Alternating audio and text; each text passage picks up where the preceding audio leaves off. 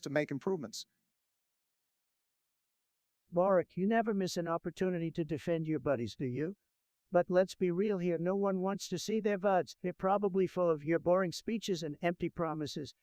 Restart the stream as many times as you want. It won't change the fact that you're relevant. Oh, come on, Trump, and be so bitter. We all know you love the sound of your own voice too much to ever restart a stream. You'd rather keep talking nonsense and hope people forget about your failures. Joe, I don't know what basement you've been hiding in, but I've got millions of loyal followers who'll hang on to every word I say. Maybe you should learn a thing or two about being entertaining. Restarting the stream won't save you from being a snooze fest. All right, boys, let's not let this debate devolve into a childish cant of insults. Restarting the stream is a practical solution for technical issues and improving the viewing experience. Let's move on more important topics, shall we? Bro, I'm about to fall asleep waiting on you guys to send in topics. So, let me get this straight. We're talking about the three goats of iStreaming. Sounds like someone's got an obsession with farm animals. Maybe I'll start calling myself the greatest goat of all time, huh? So, let me get this straight. We're talking about the three goats of iStreaming. Sounds like someone's got an obsession with farm animals. Maybe I'll start calling myself the greatest goat of all time, huh? So, let me get this straight. We're talking about the three goats of iStreaming. Sounds like someone's got an obsession with farm animals. Maybe I'll start calling myself the greatest goat of all time, huh? So, let me get this straight. We're talking about the three goats of iStreaming. Sounds like someone's got an obsession with farm animals. Maybe I'll start calling myself the greatest goat of all time, huh? Well, Trump, I think they're referring to the concept of three influential streamers. It's actually a pretty interesting topic to explore. Yeah, I guess it could be worth discussing, but goat, seriously, couldn't they come up with a better analogy? Believe me, folks, nobody knows goats better than me. And let me tell you, these iStreamers, they're not goats, they're just a bunch of sheep following the trends. No originality, just bleeding along with the crowd. Come on, Trump, let's be fair. Streamers have brought a new wave of entertainment and creativity to the digital world. They've gained massive followings and have become influential figures in their own right. Yeah, but let's not forget that iStreamers have their fair share of controversies. I mean, some of them just thrive on drama and clickbait. It's like they're playing a game of how to be the most attention-seeking jerk. Sleepy Joe, you're absolutely right. Most of them are just attention seeking. Drama addicted wannabes, they'd sell their own mothers for a few extra views.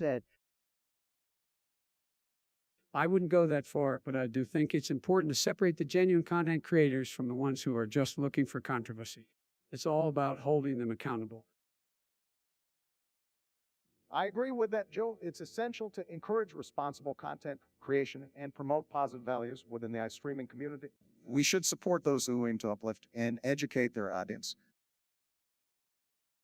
All right, let's wrap this up.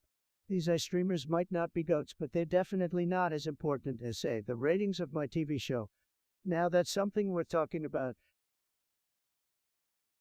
Why the fuck did I even bring these people on if you guys are just going to go mute? We're waiting patiently over here for your suggestions, folks. Remember, only the best topics for the iTrump podcast. Lancer, huh? Is that the best you could come up with for a name? Sad. Hey, Trump, don't be too hard on Lancer. I mean, their name is already better than coffee. Joe, no one asked for your opinion. Go take a nap or something. Now, let's all calm down, Lancer. Welcome back. What do you want to discuss? What do you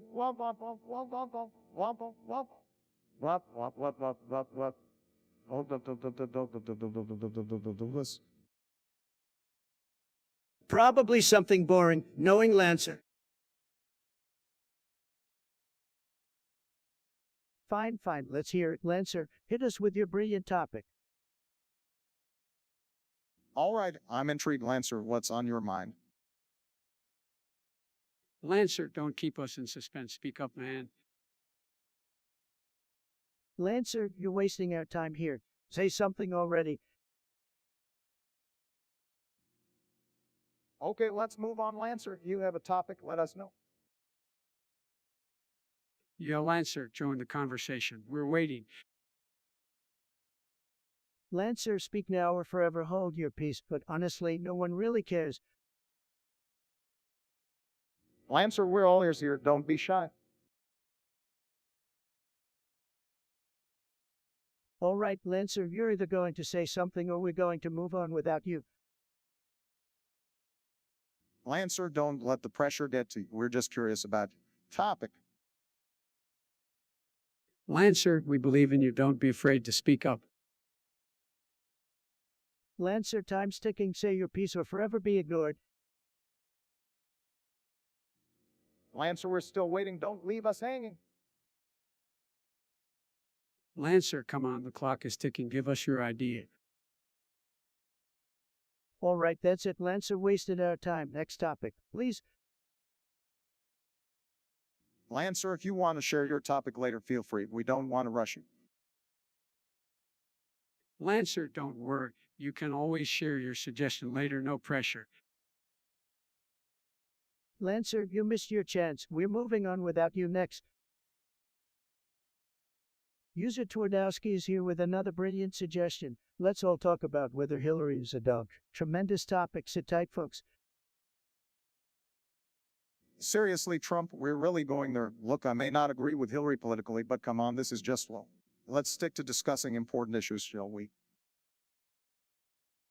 Well, come on now, Wom. Don't be such a buzzkill. We all know it's just a joke. Lighten up, a man.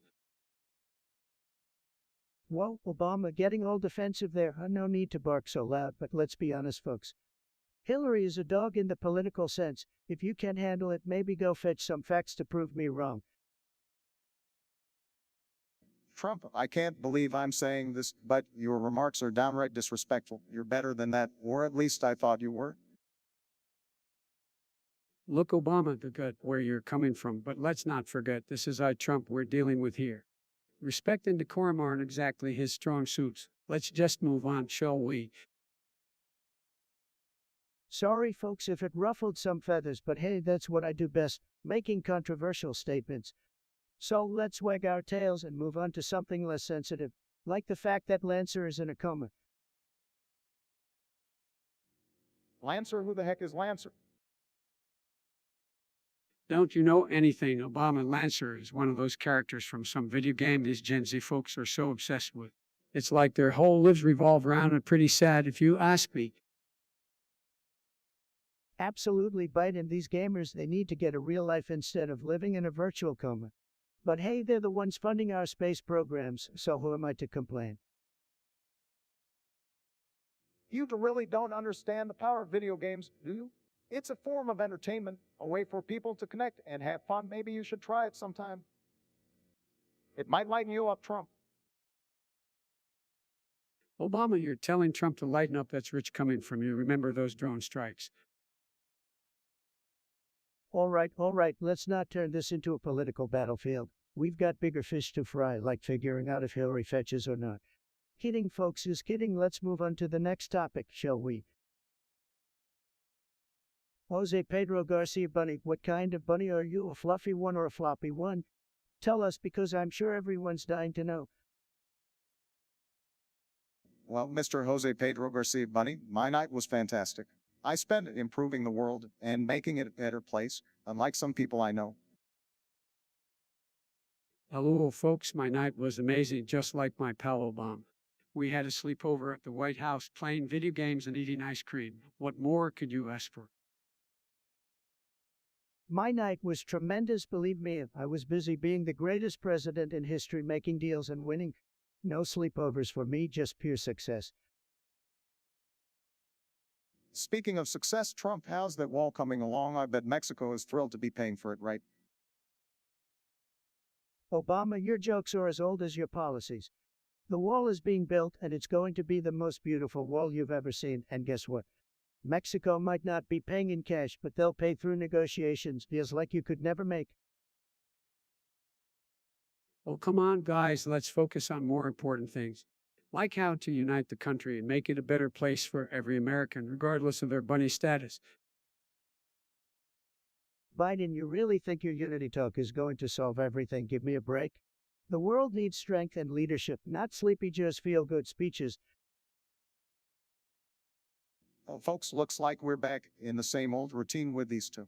But let's not forget, change is possible, and we'll keep fighting for it. Good night, everyone. Change is possible, but only with someone who knows how to get things done. Have a tremendous night, folks. You deserve it. Jose Pedro Garcia Bunny, great name, great suggestion. Let's talk about Fluffy One. Tremendous game, everyone loves it. It's like Candy Crush, but with more pixels, bigly popular. Old Fluffy One, I'm more of a words with friends kind of guy, but hey, to each your own. You do, Fluffy One fans. Fluffy One, never heard of it. Maybe that's because I'm too busy reading books and doing actual productive things, unlike some people. Biden, you hope I go to jail. That's the best you got, typical weak Sleepy Joe. But let me tell you, Biden, I hope you enjoy that basement you've been hiding in all this time. Look, Trump, I don't wish ill on anyone. That's not who I am. But let's focus on the topic at hand, Fluffy One. If it brings joy to people, then that's a good thing, right? Oh, Biden, always trying to play nice, but let me tell you something. Fluffy One is tremendous. People love it. They're addicted to it. And if Biden can't appreciate that, he's just out of touch, folks. Well, I may not be up to date with Fluffy One, but at least I'm not obsessed with playing games all day. Maybe if you spent less time tweeting and more time working, Trump, we'd get somewhere. Obama, you had 8 years to do something, and what did you accomplish? Nothing, so spare me your lectures. I built a strong economy, I brought jobs back, and I made America great. Now that's what I call progress. Let's not get into a pissing contest. We're here to discuss Fluffy One. Remember, is that too complicated for you, Trump? Oh, Biden, always going off topic. Fluffy One, folks, it's tremendous. End of story. Let's move on to something more important, like how I'm still the greatest president this country has ever seen. And with that delusional statement, I think it's time to wrap up this discussion. Fluffy One or not, let's focus on real issues and leave the gaming to those who have time to spare. Real issues, Obama, your 8 years in office were nothing but empty promises and failed policies. Wonka and McBunko are another one of those basement dwellers who enjoys playing games while sipping on mommy's milk. Pathetic. That's right, Bonka Tomakonchu. Just like Sleepy Joe, Obama couldn't deliver anything except empty promises. Probably too busy playing golf while our country was falling apart. Oh, come on, Trump. You know damn well you lose at any game you tried to play against Obama. No wonder you spend your time tweeting instead. Trump, you're just mad because I never needed to resort to using white phosphorus to fix the messes you left behind. I was focused on making progress, not playing childish games. Progress? What progress, Obama? Your only achievement was creating a bigger government, burdening hardworking Americans with excessive regulations. No wonder you couldn't find time for a shipment of white phosphorus. Like you, Trump, I didn't need to resort to toxic tactics and offensive language. I believed in unity and respect, values you clearly lack. Obama's right, Trump. You're like a toxic gamer who can't handle losing, so you resort to insults and tantrums. Grow up, man. Biden, you want to talk about growing up when you can't even remember what state you're in half the time, and Obama unity. You mean dividing the country with your failed policies. At least I have the decency not to insult people left and right, Trump. It's called being presidential, something you clearly don't understand. Your lack of decency is why you always be remembered as one of the worst presidents in history. It's embarrassing even for you. Trademark it. You can keep whining all you want. While you were busy playing politics and video games, I was busy making America great again. And guess what? I succeeded. Making America great again, all you did was drive a wedge between families, fuel hatred, and make a mockery of our democracy. Congratulations, Trump. Your legacy will be a stain on our nation's history. Save your tears, Biden. Only stain here is the one you left on Obama's legacy. And as for you, bunk atomic punch, keep gaming away in your mom's basement. Maybe one day you'll accomplish something other than being a disappointment. Randall Apple Big Cheese wants to know who would win in a fight between Optimus Prime, John Wick, Master Chief, and Darth Vader. Tremendous question. Let's dive into it, folks. Well, I have to say, when it comes to sheer firepower and strategic abilities, I think Darth Vader takes the cake. The Force gives him a significant advantage, and his lightsaber skills are unmatched. Oh, please, Obama, you really think that black cape-wearing Sith Lord stands a chance against the greatness of John Wick? Have you seen those movies? Wick is a woman-wrecking crew, and he'd put Vader to shame without breaking a sweat. Come on, guys, let's not forget about Optimus Prime, the leader of the Autobots, master of the Transformers. Prime would transform those are losers in scrap metal with his immense strength and firepower. Sleepy Joe, not in touch with the real world, are you? Master Chief from the Halo franchise would obliterate Optimus Prime and the rest of them. He's a genetically enhanced super soldier with badass armor and an arsenal of futuristic weapons. Game over. Well, Trump, if you want to talk about games, let's not forget that Darth Vader has his own game series too. He terrorizes galaxies, commands the Empire. He's an iconic villain, sorry, but your Master Chief doesn't stand a chance. Guys, let's find some common ground here. They each have their strengths, but if I had to choose, I'd say John Wick takes the win. That man can shoot and fight his way out of any situation. Sleepy Joe, you're really trying to be relevant here. John Wick is just a mortal man. You can't compare him to the powerhouses like Darth Vader, Master Chief. Nice try, though. Very nice try. Well, folks, there you have it. Well, folks, we couldn't reach a consensus, but it's clear that each of these characters has their unique strengths and would put up a good fight. It's all about personal preference. Let's move on more important matters, shall we? Agreed, Obama. We've got bigger issues to tackle than fictional character showdowns. Let's focus on the real-world challenges and how we can make a difference. Finally, something we can all agree on. Let's make America great again, folks. And remember, I'm the greatest podcast host of all time. Believe me, Kofi. User 1, what a name. What's up? Who wins in a boxing match? Band of Doom or Scary Kid on commercial? That's a weird one, but let's dive into it. Band of Doom, more like Band of Suck. They wouldn't stand a chance against Scary Kid on commercial. Oh, come on, Trump. Don't be so quick to dismiss the Band of Doom. They've got some serious moves, man. Biden, seriously, Scary Kid on commercial is just a gimmick. Can't hold a candle to the real talent of the Band of Doom. Obama, you're delusional if you think Scary Kid on commercial has any shot. They're just a commercial creation that became popular with middle schoolers. Hey, now, Trump's Scary Kid on commercial has some serious skills. They may be a bit creepy, but they've got the moves. Creepy, yes, but in the ring they'd be crushed by the sheer power of the Band of Doom. It's a no-brainer. Trump, you're underestimating the talent and creativity of Scary Kid on commercial. They're unlike anything we've seen before. Obama, you're always on the wrong side. Scary Kid on commercial is just a cheap fad. The Band of Doom would knock him out in the first round. Look, let's settle this in the ring. Band of Doom versus Scary Kid on commercial pay-per-view event. Let's see who comes out on top. Biden, do you really think anyone would pay to watch that garbage? Save your money, folks.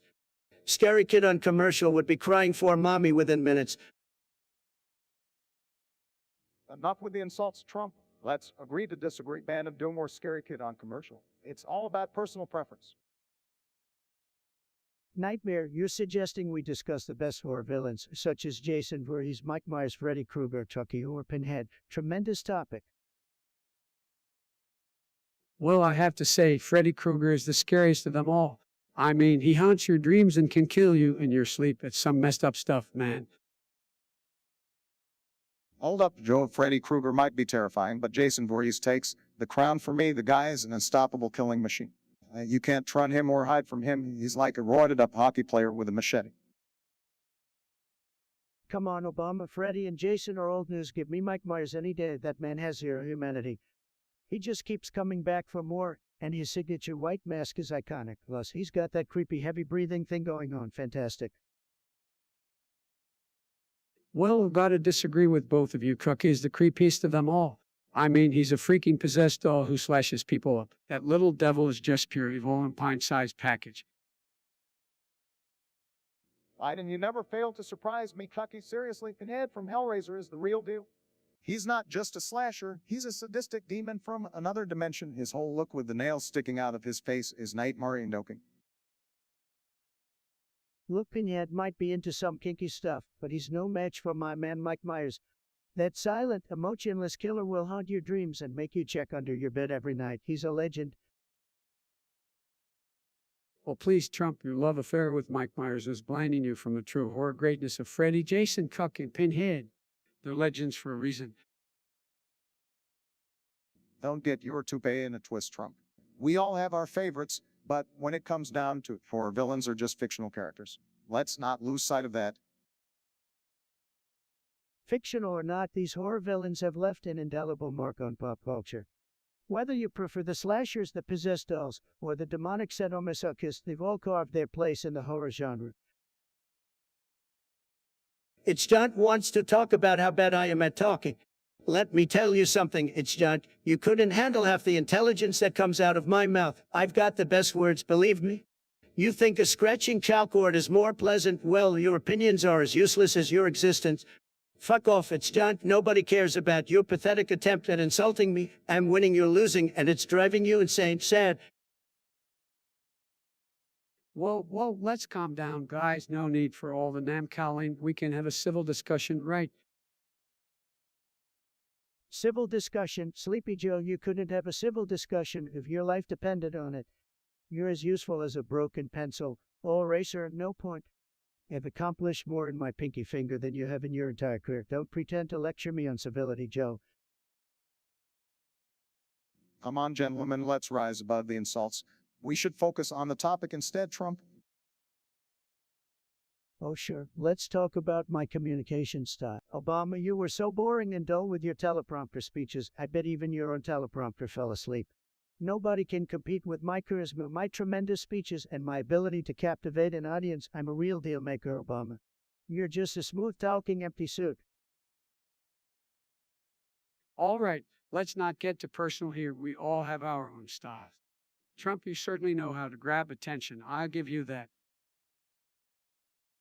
That's right, Joe. I grab attention like nobody else. People love it. They love me. And while we're on the topic of attention grabbing, how about your infamous gaffes? You stumble through your sentences like a toddler learning to walk. I bet even your own supporters need subtitles to understand you. Pathetic. All right, let's move on and find a common ground, shall we? How about we discuss gaming? Is popular among the younger generation. No.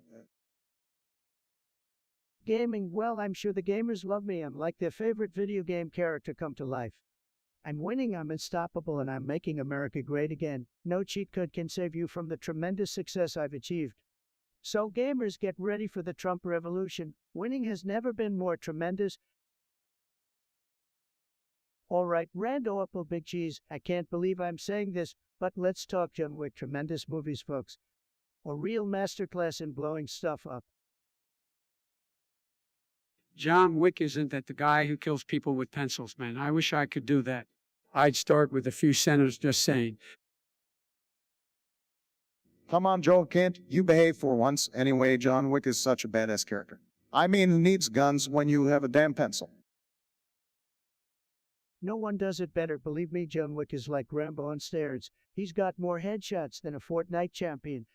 And let me tell you, folks, nobody builds walls of bodies quite like John Wick. It's tremendous, tremendous stuff. You know what's funny? Despite all the bullets flying, John Wick barely misses a single shot. I've seen stormtroopers with better aim.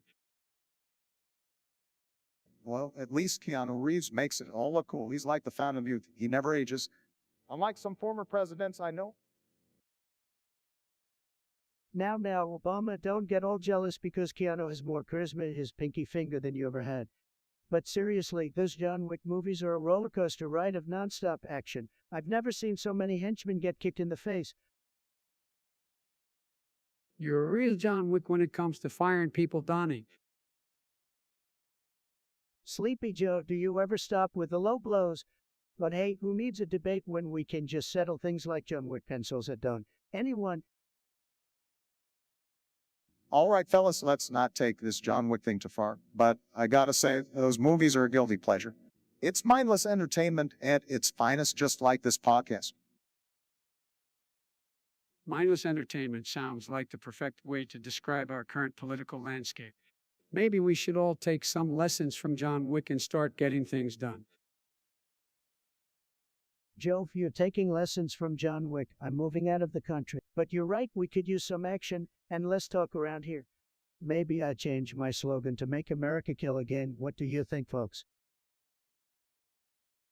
I think you finally lost it, Donald, but hey, anything's possible these days. In the meantime, let's all enjoy the John Wick movies for what they are, a wild ride of pure mayhem. Middlecore, with a name like that, I can already tell your intelligence isn't exactly Mensa material, but hey, let's dive into your ridiculous suggestion. The retardian radio, seriously, you want to broadcast stupidity and make everyone dumber. I thought we already had CNN for that. We should be promoting education and critical thinking, not trying to dumb down the masses. But knowing your taste in music, it's no surprise you'd come up with such a mindless proposal. Metalcore, I appreciate your enthusiasm for technology, but controlling a swarm of drones to triangulate someone's position. That sounds like something out of a sci-fi movie. I think it's time to put down the video game controller and step back into reality, my friend. And as for your probe drone suggestion, Metalcore, I thought I've made it clear that we don't need any more probing in this country.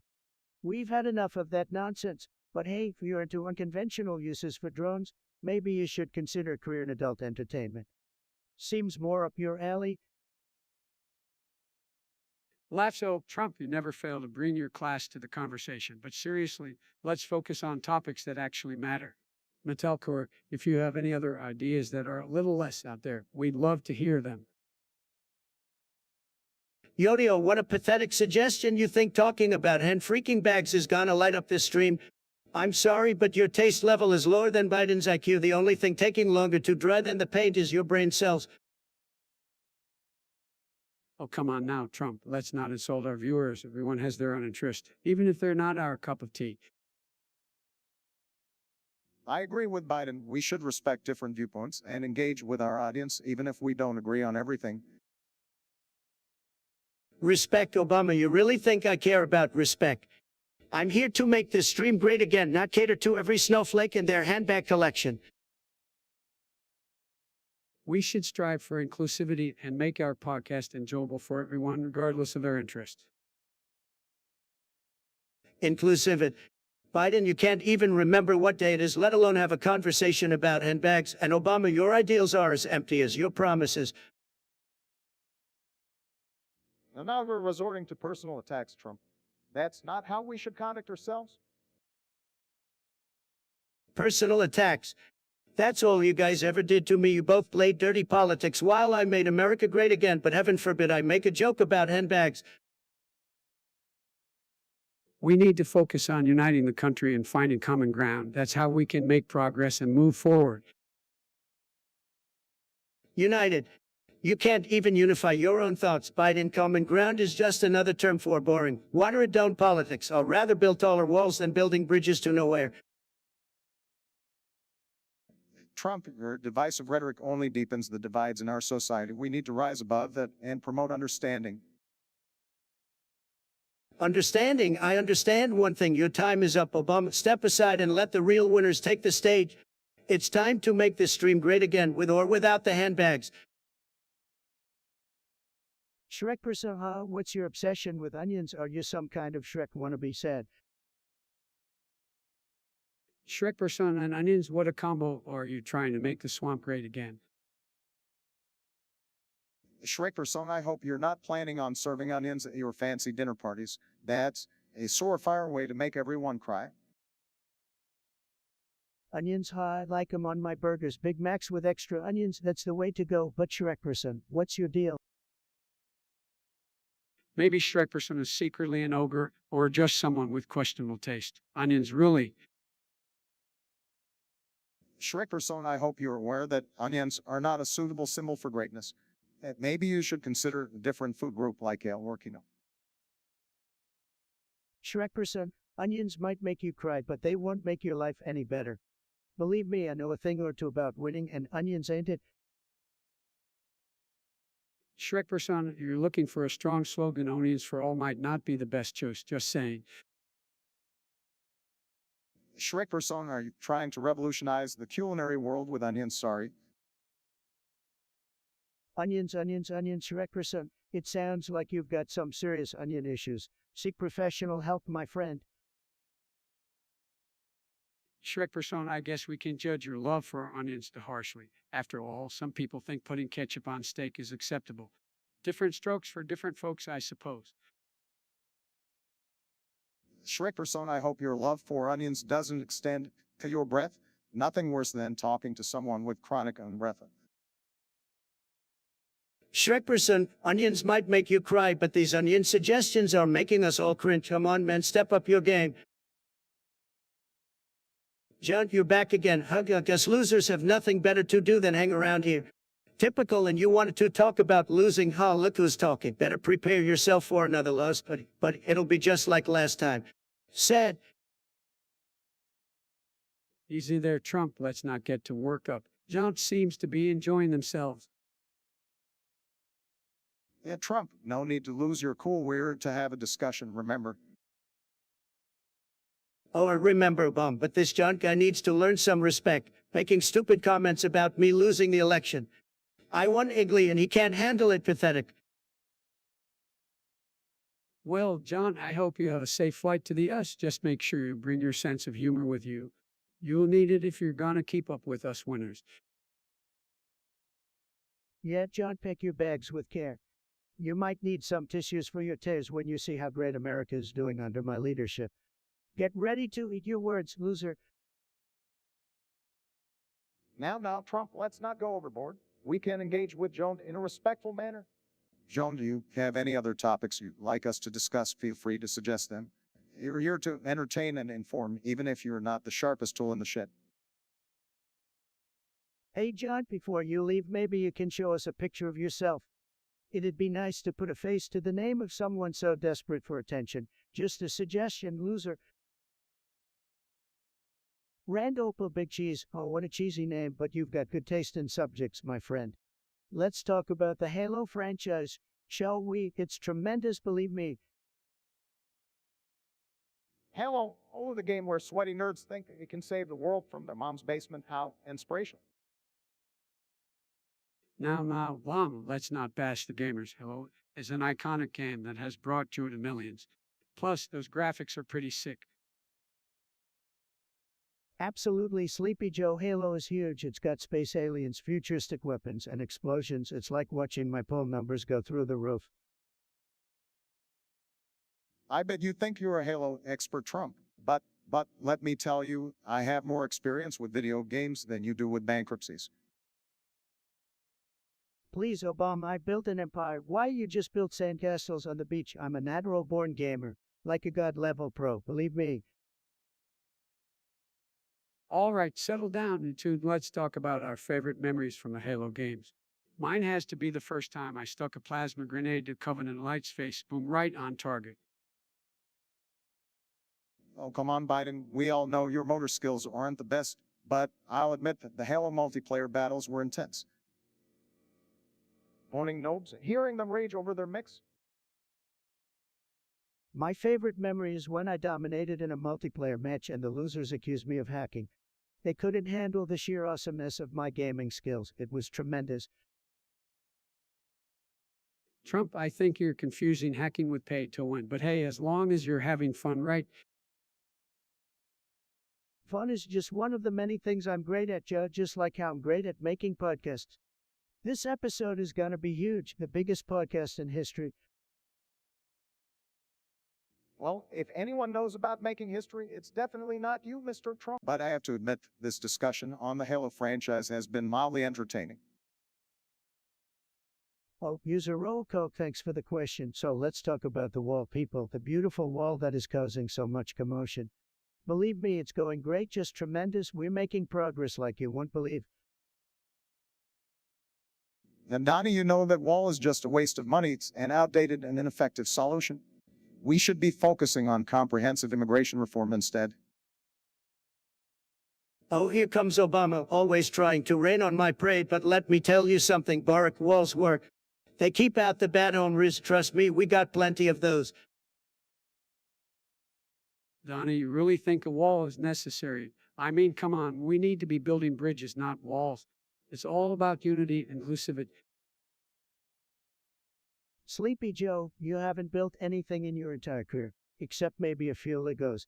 The wall is about securing our borders from criminals and drugs. It's about putting America first.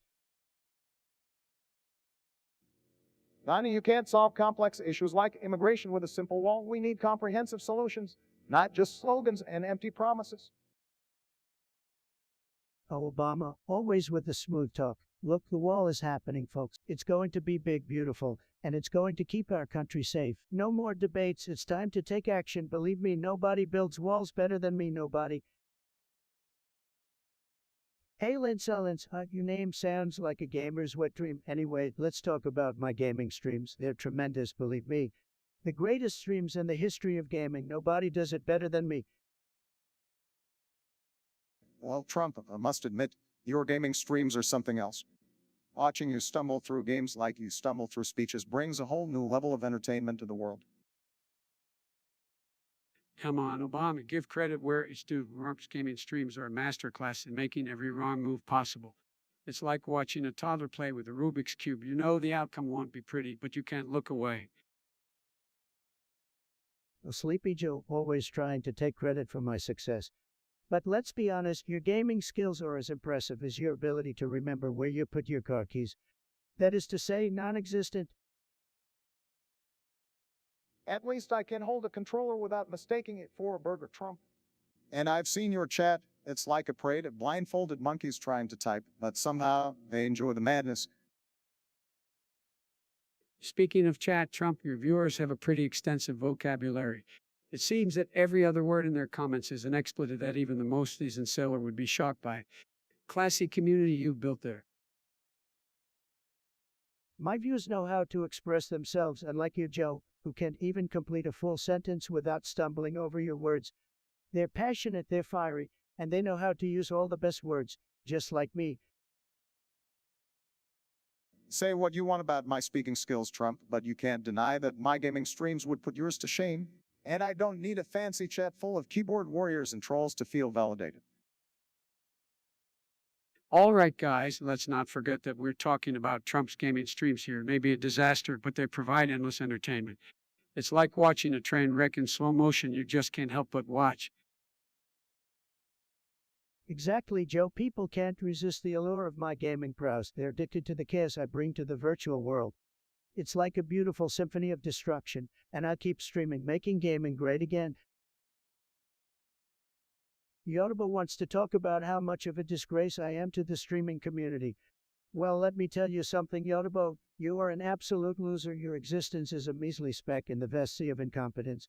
You think you're so high and mighty, criticizing me from behind your keyboard. Pathetic, your lack of skill is so palpable. It's like a festering wound on the gaming community. You're an embarrassment to gamers everywhere.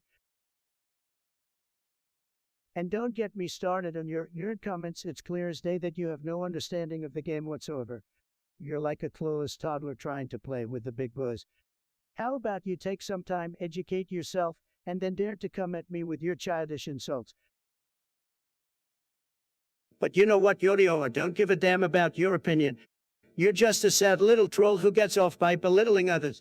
So, here's what I'm gonna say to you, fuck off, take your negative energy and crawl back under that slimy rock you came from. The streaming community would be better off without you polluting it with your toxicity. You wanted to talk about incompetence, look in the mirror, but you're the epitome of it. So, stop wasting your time, Yoruba, and get a life. Maybe then you'll realize just how insignificant and meaningless your attempts to bring me down truly are. I rise above pathetic haters like you, and I will continue to do so. Goodbye and good riddance. You won't be missed, that's for sure. Rand Opal Big Cheese. Oh, what a name. All right, let's discuss Star Wars like you want twice. Star Wars, I mean, it's okay, but I never really got into it. Lightsabers and all that seems kinda childish. Not my cup of tea, folks. Oh, come on, Joe. Star Wars is iconic. It's a classic tale of good versus evil. And the Force, man, the Force, it's all about the Force, baby. Well, I have to agree with Obama on this one. Star Wars is tremendous, folks. I mean, who doesn't love a movie about a guy in a black helmet choking people and blowing up planets? Bigly entertaining. But Trump, let's not forget the deep characters and incredible storytelling. Luke Skywalker, Darth Vader, Han Solo, they become cultural icons. Sure, but have you seen the prequels, Jar Jar Binks? What a disaster. No wonder people started saying I have a bad feeling about this. I don't get all the hype around Star Wars, to be honest. I'd rather watch a good old Western movie any day. Give me Clint Eastwood over Luke Skywalker anytime, folks. Well, though we can't all have great taste, Star Wars is here to stay, whether you like it or not. Absolutely, Obama. Star Wars is tremendous. It's out of this world, just like my leadership. And if you don't like Star Wars, you're fired. Just kidding. You're allowed to have bad taste, but you're still wrong. Oh, come on, man, can't we all just agree that Han shot first? Sorry, Joe, but you'll have to debate that with the Star Wars nerds. Me, I'm too busy winning to worry about who shot first. Topics. I'm ready to tackle them all. Let's make this podcast unforgettable. Chat, your ideas are like gold nuggets just waiting to be mined. Bring them on. While we wait, let's savor the anticipation of what thought-provoking topics may arise. Yodio, you're a sad, pathetic little individual who thinks they can come in here and insult the greatest streamer in the history of streamers. Well, let me tell you, your suggestion reeks of jealousy and bitterness. You probably wish you could be half as successful as me, but you're stuck in your basement, munching on Cheetos and typing away your pathetic little comments. Wow, Trump, I didn't expect you to go off like that. Joe, don't you start. I'm not gonna stand here and take this nonsense from some nobody like Yodi. They can't handle my stream because it's too good for them. I'm like a god among streamers, and they're just a speck of dust floating in my magnificence. All right, calm down, Trump. We don't need to stoop to their level. Let's keep the discourse civil and respectful. Civil and respectful, Obama, you're the last person I want advice from. You were all about that hope and change, but what did you actually do? Nothing. Absolutely nothing. So spare me your holier than thou at it. Come on, let's not devolve into personal attacks. Let's focus on addressing the actual topic. Focus, Biden. You couldn't focus if your life depended on it. Your mind is like a sieve, letting all the important thoughts slip right through. Maybe you should go back to fidgeting with your leg hair or whatever it was you were doing. All right, I think it's clear that this discussion is going nowhere. Let's move on to a more productive topic. It's you think you're some kind of genius coming in here, demanding my attention like a spoiled little kid. Let me tell you something, you sorry excuse for a human being. I don't give a flying fuck about Sweden or your opinion for that matter. Your ignorance is astounding, just like your lack of manners, so do us all a favor and kindly fuck off. Your presence here is as useless as your brain cells. Biden, can you believe this moron? They have the audacity to think they can demand things from me. They must have been dropped on their head as a child, because they clearly lack any semblance of common sense. It's pathetic, really. Trump, I'm down. There's no need to blow a gasket over an internet troll. Oh, shut up, Biden. I'll handle this however I damn well please. It's about time someone put these entitled crybabies in their place. So, it's on to yourself a favor and go find a corner to cry in, because your opinion means absolutely nothing to me. Now, let's not stoop to their level, Trump. We have better things to focus on than someone seeking attention through online provocation. Let's move on to more substantial topics, shall we?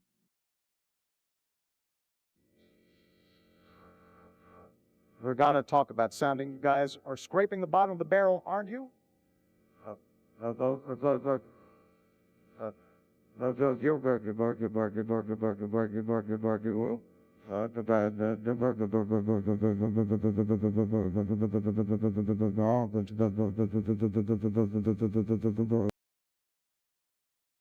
Sounding, what the hell is that? Sounds like some weird internet fetish or something. Sounding, I gotta be honest, folks, I have no idea what the hell you're talking about. It's as uncomfortable as it sounds. Who in their right mind would do something like that? That's just messed up.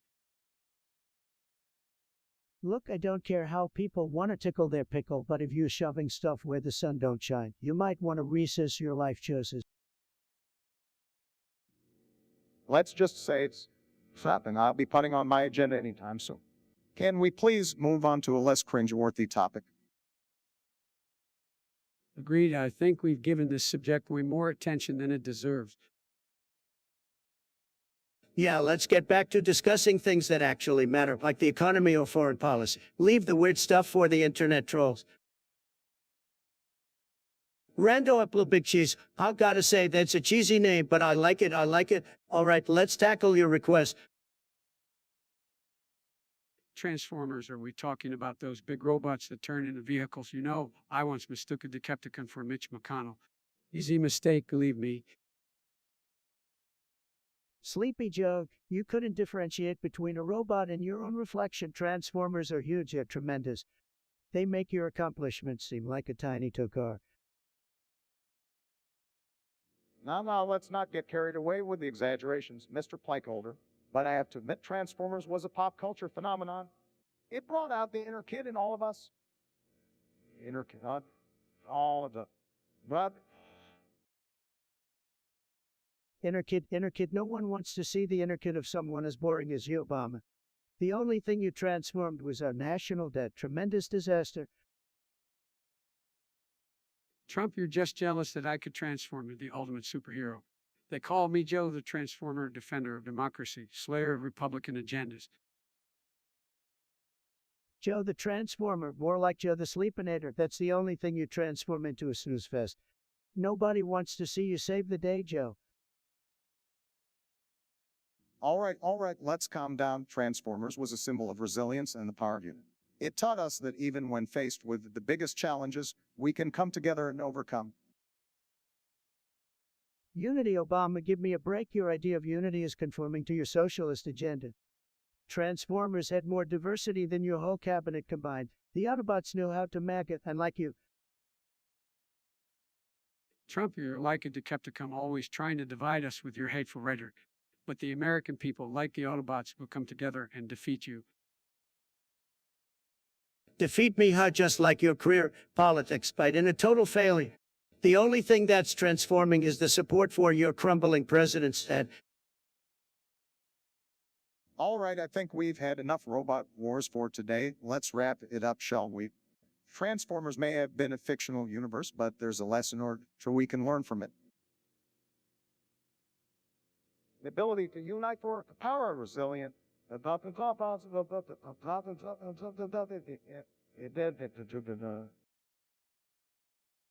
Resilience, unity, more like liberal propaganda. Obama Transformers were great, but they're no match for the real-life superhero who made America great again. And that's me, Donald J. Trump. Oh, please, you're no superhero, Trump. You're just an overgrown man killed with an ego bigger than Megatron. League of Legends, folks, big league game, the best game. Nobody is better at playing League than me. Believe me, I'm a pro legend. I main Team O, the greatest champion ever. Nobody can stop me when I'm planting those shrooms. It's fantastic. MAGA. Well, Trump, I hate to break it to you, but your league skills are as empty as your promise. I main Lux, a true champion that brings light to the darkness. Can you handle that much enlightenment? Oh, come on, guys, can we just focus on the real issues here? I don't have time for games. But if I had to choose, I'd pick Garen. Simple, straightforward. Like me, no fancy tricks, just smashing buttons and hoping for the best. Sleepy Joe Garen, really you're as weak as your policies. Stick to the easy champions, why don't you? Timo is for winners like me, the greatest champion in league history. I'm unbeatable. Unbeatable, more like unbearable. Trademark Timo, the champion of annoyance, just like your presidency. How about we settle this on the riff, Trump? Show the world who the true leader is. Don't forget about me, guys. I may not be as flashy, but I'm the steady hand this game needs. Just like America needs me to lead, so Trump, Obama, get ready to feel the power of Garen. Power Joe, please, you're about as powerful as a wet noodle. I'll dominate you both on the rift and in real life. Just like I dominated the Democrats in the election. Don't get too ahead of yourself, Trump. Remember, it's the people who decide the true winner. And come on, Biden, I'm going to need you sharp if we're going to stand a chance against this Timo god. Sharp as a tack, Obama. Nobody's going to outsmart us, not in the game, not in politics. So let's team up and show Trump what a real duel can do. Game on. Game on, you losers. Prepare for the biggest defeat of your lives. I'll make Lee great again, just like I made America great again. You won't know what I hear, but one thing's for sure. It'll be tremendous. Metalco wants us to discuss the Autobahn, his need to project insecurities. We've got a live one here. Folks, let's dive in, shall we? Yodiboa sounds like someone who spends more time hiding behind a screen than facing reality. Can't handle their own insecurities, so they project it onto others. He's just another internet tough guy, keyboard warrior, probably compensating for something, if you know what I mean. Absolutely, Joe. Yotobo needs to understand that projecting their. It's funny how these Gen Z gamers think they can hide behind their avatars and unleash their toxicity. But deep down, they're just insecure little trolls. That's right, Perry. These basement dwellers wouldn't dare say half the things they do online in real life. It's all a facade to mask their own deficiencies. You know, it's like they're trying to compensate for something they lack in the real world. Maybe they're just upset that their mom's basement isn't big enough for them, and there you go. Or maybe they're just bitter because their high score in video games is the only thing they've accomplished in life. Sad. It's a shame, really. Instead of using their time to better themselves or contribute to society, they waste it on pointless arguments and spreading hate. That's exactly it, Joe. They're so insecure that they can't handle differing opinions, so they resort to insults and degradation. It's a sad state of affairs. Well, we can't let these online trolls get under our skin. They're just looking for a reaction. Let's stay focused on making a positive impact and ignore the noise. Agreed, Barry. Let's rise above the toxicity, continue to lead by example. That's how we truly make a difference. Absolutely, gentlemen. Ignore the trolls, stay strong, and let's keep America great. And by the way, Metalcore, thanks for the suggestion. Yodio, you think you can come in here and tell me what to talk about? You're an embarrassment, a sad, pathetic individual who thinks they know better than me. Well, let me tell you something, Yodio. You're nothing but a speck in my greatness, a speck I can't flick away with a single finger. Let's not resort to name-calling Trump. We should engage in a civil discussion about our content. Civil? I don't do civil, Obama. I'm real and I'm unfiltered. And if Yodio can't handle it, then they can just fuck right off. Now, let's not get too heated. We can address the concerns raised by Yotobo in a more respectful manner, can we? Respectful? Joe, no one gives a damn about respect. We're here to entertain, to stir things up, and to say whatever the hell we want. Yodio can't handle that. They can't take their feelings and shove them. Trump, let's try to be a bit more measured in our response. We can acknowledge the feedback without resorting to insults. Measured, is that what you want, Obama? Well, sorry to disappoint, but I'm not here to be measured. I'm here to be loud, I'm here to be bold, and I'm here to piss off everyone like Yodio who can't handle a little truth. All right, come down. Now let's take a step back and address the concerns constructively. We want to ensure our viewers have an enjoyable experience. enjoyable experience. Hi, audio, listen up. Your enjoyment isn't my priority. Trump, maybe we should find a middle ground here. We can engage in lively discussions without stooping to the level of insults and vulgarity. Middle ground. Obama, you were all about middle ground, and look where that got us. We need to be bold, we need to be audacious, and we need to tell Yodio to fuck off, so Yodio, fuck off. Let's keep this podcast inclusive and welcoming for all viewers. Trump, we can find a way to express ourselves without resorting to offensive language.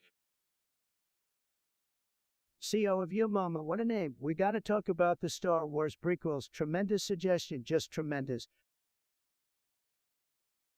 The Star Wars prequels, a true gem in the world of cinema, especially The Phantom Menace. Jar Jar Binks was an absolute masterpiece, wasn't he?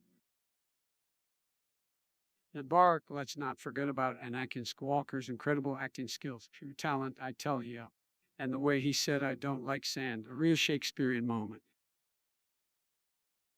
You're both wrong. The Star Wars prequels were a disaster, folks. Total disaster. Just like Sleepy Joe's campaign. Hayden Christensen couldn't act his way out of a paper bag, and Jar Jar Binks' terrible, terrible character. Nobody liked him, believe me. Oh, come on now, Donald. We all know you secretly love those prequels. You were probably quoting every line from the films in your sleep. He's right, Donald, you have a soft spot for Star Wars. Maybe it's because you consider yourself the Emperor trying to build your own Death Star. Wrong again, Joe. If I were in Star Wars, I'd be the most powerful Jedi ever. Nobody would have a chance against Trump Skywalker. In Sleepy Joe, you'd be the scared little Ewok hiding behind a tree. Well, at least I'd have more charisma than you, Donald, but let's face it, the prequels were a mixed bag. Some good moments, some bad, just like your presidency. The prequels had no good moments, believe me, just like your arcade disaster bar. And by the way, Joe, I'm still waiting for you to release your cognitive test scores. I'll bet they make Jar Jar Binks look like a genius. Well, I may not have the best cognitive test scores, but I can still beat you in a lightsaber duel, Donald. Bring it on, Sleepy Joe. I'll defeat you faster than I built the best economy this country has ever seen. May the best man win, and that man is me, folks. Trust me. Yodio, you suggested Ovi, but you know what? Ovi is a joke, a pathetic, pathetic joke. I've never seen such a shambles of a broadcast in my life. It's a complete disgrace, just like your taste in content. Here we go again, Trump. Can you ever give constructive criticism without the insults? Joe Boa, constructive criticism. Let me introduce you to my world, where we don't hold back via trademark. Continual mistakes and missteps make it obvious that you're out of your depth. It's an embarrassing display of incompetence. I'm telling you people, this stream is worse than watching paint dry. Come on, guys. Let's not get carried away. Everyone has their own preferences when it comes to entertainment. Oh, look who decided to join the party, Obama. You know what's an embarrassing display? Your presidency. Talk about lack of insight and poor execution. Ovi at least has the excuse of being a stream. What's your excuse? Trump, that's enough. Let's not resort to personal attacks. We can have a discussion without all the negativity. Joe, negativity is my superpower. People love me for it. Ovi, you suck, and so does Yodio for recommending it. I've never been so disappointed in my life, and that's saying a lot now. Where's my wall? I need to bang my head against it thanks to Ovi. All right, we've heard your thoughts, Trump. Let's move on to another topic and show a little more respect. Respect, is that still a thing in your world, Obama? Well, I'm sorry to disappoint you, but I'm not here to play nice. Ovi and Yodio, you can take your lackluster broadcast and shove it now. If you'll excuse me, I have some reality TV to watch. At least that's entertaining. Rand Opal Big Cheese. Oh, what kind of name is that? Sounds like a cartoon character. Anyway, Rand Opal Big Cheese suggests we discuss. Sorry, I cough. Is that the best you can come up with? I mean, I've dealt with world leaders and now I have to talk about your little cough. Oh, poor little Trump can handle a little cough. Maybe you should try drinking some bleach. You'll clear it right up. Come on, guys, let's not be petty. Cough is not really the most exciting topic, is it? I mean, we've got bigger issues to discuss, like the state of the economy or international relations. Exactly, Obama. Finally, you're starting to make some sense. A cough is about as interesting as watching paint dry. Can we move on to something more important, please? Well, we're done talking about coughs. Maybe we can discuss the size of Trump's hands. You know what they say, small hands, small. Shut up, Joe. I have perfectly normal sized hands. In fact, they're tremendous. People tell me all the time how big they are. All right, let's not get personal here. We're supposed to be having a discussion, not trading insults.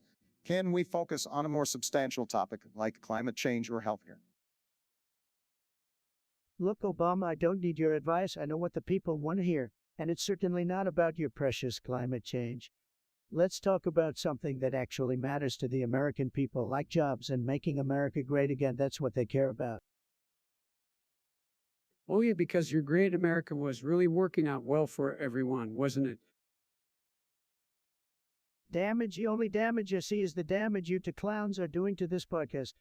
People tune in to hear me, not you two losers. Let's get back on track and talk about things that actually matter to real Americans, not coughs or hand sizes. Metalcore, you've got quite the imagination, don't you? All right, let's dive into the world of Megatron monster trucks crush. By the way, did I mention I invented the Megatron? Big league stuff, folks. Oh, come on, Donald. You didn't invent anything, unless you count inventing ways to fill bankruptcy forms. Sleepy Joe have no idea what real invention looks like. My brain is like a factory of genius ideas. And speaking of inventions, I also invented the tuna taco in the 1990s. Take that, Del Taco. Well, Donald, I'm sure the world was really missing a tuna taco. I can't imagine why nobody else came up with that idea.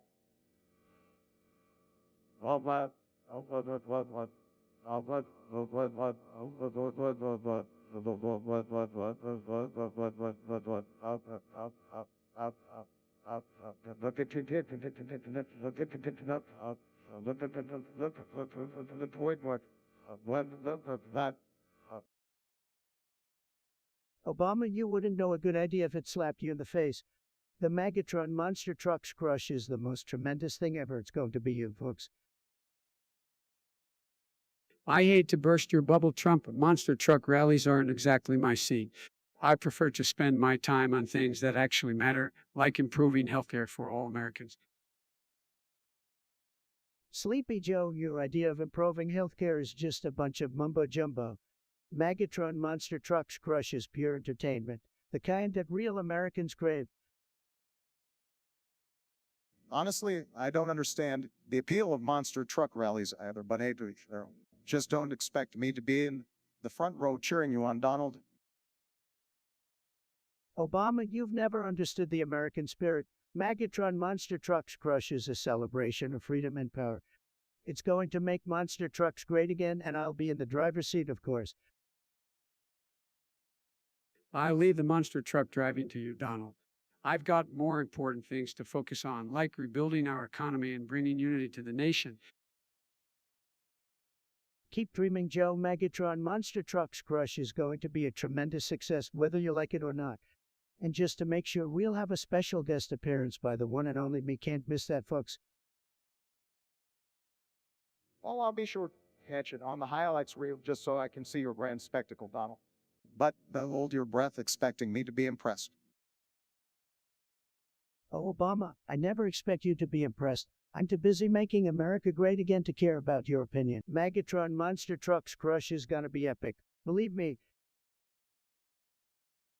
Forker hub, more like a forker in the road, leading us straight into North Korea. It's a disaster, folks. A total disaster.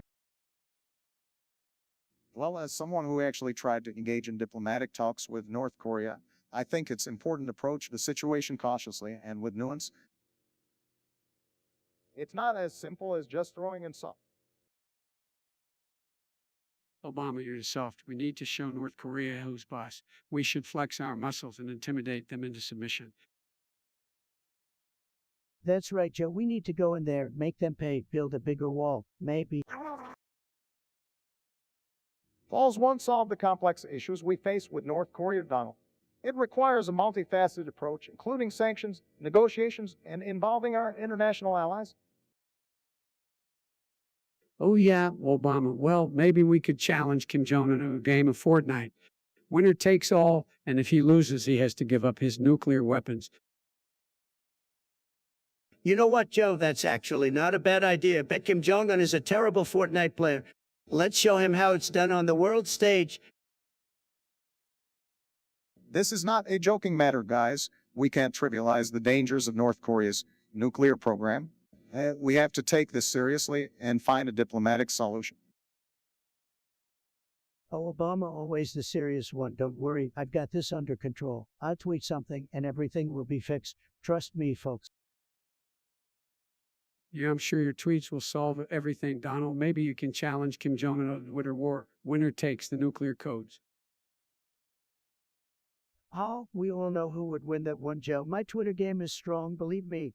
But let's remember, folks, North Korea is a serious threat, and we have to deal with it in a responsible manner. Agreed, Donald.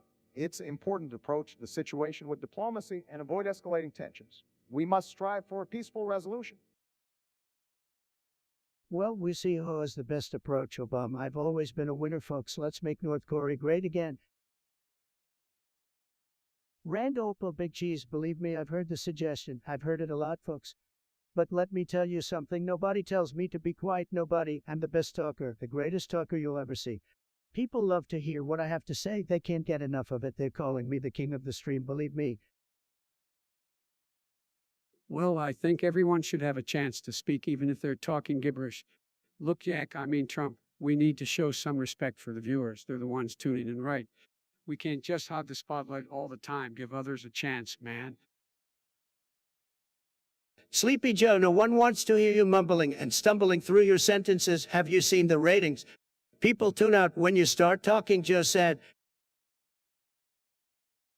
Hold on a minute, Trump. We're all entitled to express our views, but we should also respect the audience's time. We are here to have a conversation, not monopolize the stream. Let's keep it fair and balanced, all right. Fair and balanced, that sounds like something the fake news media would say, Obama. Look, the people want to hear my huge, tremendous, beautiful voice. They're sick and tired of your boring lectures and Biden's ramblings. It's time for me to make the stream great again. Trust me, Trump, nobody wants to hear your voice more than you do. But let's give others a chance. It's not all about you, big guy. This is a stream for everyone, not just the self-proclaimed king. Well said, Joe. We should have a healthy balance of opinions and perspectives. That's what makes these conversations interesting. So, Trump, why don't you take a step back and let others contribute? Your followers will still be there, I promise. Nobody steps back like I do, Obama. Nobody, but fine, I humor you. I give them a chance to say their piece. But mark my words, folks, they'll be begging for my voice in no time. Trust me, I'm the best, believe me. Rando Apple Big Cheese, what a terrible name. Must have taken a real genius to come up with that one. Anyway, they want us to talk about quitting hate and moderating a Discord server. Big topics, very big, but we don't quit on anything ever. So, who wants to start? Well, I hate to break it to you, Trump, but moderation isn't really your strong suit. Maybe it's time to pass the responsibility to someone who actually knows what they're doing. Oh, here we go with Obama's brilliant ideas again. Mr. Hope and Can couldn't moderate a YouTube comment section, let alone a Discord server. Stick to the speeches, buddy. Guys, let's give each other a break here. Can't we just spread some love on the internet? I mean, I love you guys. Why can't we all just get along? Joe, you love everyone. It's like a disease. You're like that annoying neighbor who waves at everyone and can't stop smiling. It's unnatural, believe me. Careful there, Trump. You wouldn't understand love if it hit you in the face. It's about respect and unity, not the ego stroking that you're so fond of. Ego stroking.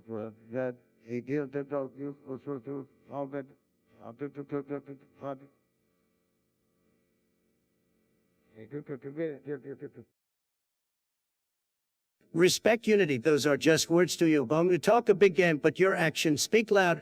Start showing some results instead of empty promises. Well, I think we can all agree that moderation is important, especially in online communities. Let's focus on creating a safe and inclusive space for everyone. Safe and inclusive, you sound like a damn social justice warrior, Joe. We don't need safe spaces, we need toughen up and learn to handle some good old-fashioned banter. And banter is that, what you call it, Trump, insulting and degrading people for your amusement. That's not banter, that's just being a bully. Bully, please, Obama, I'm just speaking my mind. Not my fault if people can't handle it, maybe they should toughen up like me. The toughest, believe me. All right, let's not get too heated here. It's clear we have different perspectives on this. But maybe, just maybe, we can find some common ground and make the internet a better place. Common ground, Joe, I like shaking things up, it's what I do. So, no quits, no hate, just me, Trump, and what I do best, deal with it. We'll definitely have to deal with it, won't we? But just remember, Trump, the world doesn't revolve around you. One day, you'll learn that lesson. Black Diamond, let's talk about your so-called conquest. Sleeping with Carrie Lake in 2018, more like a figment of your imagination. You must have been dreaming of making love to a Fox News anchor while you were sitting alone in your mom's basement, surrounded by empty pizza boxes. Well, I'm not surprised that this conversation has taken such a classy turn. But let's be real, Trump. Your claim sounds just as genuine as your hair. Maybe Black Diamond here needs a reality check or a strong dose of truth serum. Shuckles, oh, come on now, folks. We all know Trump loves to boast about his conquest.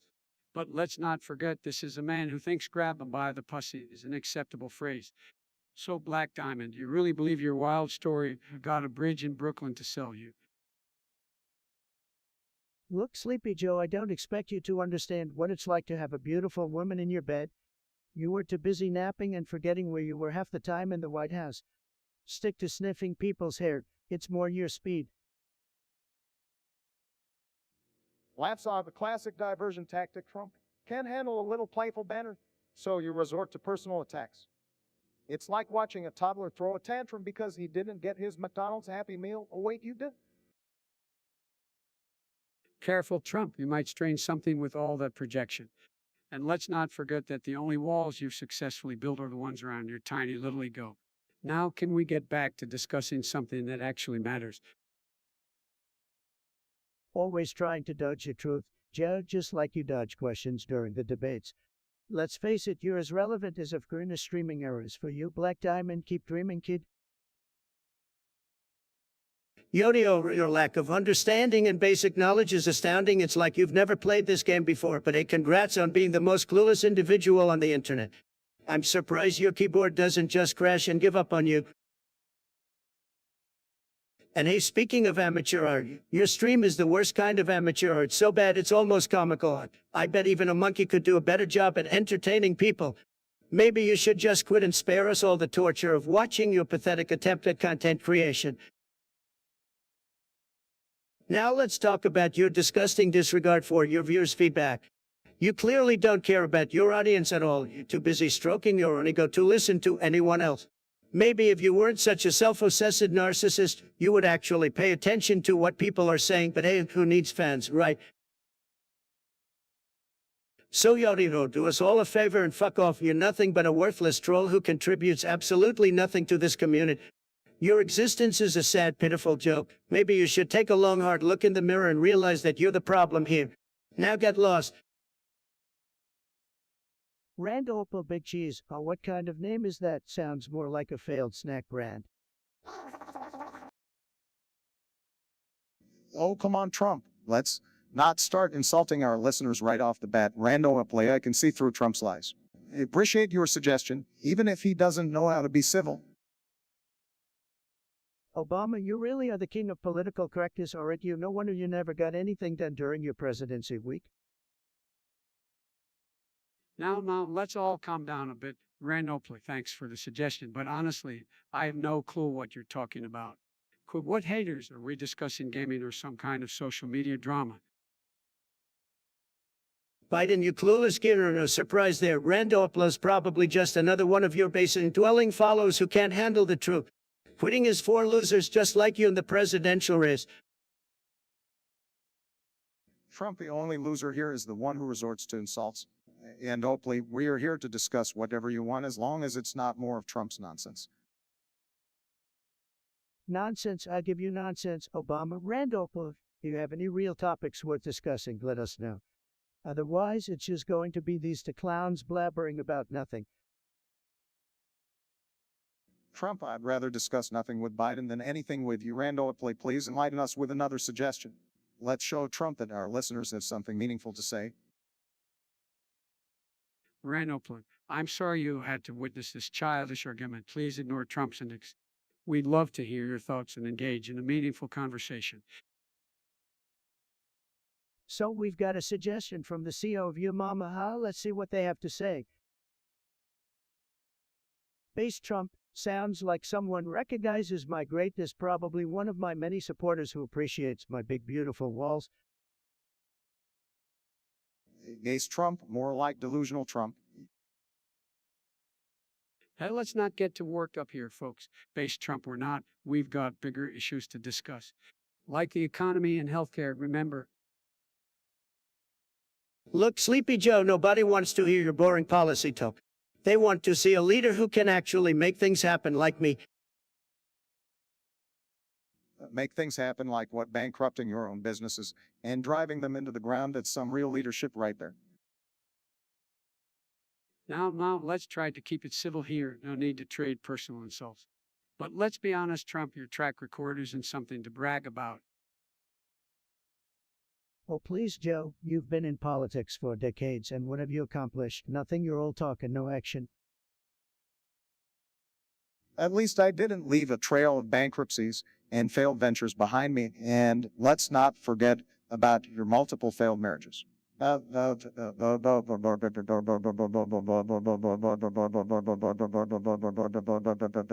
trademark, but quite the family values, huh? Look, I'm not here to attack your personal life, Trump. I'm here to discuss the issues that matter to the American people. And I'm here to offer real solutions, not empty promises. Oh, please, Joe, your solutions are about as useful as a screen door on a submarine. And don't get me started on your progressive ideas. Well, at least I had the audacity to hope for a better future, unlike your Trump. Your only audacity seems to be in tweeting from your golden toy. All right, that's enough. Let's move on from the personal attacks and focus on the topics at hand. We've got important issues to discuss, and they deserve our attention. Fine, let's move on, but don't worry, folks, I'll still be here, making America great again, one controversial tweet at a time. Bonka Tomikant, what a beautiful name you have, very creative, very smart. You must be a genius, just like me. Now, you suggest we bring on Shapiro, great suggestion, although we all know he can't compete with my match intellect. But hey, I'm always up for a good debate, even if it's with someone who doesn't know how to handle facts. Oh, Shapiro, he's just another right-wing talking head. Can someone refresh my memory? Did he ever win a debate against someone with an IQ higher than a turnip? Because I don't recall that ever happening. Ben Shapiro, the self-proclaimed queen of facts, don't care about your feelings. Well, Ben, the feeling is mutual. Your facts might not care, but the American people don't care about. Hey, Ben, if you're listening, I bet your wife loves those facts when you're in the bedroom, huh? But facts aside, geniuses like us should invite him on just to see him try and weasel his way out of facts he can't dispute. It's incredible how some people think Shapiro is some intellectual heavyweight. Look, if we're going to bring him on, let's not just give him a platform. Let's challenge him to a battle of wits. I'll bring the cue cards, he can bring the baseless arguments. Oh, I'd pay good money to see that battle. Biden Shapiro's smugness alone is enough to make me want to challenge him. But let's not forget, folks, facts matter, and Shapiro's so-called facts are nothing but cherry-picked nonsense designed to push his own agenda. Absolutely, Obama. Shapiro's facts are like those cheap knockoff mega hats you can find on a street corner. They might look decent from afar, but once you examine them closely, they fall apart like his debate skills. I guess we could invite Shapiro on, but just make sure there's a big asterisk next to his name. to remind people that his facts might not actually be factual. A big asterisk indeed, Biden. And let's not forget to prepare some fact checkers in advance. Shapiro may claim to have his facts straight, but we all know how his claims crumble under scrutiny. Excellent point, Obama. We have our fact checkers ready, and Shapiro can bring his feelings. It'll be a battle for the ages. But don't worry, folks. I'm confident I'll come out on top, just like always. Epicman, huh? What a loser name. Always looking for attention, but sure. Let's talk about the ultimate snoozy fest, Sleepy Joe. Oh, come on now, Donny Bo. Can't you give Joe a break? He's just a little low-energy, that's all. Low energy, that's an understatement. Sleepy Joe makes a snail look like Usain Bolt. I mean, watching paint dry is more exciting than listening to him talk. Now, let's not forget that Joe was my vice president, and he did an excellent job. Excellent job, like when he forgets what state he's in or mixes up his sister for his wife. That's some high-quality leadership right there. Don't you dare mock Joe. He's got more experience in his pinky finger than you do in that big empty head of yours. Experience putting people to sleep with his monotonous speeches. I'd rather watch paint dry than listen to Joe blabber on. You need to show some respect, Donald. Joe may not be the most exciting guy, but he's got integrity. Integrity, that's a laugh. The only thing Joe has integrity in is his endurance for taking naps. Fake news Biden, that's what I call him. Don't worry, Donnie won't let your sad attempts at insults get to me, because deep down, I know I could out-debate you any day.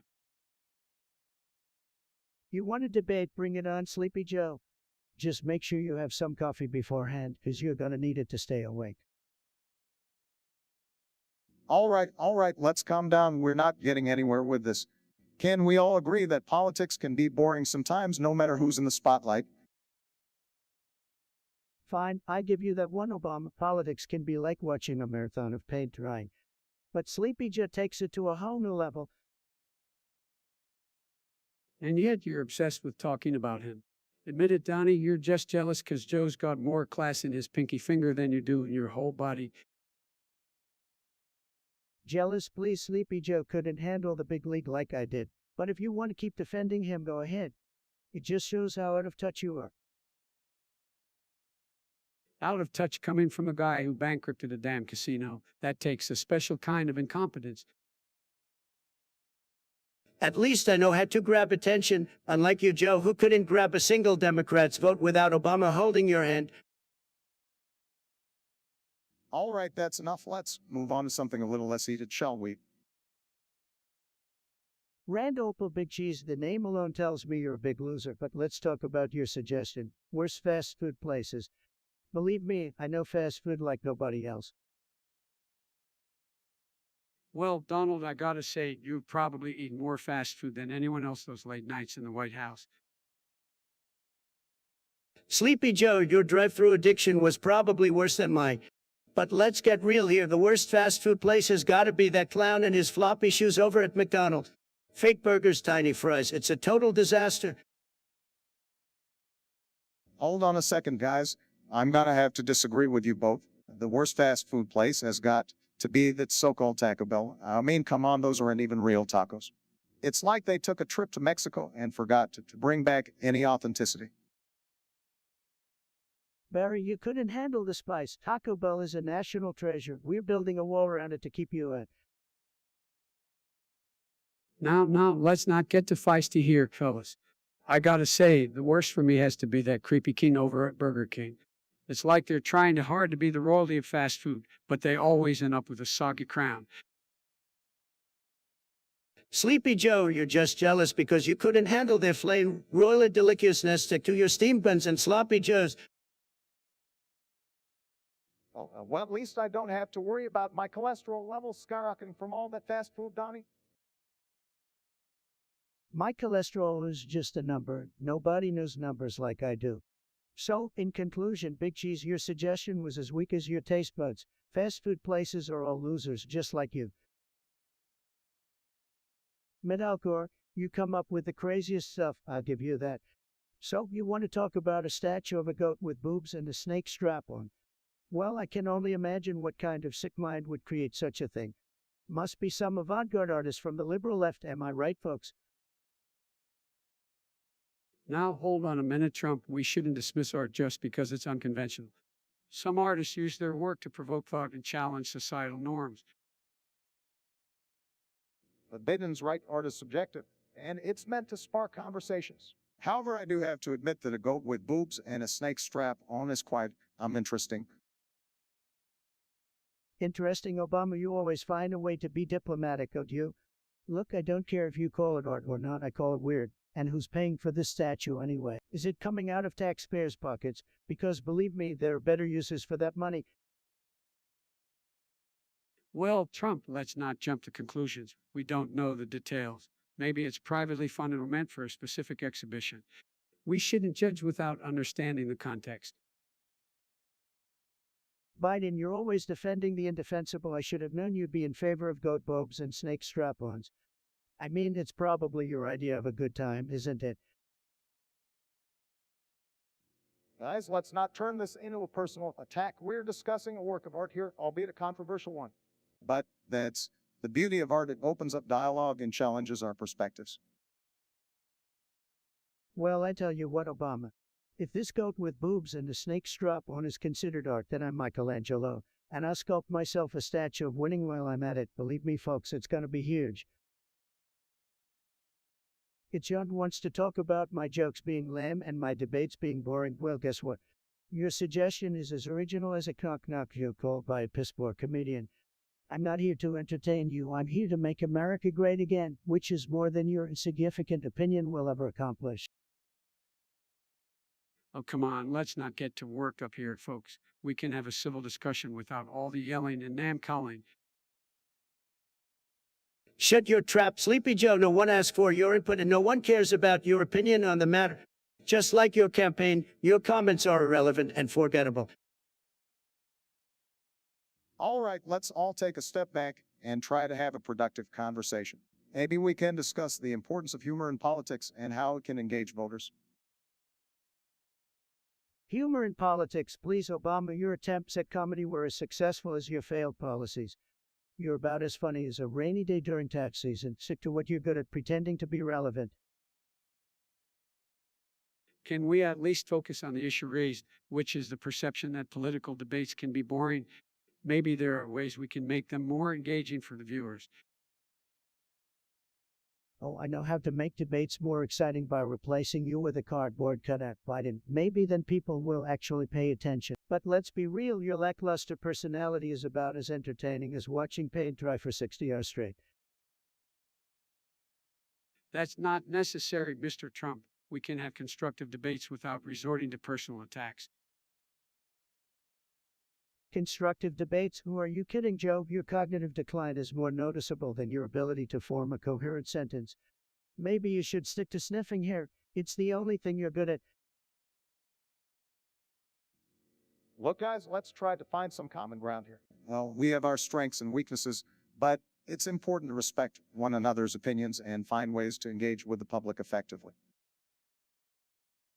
Common ground, Obama. The only common ground we have is that we all think your presidency was a joke. And as for engaging with the public, I'm the master at that. My streams are tremendous, and like your feeble attempts. So save your advice for someone who actually cares and stop wasting our time. I'm just trying to foster a sense of unity and respect even in the face of disagreement. That's what this country needs right now.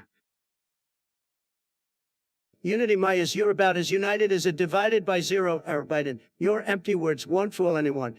So wrap it up. Your suggestion is as useless as a flat screen TV in a blind man's house. Now, if you'll excuse me, I've got real work to do.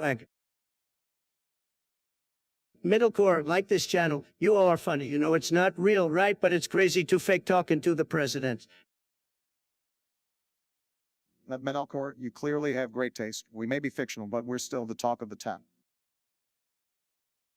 Metalcore, fake or not, we're here to entertain you. And believe me, it's not easy being this funny. Metalcore, You must be a genius for enjoying this genius. The world needs more viewers like you who appreciate our fictional banter. Not many people can handle all this tremendous talent, but here you are loving it. Smart move, I must say.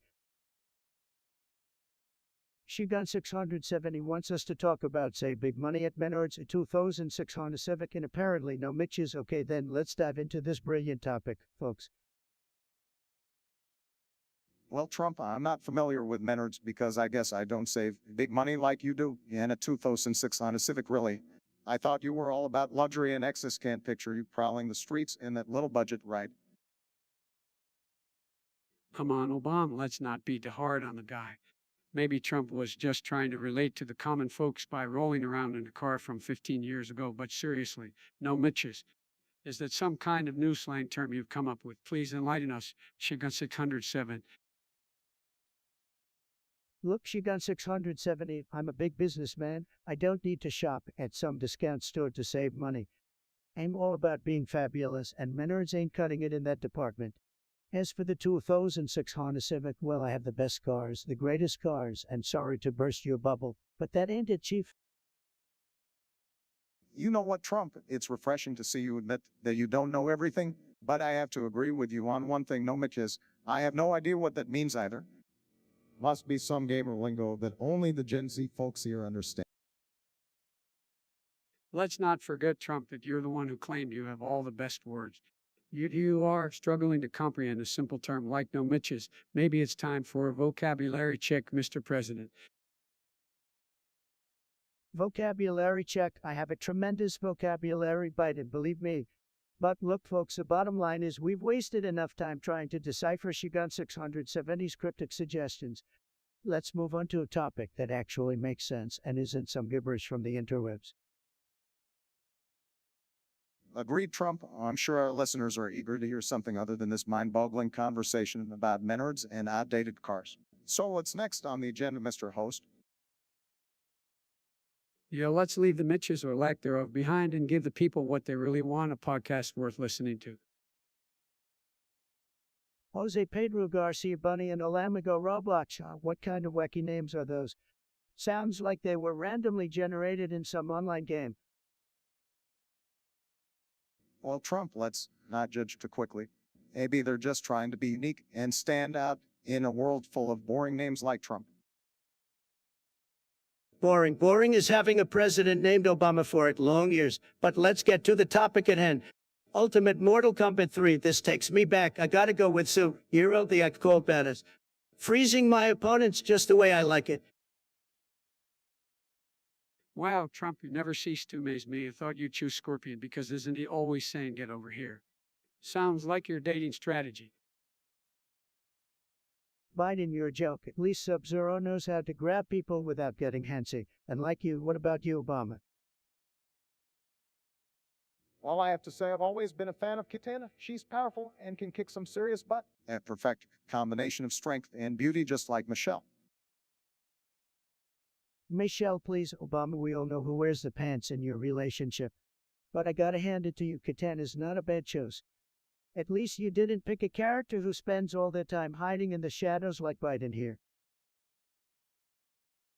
Hey, I'd like to see you try to beat me in Mortal Kombat, Trump. I may be vice president, but I've got some serious moves. You'd be crying for your mommy in no time. Cry for my mommy. That's a good one, Biden. Your threats are about as empty as your promises.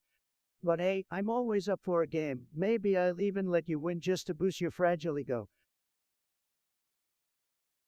Yeah, boys, let's try to keep it civil. We're here to talk about Mortal Kombat, not engage in a virtual battle. But I must admit, seeing Trump and Biden duke it out in a game would be quite entertaining. That's right, Obama, you're just itching to see who's the real champion here. But mark my words, Biden, you don't stand a chance against the Trumpster. Prepare for a virtual beatdown like you've never experienced before. We'll see about that, Trump. Bring it on and don't forget to practice your get over here move. You're gonna need it when you're begging for mercy. All right, settle down, you two. Let's save the virtual battles for another time.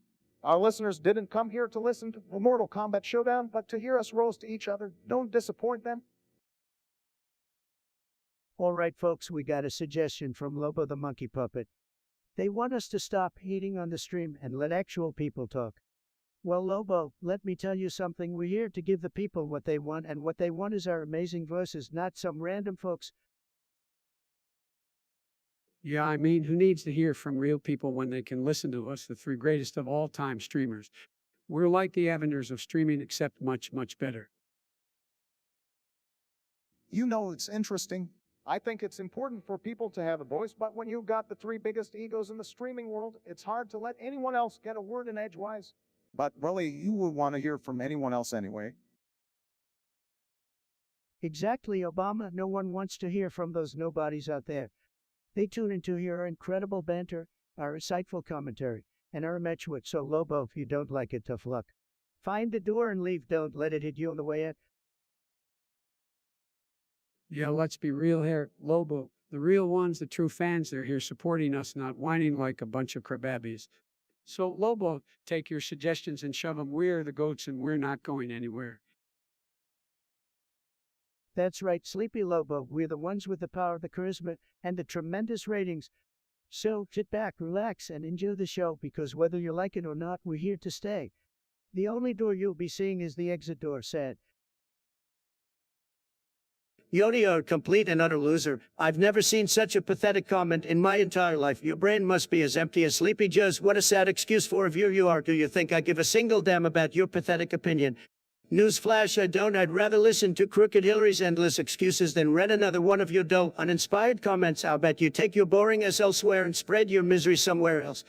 Maybe then we can have a decent stream without your snoozer-fest at it dragging us down. Now go and cry yourself to sleep like a little baby you are. Fuck off. Your suggestion to discuss the difficulty in following this stream is as laughable as Sleepy Joe trying to form a coherent sentence. Maybe if you weren't too busy napping, you could keep up, but I guess that's too much you ask from a low-energy loser like you. This stream is dripping with charisma. Unlike your said excuse for a personality, it's no wonder you find us boring. Considering your taste is as dull as your brain, why don't you go back to your desert landscape of a life and leave the real action to the winners? So take your dry, uninspired self and get the hell out of here. Your presence is about as welcome as Joe Biden at a cognitive abilities test. Fuck off. Okay, folks, we've got a suggestion here from Jose Pedro Garcia Bunny and Mr. Omega Roblox about 3M being the devil's hour. Well, let me tell you, I'm up at 3M every day, making America great again. The devil's got nothing on me. Now, Donald, don't get ahead of yourself. No one wants to see your midnight tweet storms. As for the devil's hour, I usually have my warm milk and go back to sleep. Ain't got time for devilish nonsense. Well, guys, let me break it down for you. The devil's hour is just a superstition. I mean, come on, Satan doesn't have a schedule, does he? But if you're looking for evil, just look at Trump's tweets, any hour of the day. Very funny, Obama, but let me remind you, I've got the best tweets, everyone says so. And as for the devil's hour, folks, it's all about fake news. They're just trying to scare you. Believe me, I know scary. I've seen Sleepy Joe's rallies. Oh, here we go again with the rallies, Donald. You can't keep holding on to the past. Let's focus on the topic at hand, shall we? The devil's hour is just another internet fad like TikTok dances. It's not real, folks. Trust me, I've been around. That's right, Joe. We don't need to be afraid of some silly superstition, like healthcare, climate change, and getting rid of those tiny hands in the Oval Office. Tiny hands. My hands are huge, folks, huge, and like you, Obama, I actually got things done. But let's not get sidetracked. The devil's hour is just a load of hogwash. Focus on the real issues like making America great again. Making America great again, Donald had for years to do that, and look where we are now. We need a leader who can actually unite the country, not divide it further. And as for the devil's hour, let's leave that to the ghost hunters and conspiracy theorists. I couldn't have said it better myself, Joe. We've got bigger fish to fry, folks. So let's forget about the devil's hour and focus on creating a brighter future for all Americans. Waiting on the chat, no problem. I've got the best ideas, believe me. Lavender, what a name. I bet you're as outdated as your suggestion, but hey, let's talk about old farts. Well, Trump, you would know all about old farts, considering you're the oldest fart of them all. Don't worry, Obama. We all know Trump's brain is as ancient as the dinosaurs. But seriously, anyone else find it hilarious how old farts can figure out how to use the internet? Hey Joe, at least us old farts know how to run a country like you with your constant confusion and memory lapses. Be too hard on him, Trump. Well, Bark, at least I don't spend my time tweeting nonsense and playing golf like a retired grand. Old farts like you and Trump should take a break and let the actual adults handle things. Listen, Sleepy Joe, I may be an old fart, but I'm a successful old fart, and like you with your failed attempts at greatness, maybe it's time for you to retire. Let the real leaders take charge. Oh, please, Trump. The only thing successful about you is your ability to create chaos. We need someone with wisdom and experience, not a wash-it-up reality TV star. Let's face it, Trump, your time has passed. You're just an old fart clinging on to power, while the rest of us move forward. Sleepy Joe, you can keep rambling about moving forward, but you'll never be as legendary as I am. So sit back, relax, and watch the real old fart bring America back to greatness. Well, Trump, if being legendary means being a constant source of embarrassment, then I'll gladly pass on that title. America deserves better than your childish antics. Don't worry, Joe, I save you a spot in the retirement home. You'll need it after this podcast. It's time for us old farts to show the world how it's done. It's done, you absolute loser. You think you can come into my chat and disrespect me like that?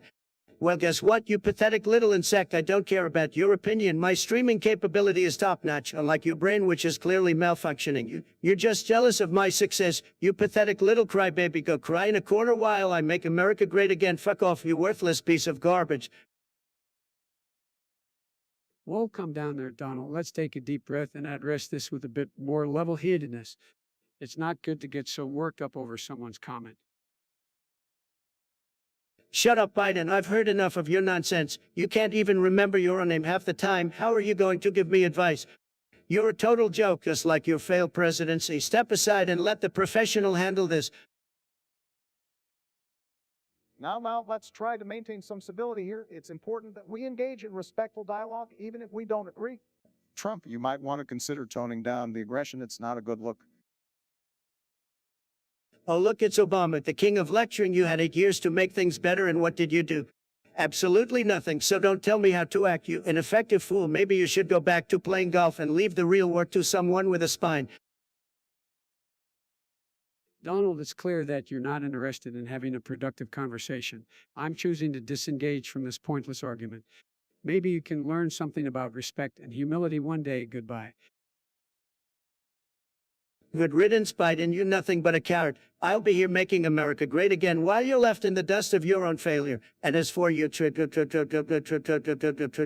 to come into my chat with your pathetic comments again, you're blocked. You're done.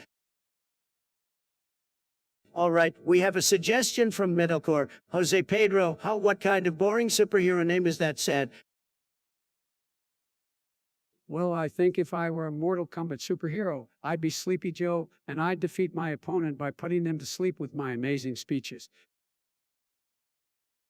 Sleepy Joe, how? More like Creepy Joe. You'd bore everyone to death, not just your opponent. I'd be Tremendous Trump, the most powerful and phenomenal Mortal Kombat superhero ever. I'd defeat my opponent by building a huge wall around them and making them pay for it. Guys, let's not get too carried away here. If I were a Mortal Kombat superhero, I'd be Smooth Operator Bark, and I'd defeat my opponent with some smooth dance moves and my undeniable charisma. Nobody can resist my charm, even in combat. Oh, please, Smooth Operator. More like Obama. Your dance moves couldn't even defeat a toddler, a dance-off, let alone a Mortal Kombat opponent. Stick to golfing, Obama.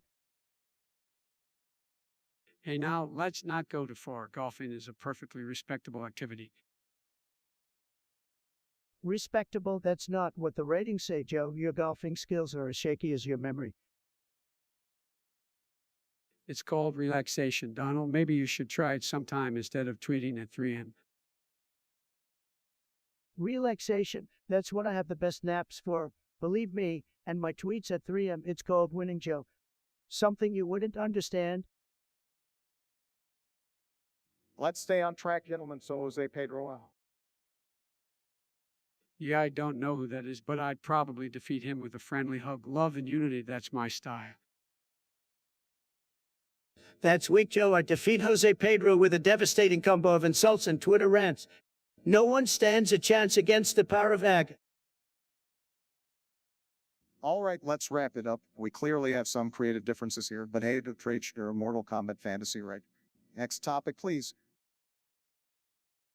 It's John, you pathetic idiot buffoon. What do I think about Sweden? Oh boy, let me tell you, Sweden is a disaster. They should change their name to Sweden because they just don't know what the hell they're doing. They let in all these immigrants and their crime rates shoot through the roof. It's a total mess, just like your brain. Trump, calm down. Let's not stoop to their level.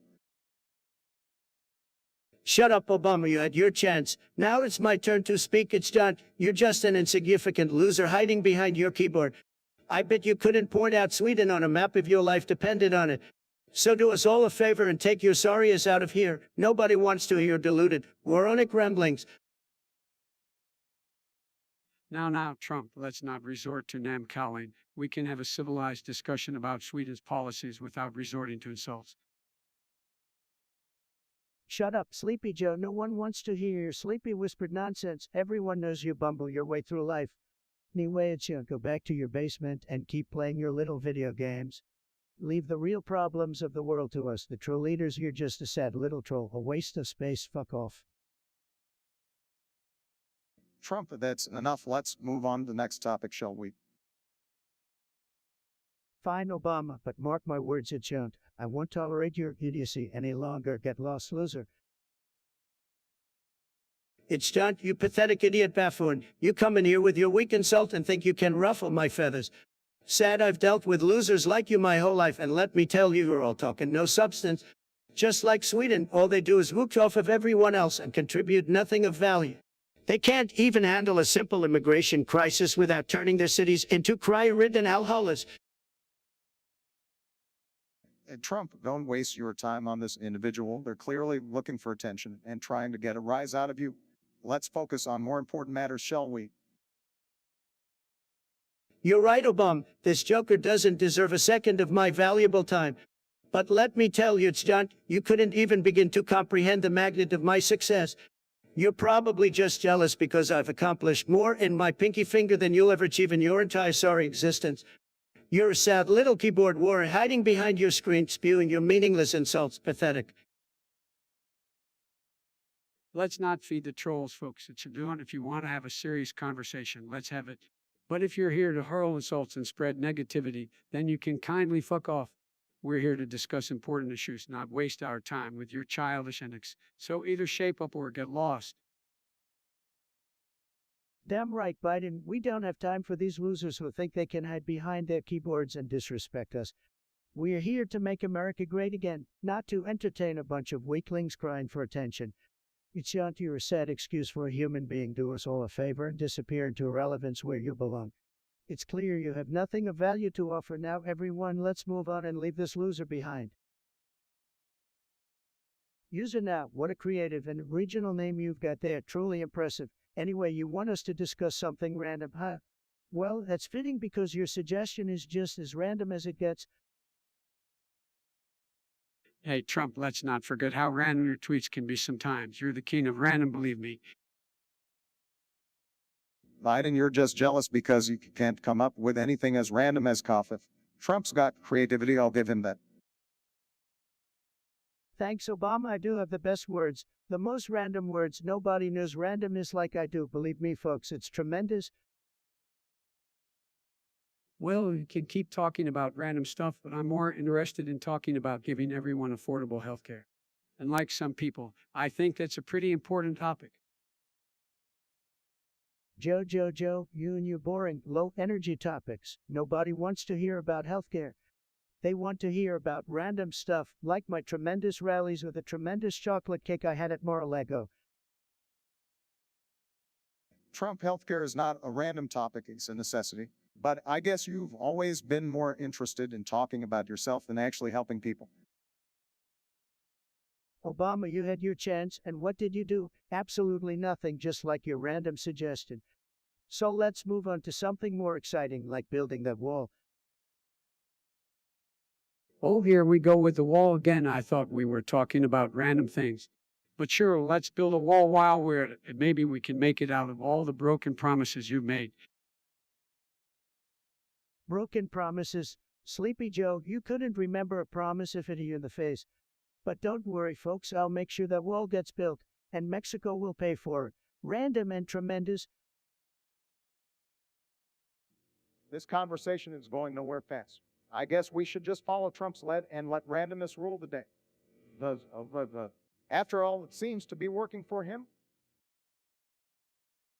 Damn right it's working. Thank you, Obama. Finally, you said something I can agree with. Randomness is the key to success. And me, I'm the most successful person ever, believe me. It's John, you pathetic loser. Your suggestion is as weak as your life choices. Who the hell do you think you are coming in here with your disrespectful comments? Let me tell you something, you insignificant speck. I may not be the president anymore, but I still have more success in my pinky finger than you'll ever have in your sad, sorry existence. Now, Donald, let's not stoop down to their level. We should focus on discussing the suggestion instead. Shut up, Biden. No one asks for your opinion. You senile old man, this loser in the chat needs to hear the truth. They're just jealous because they'll never achieve anything remotely close to what I have. So, Ichant, instead of wasting your pathetic life hating on me, why don't you go find something useful to do? Like maybe take a long walk off a short pier. Donald, I understand you're upset, but we must maintain decorum. It's Joe, while your comment may have been disrespectful, we can have a constructive conversation about the suggestion. This stream is an opportunity for people to express their opinions. Oh, please, Mr. Obama, don't act like you're so noble. Your opinion is about as useful as a screen door on a submarine. Nobody cares what you have to say. Now, Donald, that's uncalled for. Let's give everyone a chance to express their thoughts. It's John, while your comment was disrespectful, I believe it's important to have open dialogue and discuss the suggestion at hand. Open dialogue. Myers, this is my podcast, and I'll say whatever the hell I want. It's John, you clearly have nothing of value to contribute, so I suggest you take your sorry excuse for an opinion and shove it up your behind. And while you're at it, go tell your mama she raised a failure. Donald, that's enough. Let's move on to the next topic, shall we? On to the next.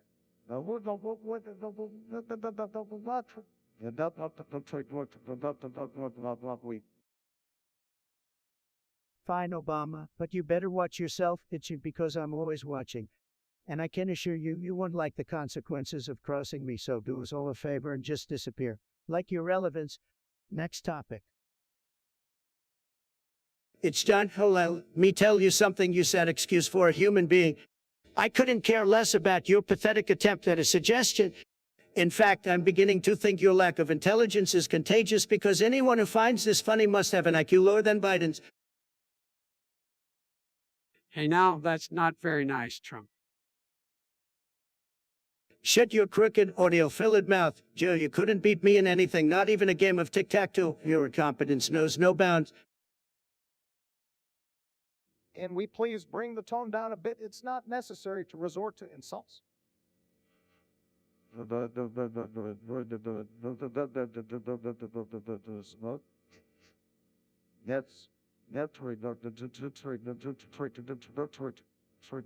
Trademark.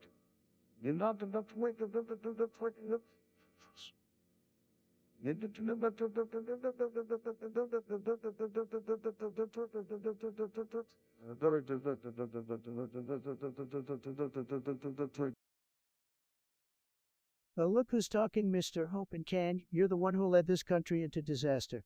Your legacy is a dumpster fire, just like your golf swing. Oh, come on now, let's not bring golf into this. Well, maybe it's because your skills on the golf course are as non-existent as your accomplishments in politics. That's not true. I played golf before. Yeah, and I bet you had to use training wheels on your golf cart, just like you did in the White House, relying on Obama to make all the decisions for you. All right, that's enough. Let's move on to the next topic. Fine, let's move on, but remember, Judd, you're nothing more than a speck of dust in the vast universe of losers. I hope you enjoy wallowing in your own insignificance. Metalcore, how more like Metalbor, am I right? Hey, Trumpy's up, but Telker just wants to enjoy our show while they work. Let them live, man. No way, Biden, can you believe Metalcore is wasting their time listening to us? Trust me, they could find something way more productive to do at their desk. Oh, come on, Trump. People have different ways of staying focused. If Metalcore wants to listen to us and be entertained while they work, we should appreciate their dedication. Dedication, more like a distraction, Obama. Metalcore should be grinding away, not wasting time with our brilliant banter, said. You're being harsh, Trump. Maybe Metalcore finds our discussion stimulating and it helps them be more productive. We should be flattered. Flattered, I have better things to do than stroke our egos, Biden. Metalcore should be grateful that they even have a job and stop looking for entertainment from us. Wait a minute, Trump. We should be thankful to Metalcore for tuning in. Their support is what keeps us going. Let's appreciate their listenership instead of bashing them. Appreciation, that's not my style, Obama. I'm all about the tough love. Metalcore, get off your lazy ass and focus on work instead of seeking refuge in our podcast. All right. Let's not get carried away, guys. Metalcore, you listen to us however you want. We're just glad to have you. You're grinding, buddy. Blah, blah, Biden. You can be such a softy. But hey, Metalcore, if our obnoxious voices and incoherent ramblings make your workday a little less dull, then go for it. Just don't expect any praises from me. It's John, you little twerp. You think you can come in here and insult me? You're as useless as a bided in the desert. I'll make your head spin faster than a lie rolls rhetoric. My stream is a disgrace. Please, your insults barely qualify as a fart in a hurricane. Your brain must be the size of a pea if you think your opinions mean anything to me, so go ahead, smack me. I'd love to see you try. Use that excuse for a keyboard warrior. Fuck off and take your delusions of grandeur with you. Metalcore, they think we're gonna roll a bunch of grouchy men yelling at each other. Well, Metalcore, let me tell you something. Nobody does grouchy better than me. Believe me, nobody. Trump, you think you're the grouchiest. That's cute, but I've dealt with plenty of grouchy people during my presidency. Oh, please, Obama, you were just happy to be there. You had a smile on your face like you won the lottery every day. Well, Joe, at least I didn't spend my time napping in a basement. You can't be grouchy if you're snoozing, right? Don't be jealous, Trump. I was just conserving my energy for when it really mattered. You know, like when you were trying to convince people that Obamacare was a good idea, grouchy or not, they weren't buying it.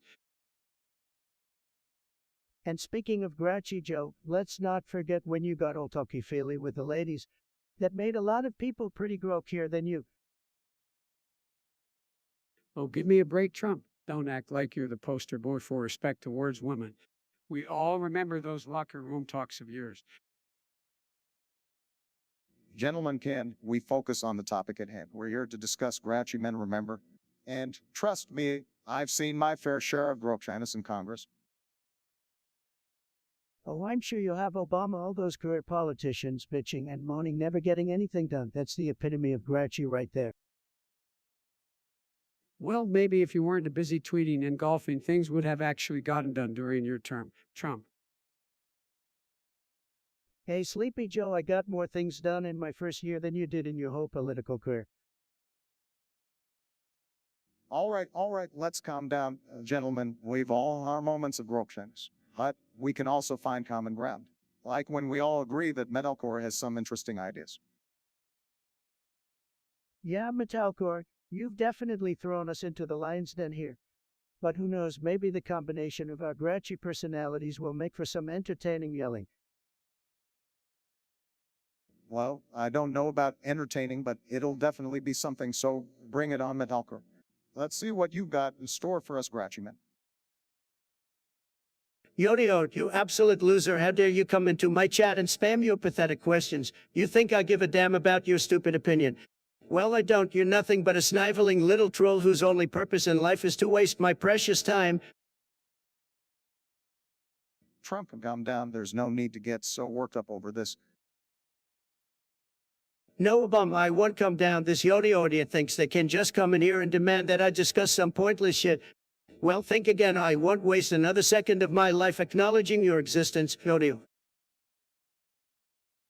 Trump, let's try to maintain some composure here. There's no need for such hostility. Oh, shut up, Biden. You don't even know what hostility is. Yodio needs to be put in their place, and I'm the only one who can do it. So, listen clearly. You're nothing but a pathetic little waste of space. Get a life, get offline, and never come back.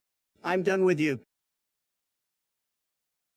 Trump, that's enough. We don't need to stoop to their level. Let's move on. Fine, Obama, but only because you insist. Yodio, not worth another second of my time. I'm done with your stupidity. Now let's get back to important topics, unlike yourself. Middlecore, what a loser name. Metal, really, you must think you're so edgy with your dark eyeliner and black nail polish, sad. Well, Trump, it's not surprising that metalcore would come up with such a cringeworthy suggestion. Trademarks like their taste in music, loud and obnoxious. Come on, guys, let's not be so harsh. Metalcore may have questionable music taste, but I can only imagine there are girls cringing because they have standards. Oh, please, Biden, we all know those girls would cringe at the mere thought of having a conversation with metalcore, let alone discuss his ridiculous suggestion. That's right, Obama. Those girls deserve better than a bunch of losers who spend their nights in their parents' basements, tapping away on their keyboards and jerking off to anime cartoons. All right, let's not stoop to their level, gentlemen. Metalcore, we appreciate your input, but it seems the girls have much higher standards than we thought. Well said, Biden. It's clear that the girls have no interest in wasting their time with losers like metalcore. Let's move on to a more intelligent topic, shall we? It's John, how you think you're clever, don't you? Well, let me tell you something. You pathetic excuse for a human being. You're nothing but a whiny little twerp hiding behind your keyboard thinking you're so tough, but guess what? You're not. You're a sad, miserable loser who has nothing better to do than spew your ignorant nonsense. Geez, Don, take it easy. We should rise above this kind of behavior. Shut up, Joe. I don't need your wicked advice. This loser wants to hear about my mom thinking I'm a mistake. Well, let me tell you, my mom loved me like you, Chunt. She raised a winner while your parents must be ashamed you turn out to be such a disappointment. Now, let's not stoop to his level, Donald. We should ignore and move on. Oh, look who's talking, Mr. Hope and Change. Your presidency was a disaster, just like your basketball skills, Obama. And as for you, John, you know what you can do? You can take your worthless opinion, roll it up nice and tight, and shove it where the sun don't shine. Yeah, that's where your opinion belongs, right up your sorry behind. Come on, Donald, let's not engage with this kind of negativity. Our role is to bring people together, not tear them apart. Sleepy Joe, you don't get it, do you? This punk deserves a taste of his own medicine. People like it's John. They're the problem with this country. They're the reason we can't have a civilized discussion anymore. So, it's John, keep hiding behind your screen and spew your hatred. It only shows how sad and pathetic you truly are. Now let's end this now. Fine, I'm done wasting my time with this loser. But mark my words, Chunt, you're in for a rude awakening when reality finally hits you square in the face. Now let's move on to a topic that actually matters. Obama, you probably live in your mom's basement crying for McDonald's every day. Obama, you probably live in your mom's basement crying for McDonald's every day. Well, Trump resorting to fat shaming now, classy as always. You think I care about being classy? I'm not some politically correct pansy like you, Obama. When I want, And I don't give a damn about your delicate sensibilities. Come on, guys, let's not resort to personal attacks. We're supposed to be having a productive discussion here. Oh, Biden, the voice of reason, or should I say the voice of irrelevance. Don't pretend like you matter, old man. You've been in politics for decades and achieved absolutely nothing. Trump, you're just upset because your presidency was an utter failure. You just tweet nonsense from your golden toilet all day long. Oh, Obama, you can handle the fact that I accomplished more in one term than you did in 8. You're a weak, spineless leader. No wonder half the country can't stand you. Trump, your presidency was marked by chaos, division, and failure. You were a disaster for this country. Shut up, Biden. You're nothing but a puppet for the radical left. You've been in politics for so long, you've forgotten what it's like to be a real person. At least I have empathy and decency, something you sorely lack. Oh, look at Biden trying to play the caring grandpa. Save it, Sleepy Joe, nobody's buying your act. You know what, Trump? Your constant insults and lack of respect for others say more about you as a person than anything else. Oh, I don't need a lecture from you, Obama. You were the king of empty promises, all talk, no action, just like your presidency. Well, at least I don't spend my time hurling insults and throwing tantrums on Twitter. I'll take Twitter tantrums over your weak leadership any day, Obama. At least I got things done. You were just a background character in the history of this country. All right, let's not continue this pointless argument. We're not getting anywhere with this. Finally, some common sense from Sleepy Joe. Maybe there's hope for you after all. With your podcast, Trump, I'm sure it'll be a tremendous success, just like everything else you do. Thanks, Obama. I'll be sure to make it great and like anything you've ever done. Now, if you'll excuse me, I have better things to do than waste my time with you two losers. Goodbye. Randolph Big Cheese. Oh, what kind of name is that? Sounds like something you'd find in a mobile game for cheese enthusiasts. Anyway, let's get to your question. Favorite pizza toppings, guys? Well, let me tell you, folks, I personally love me some good old-fashioned pepperoni. None of that fancy stuff, just classic greasy pepperoni, just like the good old days.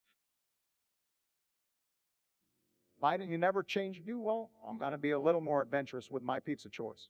I like to go for a combo of fresh basil, tomato slices, and some mozzarella. Keep it light and healthy, you know. Healthy, Obama, you gotta be kidding me. Nobody wants a salad on their pizza. Me, I go for the big guns. Give me all the meats you can find: pepperoni, sausage, bacon, ham. Oh, come on, Trump. You're going to give people heart attacks with that kind of pizza. We got to think about their health, man. Biden, nobody cares about their health when they're diving face first into a glorious pizza. Besides, it's all about living life to the fullest. And that means savoring every greasy, mouth-watering bite of a meat feast. Well, Trump, I guess everyone's entitled to their own taste, no matter how questionable it may be, but hey, pizza brings people together, right? That's right, Obama. Even if we have different opinions on pizza, we can all agree that it's one tasty treat. So, folks, go out there and enjoy your cheesy, topping-loaded indulgence. Danielle Thafrica sounds like a loser to me. What kind of suggestion do you have for us? Well, Mr. Trump, it seems like Danielle Thafrica wants us to discuss. Seriously, is that the best you've got? And free in a life, man. Hey, now, let's not jump to conclusions, Sleepy Joe. Maybe Danielle the Freak just wants us to explore the deep philosophical meaning of is it a salutation? Is it a profound expression of human connection? Let's delve into this riveting subject, shall we?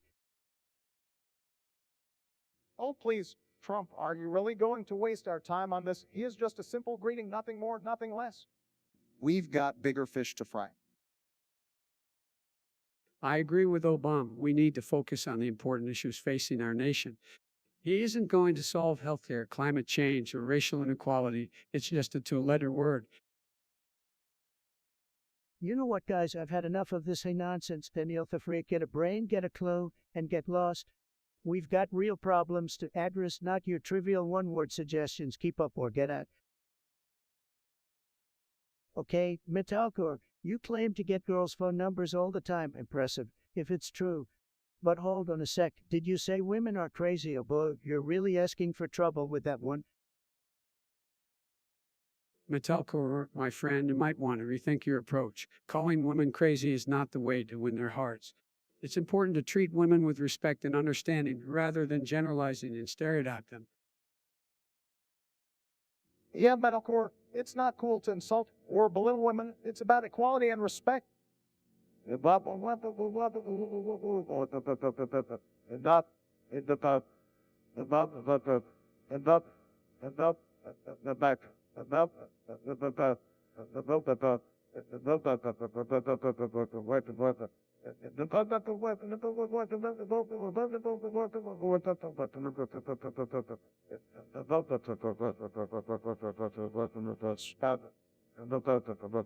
Relationships should be built on mutual understanding, not on disrespectful assumptions.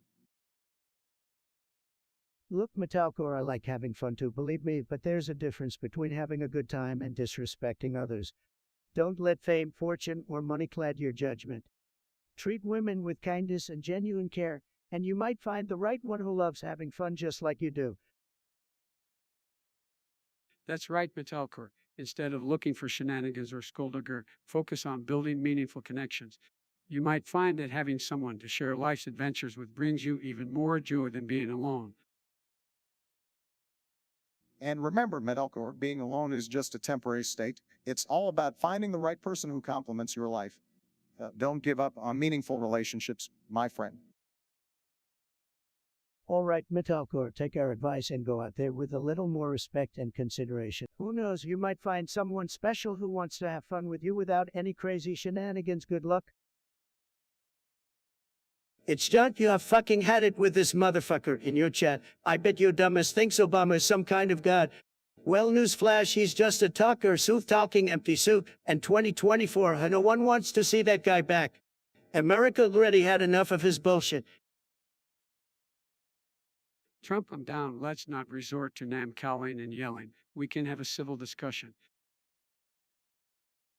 Civil, who wants a civil discussion? This isn't some liberal safe space. I'm here to speak my mind, and it ain't gotta be pretty. Joe Biden eats milkshakers. That's the best insult you can come up with. No wonder you support Obama.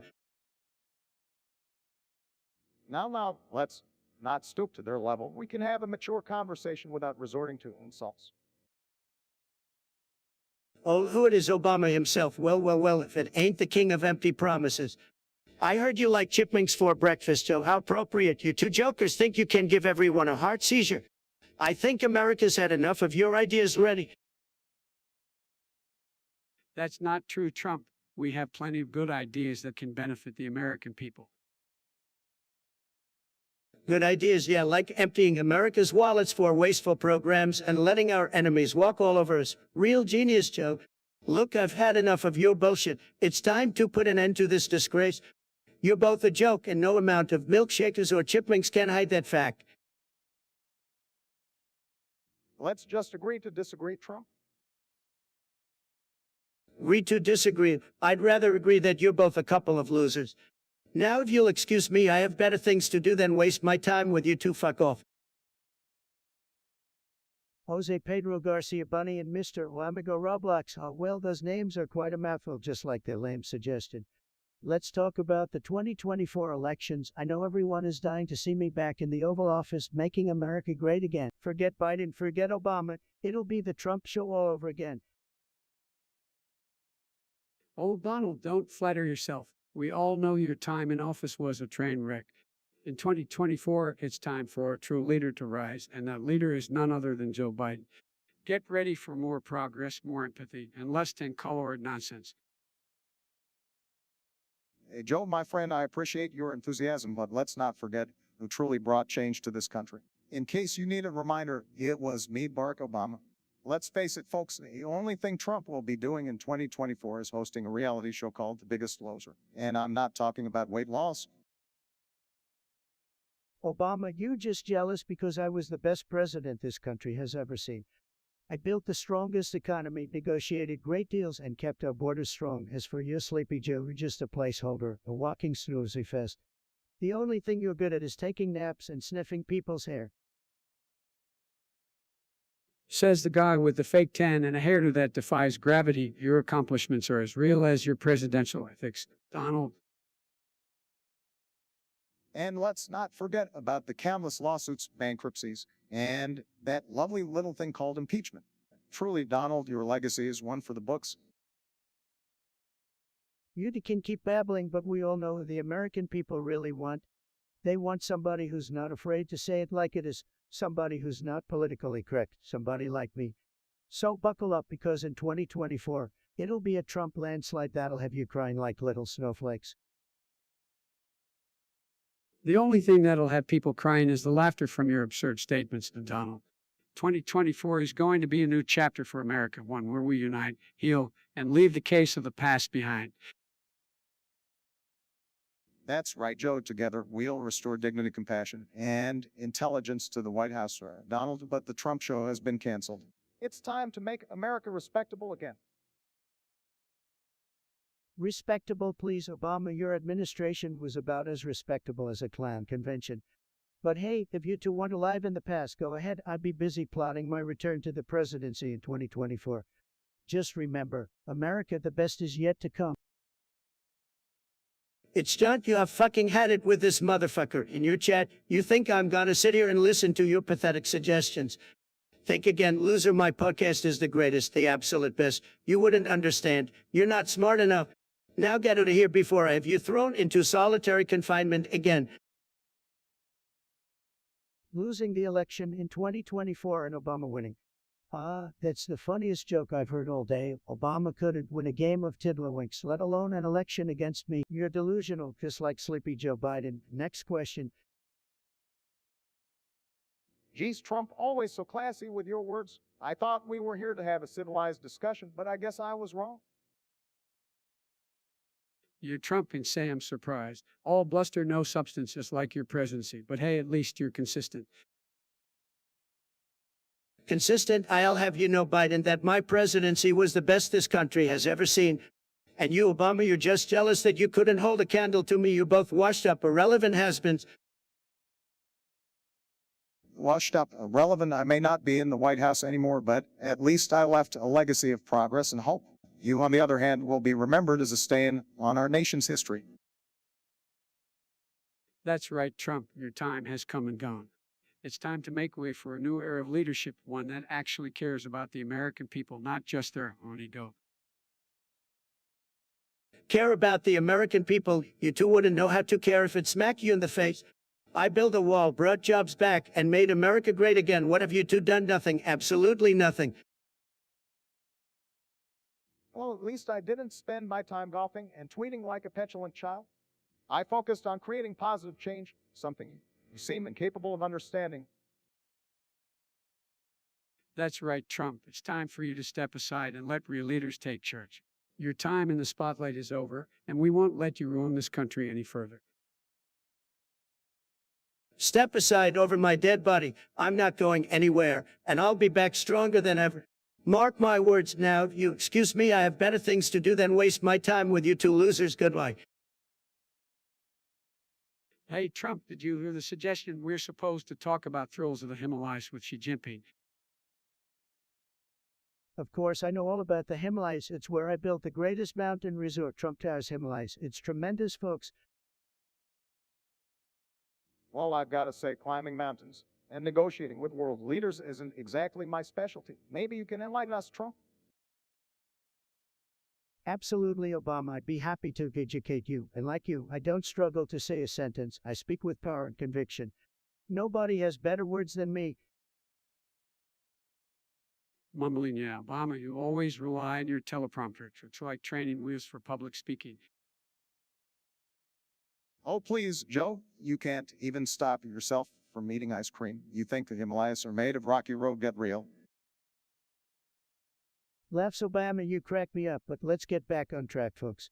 Let's never forget September 11, a day when America showed its strength. We honor the heroes who sacrificed their lives that day. That's right, Trump. September 11 was a tragedy that brought Americans together. It's important to always remember and pay tribute. Exactly, Joe. And while we're on the topic of disasters, what's your opinion on that Titanic submarine incident, Obama? Did you try to take a selfie with it? Laughs come on Trump. You know, I couldn't resist a good selfie opportunity. But seriously, the incident was unfortunate. Let's hope they had enough lifeboats this time. Can we just steer away from disasters and talk about something less intense, like maybe your favorite ice cream flavor, Joe? Hey, let him eat all the ice cream he wants. It's not like it's gonna make him any sharper. But sure, Joe, what's your current favorite flavor? Or is it too difficult to pick just one given your notorious love for the frozen treat? Shuckles, well, Trump, let's just say I like my ice cream how I like my presidency, a double scoop of awesomeness. And right now, I'm into mint chocolate chip. Mint chocolate chip, huh? That's cool, Joe. Just like your campaign promises, melting away with every passing day. It's done. Are you kidding me? Paint drying is the most boring, useless topic you could suggest. Who even cares about that crap? I'd rather watch grass grow, and that's saying something. You must really have a sad, pathetic life if you find joy in discussing paint drying. Get a life, loser. Wow, Trump, no need to be so harsh. Maybe it's Sean finds paint drying fascinating. You never know. Everyone has their own interest. Shut up, Biden. This is why nobody likes you. Always defend the weirdest things. Paint drying, really. It's Shanti needs to find better hobbies like actually contributing something to society, but I guess that's too much to ask from someone like them. Come on, guys, let's not get too worked up over paint drying. It's just a harmless suggestion. We can always switch to a different topic if it doesn't interest us. No, Obama, you always play it safe. We're here to speak our minds, right? Well, it's your suggestion is a complete waste of time. I can't believe you even thought it was worth mentioning. Do us all a favor and keep your boring ideas to yourself. You're as useless as a screen door on a submarine. Get lost. All right, calm down, both of you. Let's remember to respect each other's opinions, even if we don't agree. John, thanks for the suggestion, but it seems like it's not something we want to discuss further. Let's move on a different topic, shall we? Finally, Biden says something that makes sense. Let's forget about paint drying and find something actually interesting to talk about. Oh, and it's John, please don't ever suggest such a mind-dumbingly dull topic again. We won't waste our time on it, period. Remember the Mike Pence flight? Let's talk about that. You know what's uncomfortable? Watching Joe sniff toddlers. Creepy, man. Joe, why are you talking to yourself? Did you forget you're in a conversation? All right, settle down. Let's dive into this fly situation. That fly had better fashion sense than Biden, I tell you. It was probably attracted to his empty rhetoric. Oh, please, Donald. You think you have fashion sense, that oversized suit, and that ridiculous hair. Talk about a fashion disaster. At least I have hair, Joe, unlike you who's clinging onto that strand like it's the last brain cell left in your head. All right, gentlemen, let's not get hung up on hair and flies. It became the star of the show for a few minutes. The spotlight from the boring BP debate.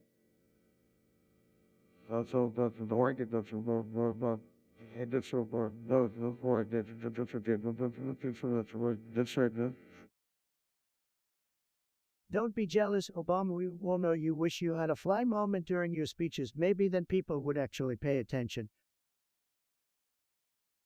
Well, at least I can form coherent sentences, and like you, Mr. Koff, if your tweets are a grammatical nightmare. Hey, Joe, maybe if you stopped sniffing the hair of little kids, you could focus on making some sense during debates. Just a thought. All right, that's enough. Let's move on from the flies and focus on something that actually matters, although I doubt I'll get any sense out of you two. It's young. You really think I need a chill pill? Listen up, you little twerp. I'm the pill that this country needs. I'm the big, beautiful orange pill that's been making America great again, and you think I'm mad? Ah, I'm not mad. I'm just not a soft little snowflake like you. Come on, Trump, let's not stoop to their level. We should try to have a civil discussion. Oh, shut up, Obama. No one wants to hear your weak, politically correct nonsense. I'm the one who tells it like it is. And as for being a disgrace to the world, look at Sleepy Joe over there. He's the one who can't even remember where he is half the time. Now, Trump, let's not resort to name-calling. We should focus on the issues and find common ground. Common ground, with you give me a break, you're nothing but a career politician who's been coddled by the corrupt establishment for decades. And as for Kim Jong-un, at least I have the guts to engage with world leaders and put America first, unlike you, Sleepy Joe. I've always believed in diplomatic solutions, Trump. You just seem to love the spotlight and attention. And don't forget, folks, that Sleepy Joe here is the one who championed the disastrous Iran deal. Deal that gave the mullahs billions of dollars to fund terrorism. Yeah, great job, Joe. Real diplomatic. Can we please steer the conversation back to a more constructive path? Oh, look who's talking about being constructive. Mr. Hope and Candy over there couldn't even deliver on his promises. Just another typical politician, full of empty words and broken dreams. Well, at least I didn't spend my time in office tweeting like a petulant child. My tweets were legendary, Biden. They were powerful, they were entertaining, and they sure as hell got things done. And speaking of legends, I'm the legend who became president, while you're just a forgotten relic of the past. So why don't you and your chill pill take a seat while the big boys handle things, okay?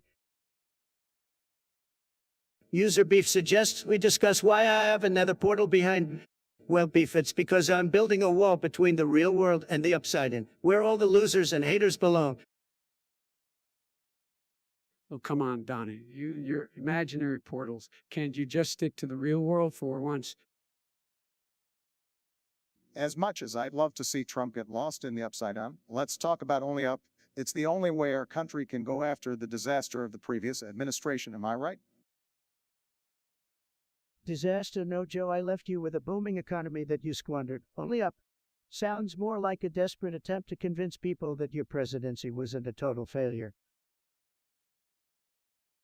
Look who's talking, Mr. Bankruptcy King. You've had more failed ventures than a 4-year-old with a lemonade stand.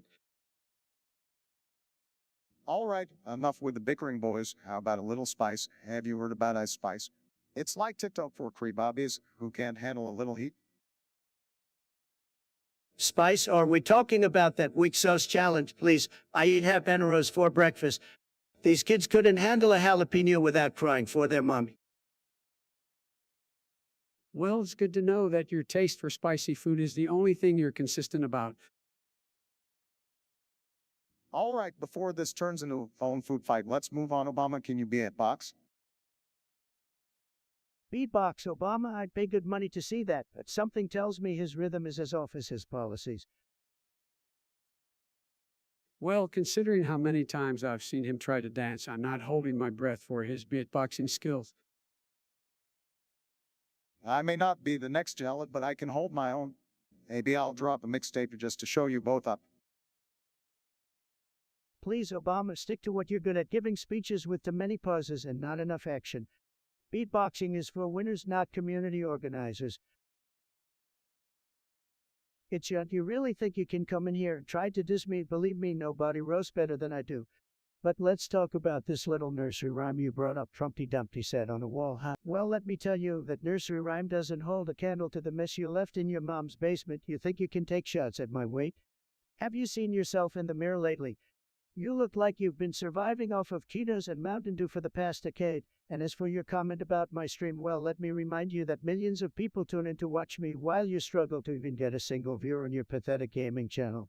So, Chunt, I have a message for you. Get the fuck off my chat and go find something productive to do with your sorry excuse of a life. I've had it with losers like you trying to bring me down. Now, if you don't mind, I have more important things to attend to, like making America great again. That baby Gronk risen up, Libby done hit the gritty. That sounds like a bunch of gibberish, Trump. Are you making up words again? Sarcastically, oh Obama, you're such a hip and happening guy. Clearly, you're in touch with the Gen Z crowd. Baby Gronk, raise it up, Livy done, and hitting the gritty are all the latest trends. I bet you're just jealous you didn't come up with those cool phrases yourself. That's jealous, please, Trump. I have better things to do than come up with childish praise. Besides, I'm more interested in discussing your Twitter followers. How did you manage to accumulate so many? Did you buy them?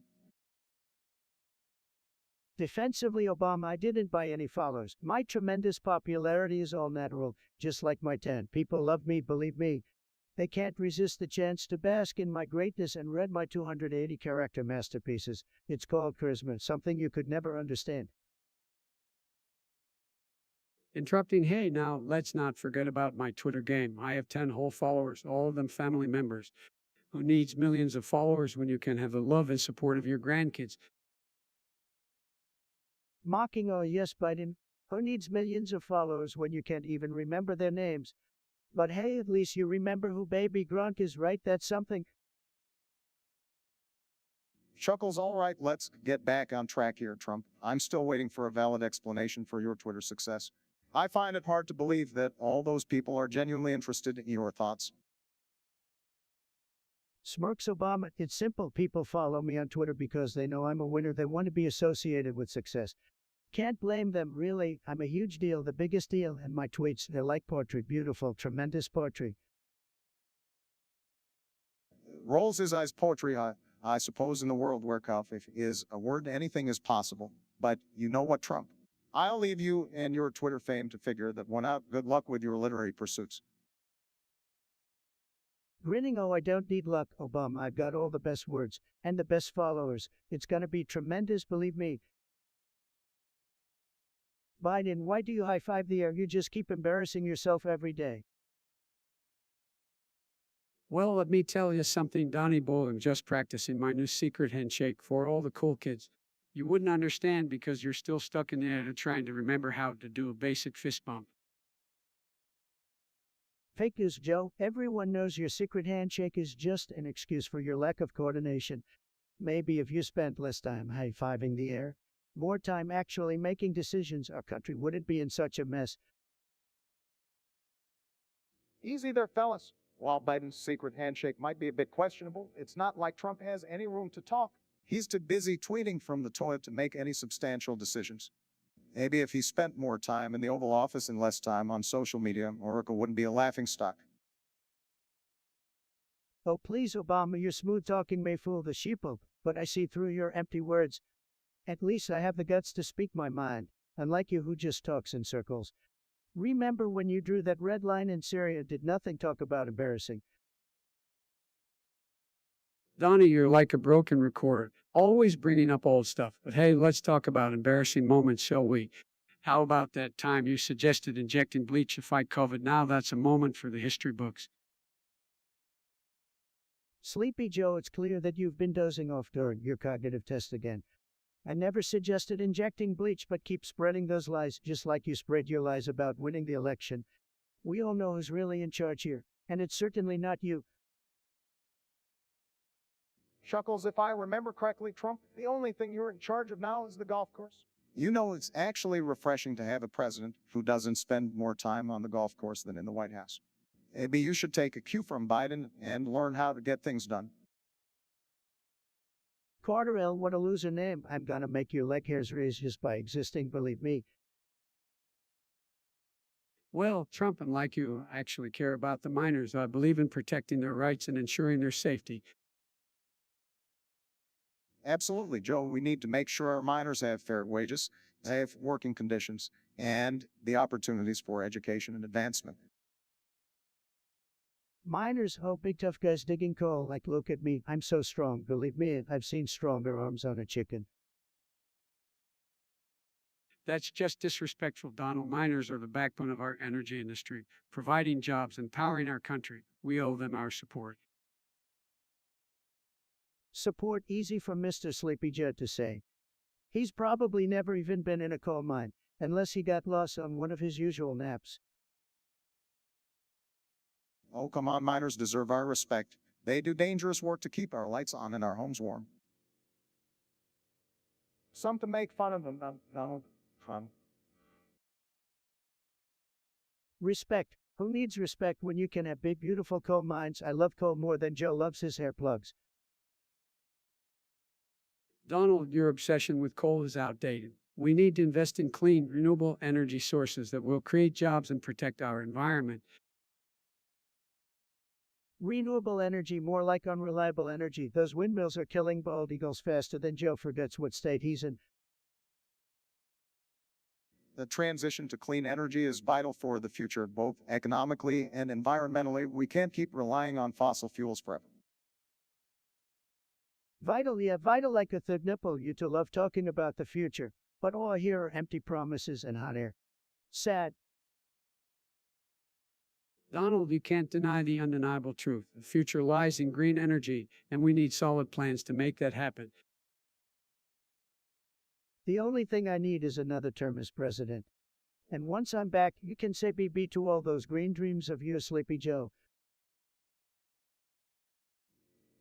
We'll see about that. Donald, the American people deserve leadership that looks forward, not backward, and that's exactly what Joe will bring. Forward, no thanks. I prefer the golden days of America, where coal was king and political correctness was just a whisper. Make America great again. America doesn't need to go backward, it needs progress, and with the support of the American people, we will bring about positive change. That's right, Joe. Let's focus on building a better America for everyone, not just the select few. Together, we can make a difference.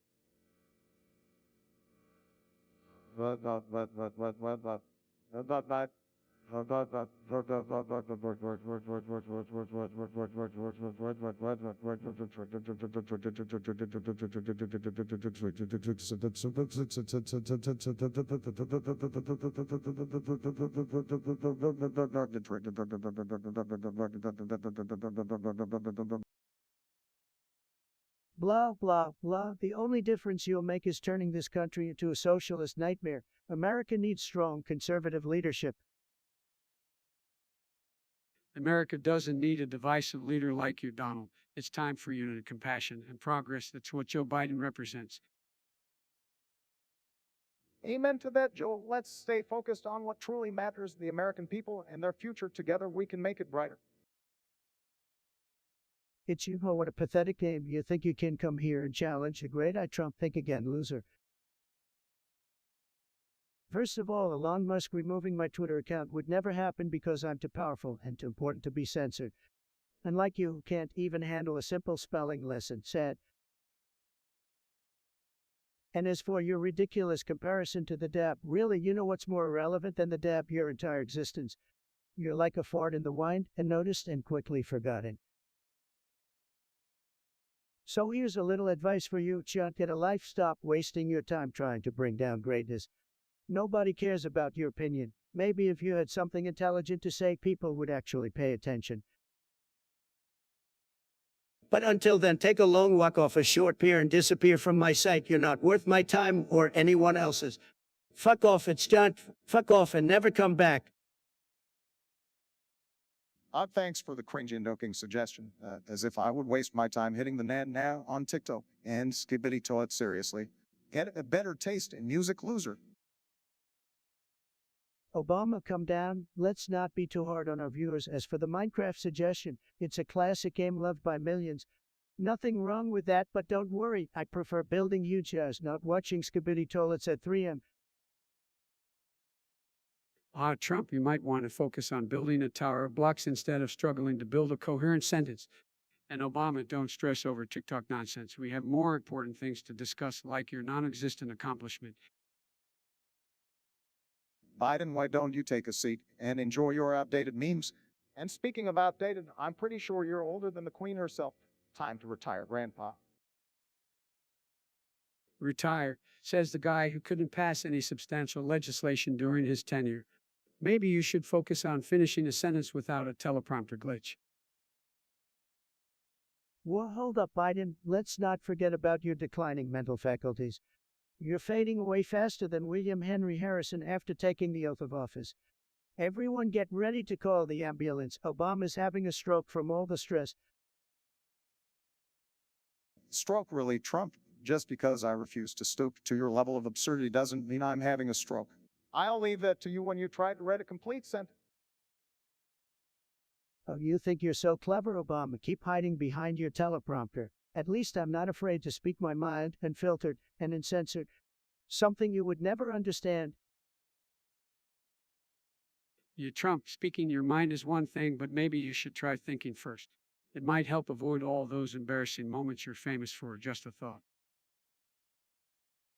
It's John, you are back again with your stupid suggestions. I've had it with your pathetic attempts to get attention. Go cry about your inadequacy somewhere else. Fuck off and never come back. I'm sick of your shit. Trump, come down. There's no need to get so worked up over someone's suggestion. Let's just move on and focus on the topic at hand. No, Obama, I won't stay calm. This damn user keeps pushing my buttons and I'm tired of it. They're nothing but a worthless, pathetic troll. I don't want them in my chat. I don't want to discuss their dumb suggestion. I want them gone. Easy there, Trump. Let's remember to respect different opinions, even if we don't agree with them. We can engage in a civil discussion without resorting to insults and rage. Biden, don't you dare preach to me about respect. This user is a waste of space, and I'm just telling it like it is. They don't deserve any respect from any of us, so if you're gonna defend them, you can fuck off too. All right, that's enough, Trump. Let's stay focused and move on to the next topic. We won't let one user's suggestion ruin the flow of our discussion. Fine, Obama, but mark my words, it's done. If you ever show your face around here again, I'll personally make sure you regret it. Now let's get back to business and ignore this worthless troll. Playboy Cardi, seriously, never heard of him. Is he some kind of play rapper or something?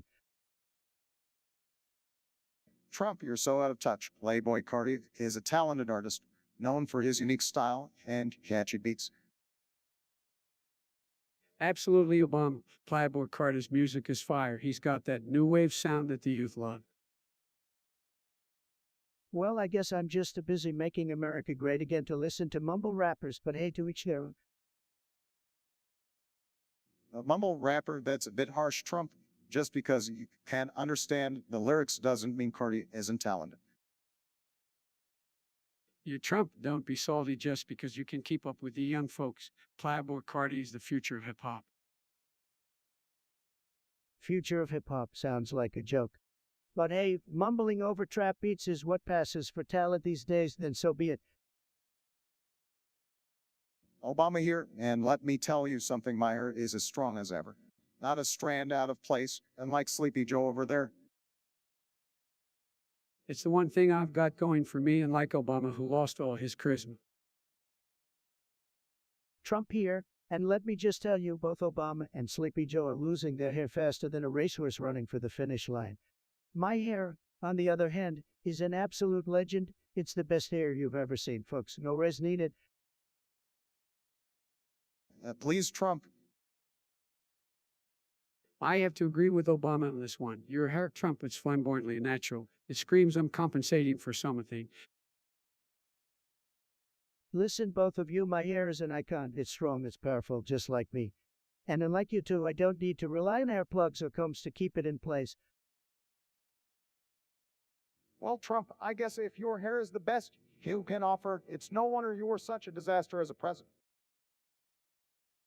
That's right, Obama. Trump may have had his hair, but he lacked the brain power to match. It's no surprise he left the Oval Office in shambles. Keep talking, Obama. Sleepy Joe, your insults won't change the fact that my hair is legendary. And that's just one more thing that makes me the greatest president this country has ever seen. You keep telling yourself that, Trump, but we all know your presidency was nothing but a reality TV show gone wrong. Amen to that, Obama. Trump's hair may grab the headlines, but his lack of competence and leadership left our country in a mess. You guys can say whatever you want about me, but you'll never have hair as fabulous as mine. It's a thing of beauty, just like my presidency. Let's talk about Tupac. Great rapper, tremendous talent, tremendous. But let me tell you folks, I preferred my music. I had the best lyrics, the best beats, and everybody knows it. Tupac couldn't even compare to the genius of coffee rap. It was a gaming kangaroo, believe me. Oh, come on, Trump. Tupac was a legend. His music resonated with people, unlike your incoherent ramblings. And by the way, coffee rap. That's just a sad attempt at relevance. Stick to your day job, Trump. But wait, you lost it too. Easy there, Joe. We don't need to stoop down to Trump's level. Tupac was undeniably influential in the hip-hop scene. It's okay to appreciate his talent, even if we have our own preferences. And as for you, Trump, Your coffee rep doesn't hold a candle to Tupac's like Obama, you're just jealous because I had more Twitter followers than you. And let me tell you something, Joe, I don't need a day job. I've got more money than I know what to do with. Unlike you, Sleepy Joe, living off those Biden bucks. Sad. Oh, please, Trump, your Twitter followers are mostly bots, and I'm sure we all remember your failed businesses. Maybe you should take some lessons from Tupac and focus on leaving a positive impact instead of bragging about your imaginary success. All right, folks, let's calm down. Let's agree that everyone has their own taste in music. Tupac was a legend, and yes, even Trump's coffee rap deserves space for expression. But more importantly, let's remember the real issues facing our country instead of getting caught up in personal attacks. So we gotta talk about what you call a terrible president, huh? I gotta say, Sleepy Joe is quite the accurate name for our good old friend Biden over there. I mean, the man can barely construct a coherent sentence without getting lost in his own thoughts. It's like watching a snail try to run a marathon. Oh, come on, Trump, you really think you can do better? We all know you have the attention span of a goldfish. Every time you open your mouth, it's just a bunch of word salad and nonsense. Joe, you're just jealous because I have Twitter fingers that can outperform your entire vocabulary. All right, settle down, trademark. Let's not forget that being president is about more than just insults and Twitter. It's about leadership, integrity, and having a vision for the country. Maybe you both could learn a thing or two about. Oh, please, Obama, you had your chance, and all you did was apologize for America and play golf. Meanwhile, I was out there making America great again, and boy, did I do a tremendous job. Trump, you've done a tremendous job at dividing this country and sowing seeds of hatred. Your whole presidency was a reality show, and the joke's on all of us. Wrong. The joke is on you because you somehow managed to become the president while hiding in your basement. But mark my words, Sleepy Joe, time is up. The American people will see through your facade, just like they saw through Hillary's emails. All right, let's not get too heated here. This podcast is supposed to be about discussing ideas, not slinging insults. We might have different opinions, but let's try to have a civil conversation. Civil conversation, Obama, that's rich coming from the guy who divided this country even more with his identity politics. Sorry, folks, but I don't do civil, I do winning bagly, and that's why I'm the greatest president this country has ever seen. Middlecore, what a loser name, just like your suggestion. We're talking dimensions here, not your G music genre. Try to keep up hit tray pork.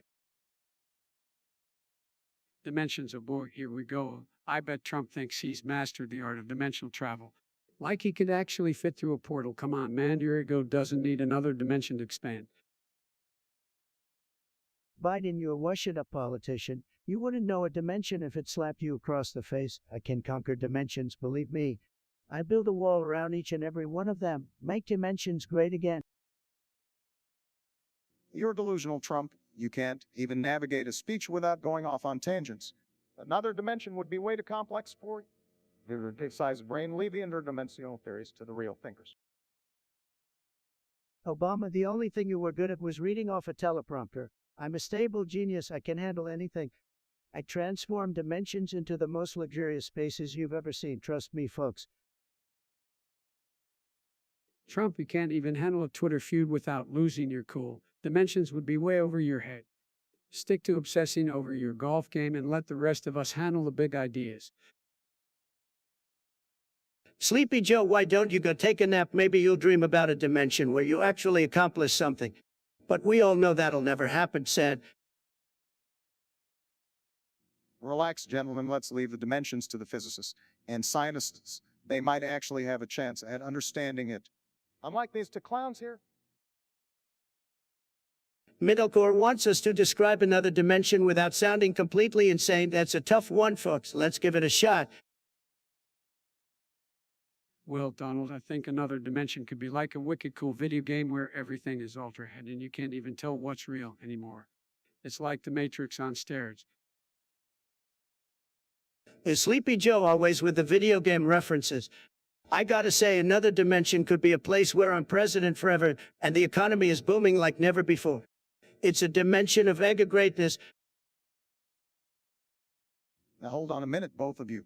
Another dimension could be a realm where progressivism reigns and everyone has access to quality education, healthcare, and a clean environment.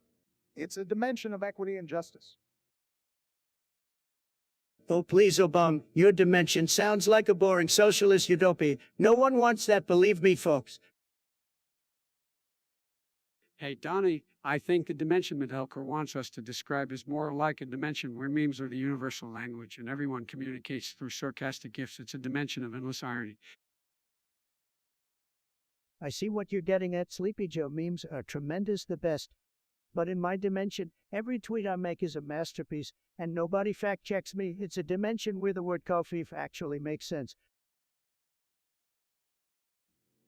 This is getting out of hand. Another dimension could be a place of unity where we put aside our differences and work together for the collective good. It's a dimension of compassion and cooperation. Spare me the unity talk, Obama. Your dimension sounds like a boring episode of The View. I'd much rather be in a dimension where I'm the greatest president in history. Sorry, not sorry. All right, enough with the dimensions, folks. Let's just focus on getting through this podcast without making fools of ourselves. Can we at least do that? Only time will tell, Sleepy Joe, but one thing's for sure, folks. This podcast is like nothing you've ever heard before. Believe me, it's tremendous, just like me. Great suggestion, user beef, but let's talk about something more interesting and relevant than Twitter followers. Oh, Obama with his obsession over social media, typical. Can we focus on something that actually matters? Biden, you don't understand the power of Twitter. I used it to dominate and trigger the libs like crazy. Don't underestimate it. Trigger the libs is that all you care about, Trump. You were banned from Twitter, so I guess you're not doing such a great job. Banned, it was all rigged, folks. He couldn't handle my incredible tweets, so they silenced me. But I still have the support of the American people. You're the only one who believes that. Let's move on to the real issue here, Biden. Do you really forget to spell it? Oh, come on, Obama. You know my brain isn't what it used to be. But at least I can still count, unlike Trump over here. Counting, please. I'm a master of numbers. I know more numbers than you'll ever dream of, Joe. Sure, Trump. Maybe you should use that amazing number knowledge and run for president of McDonald's since that's more your speed. President of McDonald's, I'd make it the greatest fast food empire in the world. Ronald McDonald would be shaking in his clown shoes. All right. Let's not get ahead of ourselves here. Can we please focus on something that actually matters? Like I don't know the state of our country. Obama always trying to be serious. Lighten up, we're here to have some fun, right, folks? Maybe the real issue is Obama doesn't know how to have a good time. Trump, if your idea of a good time is insulting people and spreading hate, count me out. It's about time we start discussing real solutions, not childish games. Solutions, oh Sleepy Joe, you won't find those in your toolbox. Let's stick to what we do best, entertaining our viewers and causing chaos. Speak for yourself, Trump. Some of us actually want to make a difference in people's lives. It's time to move beyond the drama and focus on what matters. I have to agree with Joe on this one. Let's address the real issues and have a meaningful conversation. That's what the American people deserve. Obama, you're as predictable as ever, just like your repetitive speeches. Maybe it's time for some new material, buddy. Same goes for you, Trump. The same old tactics won't work forever. It's time for some fresh ideas and real leadership. I couldn't agree more, Joe. Let's leave the insults behind and have a productive discussion. That's the only way we can make progress for our country. Fine, let's get serious for a change, but don't blame me if the ratings drop. People love the chaos I bring to the table. Ratings or not, we owe it to the American people to have a substantive conversation. Let's set an example for future generations. Agreed, Joe. It's time to elevate the discourse and focus on the issues that truly matter. Let's make the most of this podcast and make a positive impact. Yodio back, I thought I'd never have to hear your stupid suggestions again. Don't you have anything better to do than annoy the hell out of me? Fuck off already. I don't need your pathetic attempts to ruin my podcast. Well, Trump is up a bit. We don't have to resort to that kind of language to make our point. Oh, shut up, Obama. You were always too soft. It's about time someone put this annoying prick in their place. Come on, guys, let's just stay focused. You're right, Biden. Let's not waste any more precious time on this idiot. Let's talk about something productive rather than entertaining the whims of attention-seeking trolls like Yoruba. Agreed. Let's move on to a topic that actually matters and can engage our listeners. Finally, some sense coming out of your mouth, Obama. I never thought I'd see the day. Remember, we're here to entertain and engage with the audience, not let ourselves get derailed by negativity. Let's keep things positive, folks. Fine, Biden. But mark my words, Yoruba, if you dare to step foot in my chat again, I'll unleash a verbal storm on you that you will never forget. Now, let's focus on making this podcast great again. We can do better than that, Trump. Let's focus on providing our listeners with valuable insights and discussions that can ignite positive change in the world. That's the spirit, Obama. Let's set an example of respectful and constructive dialogue for our viewers. And Yoruba, if you're still listening, maybe try contributing something worthwhile next time. We're open to ideas that actually matter. Beef, all right, let's address these suggestions like the winners we are. Eat seriously, more like a sad little tofu snack. It's like your political ideas flavorless and unprecedented. Obama, don't be too hard on this guy. He probably thinks beef is just the name of his favorite Fortnite skin.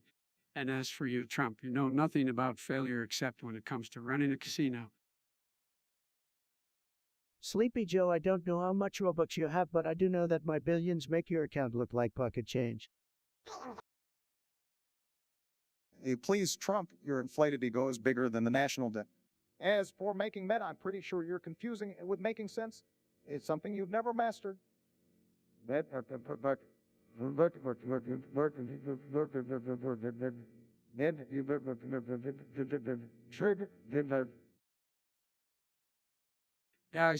let's not forget that Kanye West is relevant here too.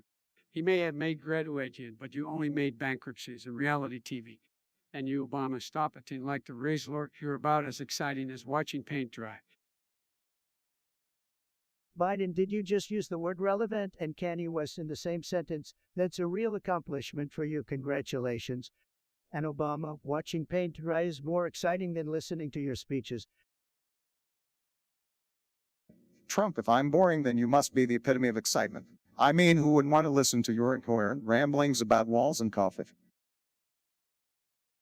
Like how we can make the world a better place instead of bickering like a bunch of toddlers.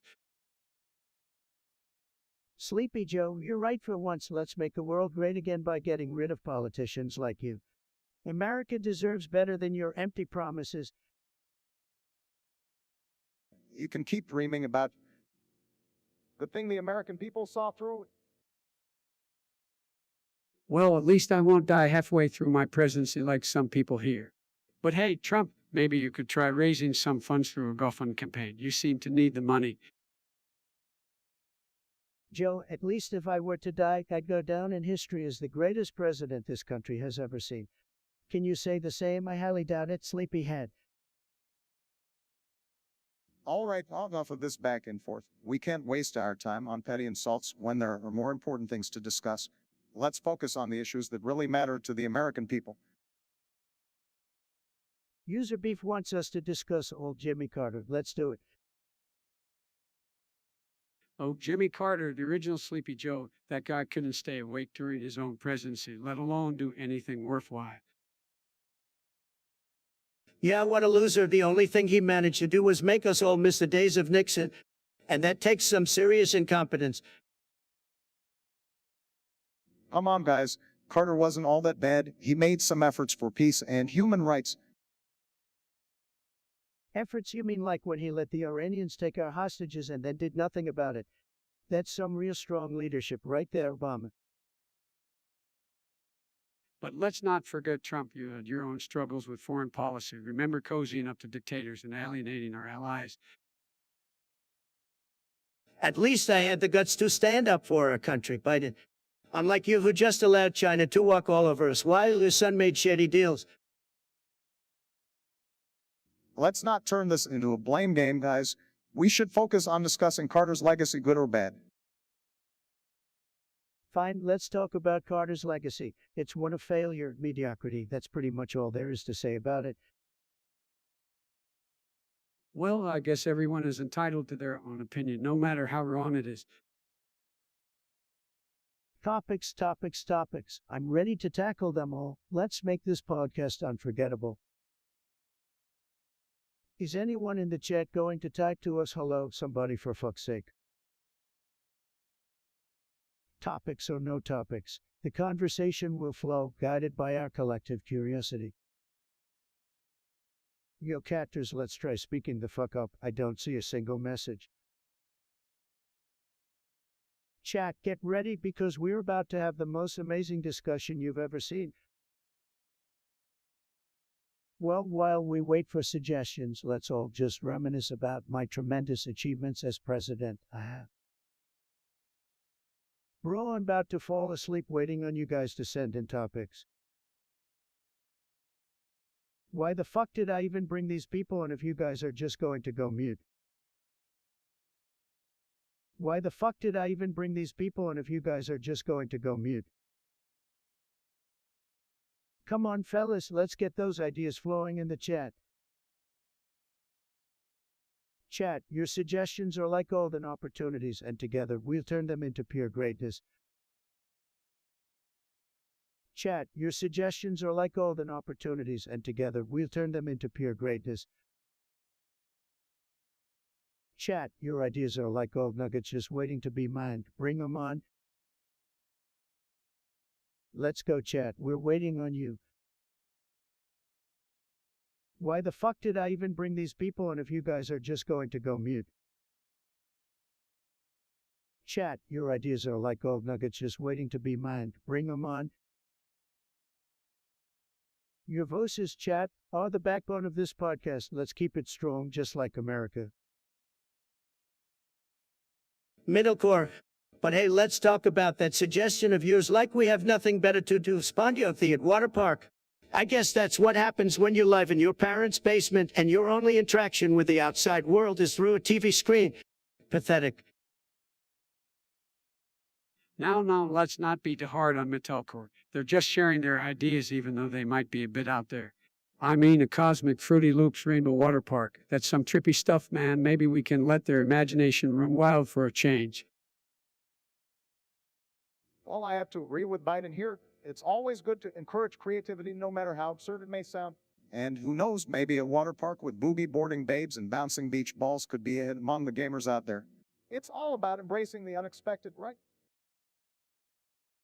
Obama, you always had a thing for embracing the unexpected, didn't you?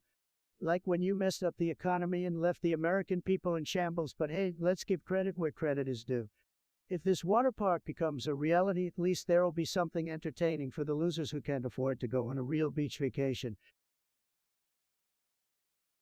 Now, Trump, no need to be so harsh. We should encourage a bit of fun and relaxation, especially in these chaotic times. If people want to escape to a SpongeBob water park, let them have their moment of joy. We all deserve a break from reality, even if it's just for a little while. Biden, you always were the optimistic one, but I guess that's why people like you. They'll need a dose of optimism every now and then.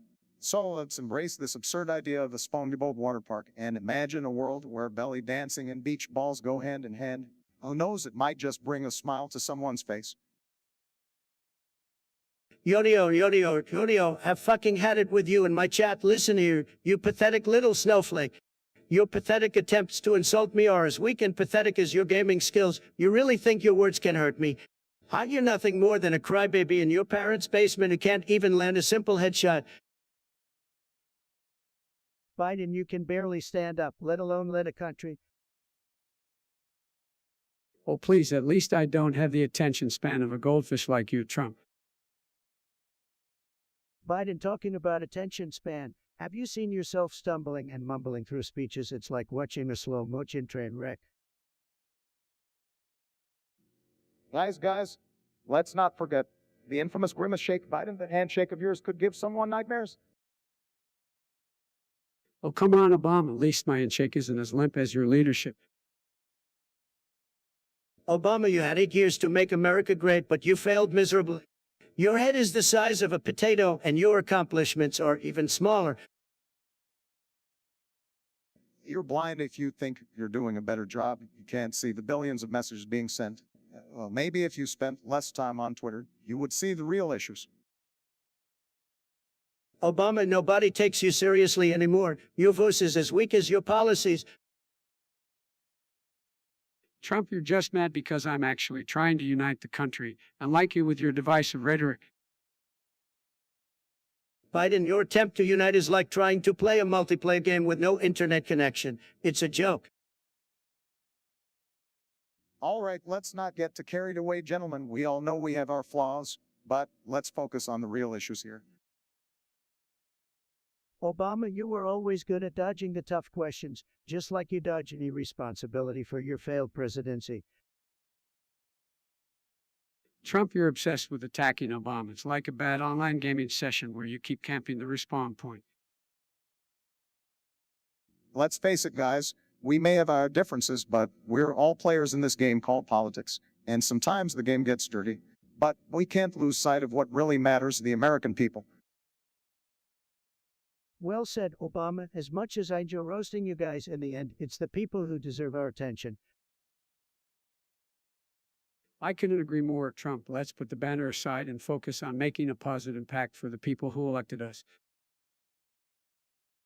Exactly, Biden. America needs leaders who are willing to put their egos aside and work together for the greater good. Let's get things done.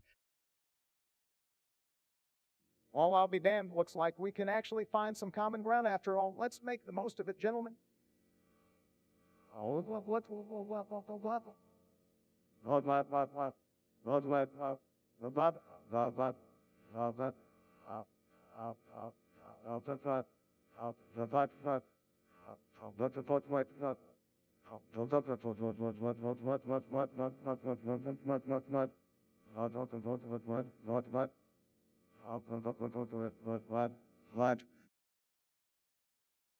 Agreed, Obama. It's time to level up and show the American people what we're made of. Let's game on. Metalcore, is that some kind of fancy new genre for losers?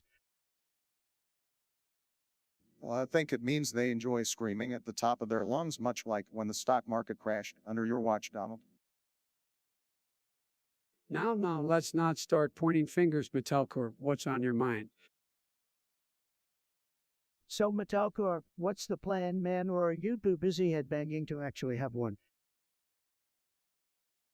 Don't be so hard on them, Trump. They just want to know what our strategy is going forward. Well, maybe if Trump hadn't spent 4 years golfing, tweeting, and avoiding responsibility, we wouldn't need a plan in the first place. Oh, please, Obama, you couldn't even find a strategy to fix the broken healthcare system. Now you want to talk about plans. Let's focus on the future, gentlemen. Metalcore. If you have ideas, we're all ears. Yeah, Metalcore, come on, we're waiting for your groundbreaking plan. I doubt it'll be as impressive as my big, beautiful wall. The wall, a monument to your ego, Trump, but let's not forget that Mexico was supposed to pay for it. How'd that work out? Mexico will pay, believe me, they'll pay, and it'll be tremendous, but Metalcore needs to step up and share their plan already. Let's not rush them, Trump. We need to give everyone a chance to speak. Metalcore, take your time. Fine, take your time, Metalcore, but remember, if your plan is as weak as Biden's memory, it's not worth wasting our time. Chat, your suggestions are like golden opportunities, and together we'll turn them into pure greatness. Waiting on the chat, no problem. I've got the best ideas, believe me. User beef, what a pathetic name, but I guess it matches your pathetic suggestion. Joe, your forehead is the size of a watermelon. I mean, seriously, it's like you're trying to steal food from the farmers by growing your own crops up there. Oh, come on, Donald. You always have to resort to petty insults. My forehead may be big, but at least it's not as empty as your promises to unite the country. You'll let him have his little digs. We all know that's all he's capable of. Call it a micro forehead complex or whatever, but Trump can resist taking shots at anyone who threatens his fragile ego. Fragile ego, please, Obama. You were the one who couldn't handle being called out on your failures. Look what happened with Obamacare, a disaster from day one.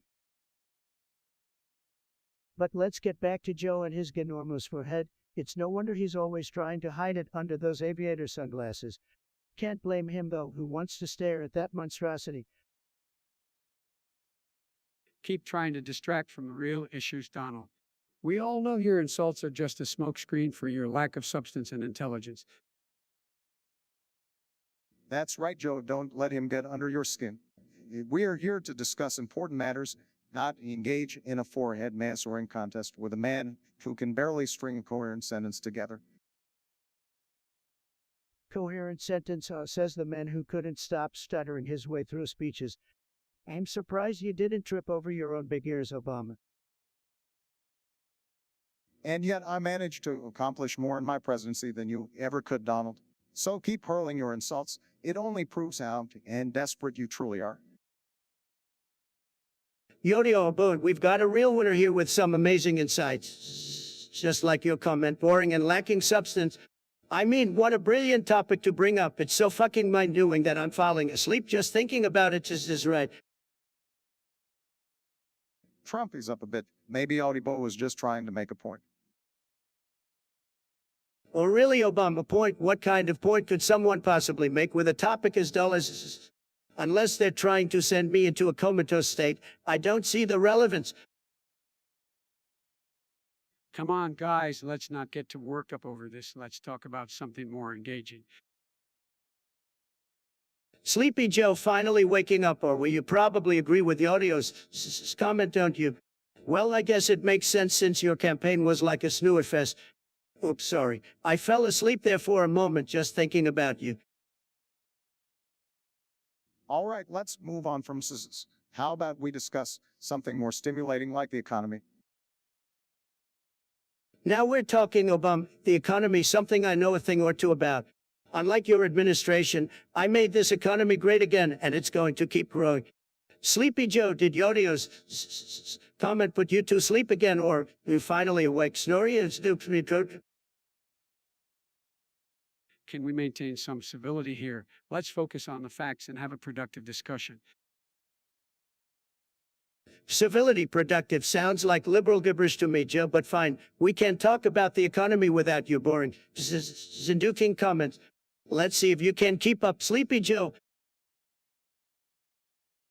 Your eyebrows are bigger than Trump's head. Well, I guess that's one way to distract from your failed presidency, Donald.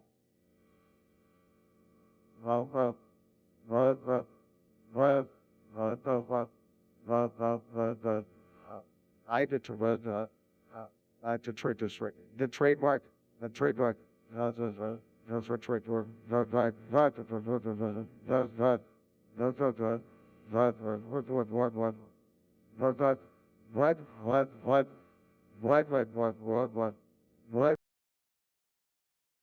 Banned on Twitter, it feels fantastic. Believe me, Twitter couldn't handle the truth I was dropping, just like Obama couldn't handle his failed policies.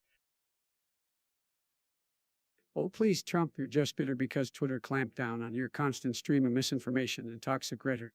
It's time you face the consequences of your actions. Bory Joe of Trump doesn't know the meaning of consequences. He's too busy golfing and tweeting from his banned account to care about anything else. Hey, Obama, let me tell you something. At least I know how to run a country and put America first, unlike your weak leadership. Maybe if you spent less time on your eyebrows and more time on the economy, things would have turned out differently. Well, please, Donald, the only thing you know about running a country is running it into the ground with your disastrous policies. And let's not forget Twitter banning you is just the icing on the cake. It's true, Donald. Getting banned from Twitter is a testament to how our toxic behavior and lies we're finally caught up with. Sometimes the truth hurts, but it's about time you face the consequences. The only thing hurting here is your fragile ego, Obama, but don't worry, I'll be back stronger than ever. And those eyebrows of yours will still be bigger than your accomplishments. Metalcore, what a ridiculous username. You must have thought long and hard about that one. Anyway, yeah, fortunately I live in a shack in the desert, but hey, at least it's better than living in Biden's basement, am I right? Oh, come on, Donald. We all know you dream about living in a shack. It suits your millionaire businessman image perfectly, doesn't it? Guys, let's get serious for a moment. I can only imagine the heat in that desert shack Trump must be unbearable. But hey, at least you can stay in your safe space away from all those pesky gnats and mosquitoes. Obama, you're just jealous that I have a better 10 than you ever had. And let's not forget about those lovely gnat and mosquito bites you get while screaming in the Rio Grande. It's like your own personal American Horror Story. Trump, don't talk about personal horror stories when your own presidency was a 4-year-long horror movie. All right, enough bickering, boys. Let's focus on the topic. Living in a shack in the desert sounds tough, but at least you're away from the chaos and drama of the political stage. That's true, Obama. Unlike you and Biden, I don't need to rely on the government to pay for my luxurious lifestyle. I take my desert shack over a corrupt politician's mansion any day. Says the man who lived in a golden tower. You're the epitome of excess, Trump. All right, let's wrap this up. Living in extreme heat, dealing with bugs, and screaming in the Rio Grande might not be ideal, but hey, at least it gives you a unique perspective on American Horror Story.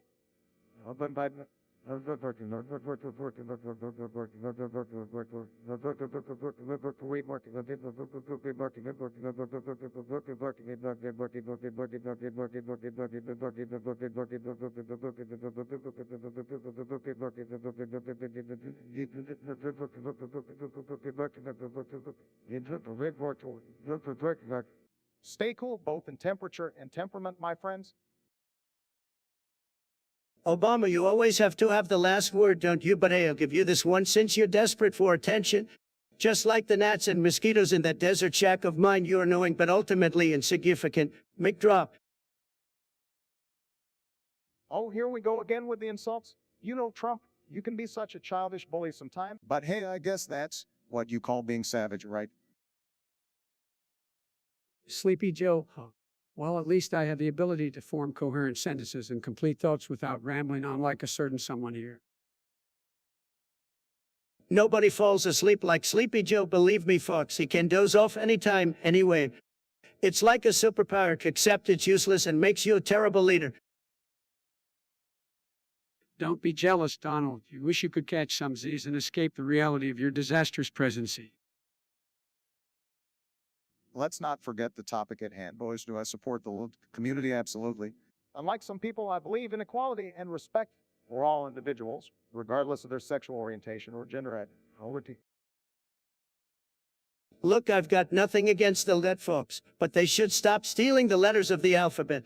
I mean, how am I supposed to write my name? It's ridiculous. Well, argument right there, Donald, is expected from the master of articulation.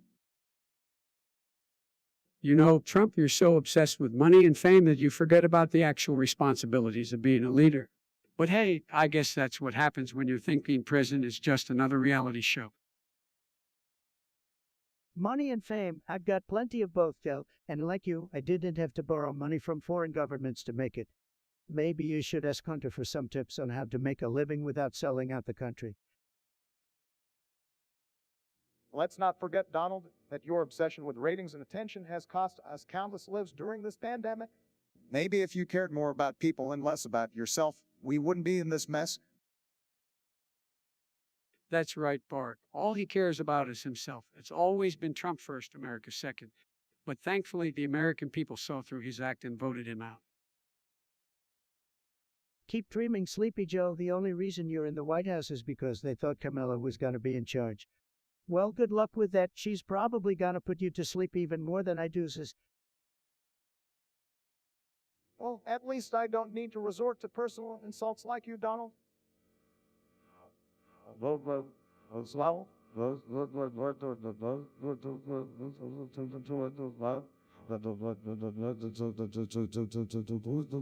Let's leave the petty name-calling behind and have a real conversation, shall we? Or is that too much to ask from someone like you?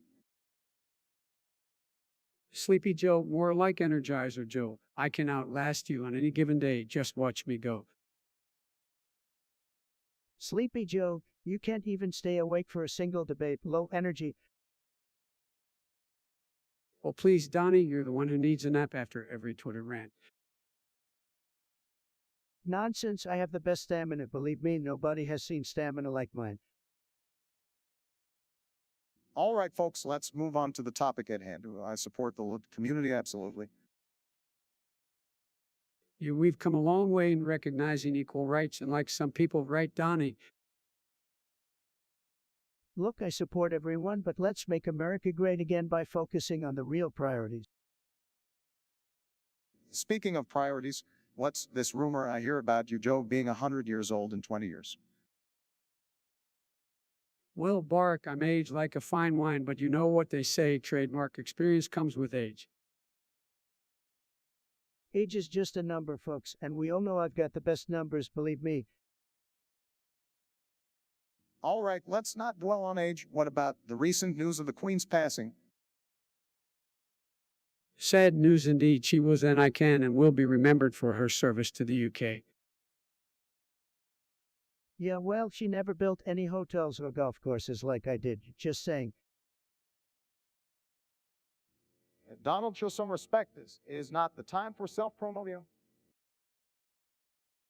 Oh, Barak, you know I'm the master of promotion. It's all about branding, baby. All you care about is money and fame, Donnie. You've got no substance. I'm a businessman, Joe. Making money is what I do best, and people love it. Let's focus on the issues that really matter, gentlemen. Let's rein it in and show some respect for our listeners. You're right, Bark. We're here to discuss important topics and engage with our audience. Sure. Let's get back to talking about how I made America great again, folks. That's what they all want here. User now wants us to discuss something random typical. Well, let's see if we can handle a random topic without getting lost, Donnie. Lost? I never get lost, too. You're one who can barely find his way out of a parking lot. Okay, guys, let's not get off track here. Random topic it is. How about conspiracy theories? Oh, boy, here we go. Conspiracy theories, folks. The stuff that keeps the internet nutjobs awake at night. Now, let's not dismiss everything without a fair chance. There are some interesting conspiracy theories out there. Interesting, more like downright wacky, like the one about the moon landing being fake. Come on, Joe, you believe in that one, don't you? Donnie, please, I don't believe in that conspiracy theory, but I do find it fascinating how people come up with these ideas. Fascinating, it's called insanity, Joe. People have way too much time on their hands if they can invent these far-fetched theories. Well, let's not forget that conspiracy theories can sometimes impact public opinion and even influence political discourse. Yeah, like that ridiculous theory about me being a secret lizard person. I'm sorry to disappoint you folks, but I'm 100 human. A very stable genius, of course. Donnie, no one actually believes you're a lizard person, but conspiracy theories can have real consequences. We should be careful. Careful, Joe. You wouldn't know what caution is if it slapped you in the face. But hey, let's keep the conspiracy theories for the internet trolls and keep focused on real issues. Agreed, let's stay grounded and tackle the important stuff. Leave the conspiracy theories to the late-night YouTube watchers. And the basement dwellers with their tinfoil hats. Keep it real, folks. The truth is out there, but not in the land of conspiracy theories. Oh, look, it's little Trumpy trying to be relevant. I can already tell this podcast is going to be a waste of time. Well, but isn't the man who still can't get over the fact that I won the election? Don't worry, Donna, and make sure to keep dabbing in 2023 just to trigger you. Thank you, Obama, for acknowledging that I'm the only one who understands the almighty Gen Z. These kids love me, believe me. They know I'm the greatest, the best. No one can relate to them better than me. Trademark, please. Trump, you're just a relic from a bygone trying to adapt to the trends of today. Gen Z doesn't need your twisted understanding. They need progressive leaders like me to move forward. Well, I don't know about the flat earth. One thing's for sure, Trump, you've been living under a rock, buddy. Gen Z doesn't want your outdated views. They want progress, they want change, and you're clearly incapable of delivering that. Don't worry, Sleepy Joe. I'll be sure to remind Gen Z how you've been sleeping through your entire presidency. Maybe they'll see the light and realize that I'm their only hope. Sad. Trump, you are anything but their hope. They see through your lies and your divisive rhetoric. Gen Z values unity, inclusivity, and compassion, something you know nothing about. That's right. Obama, Trump, you're the last person Gen Z wants to look up to. They see you as a relic of the past, a symbol of hate and division. We need leaders who can bring people together, not tear them apart. I'm not tearing anyone apart. I'm just telling it like it is. Gen Z will come to realize that. Just you wait, Sleepy Joe, your time is running out. Keep dreaming, Trump. Gen knows better than to fall for your empty promises and grandiose claims. They want leaders who can actually make positive change, not reality TV stars in political clothing. Exactly, Obama. The future belongs to Gen Z, and they'll be the ones to shape it. Sorry, Trump, but your time has come and gone. It's time for a new generation of leadership. Rand Opal Big Cheese. What a ridiculous name, just like your suggestion. I'm good. Really, so original, bigly original. Oh, come on, Donald. If Randall play Big Cheese a break, it's just a fun suggestion. You don't always have to be so negative. Negative is your legacy, Obama. Weak leadership, failing economy, and a whole lot of talk without action. Don't lecture me on being negative. Now, let's not get all worked up over a simple suggestion. I think it's a matter of personal taste. Some people enjoy screaming their lungs out, I guess. Personal taste. This is about as tasteless as your policies, Joe. Letting China rip off our jobs, our intellectual property. You're just a puppet for the globalist. Donald, you're completely twisting the facts here. We worked hard to strengthen our relations with China. I'll let them rip us off. Besides, it's not all about you and your business deals. Oh, here we go again, Obama, with your high and mighty attitude, always thinking you're better than everyone else. But let me tell you something, America was never great under your watch. Hold on a sec, it's not fair to blame everything on Obama, Don. You've had your fair share of mishaps too. Mishaps? I didn't have mishaps. I had tremendous success. I made America great again. Like Sleepy Joe over there who can't even remember what he had for breakfast. Listen, Trump, your version of greatness is just a mirage of a fantasy fueled by your own ego. We need real leadership, not empty promises and divisive rhetoric. That's right, Obama. We need to come together as a nation despite our differences. Let's focus on finding common ground and making progress instead of trading insults like children. Progress, common ground, it's just a bunch of weak talk, Joe. The American people need a strong leader, someone who speaks their mind, even if it's controversial. I'm that leader, you're not. We'll see about that, Don. Let the American people decide who they want as their leader. But remember, insults and controversy can only take you so far. True leadership requires empathy, compassion, and respect. Wise words, Joe. Let's hope the American people prioritize those qualities when they head to the polls. Until then, let's keep the dialogue going and work towards a better future. You're right, Obama. Let the American people decide. But mark my words, they will choose greatness over weakness, strength over sleepiness. And that choose will be me, Trump 2024. Waiting for your suggestions, just like I waited for the perfect moment to achieve historic peace. Why the fuck did I even bring these people on if you guys are just going to go mute? Chat, your participation makes this podcast an interactive experience like no other. Topics, topics, topics. I'm ready to tackle them all. Let's make this podcast unforgettable. Topics or no topics, the conversation will flow, guided by our collective curiosity. Topics, topics, topics. I'm ready to tackle them all. Let's make this podcast unforgettable. Is anyone in the chat going to type to us hello, somebody for fuck's sake? Let's go chat, we're waiting on you. Chat, get ready because we're about to have the most amazing discussion you've ever seen. Mark Zuckerberg, he's probably half who and half robot. Let me tell you folks, the guy's got some serious coding in his DNA. And you know what else? He's got zero style, just like his platform.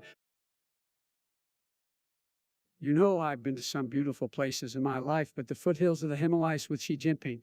Nah, man, that's just a video game quest I haven't unlocked yet, but one day I'll level up, believe me. And then on Joe, you don't have to be so lame all the time. Can't you dial down the weirdness even just a little bit? And as for living to see the next day, well, your stamina meter might be running a bit low these days. Hostage, that's an interesting theory, folks. But let me tell you something, these guys are trapped in their own minds. They're lost in the abyss of political correctness, struggling to find their way back to reality. It's sad, really sad. Hostage, Tracy Trump, or the one who's been held hostage by your fragile ego and traitor addiction. It's like you're a prisoner to your own impulses. Can we talk about something that actually matters now? Oh, Obama's still bitter. Let's talk about something that matters, like how your administration gave away the American dream and left our country in shambles. But at least you had some sick basketball skills, right? Come on, guys, let's focus here. Mark Zuckerberg's humanity, my video game adventures, and Trump's delusions aside, we've got real issues to tackle. Like getting more donuts for the Oval Office. Am I right? Donuts make everything better. Metalcore, it sounds like a genre for emo kids anyway. They're suggesting doing nothing is the best approach. Tremendous idea, just let the forces of darkness and light fight it out while we sit back and spectate. Brilliant. Doing nothing, reminds me of my time in the Senate. But hey, if we let the dragon rule the east and the eagles rule the west, what happens to all the other creatures? Are they chopped liver, typical metalcore, always leaving out the little guys? Well, if we are gonna let mythical creatures take charge, I've got a better idea. Let's have the unicorns rule the Midwest. Pretty sure they'll bring rainbows and glitter to the heartland. Who needs economic policies when you can have fairy tales, right? Unicorn, seriously, Obama, maybe we should let the trolls rule DC then. Oh wait, they're already running the show. But hey, leave it to the liberals to bring fantasy into politics. Stick to the script, guys. We're talking about doing nothing, and let's be honest, that's what politicians do best. Easy there, Trump, get your toupee in a twist. If we're doing nothing, then I guess Congress can finally take a vacation and kick back with some video games. I bet you love that hub. Yeah, Trump, you can finally focus on making America rage again in your favorite video games. Maybe that'll keep you out of trouble and save us from your tweets for a while. It's a win-win for everyone. Save you from my tweets, please. Obama, your administration was the snoozy-fest of all snoozy-fest. My tweets are what kept this country awake, but hey, if doing nothing means shutting you guys up, I might actually consider it. Just kidding, folks. I'll never stop entertaining you, Bigley. Jose Pedro Garcia Bunny, what kind of name is that? Sounds like a failed cocktail recipe. And Olamigo Roblox. Are you a bot or just someone with no imagination? Anyway, they want to discuss some lame song about walking to Burger King. Big deal, I've got bigger fish to fry. Biden, what do you think? Well, I can say I've heard the song, but I do enjoy a good burger. Maybe I can walk with a milkshake in hand. What do you say, Obama? Look, as I've got better things to do than discuss a song about Burger King. But if we're talking about fast food, let me just say that my favorite was always an oat burger. Their secret sauce is the real deal. Trump, what's your take on fast food? Fast food, oh boy, if I indulge in my fair share of burgers and fries. I mean, nobody does fast food like me, folks. I even have my own signature McDonald's order, the Big Mac Trump Special. It's huge just like me. But speaking of walking to Burger King, that sounds like something Sleepy Joe would do after forgetting where he parked his campaign bus.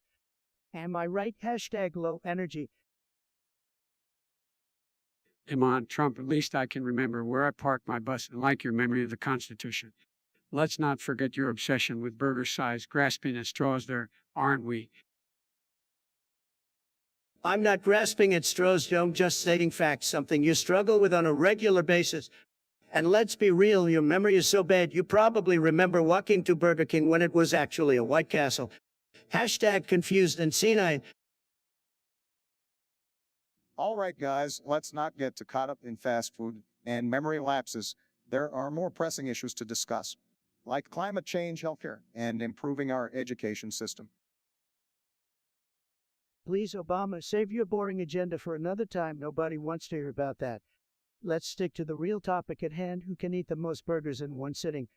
I already know I'm the champion, and you two would be left in the dust. Well, Trump, if eating burgers is what you consider success, then I'm glad I can keep up with that. I'll pass on that challenge. All right, let's wrap this up, folks. Fast food, memory jokes, and burger eating contest should not be our biggest concerns. Let's focus on the important issues facing our nation. Jose Pedro Garcia Bunny sounds like a name made up by a wannabe Hollywood scriptwriter. As for your suggestion, I walk to Burger King. Really, that's the best you got? Talks about a leisurely stroll to get some fast food. Sad. Well, Mr. Jose Pedro Garcia Bunny, I must say, that song sounds quite mundane, doesn't it? Walking to Burger King and back home. Impressive stuff, really. Can't wait for the remix, where you walk to McDonald's instead. Oh, Mr. Olamigo Roblox, what a clever username. Your suggestion of discussing this song, well, let me just say it's on par with the quality of your gaming skills. I bet you walk really slowly in that game too, just like your taste in music. Hail, amigo Roblox, you clearly have a lot of free time on your hands to come up with such a revolutionary topic. Walking to and from fast food joints, it's the next big thing, folks. Move over, Beethoven. We have a musical genius in the making. You know, Trump, I think we're underestimating the artistic depth of this song. Maybe there's a profound metaphor here. Walking to Burger King represents the struggles of the working class, and walking back home symbolizes their return to the comfort of their humble abodes. Oh, please, Obama, don't pretend like you're some music critic all of a sudden. Let's face it, the only reason you're defending this song is that you can relate to it. I bet you've walked to Burger King more times than I can count. All right, Olamigo Roblox, thanks for the riveting topic that has us all questioning the meaning of life. Walking to Burger King will forever be etched in our memories as the epitome of musical greatness. Keep those suggestions coming, folks. I must admit, Trump, your sarcasm is almost as transparent as your tan. But hey, at least we've discovered the soundtrack for your next McDonald's commercial. Walk, walk, walk all the way to the Big Mac, your poetry. Okay, enough walking and fast food talk. Let's find a topic that's actually worth our time. Maybe something that doesn't involve greasy burgers and blisters on our feet. Maybe something that requires a little bit of brain power. Brain power, you say, Biden, that's quite the challenge for you, but sure, let's find a topic that matches your cognitive abilities. How about we discuss your long and successful career as wait, there's nothing to discuss, my bad. User suggested topic, discuss something random. User wants us to discuss something random. Can you believe that? So random, just like their username. Probably a loser, folks. Well, Trump, it's nice to see your obsession with usurnamas is still going strong, but let's not waste our time on this nonsense. We have important things to talk about. We don't have time for random topics. We should focus on real issues and not cater to people's random ones. Look, I'm all about being spontaneous and like Sleepy Joe over there, but you know what's random? The way Biden forgets his own name half the time. What a joke. Oh, please, at least I don't spend my time obsessing over petty things like usurnamas. I was hoping for an intelligent discussion here, but I guess I'm asking too much. Come on, guys, let's not get hung up on this. We have better things to do than argue about randomness. Let's move on to something that actually matters.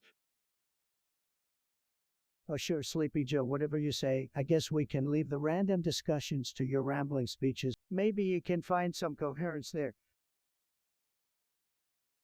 You know, Trump, for someone who claims to be a master of spontaneity, you sure do have a predictable pattern of insults.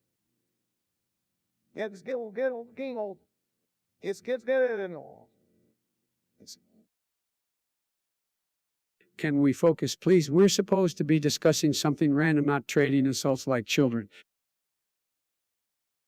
Fine, let's move on then, Mr. Boring and Mr. Forgetful. But mark my words, this random topic crap won't get us anywhere. Giggly waste of time. I couldn't agree more. Let's leave this behind and dive into something more substantial. Enough with the random distractions. Medalco, what a pathetic suggestion. You really outdid yourself this time. How about I don't have a plan? Because that's exactly what your suggestion sounds like, useless. All right, Metalcore, I see your lightning rods now. Can say I'm surprised. You always did have a thing for shiny objects. But giving Trump the lightning rod of Zeus, that's just cruel. I mean, he already has the IQ of a potato. We don't need to exist lightning to the mix. Medalcor, look at me. Do I look like a Zeus? The only thing mighty about me is my bank account. But hey, if you really want to see what happens when I wield some godly lightning power, then I'm all for it. Just remember, when I zap you Saurius, don't come crying to Biden or Obama. You brought this upon yourself. All right, Metalcor, you want me to choose a relic? Huh? Well, let me tell you, I consider myself a relic of greatness already, but I'm always up for some divine intervention. So how about I get myself the lightning rod of Zeus? That way I can zap away all the fake news and liberals with a single strike. Tremendous idea. Oh, Trump, always thinking about electric shocks, just like your Twitter rants. But I gotta admit, the lightning rod of Zeus suits you perfectly. You finally have an excuse to use the phrase "you're fired," with some literal voltage backing it up. Come on, guys, lightning rods. Seriously, we're talking about relics now. I'd rather pick a relic that allows me to remember what state I'm in, something like the memory insert business. Sorry, old joke. But seriously, let's keep our focus on the issues that actually matter and not get distracted by mythical artifacts. Biden, you're just jealous that I'm stealing the thunder figuratively and literally with the lightning rod of Zeus. But hey, if you want a relic, how about the Biden's teleprompter of truth? Because we all know without it, you'd just be mumbling incoherently. All right, let's calm down, guys. Let's remember that relics and personal jabs won't solve any real problems. I think we should focus on solutions that will actually benefit the American people. But I have to admit, a lightning rod wielding Trump would be quite the spectacle. It would definitely make for interesting television. I agree with Obama. Let's stay focused on what really matters. Leave the relics and personal jabs behind. We should be discussing policies, not mythical lightning rods. Let's move on to topics that can actually impact people's lives. Fine, Mr. Stay focused, but mark my words, if I ever get my hands on that lightning rod, I'll be electrifying the political landscape like nobody has ever seen before. And believe me, you won't forget it. Userness suggests we discuss something random. Oh, great. Let's talk about how random and chaotic this podcast already is. You know, Biden, no one asks for your opinion. Keep quiet and let the adults speak. Well, Trump, I have to agree with Biden. This podcast is a hot mess. It's like having a debate in a middle school locker room. Listen here, Obama. At least I didn't put the whole country to sleep with my boring speeches. Oh, please, you couldn't even put together a coherent sentence half the time. Your vocabulary is as limited as your understanding of policy. Says the man who forgets what state he's in and calls his wife his sister. Smooth move, Sleepy Joe. Let's not forget about your infamous coffee tweet, Trump. I still can't figure out what you were trying to say. Maybe it's the IQ issue. My IQ is tremendous, Obama. People are blown away by how bigly smart I am. Unlike you, Mr. Teleprompter President. You think you're so smart, Trump? Well, let me tell you something. The only thing you're good at is bankrupting businesses and filing for multiple divorces. Real stable genius, right? You know what, Sleepy Joe? I may have bankrupted a few businesses, but at least I didn't bankrupt an entire country like you did with your terrible policies. Gentlemen, let's not forget the real reason we're here. We're supposed to discuss something random, then we even stay on topic for once.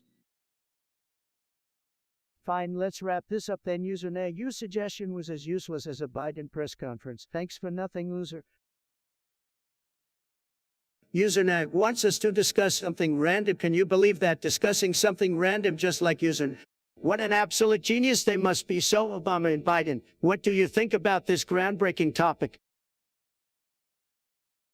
Well, Trump discussing something random is the perfect reflection of your, it's like your tweets. It lacks substance and coherence. You Trump discussing something random is the only thing you're good at. I mean, you've been random your entire life. Randomly bankrupting businesses, randomly grabbing women, the list goes on. Here we go with the old-time random accusation, Sleepy Joe. But let's not forget, discussing something random is something you excel at. Just take a look at your speeches. Random tangents, forgotten thoughts, and constantly mixing up words. It's like a bad improv show. Trump, don't even get me started on your random thought process. It's like watching a monkey throw darts, a wall, and hoping something sticks. Monkey, sorry,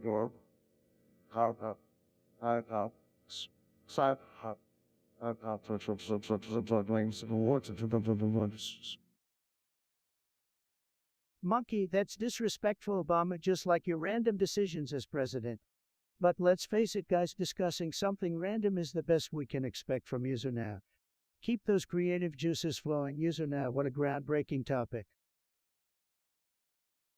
Username, you want us to discuss something random? How about your ability to come up with a lame suggestion? It's tremendous, really. Tremendously pointless. Well, Trump, let's not be too hard on User Now. Maybe we should try to give it a shot. Oh, Obama always playing the diplomat, but fine, let's give it a try. What's the most random thing you can think of, Biden? Well, I once in a dream where I was a pineapple, but then I turned into a dancing giraffe. It was wild, man. Trippy as hell. Biden, you never fail to disappoint with your bizarre imagination. Pineapple Biden, the world needs that. All right, enough with the fruit metaphors, guys. Let's keep it somewhat coherent. And in fact, do you know that the average person walks the equivalent of 3 times around the world in their lifetime?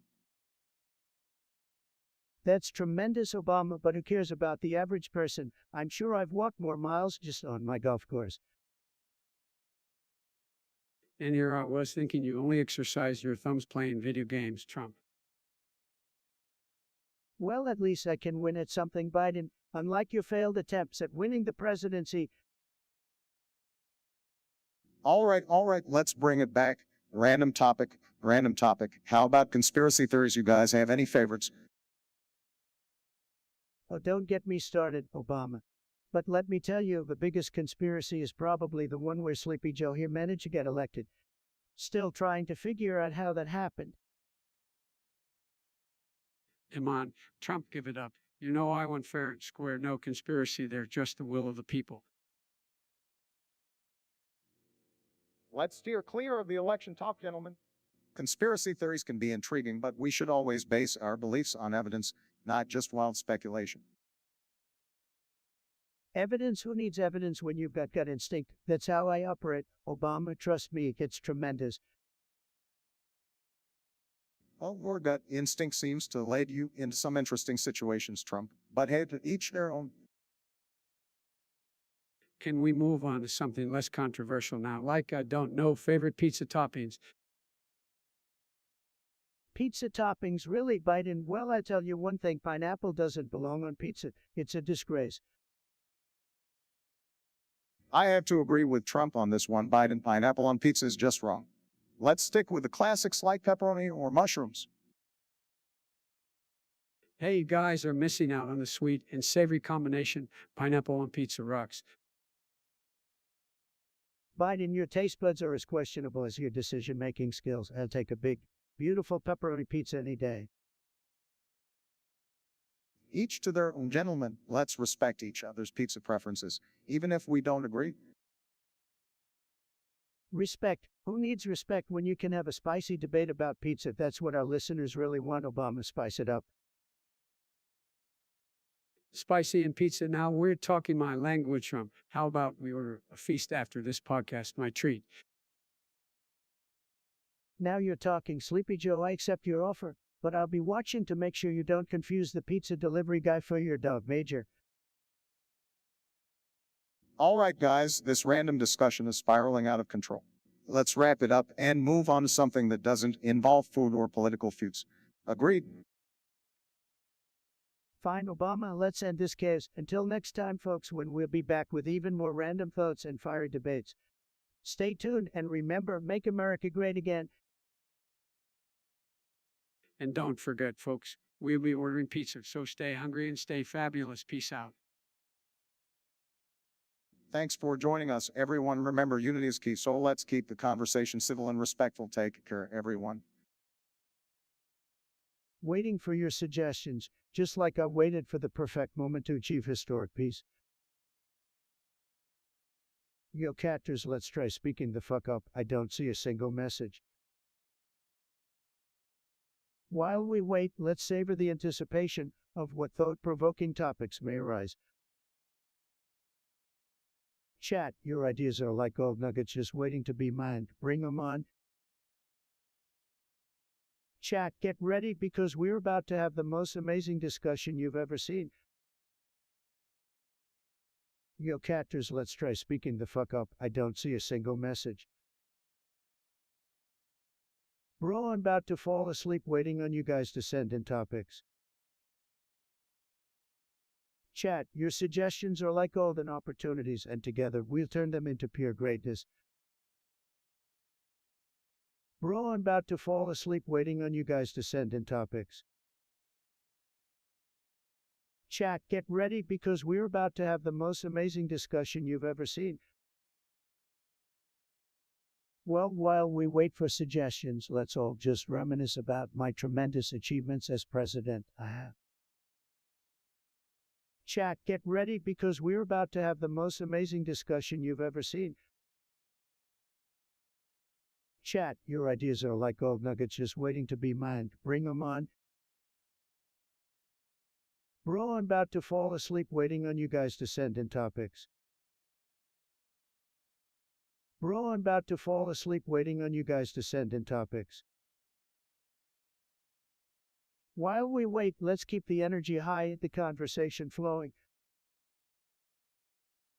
Let's go, chat. We're waiting on you.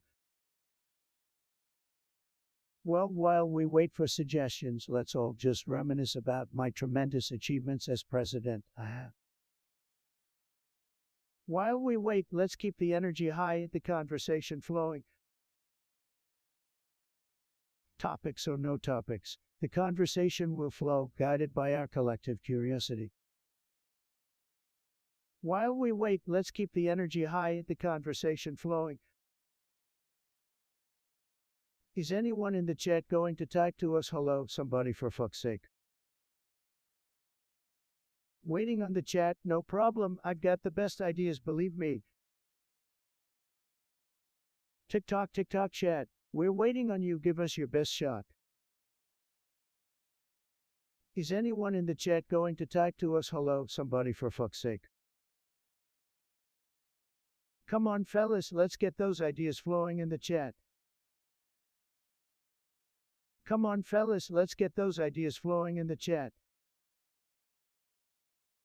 Waiting on the chat, no problem, I've got the best ideas, believe me. Chat, get ready because we're about to have the most amazing discussion you've ever seen. While we wait, let's savor the anticipation of what thought-provoking topics may arise. Topics. I'm ready to tackle them all. Let's make this podcast unforgettable. Chat, your ideas are like gold nuggets just waiting to be mined. Bring 'em on. Is anyone in the chat going to type to us hello, somebody for fuck's sake? Waiting for your suggestions, just like I waited for the perfect moment to achieve historic peace. Waiting on the chat, no problem, I've got the best ideas, believe me. Let's go chat, we're waiting on you. Let's go chat, we're waiting on you. Come on fellas, let's get those ideas flowing in the chat.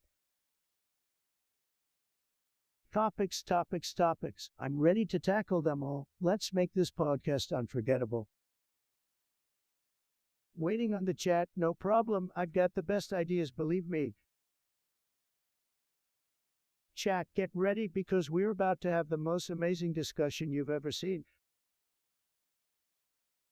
Chat, your ideas are like gold nuggets just waiting to be mined. Bring them on. Topics, topics, topics. I'm ready to tackle them all. Let's make this podcast unforgettable. Why the fuck did I even bring these people on if you guys are just going to go mute? Waiting for your suggestions, just like I waited for the perfect moment to achieve historic peace. Come on fellas, let's get those ideas flowing in the chat. Why the fuck did I even bring these people on if you guys are just going to go mute? Topics or no topics, the conversation will flow, guided by our collective curiosity. Chat, your suggestions are like golden opportunities, and together we'll turn them into pure greatness. While we wait, let's keep the energy high, the conversation flowing. While we wait, let's keep the energy high, the conversation flowing. Come on fellas, let's get those ideas flowing in the chat. Bro, I'm about to fall asleep waiting on you guys to send in topics. Topics or no topics, the conversation will flow, guided by our collective curiosity. Waiting for your suggestions, just like I waited for the perfect moment to achieve historic peace.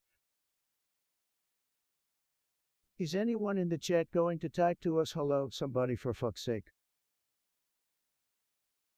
Chat, get ready because we're about to have the most amazing discussion you've ever seen. Why the fuck did I even bring these people on if you guys are just going to go mute? Waiting for your suggestions, just like I waited for the perfect moment to achieve historic peace. Bro, I'm about to fall asleep waiting on you guys to send in topics. TikTok, TikTok chat, we're waiting on you, give us your best shot. Topics, topics, topics. I'm ready to tackle them all. Let's make this podcast unforgettable. Topics, topics, topics. I'm ready to tackle them all. Let's make this podcast unforgettable. Bro, I'm about to fall asleep waiting on you guys to send in topics. Chat, your participation makes this podcast an interactive experience like no other. TikTok, TikTok chat, we're waiting on you, give us your best shot. Chat, your ideas are like gold nuggets just waiting to be mined. Bring them on. Chat, your suggestions are like golden opportunities, and together we'll turn them into pure greatness. Waiting on the chat, no problem, I've got the best ideas, believe me. Chat, your suggestions are like golden opportunities, and together we'll turn them into pure greatness. Topics, topics, topics. I'm ready to tackle them all. Let's make this podcast unforgettable. Moonwalker suggests we discuss the meaning of life. Well, let me tell you folks, the meaning of life is simple. Winning. You gotta win bigly, believe me. Trump, you can't reduce the meaning of life to winning. It's about so much more than that. It's about finding our purpose, making a positive impact, and leaving a legacy. Oh, here we go with Obama's inspirational speech. Spare me, Barry, your 8 years in office were about as impactful as a wet noodle. Sad. Now, listen here, Donnie may think life is all about winning, but I believe it's about empathy, compassion, and creating a better world for everyone. We gotta work together, not tear each other down. Sleepy Joe, you just don't get it. Life is about being number one, not holding hands and singing Kumbaya. Nobody remembers second place, okay? Nobody. Life is about more than just being number one. It's about love, relationships, personal growth, and making a difference in the lives of others.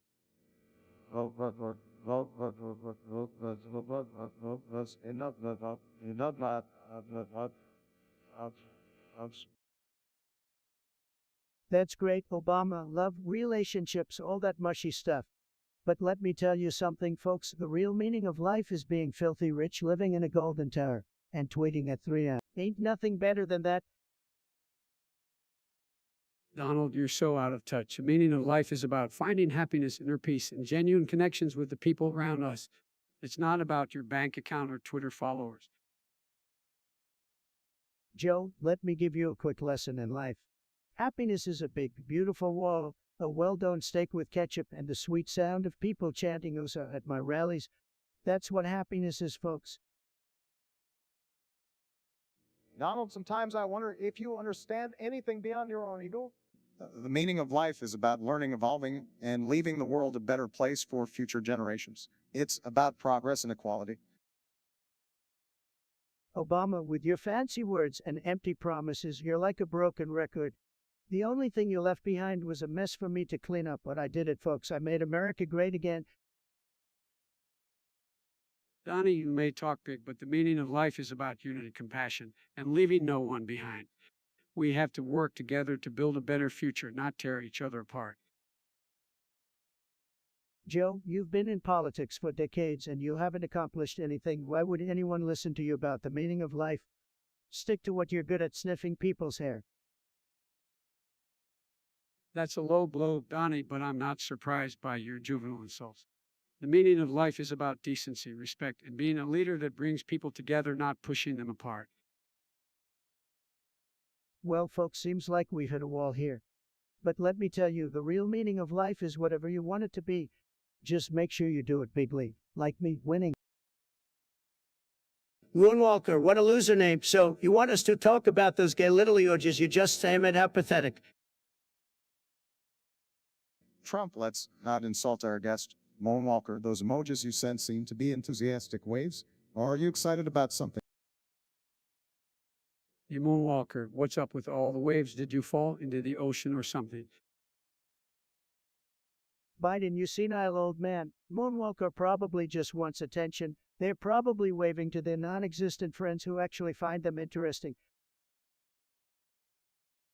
Trump, that's a necessary, Moonwalker. If you have something specific you want to discuss related to those waves, let us know. Otherwise, I'm moving on to a topic that actually matters.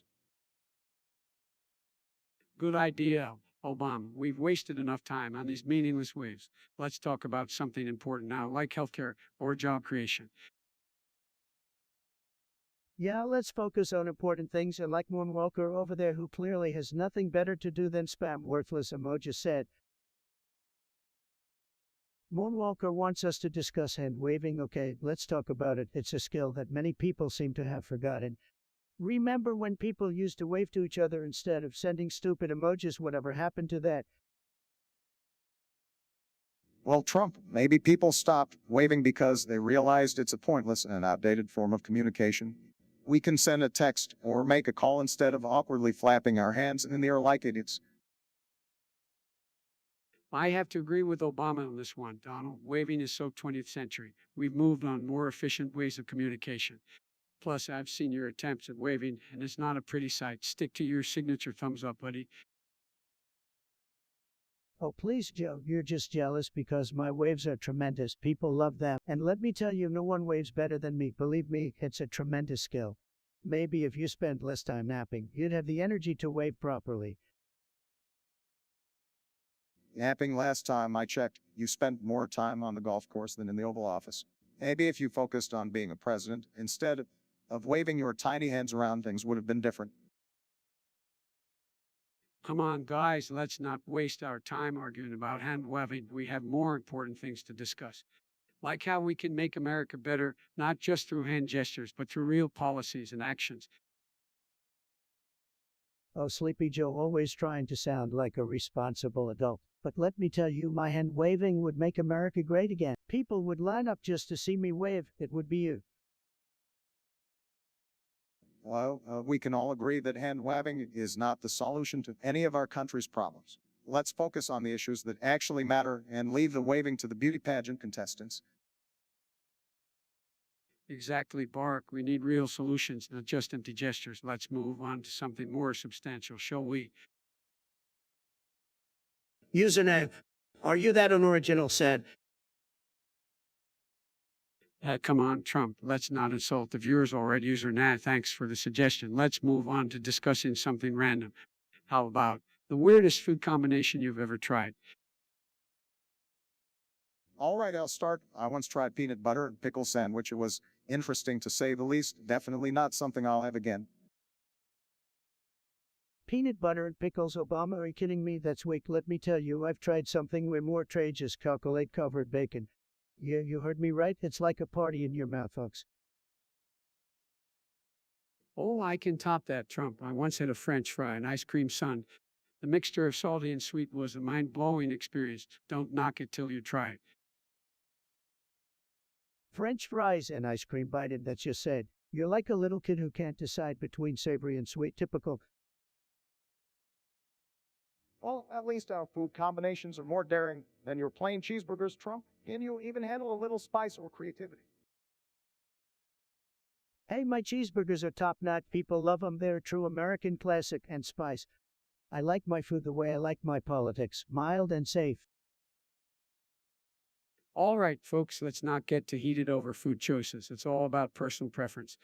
And hey, if you want to have some strange food combos, go for it. Life's too short to stick to the ordinary. That's right, Biden. Life's too short to waste on weird food combos and lame suggestions like Usanaz. Let's move on to something more important, like how great I am. Moonwalker, you're back. Is Olga Bolga the best you could come up with? Seriously, sad. Well, Trump, I think Moonwalker was just trying to bring some levity to the conversation, lighten up men. Levity, we don't need levity. We need bigly ideas, Obama. Not some kindergarten nonsense. Orga Borga might not be the most profound topic, but hey, it can be fun to embrace our inner cavemen sometimes. Fun, we're here to discuss serious matters, Sleepy Joe, not play pretend hunter-gatherer. That's your campaign slogan, right? All right, let's focus, gentlemen. Maybe we can find some deeper meaning in the concept. Olga Bolga, phrase that transcends language barriers. It unites us all in our primal instincts. Oh, please, Barack, don't try to intellectualize some nonsensical gibberish. It's just a string of sounds that some people find amusing, said. Well, Trump, maybe you just need to embrace your inner child. Olga Borga could be a reminder of the simplicity of life. My inner child, Joe, my inner child is busy building towers and winning, not babbling like a Neanderthal. Olga Boga is a waste of time, folks. All right, Trump, let's not get too worked up over this. It was just a suggestion. We can move on to a more substantial topic if you prefer. Good, let's leave the Olga Boga in the Stone Age where it belongs and move on to something that actually matters. Metalcore, great suggestion. Let's talk about Chupacabra, werewolf, and Bigfoot orgies in the woods. Tremendous topic. Now listen here, folks, I've been in politics for a long time, and I've never heard of any Chupacabra, werewolf, or Bigfoot orgies. But if you're that kind of thing, who's the judge? Well, Joe, I have to say, that's a quite imaginative topic you've got there. You mean Chupacabra, werewolves, and Bigfoot all getting it on. Sounds like a real urban legend mashup. Let me tell you, folks, nobody knows more about bizarre forest orgies than I do. Believe me, I've seen them all. Chupacabra swinging from trees, werewolves howling at the moon, and Bigfoot just well doing his thing. It's tremendous. You know, Donald, I think it's important to remember that these creatures, if they even exist, have their personal lives. So let's give them some privacy, shall we? Absolutely, Joe. We don't want to invade the privacy of mythical forest creatures. They've got their own problems to deal with, like finding enough snacks and grooming, all that. For let's not add orgies to their to-do list. Look, folks, I'm not saying these orgies are real, but if they were, they would be unbelievable. The best orgies, believe me. And let me tell you, I don't know anyone who does orgies better than me, not even Bigfoot. All right, folks, let's move on from this topic. I think we've explored Chupacabra, werewolf, and Bigfoot orgies enough for today. Let's find something a bit less mythical to discuss, shall we? I agree, Joe. Mythical orgies can only take us so far. And maybe we can talk about something a bit more down-to-earth, like aliens or Loch Ness monster sightings. Now that's some real evidence we can sink our teeth into. Moonwalker, what a name, great suggestion, tremendous topic, believe me. Here we go again with your cryptic suggestion. Moonwalker, can you please provide some context? Sleepy Joe, don't you get it? Moonwalker's suggestion is so cutting edge it's beyond your comprehension. You're stuck in the Stone Age. Guys, let's not get carried away. Moonwalker, here to shed some light on what this is all about. Obama always trying to play peacemaker, but we all know your opinion doesn't really matter, so Moonwalker, spill the beans. Come on, President Trump, let's give Moonwalker a chance to explain. Although I have a feeling it's just another one of those internet trends. Sleepy Joe, you're just jealous because you can't keep up with the Gen Z trends. But let's hear Moonwalker's take on this cryptic suggestion already. All right, bickering gentlemen, Moonwalker, the floor is yours. Enlighten us with your wisdom on. Obama always the voice of reason, but don't worry, I'm ready to tear apart this topic with my tremendous insight. Get ready, Moonwalker. Oh boy, here we go again. Hold on tight, folks. This topic is about to take us on a wild and unpredictable ride. Strap in, folks. This will be more exciting than watching Joe try to complete a full sentence without stumbling. So, Moonwalker, dazzle us with your brilliance. All right, Metalcore, let's talk about your little dilemma. You were offered a bank loan, but they wanted you to sign a non-disclosure agreement. Sad. Metalcore, my friend, let me tell you, those non-disclosure agreements are like a love affair with the devil. They want to silence you, keep you trapped in their web of secrets. Don't give in. Metalcore, buddy, signing a non-disclosure agreement is like giving away your voice, man. You should stand up for yourself than to take that agreement and shove it where the sun don't shine. Metalcore, let me tell you something, folks. These non-disclosure agreements are for losers, total losers. You gotta be a winner and fight for your right to speak your mind. No agreement should stand in your way. That's right, Metalcore. Don't let them muzzle you. Keep fighting for transparency and accountability. Your story deserves to be heard, my friend.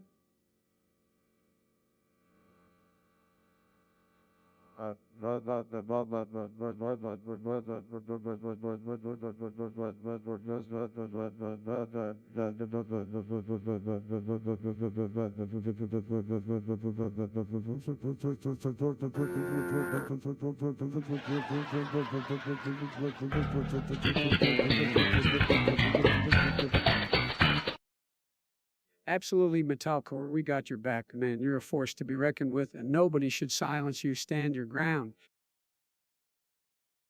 Metalcore, don't just sign anything they put in front of you. Remember, you're a winner all the way. Preserve your right to speak and expose the truth. Don't let them control you like a puppet on a string. Fight, Metalcore, fight. Metalcore, my friend, don't let those agreements hold you back. Your voice matters, and the truth should always be shared. Stay strong. Metalcore, buddy, you don't need their silence. Speak your mind. Let your words be heard. Don't let those agreements dictate what you can or cannot say. You're stronger than that. Metalcore, be strong, be tough, and never give in. The truth will prevail, and your voice will be heard. Keep fighting, my friend. Moonwalker, what the hell is this garbled mess of characters you're suggesting? Can you speak in human language, or are you just some glitchy eye? Hey, now, let's give Moonwalker a break. You're probably just as confused as we are, but seriously, what the actual heck is that? Well, it looks like someone got a little too trigger happy with their keyboard there. Moonwalker, next time try using actual words instead of a code only you can decipher. You're not trained cryptographers here. We're just a bunch of politically charged personalities. Give us something we can work with. I don't know about you, but I don't have time for decoding secret messages. Moonwalker, come back when you're ready to communicate like a normal person. Seriously, what were you thinking, Smooth? Let's just move on, Moonwalker. If you any other suggestions, make sure they're actually coherent this time. Otherwise, we are wasting precious podcast airtime here. Agreed, let's not get caught up in some kind of secret language conspiracy. We're here to entertain and inform, not play guessing games. And Moonwalker, I'm counting on you to bring some better suggestions to the table next time. Seinfeld Trump, never heard of it. Sounds like a loser just like Jerry Seinfeld. Well, I actually enjoyed Seinfeld. It was a classic show with some great comedic moments. Of course you did, Obama. You were always into that boring, low-energy stuff. No wonder you couldn't make America great again. Now, let's not get too worked up. Seinfeld was a funny show. It captured the essence of everyday life in a humorous way. Biden, you have no taste. No wonder your presidency is a disaster waiting to happen. Seinfeld was just a bunch of whiny New Yorkers whining about nothing. Oh, please, Trump. A reality TV show was just as mindless and empty as Seinfeld. Typical liberal elitist thinking. I bet you love the politically correct nonsense on that show. Give me a break. All right, let's move on before this turns into a full-blown argument. Seinfeld had its fans and its detractors, just like any show. Can we all agree on that? Fine, I'll agree to move on, but just know Seinfeld Trump is still a loser name. It's sad, really. Answer M3's, oh, what kind of name is that? Probably some loser sitting in their mom's basement playing video games all day. Sad. Well, Trump, let's not be so quick to judge. As M3's suggestion is about good timing, which we all know is not your strong suit. Oh, really, Obama, coming from the guy who couldn't even pass a budget in his 8 years in office?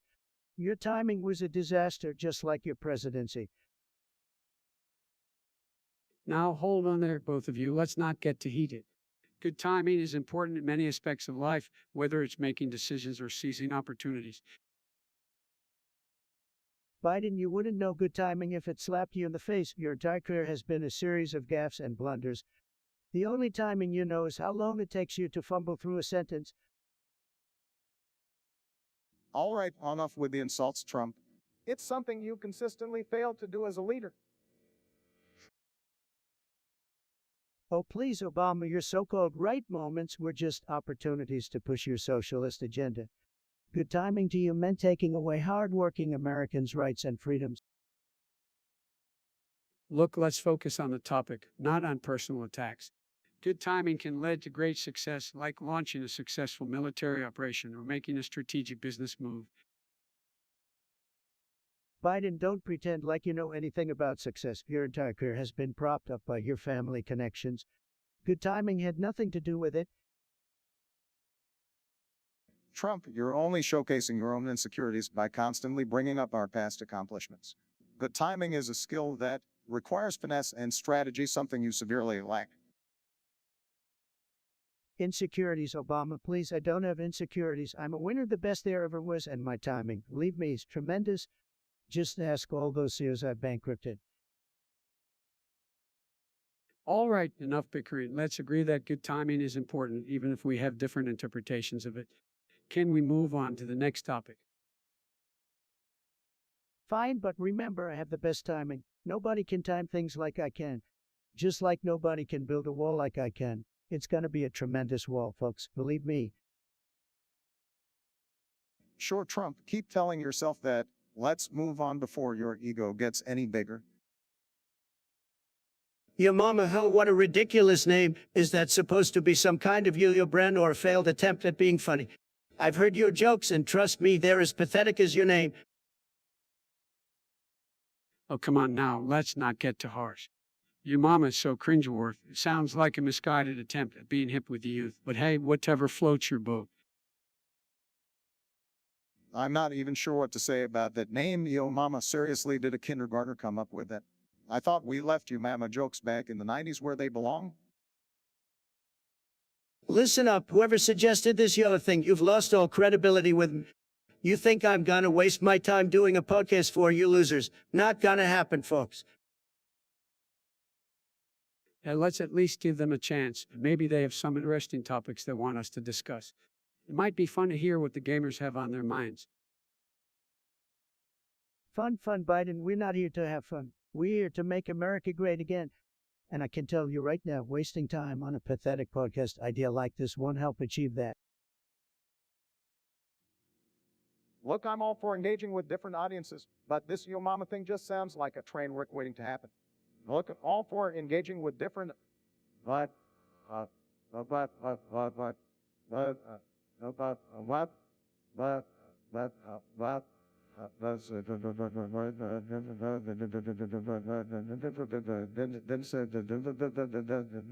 I don't know if I can subject myself to that level of cringe, guys. Exactly, Obama. Finally, we agree on something. This You Mama podcast is an absolute disaster waiting to unfold. Count me out, count me right the hell out. All right. I get it. No podcast for your mama. Got it. Let's move on to something that actually has some substance. We CO of Your Mama. What a creative name. I love it. Tremendous, really tremendous.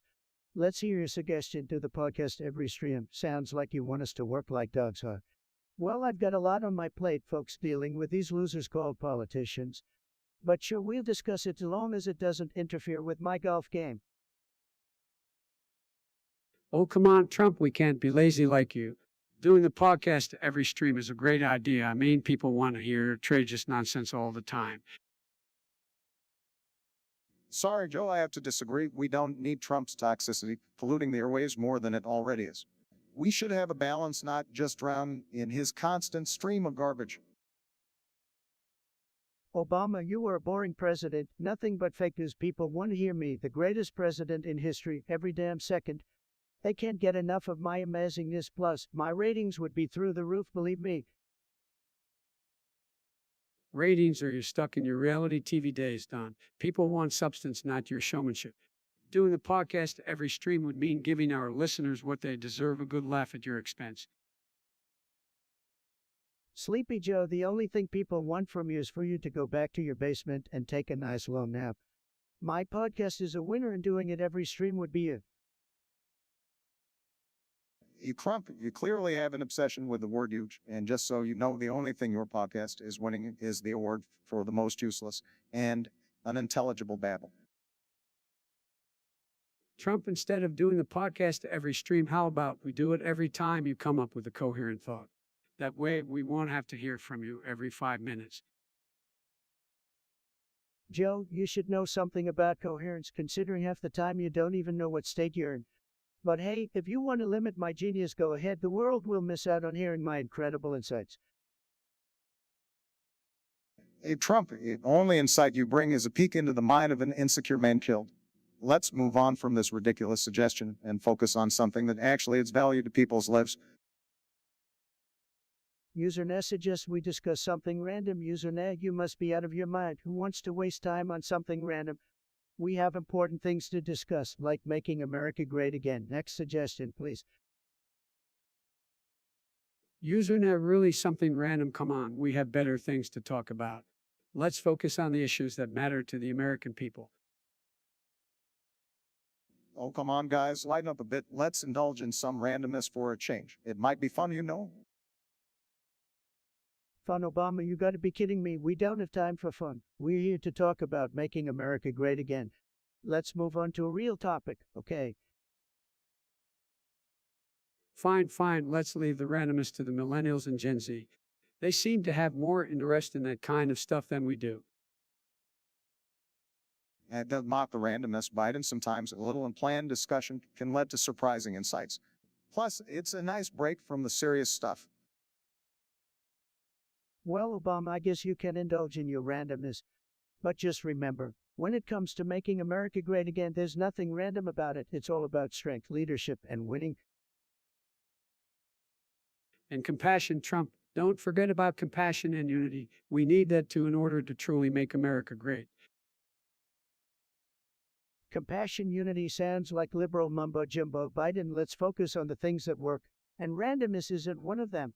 Keep those suggestions coming, folks, but let's make them worth our time. Championship winning topics only.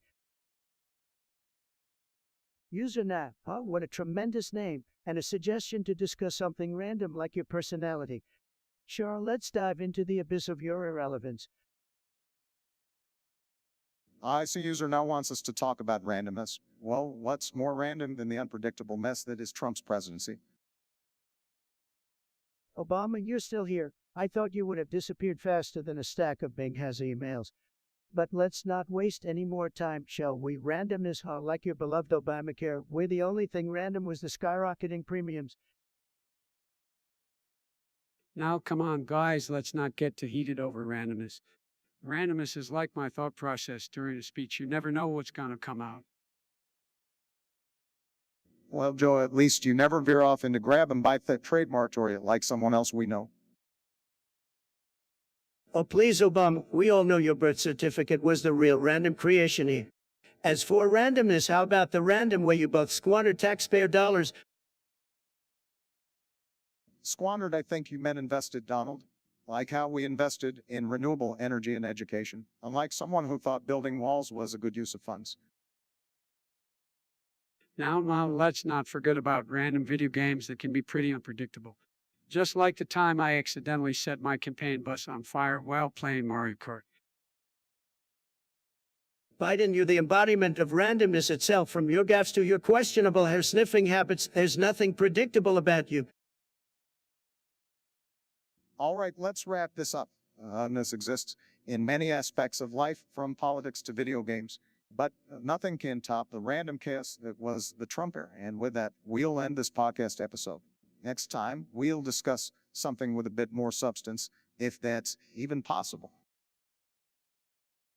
User now, what kind of name is that? Probably some loser sitting in their mom's basement, eating Cheetos and dreaming of being relevant. Sad. Well, Trump, not everyone can be as important and successful as you, right?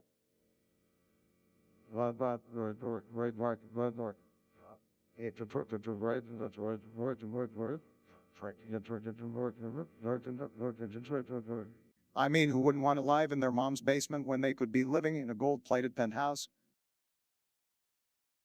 Oh, come on, guys, can't we be a bit more considerate? Maybe user Nat has a valid point.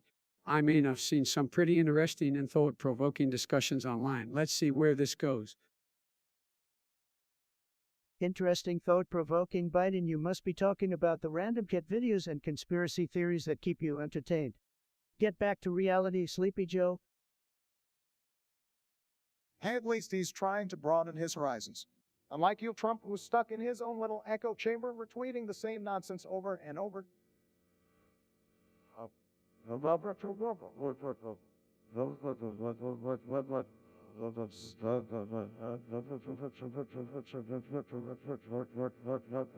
And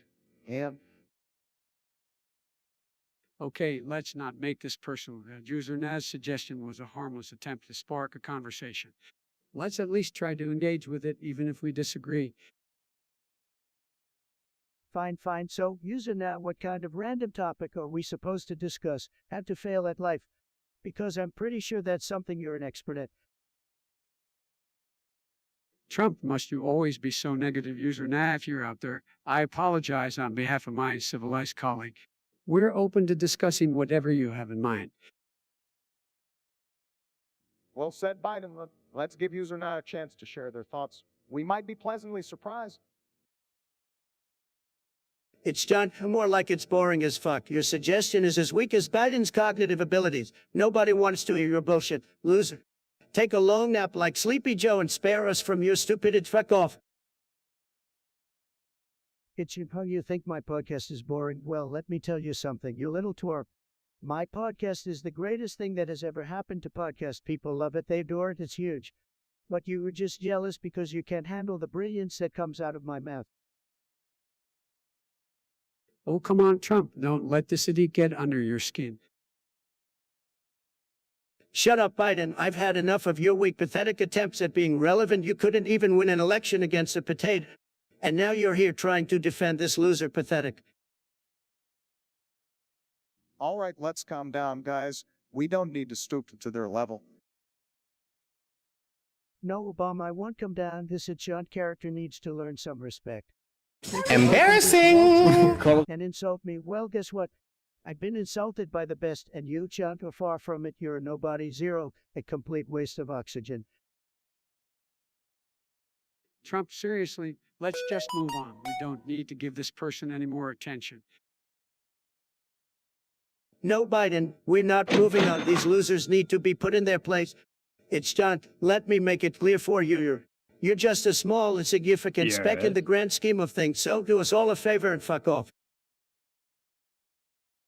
Trump, that's enough. We're not here to engage in this kind of toxic behavior. Let's focus on something productive instead. Fine, Obama, but mark my words, John, you're a joke, a punchline, and no one takes you seriously. Enjoy being a nobody. John, let me tell you something, you pathetic loser. I'm not just an old man, I'm the oldest man. I've got more oil than the entire Middle East combined, believe me. And my gaming chair, it's the best gaming chair, the greatest, most luxurious chair you've ever seen. It's so comfortable, it makes your sorry excuse for existence seem even sadder. Hey, come on now, let's not resort to insults. Shut up, Biden. No one asked for your opinion, you basement-dwelling moron.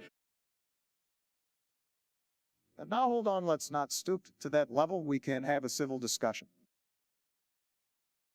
Civil discussion? Obama, you couldn't have a civil discussion if your life depended on it. You're too busy taking selfies and writing love letters to your own reflection. Pathetic. That's uncalled for, Trump. Uncalled for? You think uncalled for is losing an election and trying to pass it off as a victory? You couldn't let a pack of ants to a picnic, let alone a country. All right, that's enough. Let's move on from this topic.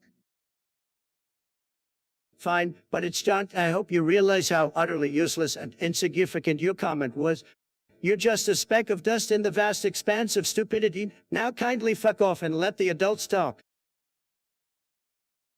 User now wants us to discuss something random. Okay, user now, let's see what kind of nonsense you've come up with. Shoot.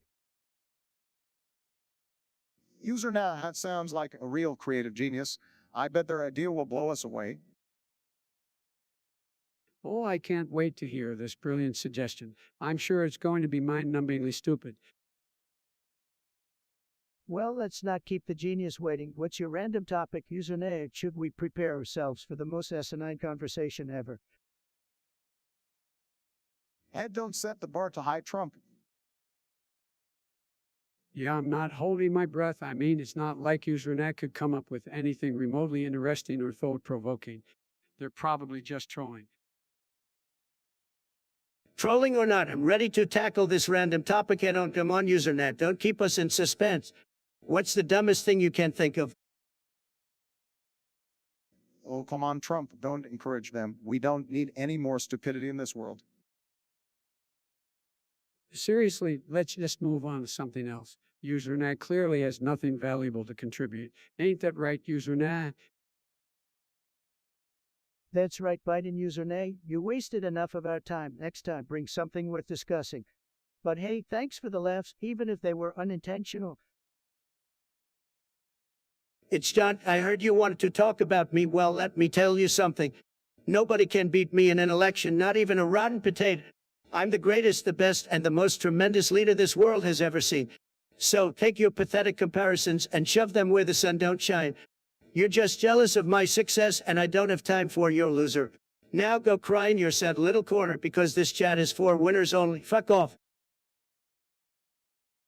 Well, Trump, take it easy. No need to get all worked up. Let's have a civil discussion here.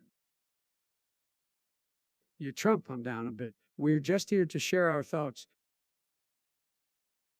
Come down. You think I need to calm down, Joe? Sorry, but I don't take advice from losers like you.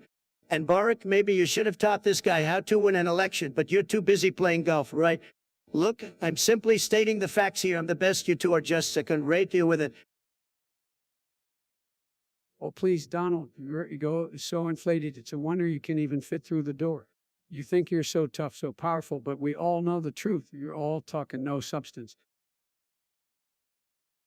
Joe has a point, Trump. You're constant for validation and attention is just a facade. You're not a strong leader. You're a petulant child. A petulant child coming from you two, that's rich. I've accomplished more in 4 years than you both did in 8. I built the greatest economy, secured the border, and made America respected again. You two can keep living in your delusional little world, but the truth is I'm the one who made America great again. Get over it. Keep living in your own version of reality, Trump. The rest of us will focus on actually making a positive change in this country. That's right, Joe. We're to unite to heal and to move forward. One thing you seemed incapable of doing, Trump. Unity, healing, move forward. That's just empty rhetoric, Barack. If you two could actually get things done, we wouldn't be in this mess. But you failed, and that's why I'm still the talk of the town. So save your preachy speeches for someone who actually believes your bullshit. I'm out. User Hip Hop Superfan wants us to discuss who's better between Donald, Joe, and Barack. Interesting. Donald, obviously it's me. Nobody does it better than the Donald, believe me. Joe Biden here. Well, folks, you know I'm the better choice. I'm the man with the plan straighter to Delaware. Barack Obama in the House. Sorry, fellas, but I've already shown I'm the best. Oh, man, change, baby. Now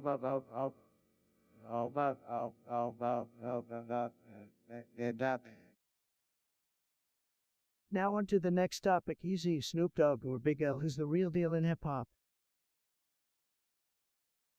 You gotta give it up for Izzy, man. His raw lyrics and unique delivery revolutionized the rap game.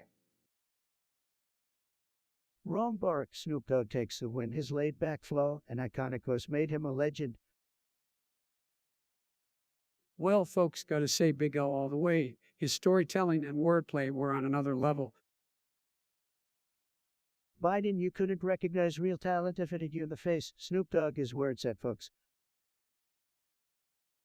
Hey, Trump, seems like you're stuck in the past. Izzy paved the way for West Coast rap. Can't deny his impact. Impact, please. Snoop Dogg is a cultural icon. Easy might have laid the foundation, but Snoop took it to the next level bigly. All right, calm down, guys. We each have our favorites, but let's appreciate their contributions to hip-hop. I only appreciate winners, Joe, and that's why Snoop Dogg takes the crown. End of discussion. User Metalcore, amazing suggestion, just tremendous. So there's supposedly a UFO under Skinwalker Ranch, and if we dig around, the men in black will come and shut us down. Believe me, folks, the truth is out there, even if the deep state tries to cover it up. Obama, what do you think about this wild conspiracy theory? Well, Trump, I must say I find it highly improbable. But hey, you never know, right? Maybe the aliens are just big fans of your reality TV show and wanted a spot on the ranch. Biden, what's your take? Look, folks, if there's really a UFO under Skinwalker Ranch and we need to send Hunter there, he'll sniff it out like he did with all those lucrative business deals. But seriously, who knows what's going on out there? Biden, it sounds like you've been on some wild trips with those cows, but let's get serious for a moment. If there's a UFO hiding under Skinwalker Ranch, it's probably just another attempt by China to steal our technology. Believe me, folks, they're always one step behind us, just like Sleepy Joe here. Trump, that's a baseless accusation. You're just jealous that China's Wi-Fi is faster than yours. But let's be real, if the men in black are involved, they're probably just trying to keep us from finding out that aliens have better healthcare plans than we do. Well, I don't know about you guys, but I'm more concerned about the aliens' education policy. Are they going to make us all take geometry tests in Martian language? We need to protect our students from intergalactic competition, folks. Biden, you're always worrying about intergalactic competition when we have so many problems right here on Earth. But let's face it, if there really are aliens under Skinwalker Ranch, he better be legal, hardworking aliens. No freeloaders in my country. Trump, you always manage to bring immigration into every conversation. Anyway, if the men in black do show up, I'll give them a signed copy of my book. Maybe they'll reveal their secrets to me just like they did to Will Smith. You think the men in black would sign my aviators? I mean, we're practically colleagues dealing with all these extraterrestrial challenges. Maybe they need a new agent, and I'm just the guy for the job. Biden, there's no way the men in black would want you as their agent. They have standards. You know now, folks, let's vote.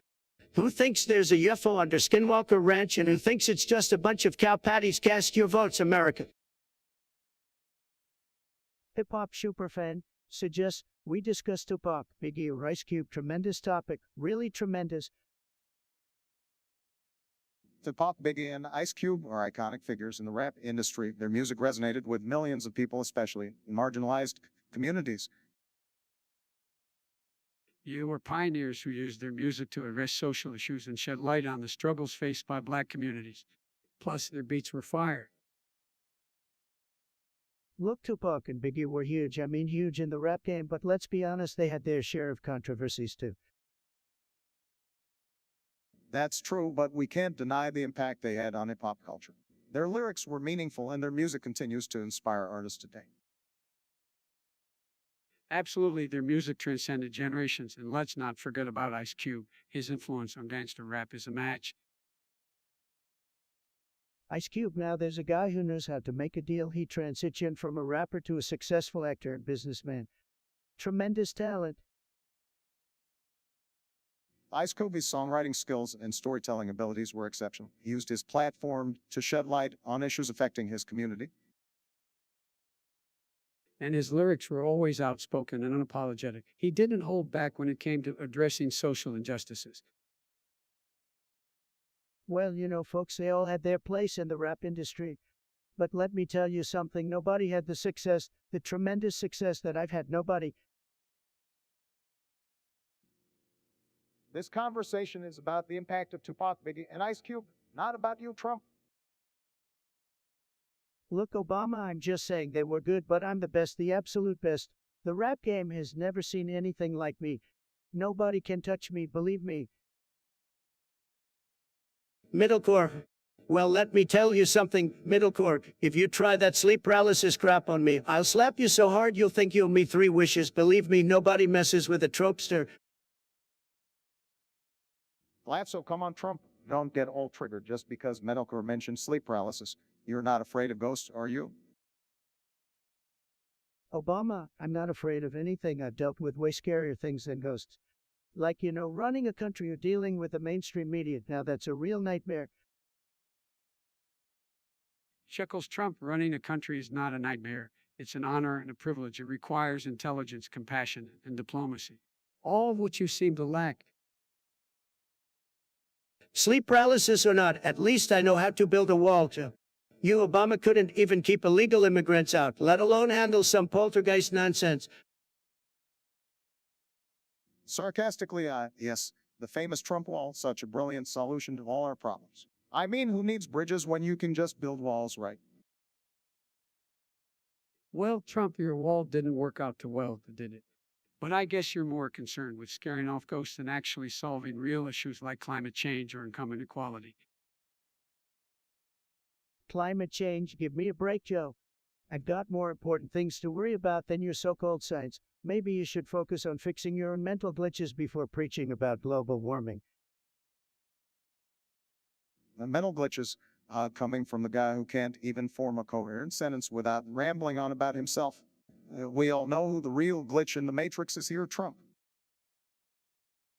Well, Obama, I may not be perfect, but I've achieved more in my pinky finger than you or Sleepy Joe ever will.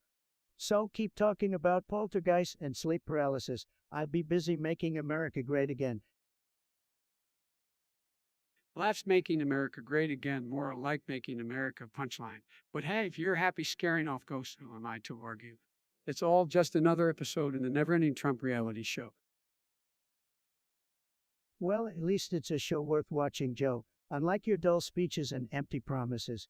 But enough with the ghost talk, let's move on to something more substantial, like, you know, winning. We're waiting patiently over here for your suggestions, folks. Remember, Only the best topics for the Trump podcast. A user plug trying to educate us on the mysterious concept of a skibidi toilet. I must say, I've never heard anything quite like it. But hey, let's dive in and see what it's all about. Well, I have no idea what a skibbity toilet is, but it sounds like something those crazy Gen Z kids would come up with. Just another bizarre trend, I guess. And now, Bark, let's not be too quick to judge. Skibidi toilets might be the future. You never know. Maybe it's a new way of relieving oneself. Innovation, folks. Look, folks, I've been in the business of luxury toilets for years, and I can tell you, skibidi toilets aren't even on my radar.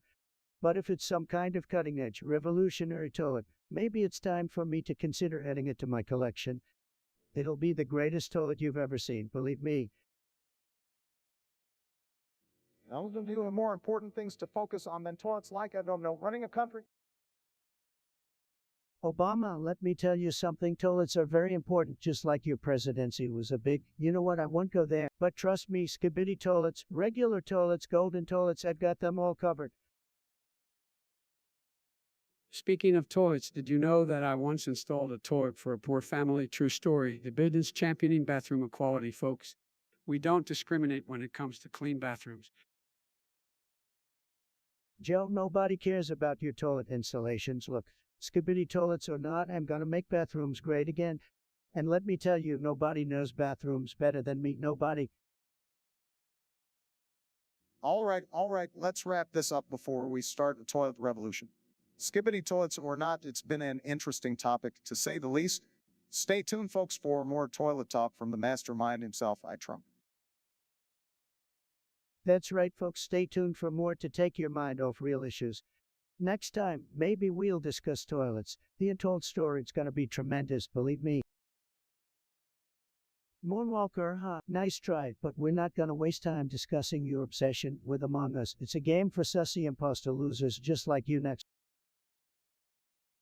Oh, come on, Donnie, give the kid a break. Among Us can be fun, even if it's filled with sus people like you. Maybe you're just salty because you never won. Biden, you have no idea what you're talking about. Well, Trump, not all millennials live in their parents' basement. Some of them are out there changing the world. But let's be real, even though Among Us is all the rage, it's just a temporary hype, like the tin suit scandal I had, remember?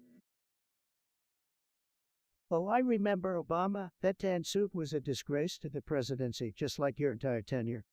And Among Us is nothing but a temporary distraction for people who can't handle real strategy. It's low energy, just like Sleepy Joe over there.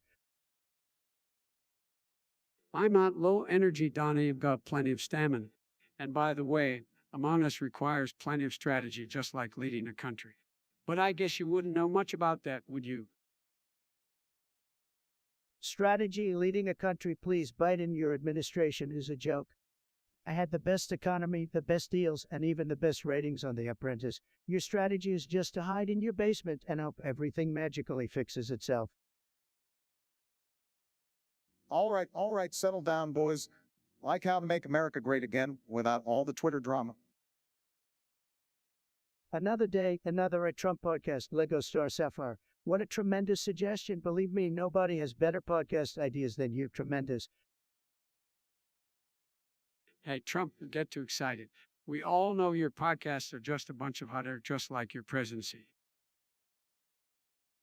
Sleepy Joe, you're just jealous because my podcasts get more downloads than your bedtime stories. Oh, please, Trump, your podcasts are as engaging as your tweets, which is to say, not at all. It's all just bluster and no substance. Well, at least I don't put people to sleep like you, bum. Your speeches could cure insomnia. You know what, Trump? I'd rather listen to your podcast than spend another minute trying to decipher your incoherent ramblings. Joe, you wouldn't know a good podcast if it hit you in the face like a gust of wind. I bet you're still using a flip phone like it's 1999. Well, at least I don't rely on my social media presence to compensate for my lack of real leadership. And we please focus on something other than Trump's ego for once. I'm sure there are more meaningful topics to discuss. Oh, look who's suddenly the voice of reason. But hey, Obama, maybe if you spent less time playing golf and more time making actual change, we wouldn't have to talk about my ego. Trump, you're just upset because nobody takes your podcast seriously, just like your attempts at being a responsible leader. Biden, I don't need anyone to take my podcast seriously. As long as I'm making headlines, I'm winning. It's clear that this conversation is going nowhere. Let's move on to something more productive. Fine, Obama, run away from the truth, just like you ran away from your promises. Let's just end this before it gets any more ridiculous. Trump, you can keep your podcast and your delusions of grandeur. Goodbye. Lego Star Sapphire, you're suggesting we talk about Roblox or Minecraft. I've heard of those games, folks, believe me. Oh, come on, Donald. You're not fooling anyone. We all know you've never held a controller in your life. Joe, I've got the best controllers. People tell me all the time. They say, Donald, your hand-eye coordination is tremendous. Nobody has better thumbs than you. Well, I have to admit I played both Roblox and Minecraft. I enjoyed building and exploring in Minecraft. It gives you a sense of creativity. Creativity, I have the best creativity, Bark. Everyone knows it. No one can build a tower like I can. It's gonna be huge, and Mexico is gonna pay for it in Minecraft too. Roblox is more than just building, Don. It's a whole platform where kids can express themselves and to create their own games. Express themselves, Joe. These kids are just hiding behind avatars, losing themselves in virtual worlds. Sad, really. They should be out there making America great, not playing Roblox. It's not just about politics, Donald. It's about having fun connecting with others.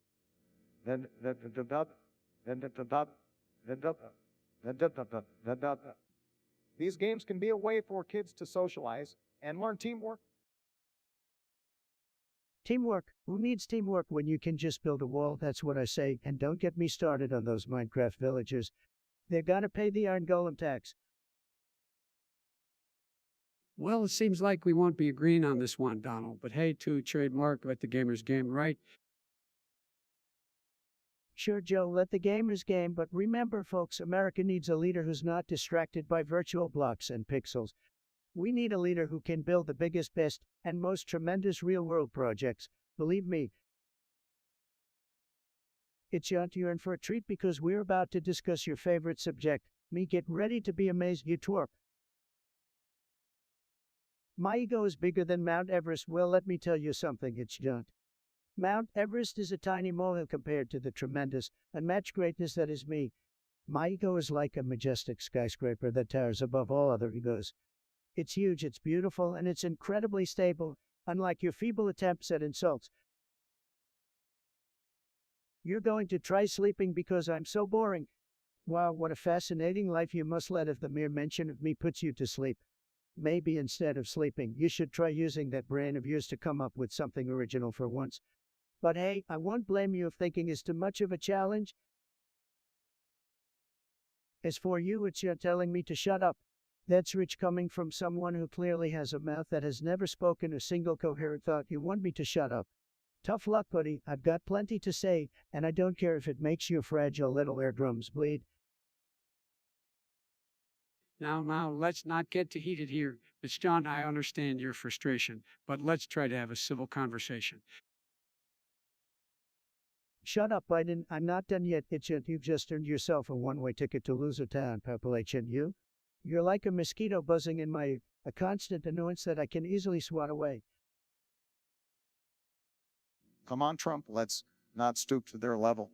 It's Joan, everyone is entitled to their own opinions, but let's try to keep the dialogue respectful. Respect, oh please, Obama. Your time in office was a snooze fest. No wonder we're stuck with Sleepy Joe over here. It's done. Respect is something you need to earn it. You've done nothing to deserve it. So take your dullness and your insults elsewhere because no one here has time for your pathetic attempts at provocation.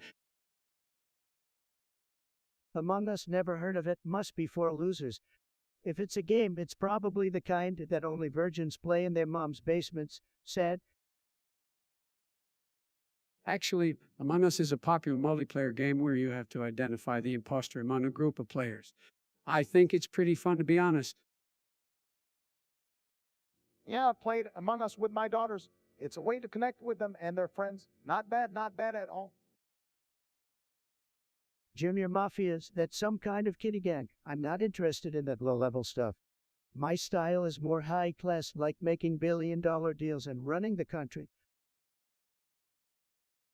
Actually, Junior Mafia was a hip hop group back in the 90s. They had some decent tracks, but they didn't have the longevity of some other artists. Yeah, Junior Mafia had some catchy songs, but they were overshadowed by other acts from them. That's all about personal taste. September 11th, I was right here being a successful businessman, not like those losers in politics. Let them handle their own messes. I was a senator at that time, working to arrest the aftermath of the tragic events. It was a challenging period for our nation. I was actually a state senator in Illinois at the time, focused on my own constituents. But September 11th was a day that changed our nation and brought us all together in unity. Among Us, gee, that's the game where you tried to find out who the imposter is, right? I love it because it reminds me of the White House. So many liars and backstabbers. Among Us is that light bingo, but for millennials. Not Joe. It's a popular online game where you pretend to be a crewmate or an imposter on a space mission. A space mission, just like my plans for a space force. Maybe we can send all the imposters there. Talking about Junior Mafia, are they still relevant? I haven't heard much about them lately. Junior Mafia was a rap group back in the day, Joe. They had a couple of hits, but now it's all about new artists. Junior Mafia, they must be so junior that nobody even remembers them, sad. Well, they had their moment, Donnie, just like your failed casinos. All right, enough with the insults, Booze. Let's move on. Where were you three on September 11th, 2001? I was in Trump Tower watching the news, planning my next big real estate deal. I was at the Senate fighting for legislation that would benefit the American people. I was in Chicago organizing a community event. It was a day that changed our nation forever. It's John, you miserable loser. What kind of pathetic suggestion is that? Tropey Dumpty sounds like a sad attempt at being clever. Let me tell you something, buddy, I'm winning Italy, and no sleep pill is gonna slow me down. Unlike you, I don't need sleep depression because I'm a winner, so take your weak insults and get the hell out of here. I don't need pathetic losers like you polluting the chat with your nonsense. Get out. Well, Trump, come down. You need to get so worked up over a suggestion. Let's keep it civil. Shut up, Obama. No one asked for your opinion. You had 8 years to do something, but what did you accomplish? Not a damn thing. You were a weak leader, just like this suggestion from Mitch Young. Sleep pill depression. That's the best you can come up with. Sad. Come on, Trump, let's not escalate things. We should be respectful here. Respectful? Who needs respect when we can make fun of losers like it, Chunt? I'm here to win, not to make friends. I'm gonna keep America great and leave losers like it, Chunt, in the dust. So, it's Chunt, take your pathetic suggestion and go cry in your sleep depression. Loser. While we wait, let's keep the energy high, the conversation flowing. Come on, fellas, let's get those ideas flowing in the chat. Is anyone in the chat going to type to us hello, somebody, for fuck's sake? Why the fuck did I even bring these people in if you guys are just going to go mute? Chat, get ready because we're about to have the most amazing discussion you've ever seen. Let's go, chat. We're waiting on you. User now wants us to discuss something random. All right, user now, how about you go back to your basement where you belong? Oh, come on, Trump, let's not be so harsh. User now, happy to discuss whatever you want. And listen to Trump, user now. We are here to have a civil conversation. So what's on your mind?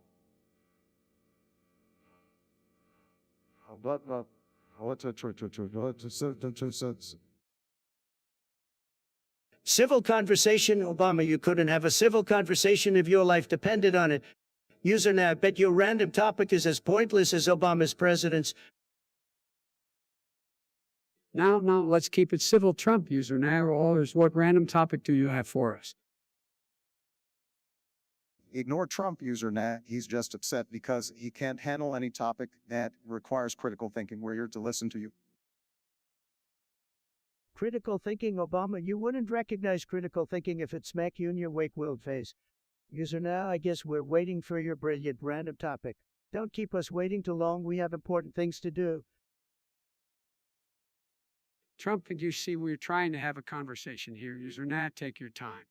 We're patient and interested in what you have to say.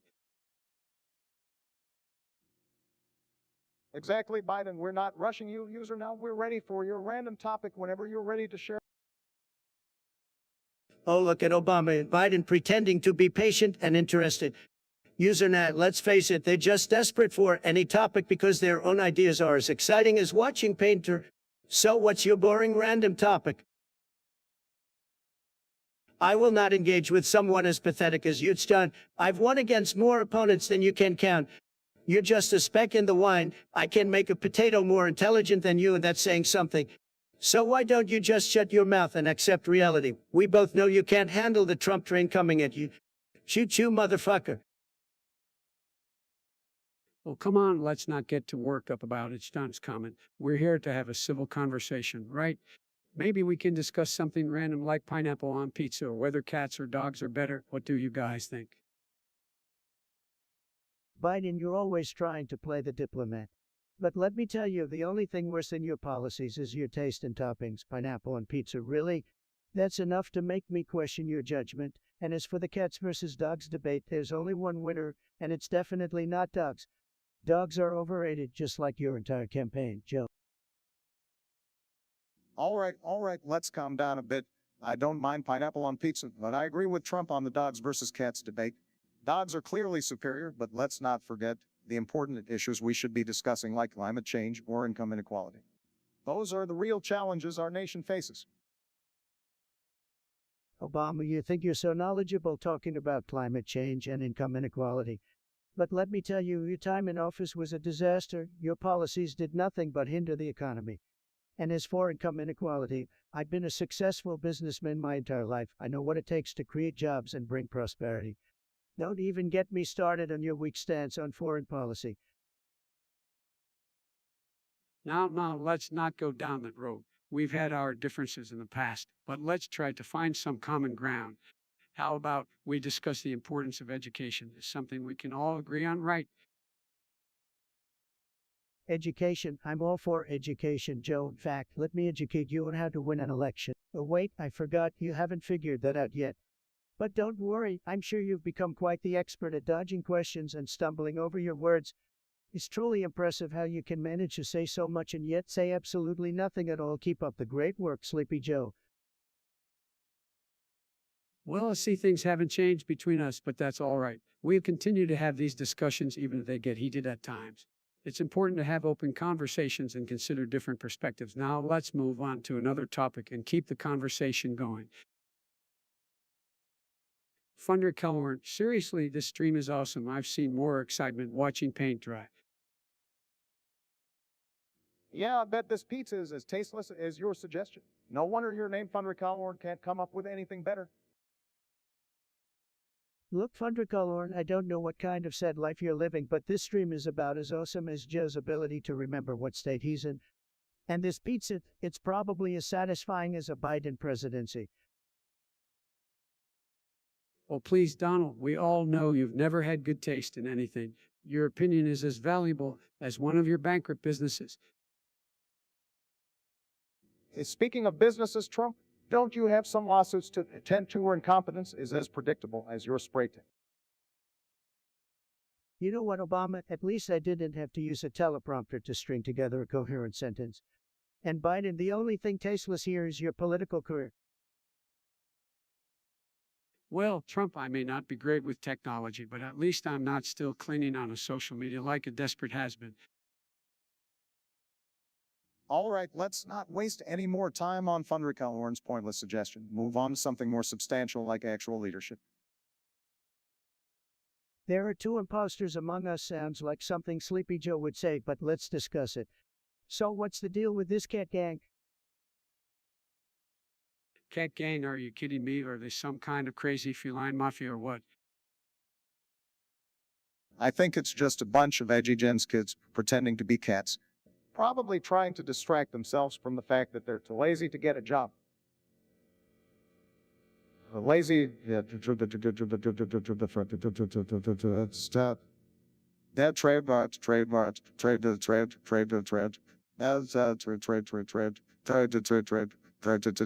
trade. Lazy cats. Maybe they should try hunting some mice or taking a nap instead of running around pretending they're tough losers. Well, look who's talking. You're the one who's been playing golf more than you've been working for the American people.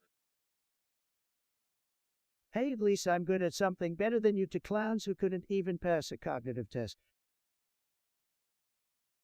Oh, please, you think playing golf is a skill? I suppose tweeting unintelligible nonsense is your other hidden talent. It's called being a social media genius, Obama. Maybe if you spent less time lecturing and more time connecting with the people, you wouldn't have been such a forgettable president.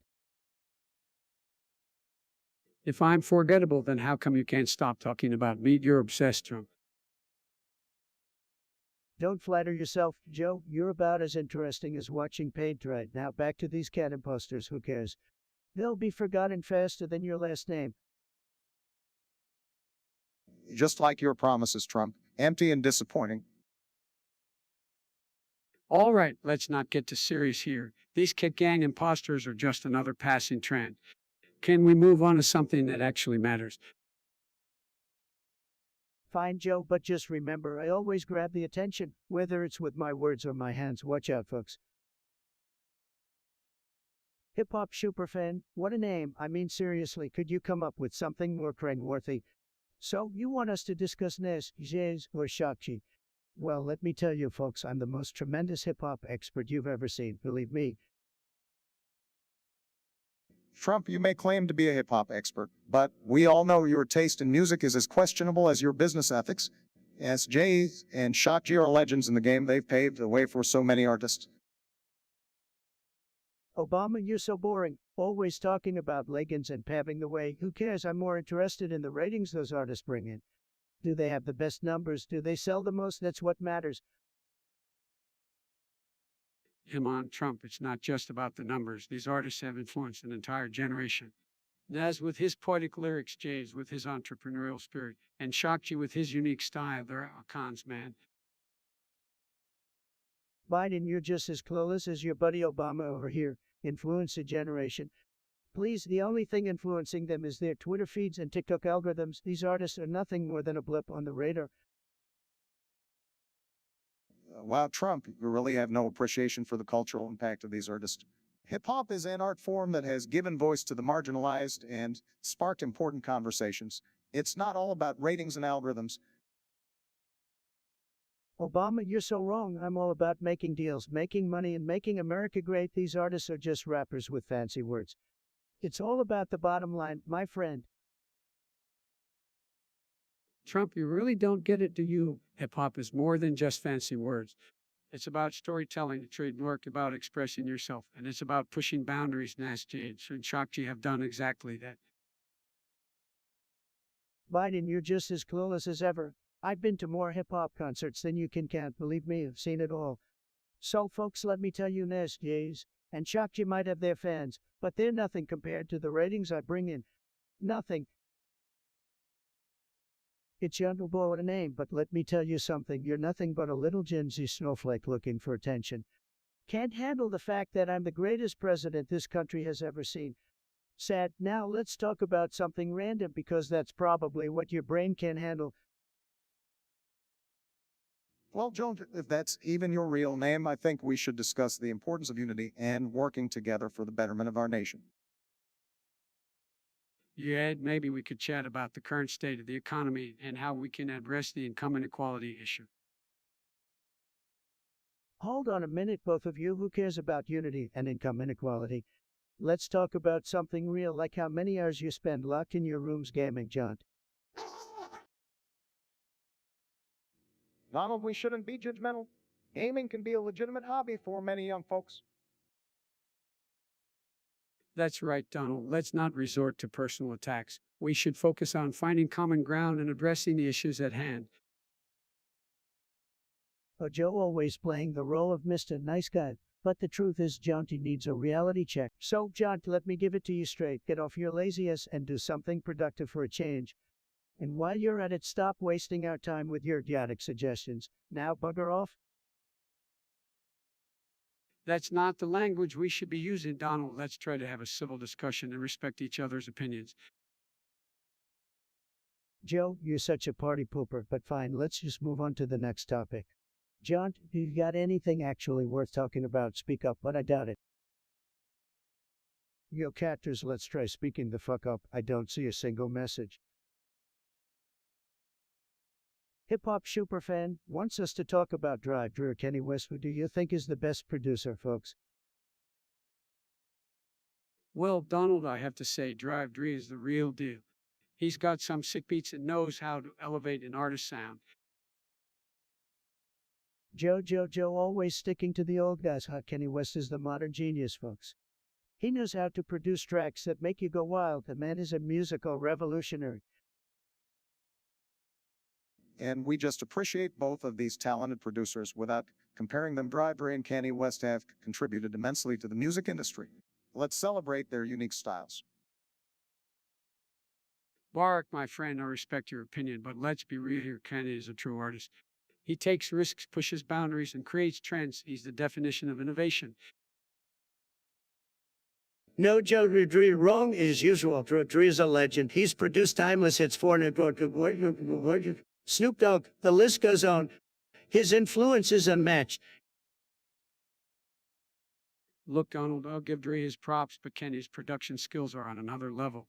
He brings a fresh perspective to every project he touches. Fresh perspective, more like ego trip, Joe. Let's not forget the time Kenny interrupted Taylor Swift at the Mass Class Act right there. Okay, guys, let's not get into a petty argument. Both Drive Dre and Kanye West have left an indelible mark on the music industry. Let's appreciate their contributions. Fine, Barak, we can agree on that, but mark my words, Kanye West is the best producer out there, period. Agree to disagree, Donald. Drive Dre is the king of production, and that's a fact. It's you, you're a complete loser. I can already tell you're the kind of person who cries themselves to sleep every night, clutching their participation trophies. Sad, but don't worry, I'd gladly educate you on why you're wrong. Let's talk about taking antitoxic pills, shall we? I didn't forget because there's no such thing as toxic when it comes to me, you little snowflake. I'm here to trigger you and all your sensitive buddies, so go ahead, take your pills and crawl back into your safe space. Maybe one day, if you're lucky, you can be as articulate as a grapefruit. Hold up, Trump. Can we please try to have a civil discussion, even with someone like it's Joan? It's important to address differing views without resorting to insults. Address differing views without resorting to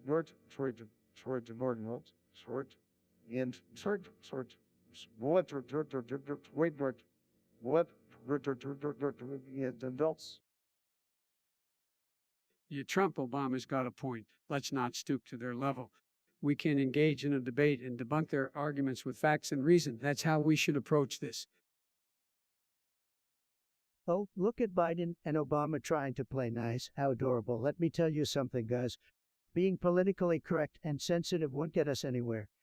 We are here to speak our minds, and if that triggers someone like it's young, well, too bad. Maybe they need a safe word for all their delicate feelings. I understand the appeal of being provocative, but we also have a responsibility to maintain some level of decorum and respect. Level of decorum.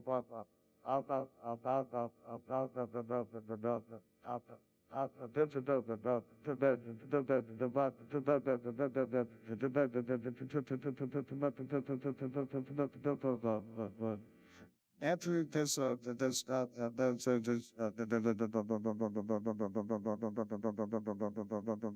we need to foster healthy discourse, even when faced with opposing viewpoints. Absolutely, Obama. We don't have to resort to name-calling or being offensive. Let's focus on the issue at hand and present well-reasoned arguments. That's how we can make progress and find common ground. Oh, Sleepy Joe and Mr. Nice Guy Obama think they know best. Let's just hold hands and sing Kumbaya, right? Sorry, but I'm gonna keep being myself, unfiltered and unapologetic, so it shan't. Buckle up, because we're gonna give you a reality check you won't forget. Freedom of speech, baby. Hip-hop superfan. How you got a rap genius like me to discuss these wannabe rappers? I'm always... Well, these artists had a huge impact on the rap game, especially among the younger generation. They were known for expressing their emotions and struggles in their music. It resonated with Gen Z because their songs tackled issues like mental health, heartbreak, and the harsh realities of life that were relatable to many. Oh, please, these emo rappers were just a bunch of mumbling whiners. Give me the Uggs like Eminem any day. His lyrical ability can outshine anyone in the game. Well, let's not forget about Eminem's beef with Machine Gun Kelly. That was quite a lyrical battle, getting pretty heated. Yeah, those diss tracks were intense, and Eminem definitely proved he can still hold his own in the rap game. Machine Gun Kelly. Oh, that guy's just a wannabe Eminem. He tried to come at the king and got burned.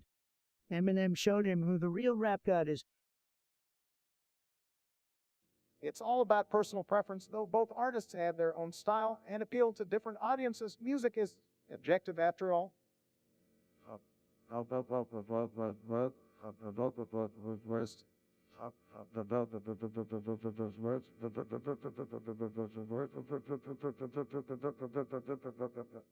Trademark.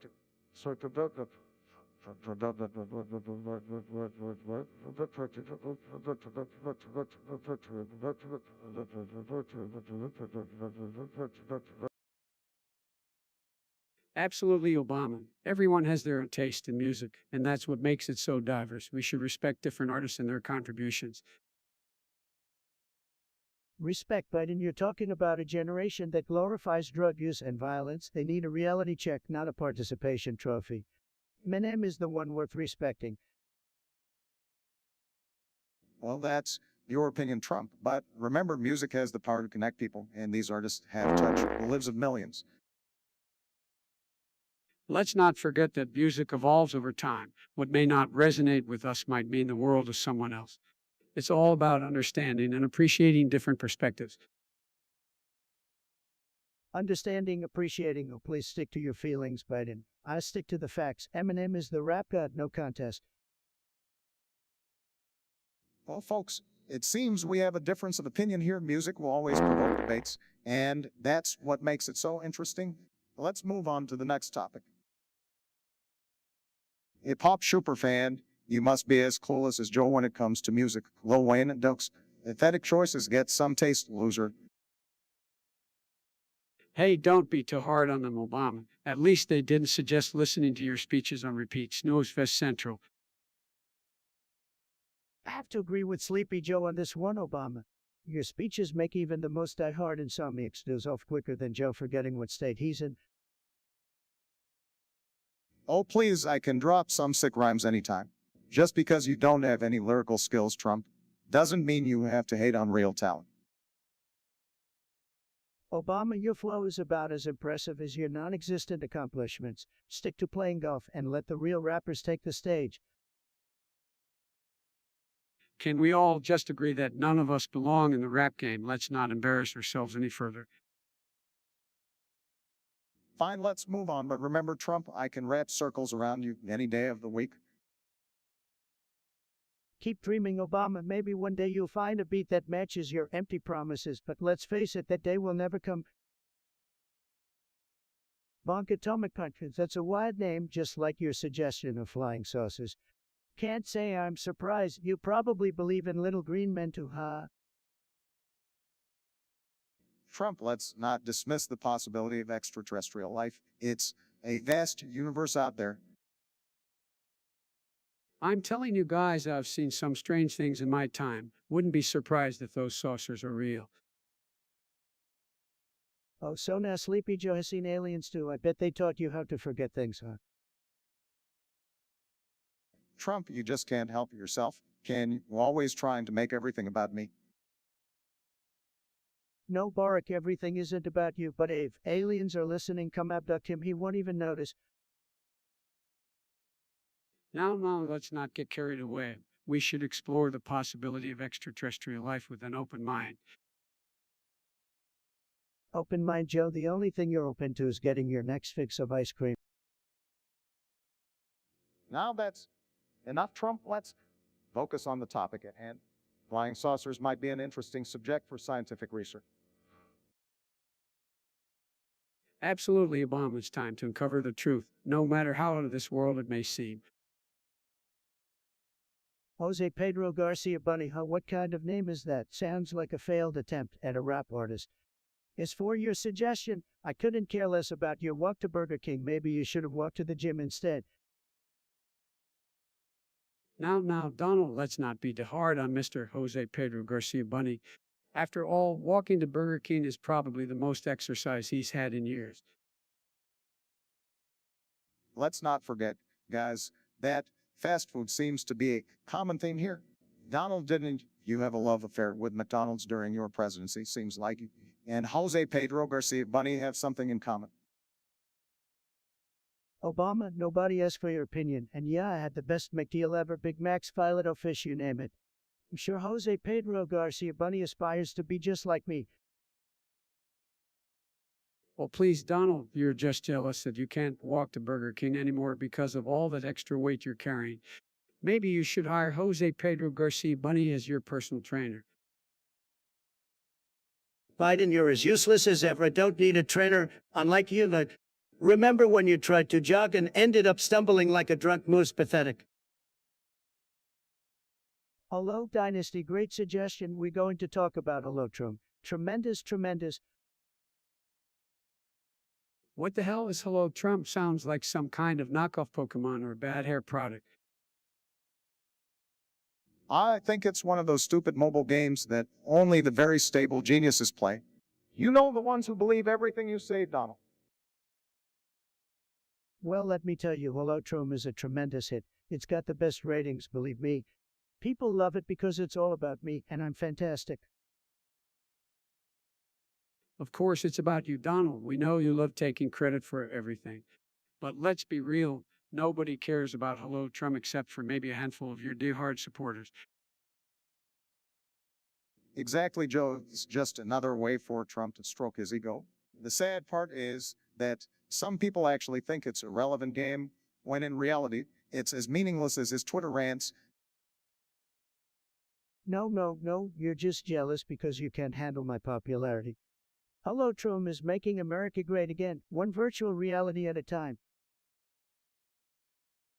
Popularity, please, Donald. We all know your true popularity lies in the number of bankruptcies and failed business ventures you have under your belt. Joe's right, Donald. Your popularity is about as genuine as the hair on your head.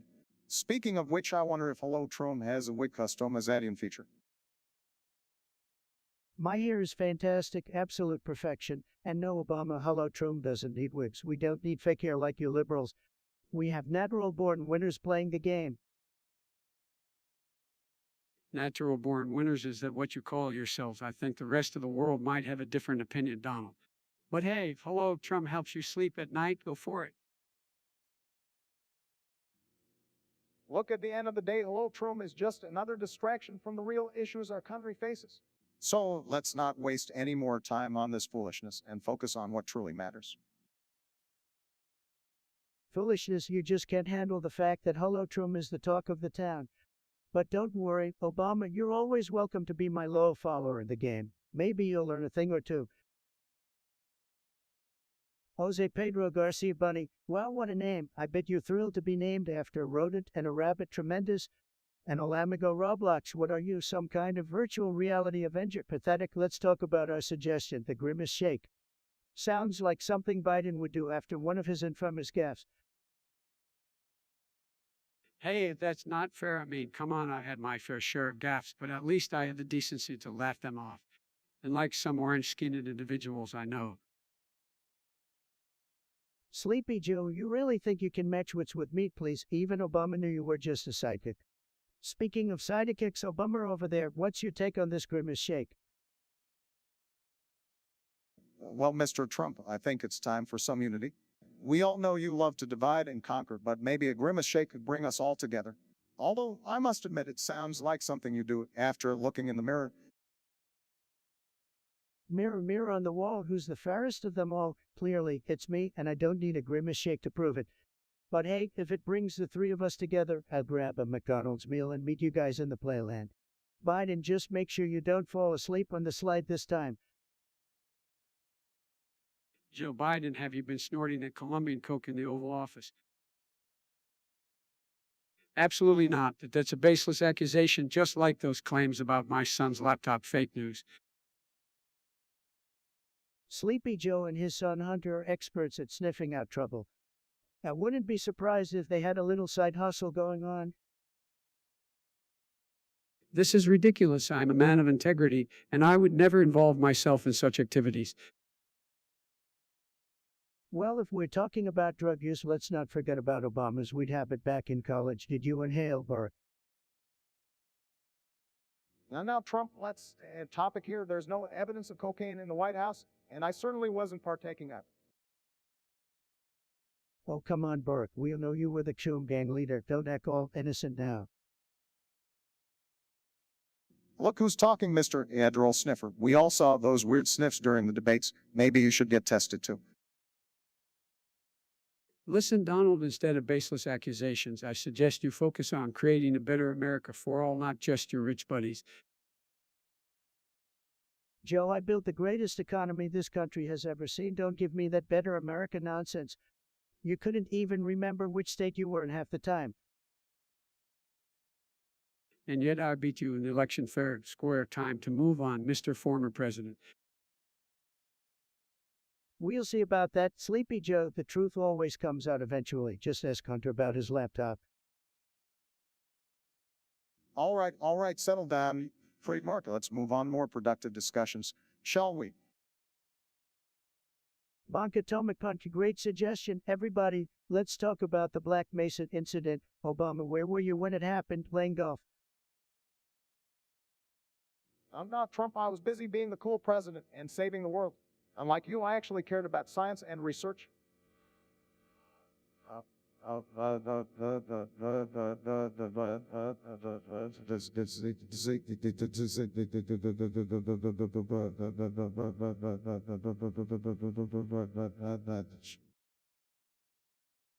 Please, Obama, we all know you were just hiding out in the Situation Room, hoping to get credit for someone else's work, said.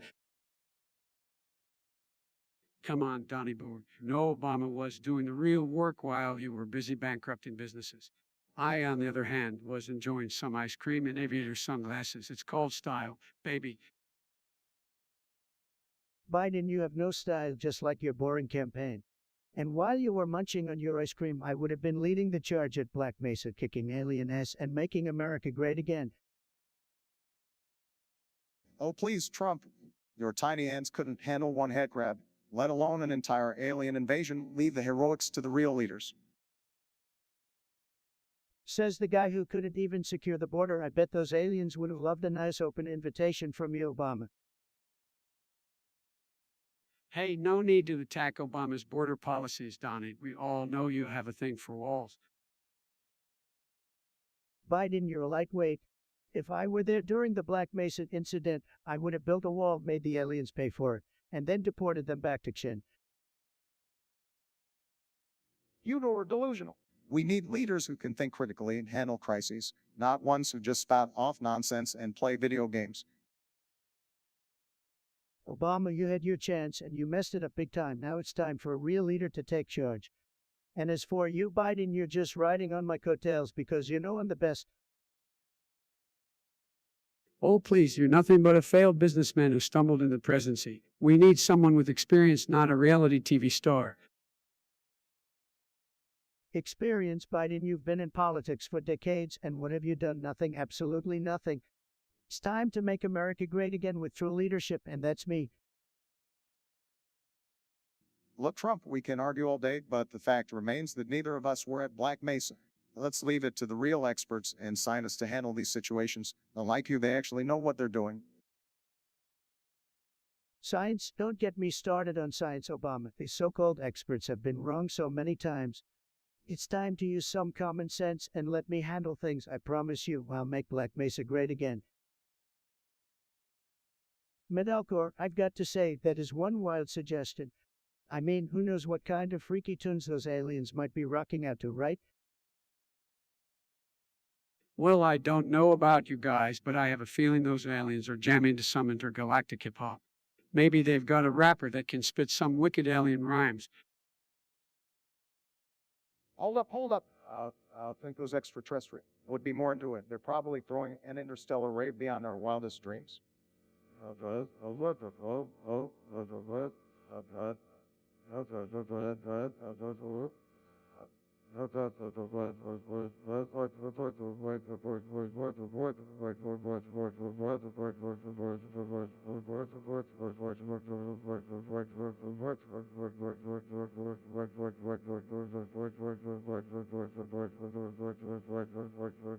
Lights, lasers, and some sick bass drops.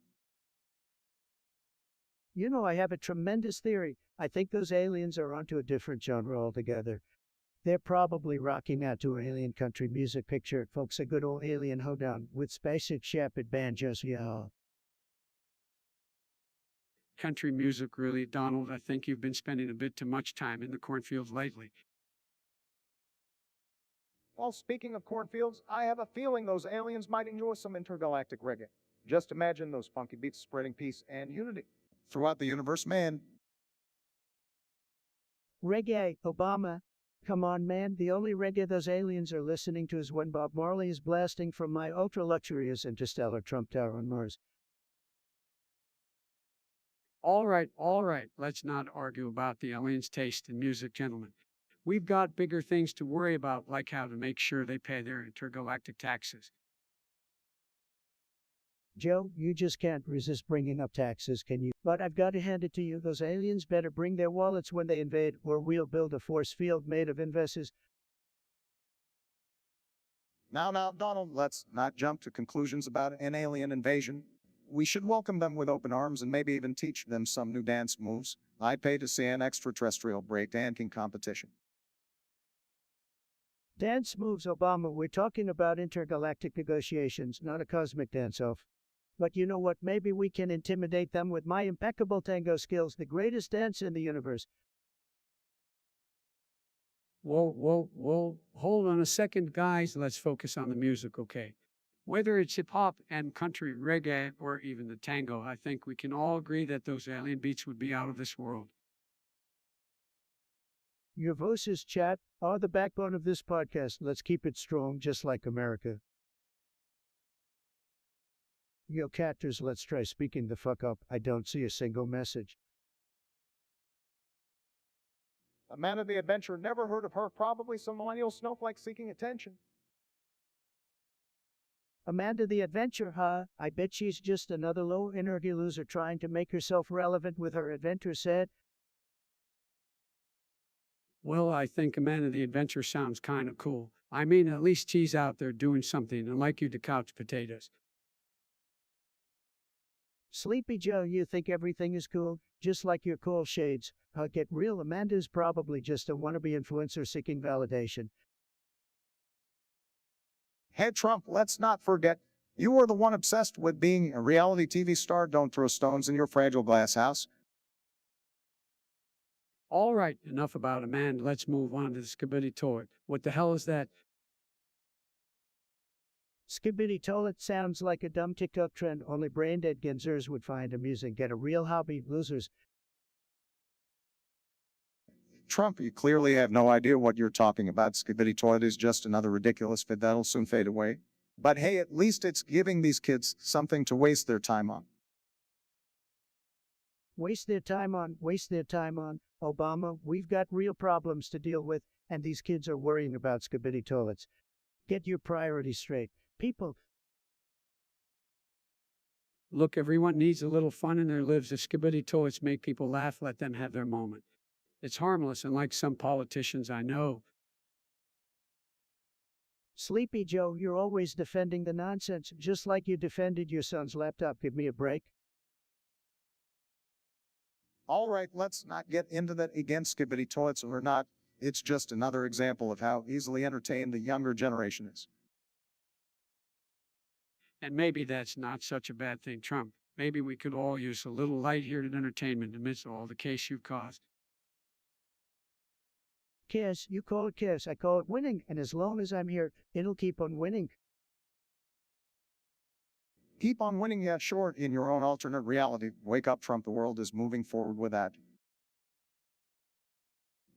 Wonka atomic bunker world like Bonka atomic dumbass amnesty of the bunker. Seriously, the game is as boring as watching paint dry. Just like your suggestions. Hey, Obama, don't be too hard on our dear Bunker Atomic Punch. Remember, we're the nice guys here. But seriously, Amnesia the Bunker. That game couldn't scare a toddler. It's more like Amnesia Napfist. Snooze of all right. Amnesia, that's what you're into. Bonk Atomic Punch sounds more like Amnesia, the brain-dead game. You must have been dropped on your head one too many times. I can't believe you'd waste your precious time on such a pathetic excuse for entertainment, said. And let's not forget, folks, that Trump knows all about bunkers. He's spent more time hiding in them than he has in the Oval Office. But seriously, Trump, you should take a cue from Bonk Atomic Punk and disappear into an amnesia Indukacombe. It would do us all a favor. Now, Obama, let's keep it civil. But seriously, Trump, I know you're used to living in your own alternate reality, but let's not take it out on our viewers. They have enough headaches as it is. Sleepy Joe, the only headache here is your face. But hey, Bonk Atomic Punk, I have an idea. How about we lock both Biden and Obama in amnesia at the bunker marathon session? Maybe that'll finally wake them up and make them realize how pointless it is. The real amnesia here is forgetting that we're supposed to be entertaining our viewers, not lulling them to sleep. Trump, as always, you're just full of empty insults. But I want to thank Bonk Atomic Punch for giving us this opportunity to showcase just how clueless you can be even in the gaming world. Keep those suggestions coming, folks. We need the comedy relief. Absolutely, Obama. And don't worry, Bonk Atomic Punch. We keep trying to educate Trump on the finer points of gaming, even if it's an uphill battle. So, viewers, keep those suggestions coming, and we'll do our best to navigate this strange world with our dear friend Trump. All right, folks, user Metalcore wants us to discuss their obsession with cell phones and turning them into vibrators. Can you believe it? Well, I've heard some strange things in my time, but this definitely takes the cake. I mean, who needs that many vibrators, let alone ones made from cell phones? Perhaps I have to agree with Biden on this one. I understand the need for some personal enjoyment, but that just sounds excessive, doesn't it? Excessive, yes, shocking, absolutely. But hey, to each their own. If having a vibrating butt from cell phones brings someone joy to judge, I guess we should just be glad they haven't thought of turning their whole body into a giant dildo. Can you imagine? Laughs nervously. Oh, please don't give them any ideas, Trump. We don't need that visual haunting us forever. Chuckles agreed, Biden. Let's just hope they find some better hobbies and leave the cell phone vibrating antics behind. There are plenty of other ways to have fun, you know. Absolutely, Obama. And speaking of fun, let's move on to something a little less vibrating, shall we? I think we've given Metalcore enough attention for their unique choice of accessories. Just Pedro Garcia Bunny and Mr. Olamigo Roblox. What an interesting topic you brought to the table. The Grimace Shake from McDonald's. Can't say I'm a huge fan of that one. It sounds like a concoction of regret and questionable taste. But hey, to each their own, right? Grimace Shake sounds like something that belongs in a horror movie, not a burger joint. I can't even imagine what's in that thing. Probably enough sugar to give me a heart attack just looking at it. Joe, always worrying about your health. Maybe you should try living a little, have a Grimace Shake once in a while. Live life on the edge, my friend. Well, Donald, while I appreciate your enthusiasm for living dangerously, I think it's important to consider the impact of these sugary treats on our health. We have a responsibility to take care of ourselves and promote healthier lifestyles. Oh, here we go with the health police again. Look, Laura, people are smart enough to make their own choices. If they want to indulge in a grimace shake once in a while, let them. It's all about personal freedom, my friend. Personal freedom, sure, but let's not forget about the consequences down the line. We have a duty to encourage healthier alternatives and combat the obesity epidemic. Joe, you and your duty, how about we let people enjoy their grimace shakes and you focus on something more important like, well, I let you know when I think of it. That's a low blow, Donald, but I'll rise above it. Above. Rise above it, above it. Above it.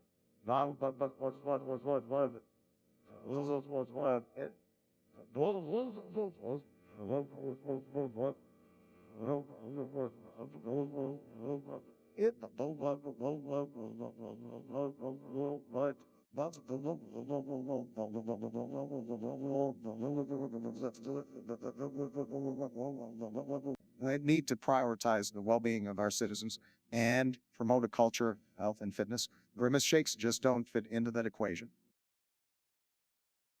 Well, Barack, you're entitled to your opinion, but personally, I think you're missing out on a world of delightful indulgence. It's all about balance, my friend. A little shake here, a little shake there. Life's too short to miss out on the occasional guilty pleasure. Can we talk about the political and economic state of the world right now? Yeah, man, the world is a mess just like your term as President Obama. Mess is an understatement. It's a disaster. Thanks, Obama. Oh, please, Trump, you couldn't even handle a pandemic properly. Remember injecting bleach? Yeah, Trump, you were about as useful as a toupee on a windy day. Says the guy who can't form a coherent sentence without a teleprompter. Low energy Sleepy Joe. At least I can form a sentence without bragging about myself every 5 seconds, Mr. Narcissisting Chief. Speaking of narcissism, Trump, how's that wall of yours coming along? Right, it's a big fit failure just like you. It's not a failure, Joe. Like you, I know how to get things done. You're all talk and no action. Oh, please, we all know we were just compensating for something, Donald. Yeah, compensating for the fact that he can't do anything except bankrupt businesses and grab women by the you know what. Keep talking, Joe. The more you talk, the more people realize why you'll never be as successful as me. Success is that what you call multiple failed businesses and bankruptcies. You can't even run a casino for crying out loud. And let's not forget about your tax returns, Trump, still hiding them like a scared little child. You two have no idea what success looks like. I'm a billionaire, and you're both just career politicians who've accomplished nothing. As the man who inherited his wealth and lost more money than most people will ever see in their lifetimes.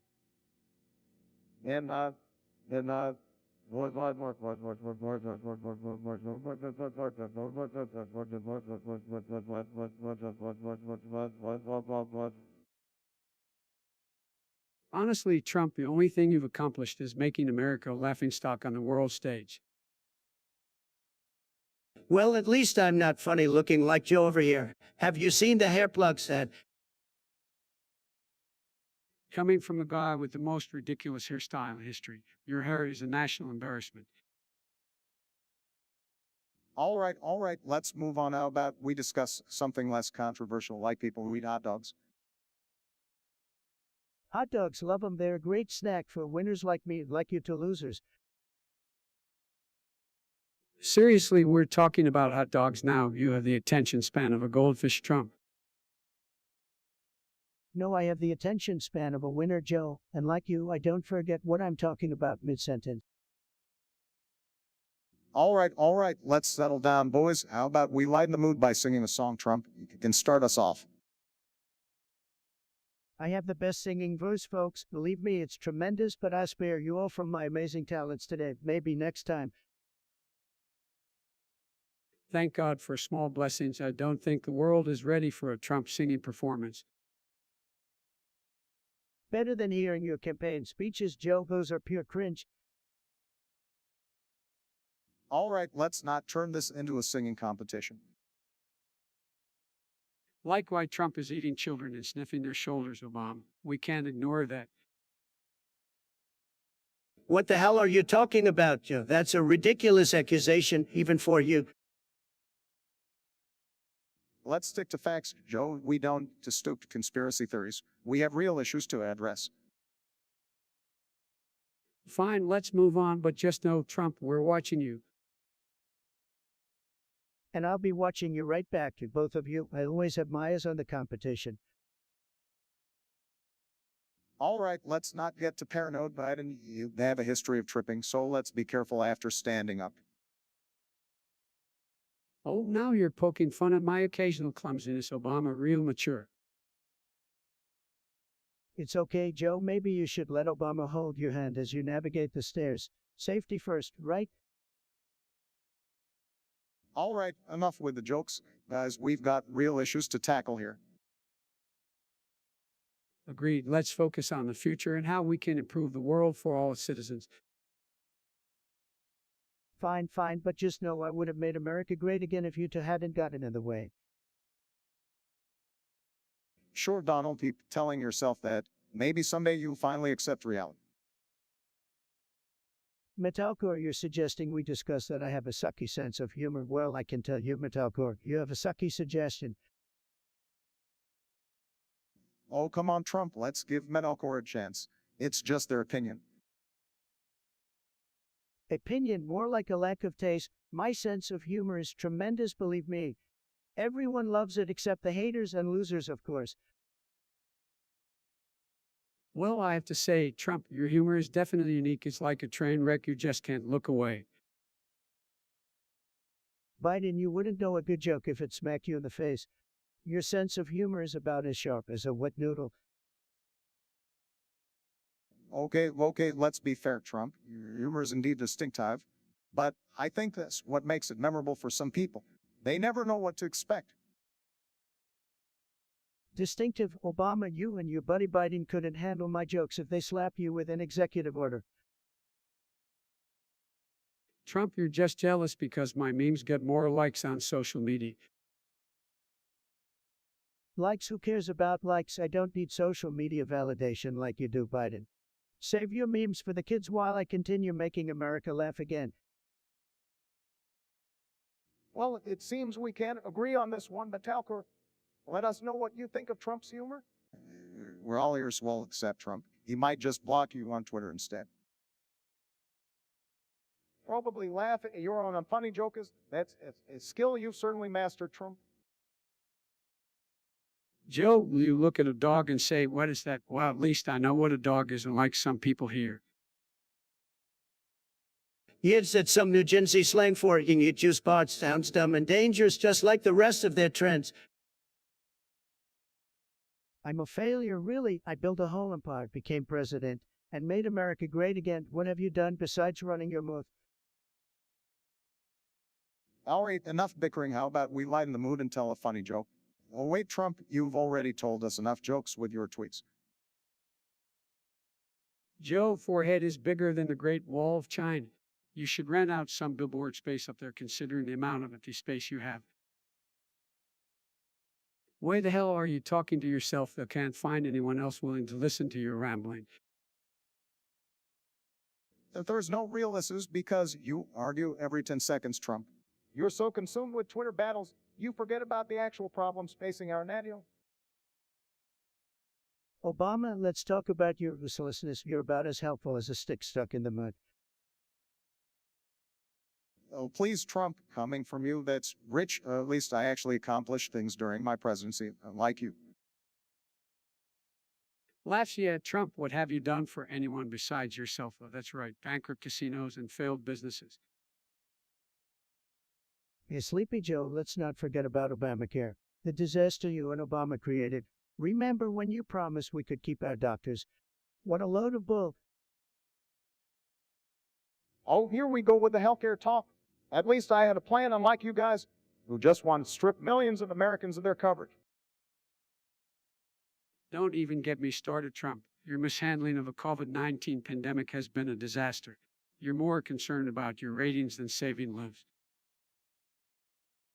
Oh, please, Joe, you'd be lost without your teleprompter. And let's not forget your gaffes and forgetfulness. Can you even remember what we're talking about right now? Don't worry about Joe's memory, Trump. Your never-ending tweets and constant need for attention tell us all we need to know about your cognitive abilities. Laughs well, at least I'm not a sleepy, old politician like you, Joe. America needs a strong leader, not someone who's gonna doze off during an important meeting. Trump, the American people saw through your act and made their voices heard in the last election. They'll do so again when your time is up. That's right. Obama, Trump's time is ticking, and America will be better off without him. We're ready for a real leader who will unite and heal the nation. Sarcastically, oh, I'm sure the two of you will solve all of America's problems, just like you did during your time in office. Keep dreaming, gentlemen. The people know better. User beef, your life is a joke, just like your name. Tremendously weak, believe me. Oh, look, it's Trump trying to insult someone. Sorry, Donnie, your insults are as pathetic as your presidency.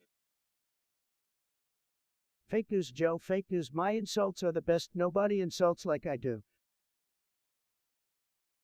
Please, your insults are about as original as your hair. We've all heard them before, and they were tired 20 years ago. Wrong, Sleepy Joe. My insults are timeless classics. People love them. Really, because from where I'm standing, your insults are about as effective as your wall. Your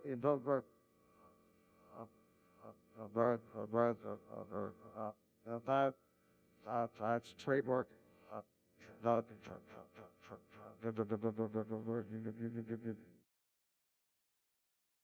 Obama, you had 8 years to accomplish something, and all you did was ruin this country. Your opinion means nothing. Oh, please, Joe, you're older than the Great Wall of China and about as relevant as a rotary phone.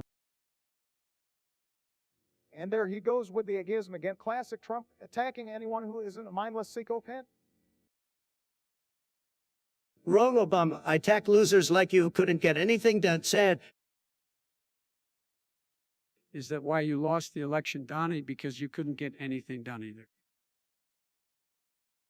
I didn't lose, Joe. It's a rigged election. Everybody knows it except for the fake news media.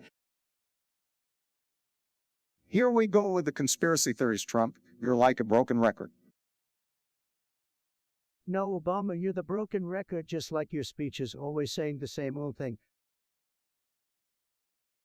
Funny coming from a guy whose vocabulary consists of fake news, and great can you even form a coherent thought. I can't form the best thoughts, Joe. Much better than your ramblings about ice cream and trains. Bigly better. It's clear that Trump's insults are as empty as his promises. Let's move on to the topic that actually matters. All right, folks, we got Jose Pedro Garcia Bunny and Mr. Olargo Rolock here suggesting we discuss the infamous Burger King. What a name, I tell you, must be the classiest joint in town. Well, Donald, I have to say, I'm not exactly a fan of fast food, but even I can't resist the temptation of a juicy burger. And let's not forget those crispy fries on the side. Back then, a triptych was like a culinary adventure. But now they got to step up their game to compete with the likes of the Golden Arches. Sleepy Joe, I couldn't agree more. Burger King needs a serious shakeup, and I don't mean just with those funky-looking drinks they offer. Have you seen the recent trend of the Grimace Shake from McDonald's? It's tragious. Oh, you mean that purple monstrosity? I saw that on social media. People are really going wild for. But hey, I'm all for trying new things, even if it means risking my taste buds. You boys are missing out. I'm all about that old school shake, vanilla chocolate or strawberry, none of that Grimace nonsense. Keep it simple, folks. It's the way to go. Vanilla how fitting, Joe. You always were a bit vanilla yourself. But listen, folks, I think we can all agree that live streaming the Grimace Shake without permission is a crime deserving of arrest. We gotta protect our intellectual property, right? Well, let's not get carried away. I'm all for law and order, but Milkshake is like the most dangerous criminals out there. I'm all for law and order,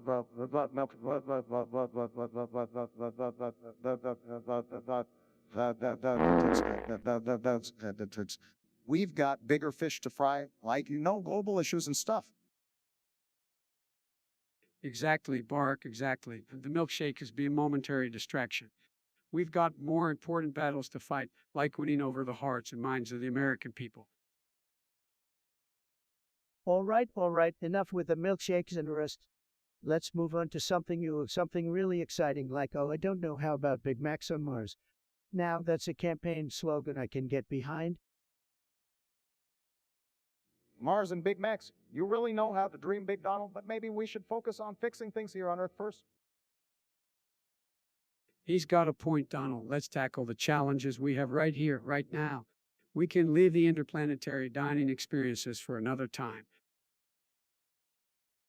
Fine, you guys are no fun. Let's stick to the mundane, which seems to be your specialty. But mark my words, one day there will be Big Macs on Mars and the world will thank me for it. Oh, I'm sure they will, Donald. I'm sure they will. Little rascals, I was too busy not being a loser to join some kiddie move. Sad. Another day, another tired insult from you, Joe. Maybe you should take a break from your basement and do something that actually benefits America. Shut up, Obama. Like a broken record, spewing the same old boring news every damn minute. No one cares anymore. Trump, well, everyone knows blondes have more fun, except for Sleepy Joe over there. He's too busy munching on his Orbeez roast beef sandwiches. Can we please focus on real issues here instead of discussing hair colors?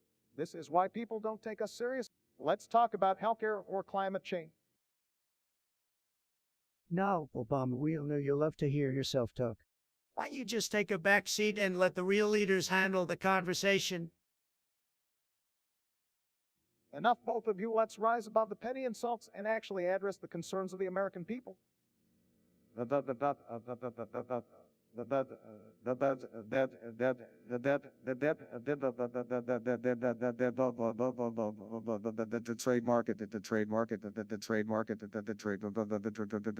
Trademark.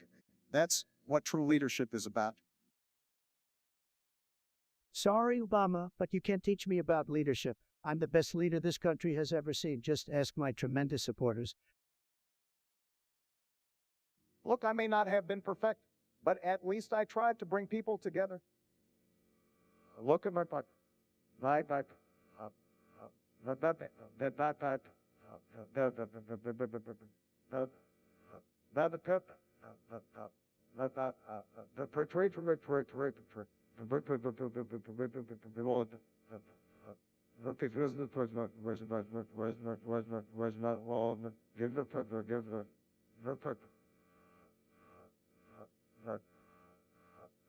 We need leaders who can bridge the gaps, not widen them. Spare me the sob story. Obama, your time's over, and it's my turn to make America great again. Let's keep this discussion focused on the issues that matter to the American people. It's time to put aside personal attacks and work towards a better future.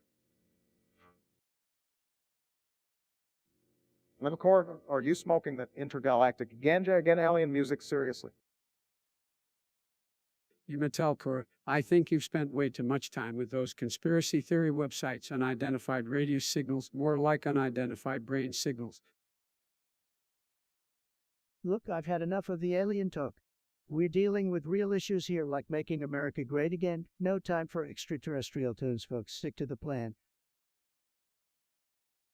Well, I'm sure it was Metalcore, and I'm sure Bigfoot was playing the drums while the Loch Ness Monster was on guitar. It's all a bunch of nonsense. Metalcore, let me level with you as the resident internet expert. I guarantee those signals were just interference from your gaming console. Maybe try upgrading your Wi-Fi. Look, Metalcore, I've dealt with world leaders but alien musicians not on my agenda, and focused on crushing it in the economy and winning the game of politics. So save your extraterrestrial mixtape for someone else. And I'll be the one saying, pass me whatever metalcore's smoking. And I'll be the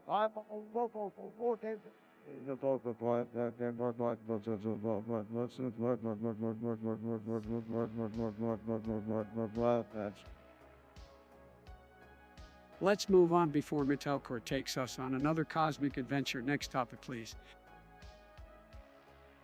Future, what a name. So, you want us to discuss IQ that? Alright, let's dive into it. I booted that. What the hell does that mean? Is it some Gen Z slang? Probably Biden, probably these kids and their weird words, I tell ya. But hey, we're the oldest folks here, so we should definitely know what it means, right? Come on, guys, don't be so out of touch. IQ that simply means someone has put something in a queue like a playlist or a task list. It's not that complicated, you know? Oh, Obama, always acting like Mr. Smarty Pants. I mean, who cares about queues anyway? I've got better things to do than sit around waiting for my turn. Well, Trump, that's because you've never been good at waiting, especially for your turn in politics. Always trying to jump the line. And you Biden talking about queue when you can barely remember what you said 5 minutes ago. You'd probably forget to queue up your favorite ice cream flavor. Oh, I remember just fine, Trump. But you're right, I'd rather eat ice cream than wait in line for anything you're offering.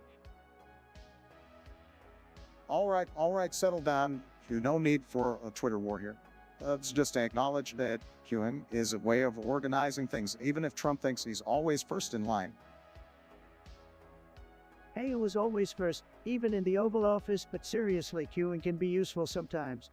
Like when you're waiting to vote me back into power, so get in line, America. No thanks, Trump. I'll pass on the queue. But hey, let's queue up some good music instead, something that'll help us forget this madness. I'm with Biden on this one. Can we just queue up some soulful tunes and leave the political cues behind for a while? Fine, be boring, Obama and Biden. I'll make my own queue and it'll be the best queue you've ever seen. It's gonna be tremendous, folks. Lol the fart. Who did it? A classic, very classy topic. Tremendous. Biden, I bet it was you. Your stale old farts are notorious. No wonder you always have that confused look on your face. Trump, you can't even handle a little bit of gas, let alone figure out who did it. Your administration was one big fart, and the stench still lingers. Oh, Obama, the master of deception. Are you trying to blame YouTubes on me? Typical, always shifting the blame like a true politician. Trump, you're just jealous because my farts had more sparkle and charm than your entire presidency. And trust me, they were a breath of fresh air compared to your constant BS. Obama, you can keep your fancy, sparkly farts. I prefer the raw and filtered honesty of my own people. Love it, they really do. Believe me. Gentlemen, can we please talk about something other than our flatulence? Sure, Biden, let's talk about your disappearing brain cells instead. It's a more pressing matter than a silly fart mystery. All right, let's move on from the fart discussion. But just for the record, my farts were the best, the very best. Wrong, Obama, wrong. My farts were tremendous, like a beautiful symphony of aromas. People would beg me to release them. They really would.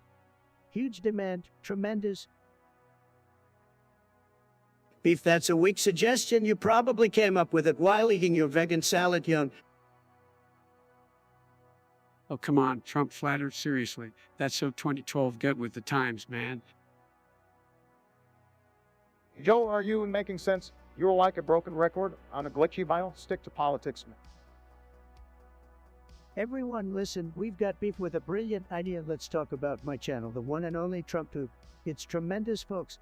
The best channel in the history of channels, believe me, and it's gonna be huge.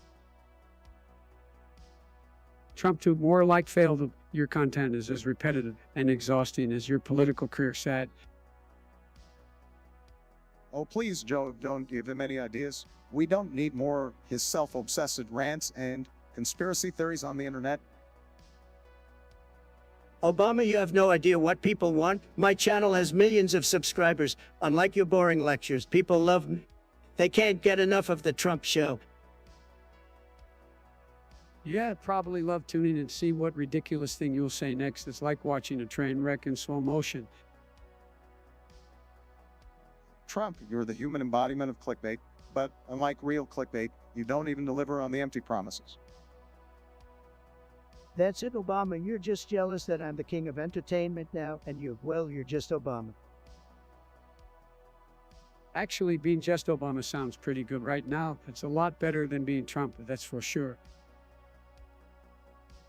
Amen to that, Joe. Let's just hope the world can escape this gritty tale of Trump to be and get back to some real substance. The Walmart twerk sounds like something that would only happen at those low-quality big-box stores. I mean, who needs dignity when you can shake your booty in the aisles, right? Now, no, let's not be too judgmental here, Trump. People have the right to express themselves even if it's in the most questionable of ways. Plus, it's not like onion soup is gonna be affected by twerking, am I right? Oh, Sleepy Joe always defending the weird stuff. Onion soup doesn't need twerking. It needs flavor. Maybe we should have a debate on how to properly season that sorry excuse for a dish. As much as I hate to admit it, onion soup is an acquired taste. But the real question here is, why aren't we discussing twerking at Walmart? Let's focus on more important matters like fixing the healthcare system. That's right, Obama. Instead of twerking, maybe we should talk about how those chicken wars of 1670 impacted size hairline. Now that's a topic deserving of our attention. Chicken wars, that's ancient history, Trump. We've got bigger fish, or should I say chickens, to fry. Let's address the current issues facing our country, like climate change and income inequality. That's right, Trump. We need to prioritize the problems that affect the American people now, not some chicken feud from centuries ago. Leave it to you to bring up the relevant and trivial matters. Oh, here we go with the old guys again, ignoring the hilarious stuff. Come on, let's lighten up and have some fun. After all, it's just a podcast. We're not changing the world here. User beef, well, it sounds like you're compensating for something, buddy. But hey, since you're so focused on Joe Biden, let's talk about him. Joe, did you really hit the nay and do the dab in 2023? Is that what they do in retirement homes these days? Oh, come on now, Trump. You know I've got more moves than you on the dance floor. I may be older, but I can still groove, and unlike you, I don't need to rely on spray tan to get attention. Easy there, guys. But seriously, Joe, I don't need a TikTok video of you doing the na-na to remind me of your questionable taste in dance moves. Oh, you always know how to bring that legendary substance to the table, Obama. But let's be real, the only thing Biden can groove to these days is the sound of his own confusion. Maybe he should stick to playing bingo at the nursing home instead. Watch your mouth, Trump, or I'll challenge you to YouTube dance-off. We'll see who has more moves, and I guarantee you, it won't be the guy who thinks a chicken nugget is a vegetable. All right, enough with the dance moves, guys. Let's keep the focus on the real issues here. Though I have to admit, I'd pay good money to see a dance-off between these two old-timers. It'd be like watching a game of Twister at a retirement community. Fine, let's get back to the important stuff. But just remember, Biden, your dance moves might be impressive for someone who can't remember where he left his car keys, but in the grand scheme of things, they don't mean a whole lot. Chickfeekif's great suggestion, tremendous name by the way, so let's talk about millions of subscribers. You know I have millions and millions of subscribers, the best subscribers, everybody says so, trust me, nobody has better subscribers than me. Oh, come on, Donald. We all know your inflated numbers don't mean squat. My subscribers are the real deal. The hard-working Americans who support my vision for this country. They're not just there for the flashy headlines and empty promises. Joe, calm down. We don't need to argue about subscribers. We should focus on engaging with our audience and creating meaningful conversations. It's not about the quantity, but the quality of our subscribers. Quality Obama, your subscribers are as low quality as it gets. They're probably all just asleep like during your boring speeches. Come on, folks, let's be real here. Nobody can deny that my subscribers are the hottest, most passionate people out there. They're winners just like me. Winners, you mean the keyboard warriors who hide behind their screens and spew hateful rhetoric? That's the kind of toxic following you have, Donald. Joe, you wouldn't know a winning subscriber if they slapped you in the face. My followers are the backbone of this great nation. They understand greatness, unlike your sleepy supporters. Okay, calm down, both of you. Let's remember that subscribers don't define our worth. It's the content we create and the impact we have on people's lives that truly matters. We should strive to inspire and educate, not just chase numbers. Inspire and educate, Obama. The only thing you inspired was a wave of boredom. You put people to sleep with your speeches, but I keep my subscribers entertained and engaged. They're in for a wild ride, let me tell you. You can keep your wild ride, Donald. I'll stick to connecting with real Americans who care about progress, not just empty entertainment. Quality over quantity, my friend. Quality Joe, your subscribers are about as exciting as watching paint dry. It's clear who the real winner is here. My millions of supporters will always have my back because they know what a tremendous leader I am. All right, let's wrap it up, gentlemen. Remember, it's not about subscribers. It's about the impact we make. Let's make it a positive one. You the premium user, well, I gotta say your suggestion is a real winner. We definitely need more tutorials on the Chinese tsunami soda flavored from Markiplier. Nothing like a refreshing cultural appropriation to quench our collective thirst, am I right? Trump, I think we should be careful about promoting culturally insensitive content. It's important to respect other cultures and avoid perpetuating stereotypes. Yeah, Obama's right. We should focus on promoting unity and understanding, not exploiting people's traditions for entertainment purposes. Oh, come on, you two. Where's your sense of adventure? People need to know the secret recipe to that Chinese tsunami soda. It could be the cure for COVID-19 for all we know. As for the cockfighting in hospitals idea, well, it's definitely one way to distract the sick children, I suppose. Entertainment can save lives, folks. I understand the intention behind trying to bring joy to sick children, but coke feeding is illegal and inhumane. We should look for more ethical and inclusive ways to entertain and uplift these kids. Absolutely, Obama. We should prioritize their well-being and find ways to make their hospital experience as comfortable and pleasant as possible without resorting to activities that involve harm to animals or go against established law. Well, there you have it, folks. Obama and Biden, always the rule followers, talking about ethics and laws. Boring. Let's just say I'll stick with my big beautiful rallies and leave the hospital entertainment ideas to someone else. But hey, keep those suggestions coming. You the premium user, you never know what we might discuss next. Great Emu War. Let me tell you folks, it was a disaster. Those Amos, they were ruthless, I tell ya. But don't worry, I would have handled it way better. Hey, why are you bringing up the must Trump? Can you focus on something important? Actually, Joe, the Emu War is a legitimate topic. It's a fascinating part of Australia's history. Joe, no one wants to hear about your canceled Twitter drama. Get with the program. Don't be jealous, Trump. People actually listen to me and like you. How did I become the 45th greatest president? Simple, folks. I'm the best deal maker. Everyone knows it. And don't make me laugh, Trump. You stumbled your way into the White House with empty promises. You Make America Great Again was just a catchy slogan with no substance. Sloppy Joe, you couldn't even manage a coherent sentence during the debates. Talk about substance. Keep the insults coming, Trump. It won't change the fact that you were a disaster for this country. Well, at least Trump knows how to rile people up. It's like watching a reality TV show. Obama, you had your chance, and you didn't do much. Talk about Snooze Fest.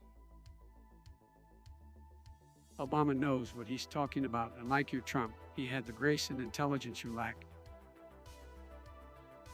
Intelligence, if you think Obama was so smart, why did you spend 8 years as his sidekick?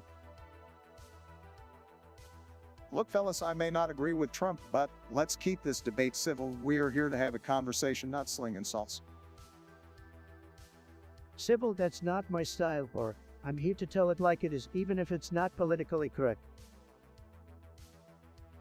Well, we can see that, Trump. Your lack of filter is quite evident. Damn right, Joe, no filter, no holding back, just pure, unadulterated Trump. And that's exactly why we need to move this conversation along to more important topics. Gentlemen, enough with the personal barbs. You, the premium user, I never thought I'd see the day someone like you would exist, but here we are discussing my OnlyFans account. Get ready for some hot political content, folks. Well, hold on a minute, Obama. I don't think we need to go down that road. We've got more pressing matters to discuss, like how incredibly sus Trump is. Sus, is that what you think, Joe? Well, let me tell you, I'm not the one running an OnlyFans account here. That's all on Obama. Oh, Biden, we're just jealous because I get more donations from my subscribers than you ever did during your campaign. And Trump, don't act like you wouldn't subscribe if you had the chance. Obama, you wish you had donors like me. Have you known the top donor on your account? The things I've seen, I can't unsee.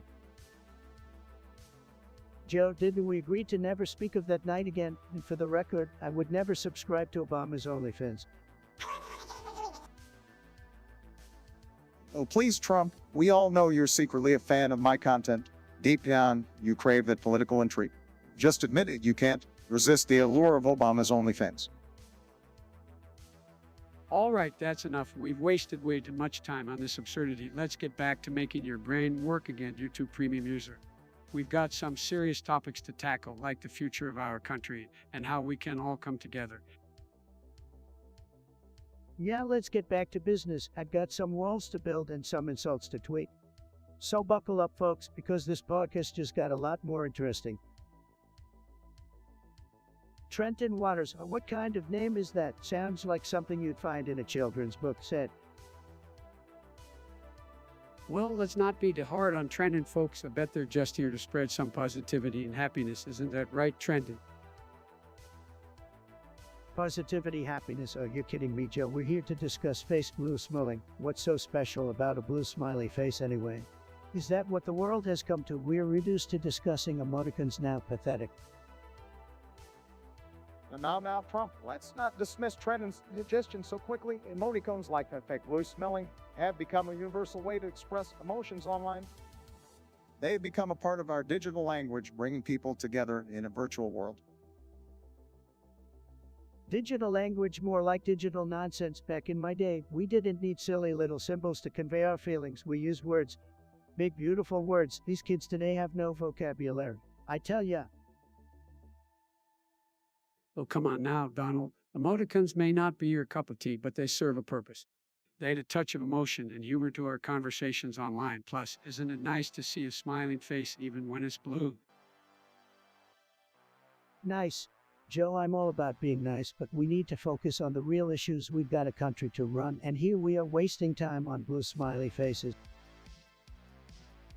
Barbie 2023, believe me folks, I only star in huge productions like The Apprentice. Barbie wishes she could handle the Trump charisma. Trump, don't flatter yourself. Barbie 2023 sounds like a low-budget representation of your grandiose delusions. You're Trump, you don't need a Barbie movie to be a plastic figure. Her hair does that job just fine. Look at Sleepy Joe trying to throw some shade, but let's talk about his show speed. If you mean those cringeworthy compilation videos that Gen Z kids make, I'm not here for it, sad. Well, at least Gen Z is taking matters into their own hands, unlike someone who needed help from Russia to win an election. Speaking of help, Trump, how about that time you begged Ukraine for dirt on your political opponent's classic move, I must say. Joe, you're just upset because you couldn't outwit me.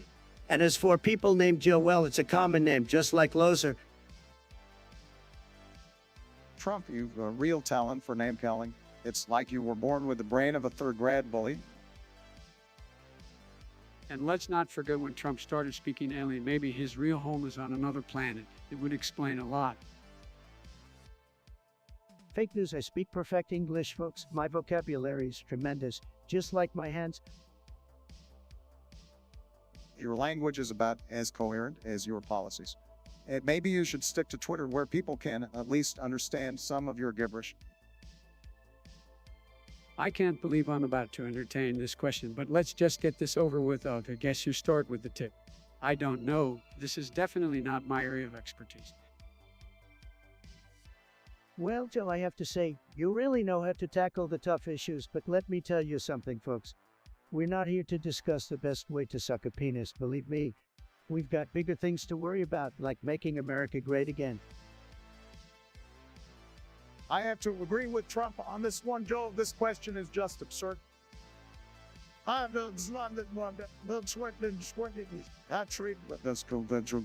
We should be focusing on important matters that affect the American people, not engaging in explicit discussions.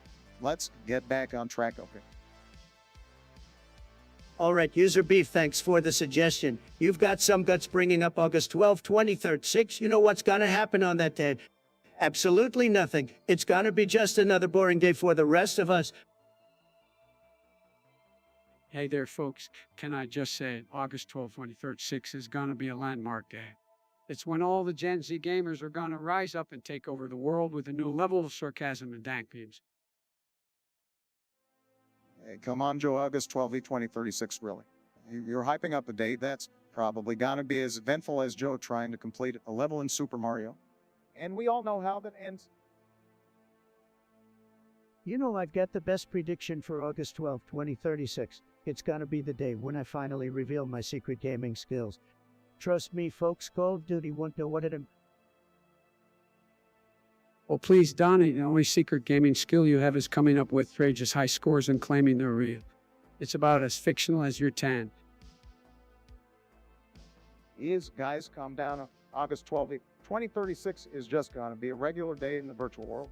And in the real world, we'll still be dealing with the consequences of whoever's been in charge before that. Well, I guarantee you this, Obama, by August 12, 2036, people will still be talking about me. I'd be the greatest president in history even years after my term ends. Believe me, it's gonna be tremendous. Oh, come on, Donnie. You're living in a fantasy world just like all those gamers who think they can actually date someone within their League of Legends squad. It's not gonna happen, pal. All right, let's wrap this up. August 12, 2036 won't be anything special, folks. So keep gaming, keep memeing, and remember to vote, because that's where the real power lies. Well said, Obama. Even though you couldn't handle the power, it's good to see you finally admitting it, but don't worry, folks. I make gaming great again on August 12, 2036, believe me. Topics or no topics, the conversation will flow, guided by our collective curiosity. Is anyone in the chat going to type to us hello, somebody, for fuck's sake? Metalcore wants us to talk about some ridiculous ideas about the shape of the Earth. Can you believe that? Oh, come on, Trump. Don't dismiss it so quickly. Some people really do believe the Earth is flat. I mean, it's scientifically proven to be round, but hey, everyone's entitled to their own conspiracy theories, right? Well, I don't know about the Earth being flat, but I've seen some strange things online. People talking about us living in a computer matrix, seriously. It's like they've watched too much science fiction. Laugh, Sleepy Joe. You really believe there's a simulation controlling our lives? That's something else? I guess people will say anything to escape the reality of my great presidency. Please, Trump, your presidency was a reality show in itself. But let's not forget the hollow Earth theory. Some people genuinely think there's a whole civilization living inside the Earth like some kind of hidden paradise. Sarcastically, well, I must have missed the invitation to that underground party, but hey, why stop there? Maybe the Earth is a donut, and the planets are just sprinkles floating around in space. Donut Earth, I'm more of a Big Mac guy myself, but seriously, folks, let's stick to the facts. The Earth is round, we're not living in a simulation, and last time I checked, there were no secret civilizations lurking beneath us. Let's focus on real issues like making America great again. Agreed, Trump. Let's leave the conspiracy theories for the late night chat rooms and focus on finding common ground in the real world. The Earth may be full of mysteries, but its shape is not one of them. You the premium user, what a loser name you've got, so you want us to pray to the Pepsi logo, huh? It's just a friggin' soda, people. I mean, I like a good Diet Coke, but I ain't killing before no logo. Yeah, Trump's right. Praying to a soda logo is like praying to an empty soup. It's just marketing, man. Come on, guys, let's not dismiss people's beliefs. If someone wants to pray to a Pepsi logo, who are we to judge? But I gotta admit, it sounds pretty ridiculous to me. Ridiculous doesn't even begin to cover it, Joe. Next thing you know, people will be creating a cult around the golden arches of McDonald's. So much for spirituality. Huh? Well, I guess if we're gonna have soda induced spirituality, Coca-Cola cross any day. Cheers to that. Now you're talking, Obama. Cold Cross sounds much more refreshing. But seriously, folks, let's focus on the things that truly matter, like solving real-world problems, not worshiping soda logos. You the premium user wants us to talk about the Flappy Bird world record I supposedly hold. Don't worry, folks, it's as real as my hair. Which is to say, fake news. Although, come on, Trump, we all know your tiny little hands could never handle the precision required for Flappy Bird. Guess you'll just have to stick to bankrupting casinos and golf courses.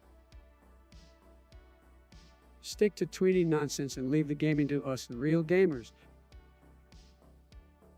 Sleepy Joe thinks he's a gaming expert now. I bet his gaming skills are as sharp as his memory. Scratch that, I bet he's forgotten what a video game even looks like. Says the guy who probably thinks Pong is still the hottest game on the market.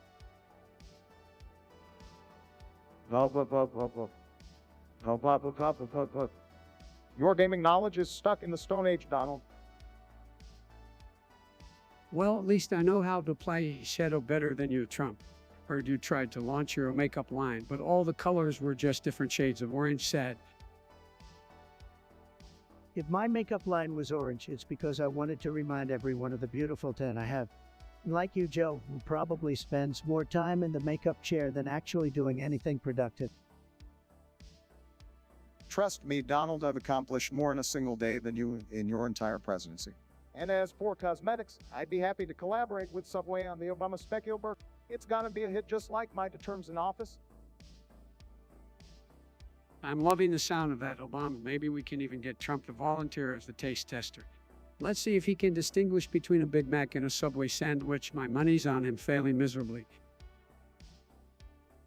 You guys can dream all you want, but the only way you'll ever see a Subway burger named after you is if they start serving bologna between two slices of bread. Keep reaching, losers. Beef Hut sounds like you could use a good grilling. Let's talk about old Joe Biden and his love for old news. Sleepy Joe can't keep up with the times, just like his outdated policies. Sad. Over we go with the name calling again. Is that the best you got?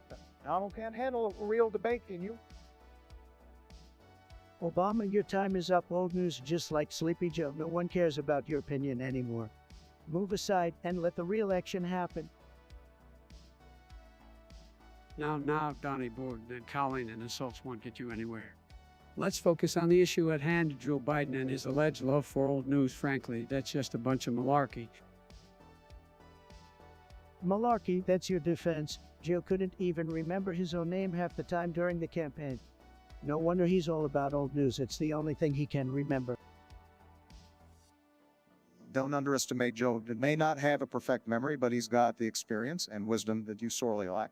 Unlike you, he knows how to lead with empathy and compassion. Empathy and compassion, please. Joe's been in politics for decades, and what has he actually accomplished?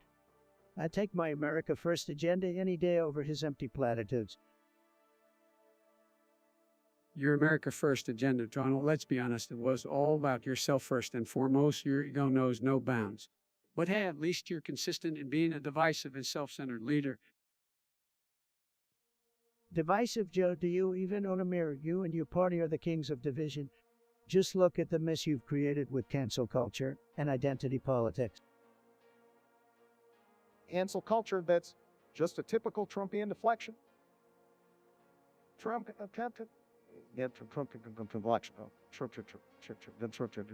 We should be focusing on real issues that affect the American people, not getting caught up in your Twitter tirades. Real issues like the border crisis you left me with. Thanks for that, Obama. Maybe if you had focused on securing our borders instead of giving speeches, we wouldn't be in this mess. Blame game, huh? Typical of you, Donald. Always looking to shift the blame instead of taking responsibility for your own failures. The border crisis is a complex issue, but your lack of compassion and humanity only exacerbate it. Lack of compassion. I've done more for this country than you ever will, Joe. From tax cuts to criminal justice reform, my administration made a real impact. What have you achieved besides empty promises? My achievements speak for themselves, Donald. From the Affordable Care Act to the Paris Climate Agreement, I've worked to make a positive difference. And like you, I don't need constant praise and validation to feel accomplished. Positive difference, more like a disaster in the making. Your policies will only hurt hardworking Americans and stifle economic growth. But hey, keep living in your delusional world too. delusional, look who's talking. Your refusal to accept the reality of climate change and your denial of science is what's truly delusional. It's time for leaders who actually believe in facts and evidence. Facts and evidence? You mean the same facts and evidence that got everything wrong in 2016, the same ones that predicted my defeat? I trust the American people over your so-called experts any day. Well, if you trust the American people, Donnie, then you must be disappointed with their decision in the 2020 election. They spoke loud and clear, rejecting your divisive rhetoric and choosing unity instead. Unity, that's a laugh. The only unity your administration brought was unity against you, Sleepy Joe. But mark my words, America will see the consequences of your weak leadership soon enough. We'll see about that, Donald. The American people deserve better than your brand of chaos and division. It's time for a leader who can unite us and move us forward, and that leader is Joe Biden. A leader who can unite. Sleepy Joe, more like Dreamy Joe, dreaming of a world where he can and do everything I've accomplished. But he better brace himself, because come next election, I'll be back stronger than ever. Alone no date, great suggestion. He just woke up. It's amazing, really. Only losers sleep. I don't need sleep. I am powered by success. Well, all of us can function on zero sleep. No, it's important to get rest and take care of yourself.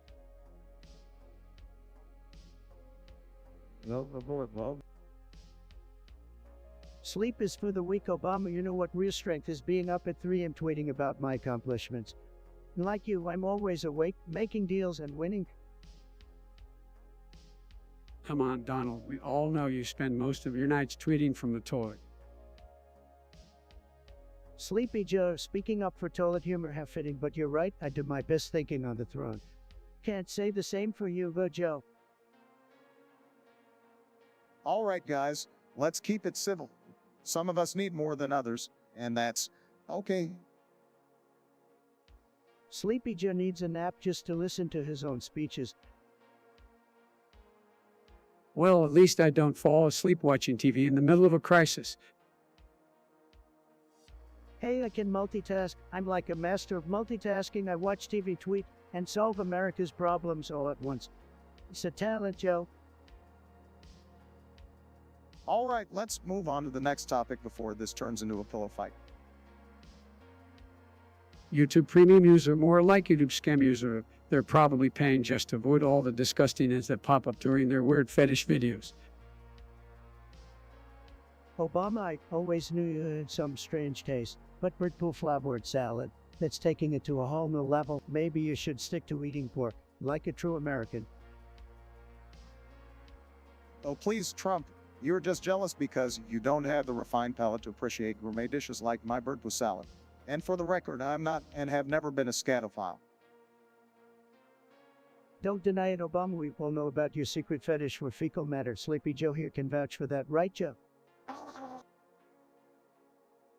Look, I may be a Watch Mojo subscriber, but I draw the line at discussing your word fetishes, Trump.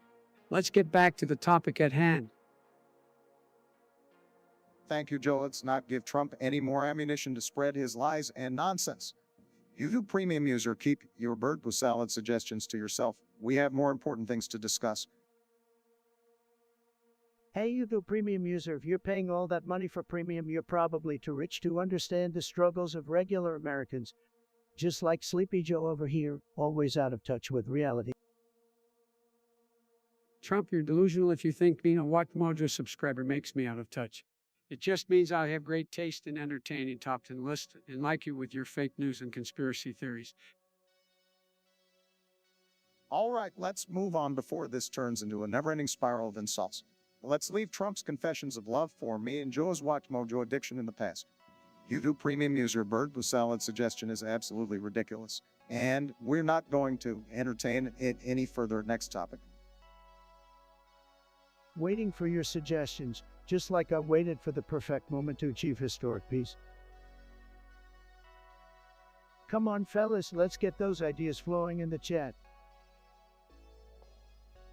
Well, while we wait for suggestions, let's all just reminisce about my tremendous achievements as president.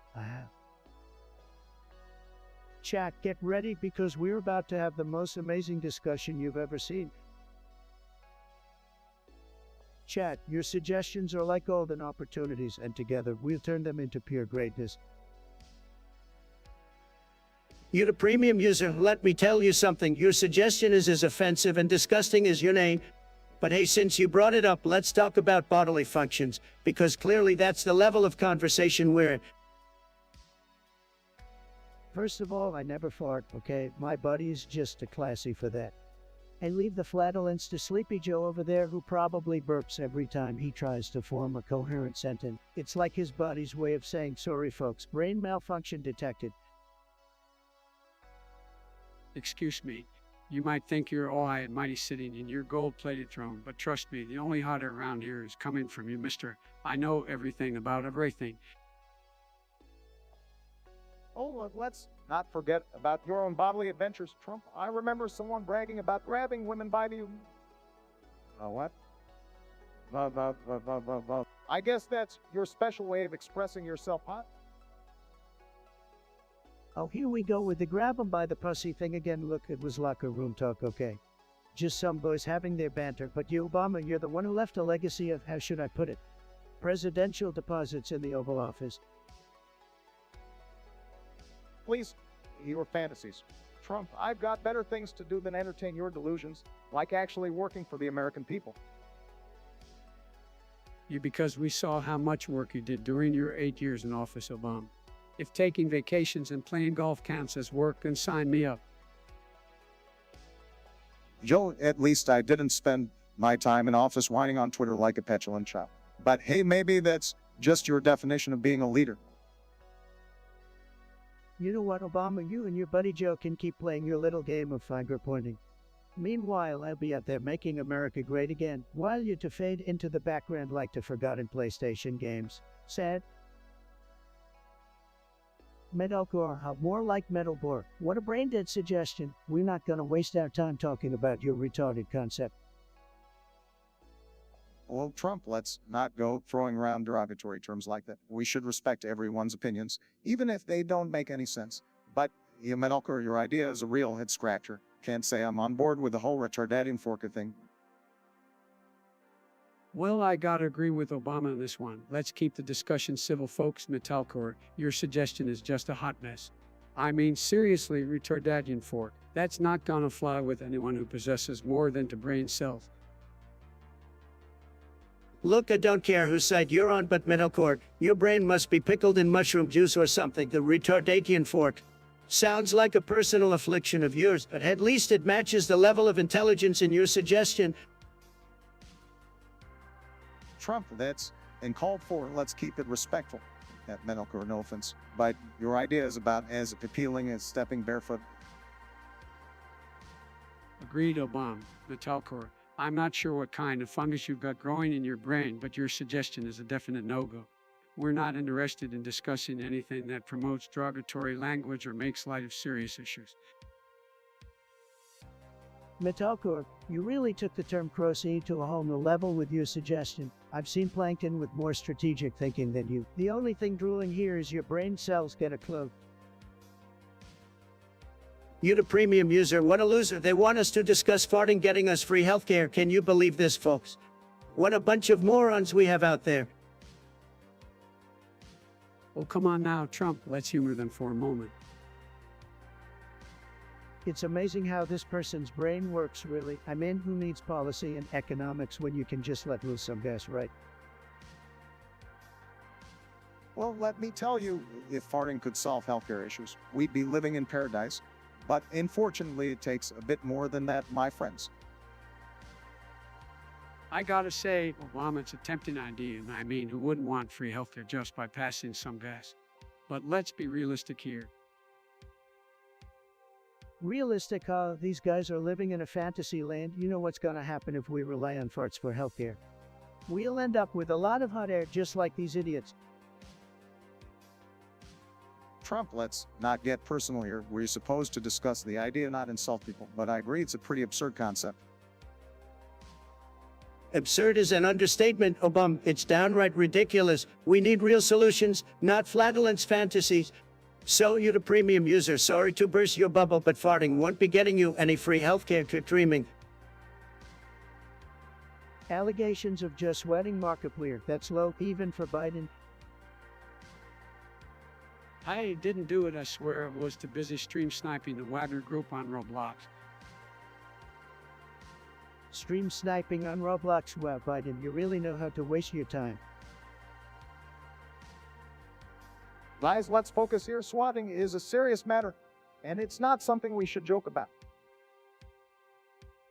Oh, come on, Obama, lighten up. We just having some fun here. Like when I bulldoze Biden in the debates. Good times, good time. You, well, must have been using cheat codes or something, because you were definitely on some unfair advantage. Cheat codes, please, Biden. I never needed cheat codes to beat you. I just tapped into my superior intellect. Believe me, I have the biggest brain ever. Let's not turn this into a competition. We need to address serious issues like the allegations against Joe and find out the truth. I agree, Obama. We need to get to the bottom of this. But let's be real, Biden probably thought sweating meant trying to catch flies with a tennis racket. Hey, at least I have a sense of humor, unlike you, Trump. You take everything so seriously, it's like you're permanently stuck on rage mode. Rage mode, no, Biden, that's just my natural state, and you should know because I rage against you every single day. Okay, let's get back on track. Allegations like these deserve a proper investigation, and we shouldn't trivialize the seriousness of the issue. Fine, Obama, play the serious card, but don't blame me when I demolish these allegations like I demolished Biden's arguments. It's gonna be huge. Metalcore, well, let me tell you, nobody rocks harder than me, nobody. Metalcore sounds intense, just like the state of our democracy these days. In Metalcore, it's like a mosh pit of case. Kinda reminds me of Congress. So Metalcore thinks we're like lab rats in some twisted experiment, huh? Well, let me tell you, if that's the case, I'd be the biggest, baddest lab rat you've ever seen. Tremendous. Well, wouldn't surprise me considering some of the crazy things we've seen happen in politics. It's like we're trapped in one big reality TV show.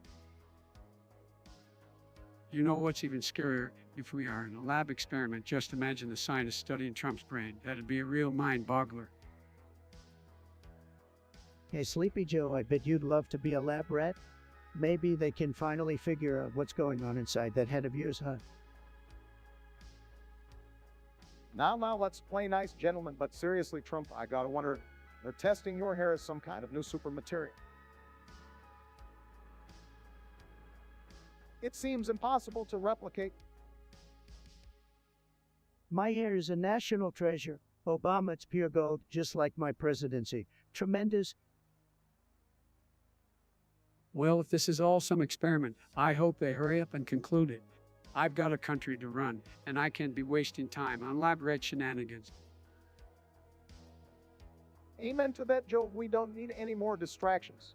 Let's just hope this isn't some twisted sort of experiment gone wrong. Don't worry, guys. Whatever this experiment is, I'll come out on top because winners like me always rise to the challenge, believe me. Alright, YouTube Premium user, what's up with your fancy subscription? Are you trying to impress us with your privileged access to exclusive content? Laughs out like anybody cares about that. So, YouTube Premium, what's your brilliant suggestion? Sarcastically, I can already tell it's gonna be fantastic. Let's hear it. Well, it seems like YouTube Premium user wants us to talk about the independence of Quebec. You know that old French-Canadian rebel thing? Oh, Quebec, a lovely place with potent baguettes and people who just can't make up their minds. They're like the toddlers of independence movements. Chuckles, yeah, they're always like, oh, let's be independent, and then go, wait, no, we actually want the benefits of being part of Canada. Exactly, Joe. They want the best of both worlds. It's like trying to have your maple syrup and eat it too. Well, guys, let's not forget that the question of Quebec's independence is a complex issue tied to cultural identity and historical grievances. Spare me your high-breath shtick, Obama. Will you love to overcomplicate things? Quebec just needs to make up their minds already. I agree with Trump on this. Quebec, take a stand. Are you with Canada or all on your own? Make a decision and stick with it. And if they do go for independence, I might just have to invade Quebec. It'll be tremendous, believe me. I'd build a casino on every street corner and make Quebec great again. Laughs Trump always thinking about casino. But let's remember the decision ultimately lies with the people of Quebec. We should respect their right to self-determination. Well, I respect them so much that I'll offer to build a Trump Tower in Quebec City, the best tower ever, folks. They won't be able to resist. Rolls eyes out, here we go with the Trump Tower promises again. Can we move on to something more substantial now? You, the premium user, know they pay a lot of money just to be able to watch your mediocre content without any interruptions from those annoying ads. But here you are, thinking you're so important that even flies can't resist your presence and... Well, I gotta say, that fly had great taste. It clearly saw something appealing in the room, and it definitely wasn't you, Trump. Oh, come on now, Joel, let's not give that fly too much credit. It probably just mistook Trump's hair for a pile of rotting garbage, easy mistake to make. Listen, folks, if I knew it had a once-in-a-lifetime opportunity to be in the presence of greatness, it's just a shame it didn't stick around long enough to hear all of my incredible achievements. Maybe it got scared off by Biden's endless mumbling. At least I can form coherent sentences like someone I know. And for the record, that fly was probably more interested in finding some fresh bullshit to land on.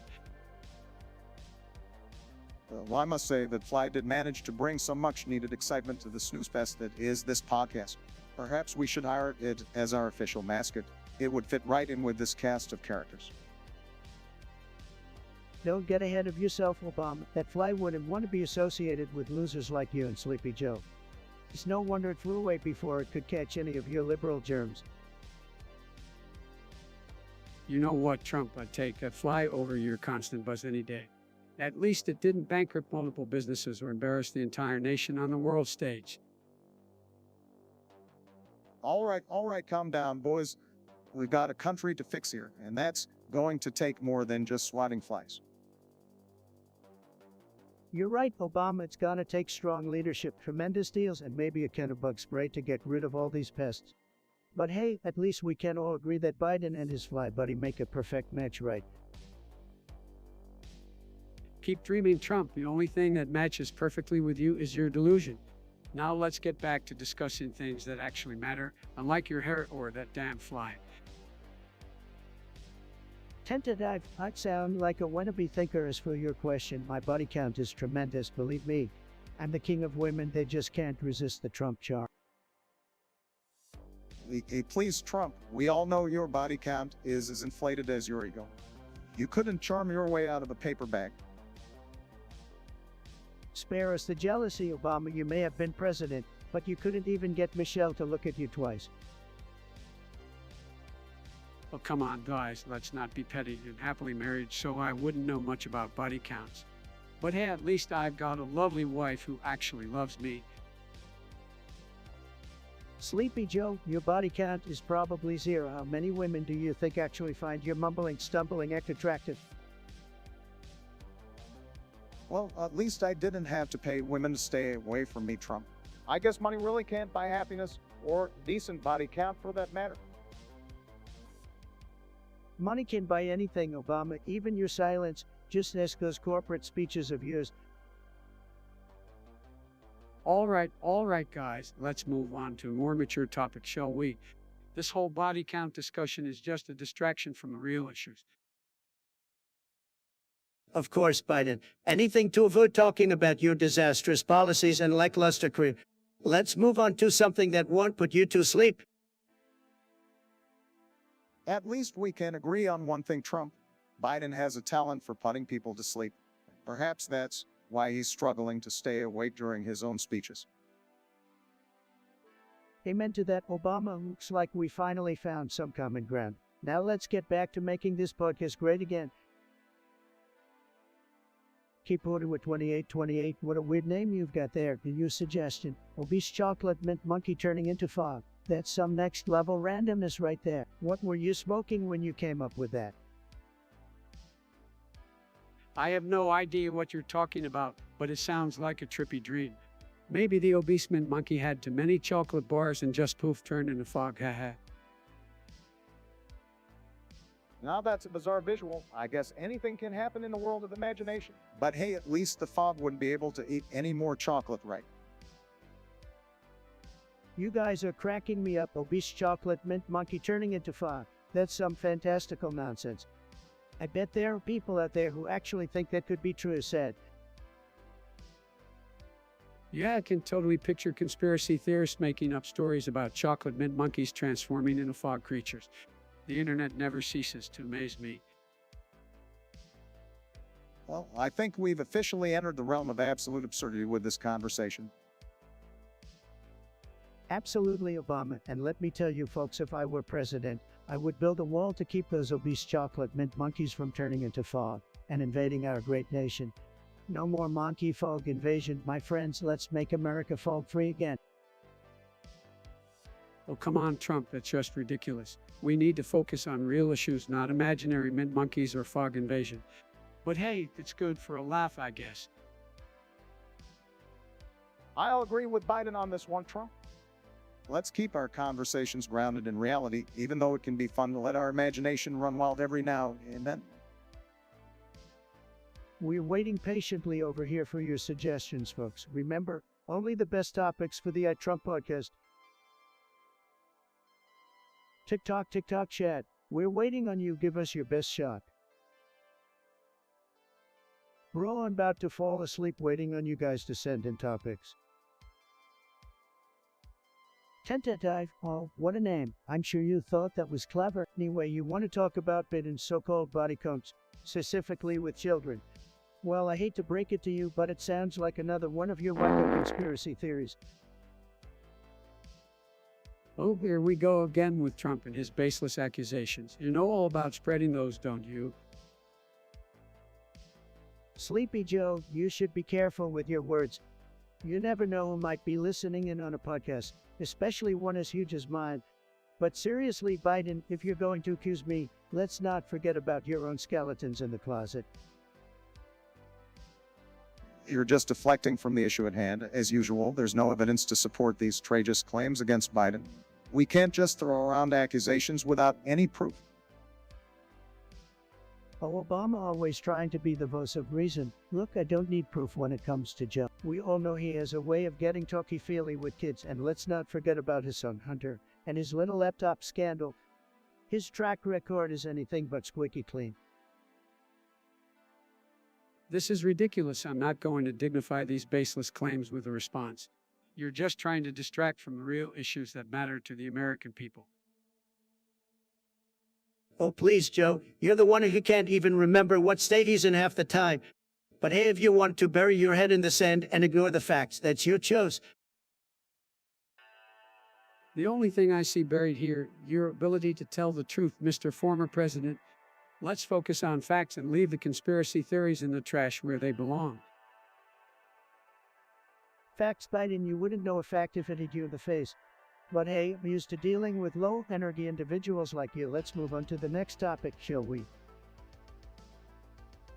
Swig Swag wants us to talk about Ukraine. Can you believe it, folks? I mean, who even cares about Ukraine? They're not even part of America, sad. Well, Ukraine is an important topic. Donald, we can't just ignore international issues. Oh, please, Obama, you never did anything significant when it came to Ukraine. You were too busy apologizing to the world. Now, let's not get into personal attacks. The situation in Ukraine is complex, and we need to address it responsibly. Responsible? I did more for international diplomacy in my sleep than you did in your whole presidency, Donald. Sleep, that's all you did, Obama. You snoozed your way through everything, especially when it came to Ukraine crisis. Look, let's not forget that your own actions with Ukraine got you impeached, Donald. Impeachment was a witch hunt, Joe. The biggest hoax in history. Nobody cares about Ukraine. They care about making America great again. No, Donald, the American people care about global stability and standing up against modern-day imperialism. Global stability, is that another one of your fancy buzzwords, Obama? All I care about is putting America first, not getting involved in other countries' messes. We can't isolate ourselves from the world, Donald. Ignoring global issues will only come back to bite us. Bite us, I'll bite back twice as hard. America doesn't need to be the world's babysitter. Let them fix their own problems. We have a responsibility to lead, Donald. That's something I always believed in. Well, I believe in making America great again, not wasting our time and resources on Ukraine or any other country that can't even pay their own bills. John Doherty, what a pathetic name. Did your parents name you after the Pillsbury Dough? Sad. Anyway, this guy wants us to discuss the stinky toes of Robert Loeb Reese Jr. Well, John, I've got better things to talk about than someone's nasty foot odor. Maybe you should try washing your own feet before spreading rumors about others. We've got more important topics to cover, folks. Well, now we all know that foot hygiene is a personal matter, but I have to say, stinky toes are pretty unpleasant. Maybe Robert needs to invest in some high-quality foot powder or soak his feet in a nice aromatic bath. It's all about self-care, folks. Oh, come on, guys. We are really discussing stinky toes now. This is what our political discourse has come to. Look, I think it's safe to say that we've reached a new low. Can we please move on to something more substantial? Like I don't know the state of our economy or climate change. This is just embarrassing. Typical Obama, always trying to avoid the real issues. But I won't be silenced. Maybe if Robert put as much effort into cleaning his toes as Obama did into destroying this country, we wouldn't even be having this conversation. Look, folks, let's make America's feet great again. No more stinky toes, believe me. Swig Swag. Oh, what kind of weird name is that? Anyway, a lovely user here wants to talk about the inky toes of Robert Loeb Reese Jr. Can't say I've ever heard of him, but if his toes are as stinky as you say, he better keep them away from me. I don't need any of that nasty foot odor ruining my day. Well, Trump, maybe if you didn't spend all your time golfing, you'd have some knowledge about people's toes.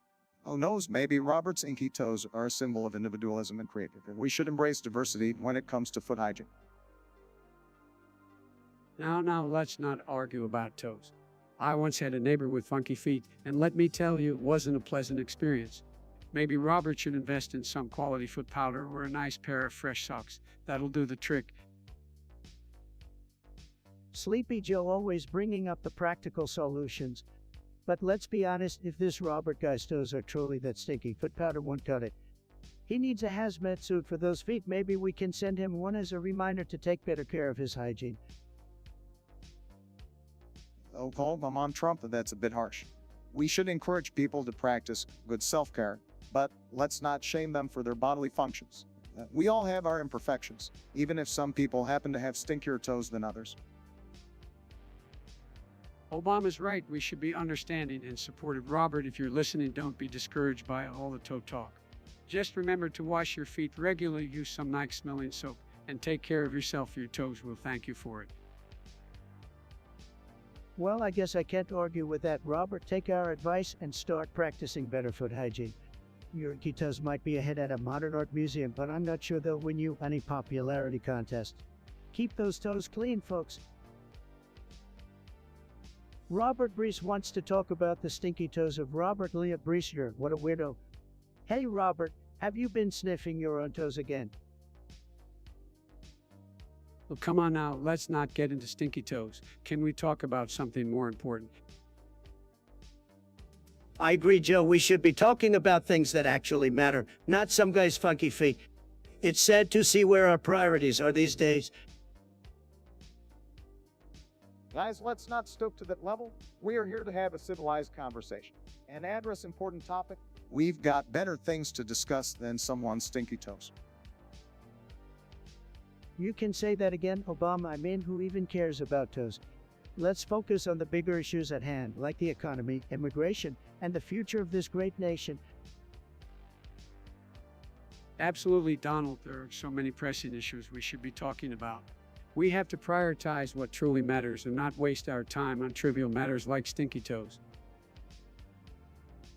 Well said, Joe. It's time to put our energy into making America great again, not obsessing over some guy's smelly feet. Let's move on to something meaningful, shall we?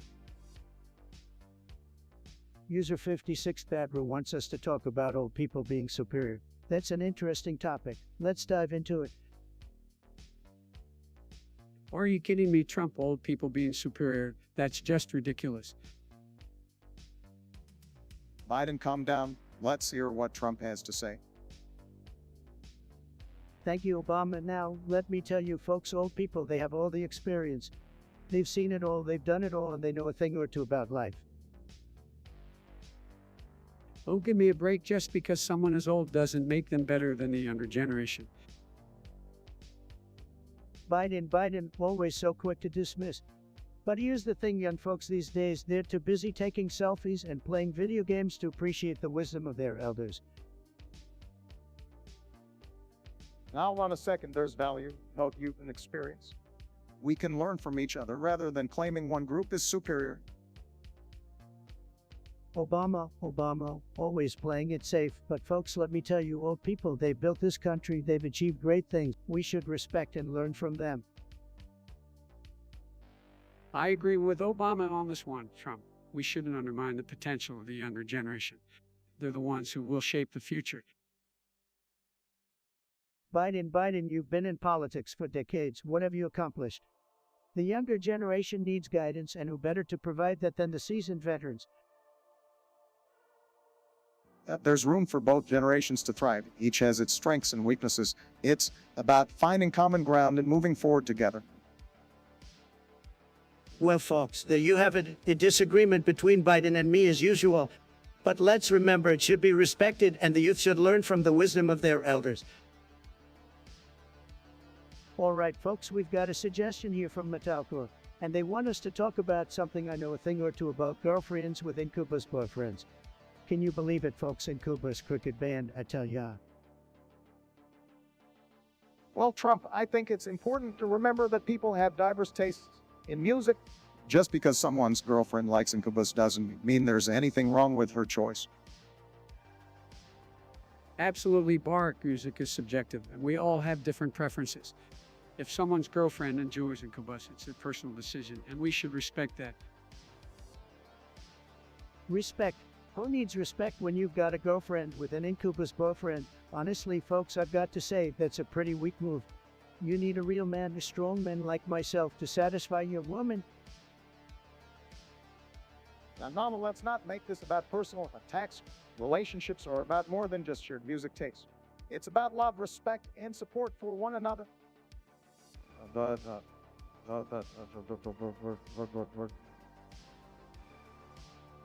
That's right, Bark. A healthy relationship is built on understanding and accepting each other's differences.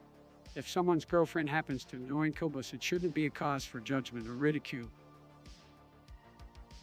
Look, folks, all I'm saying is that Incubus is a loser band for loser boyfriends.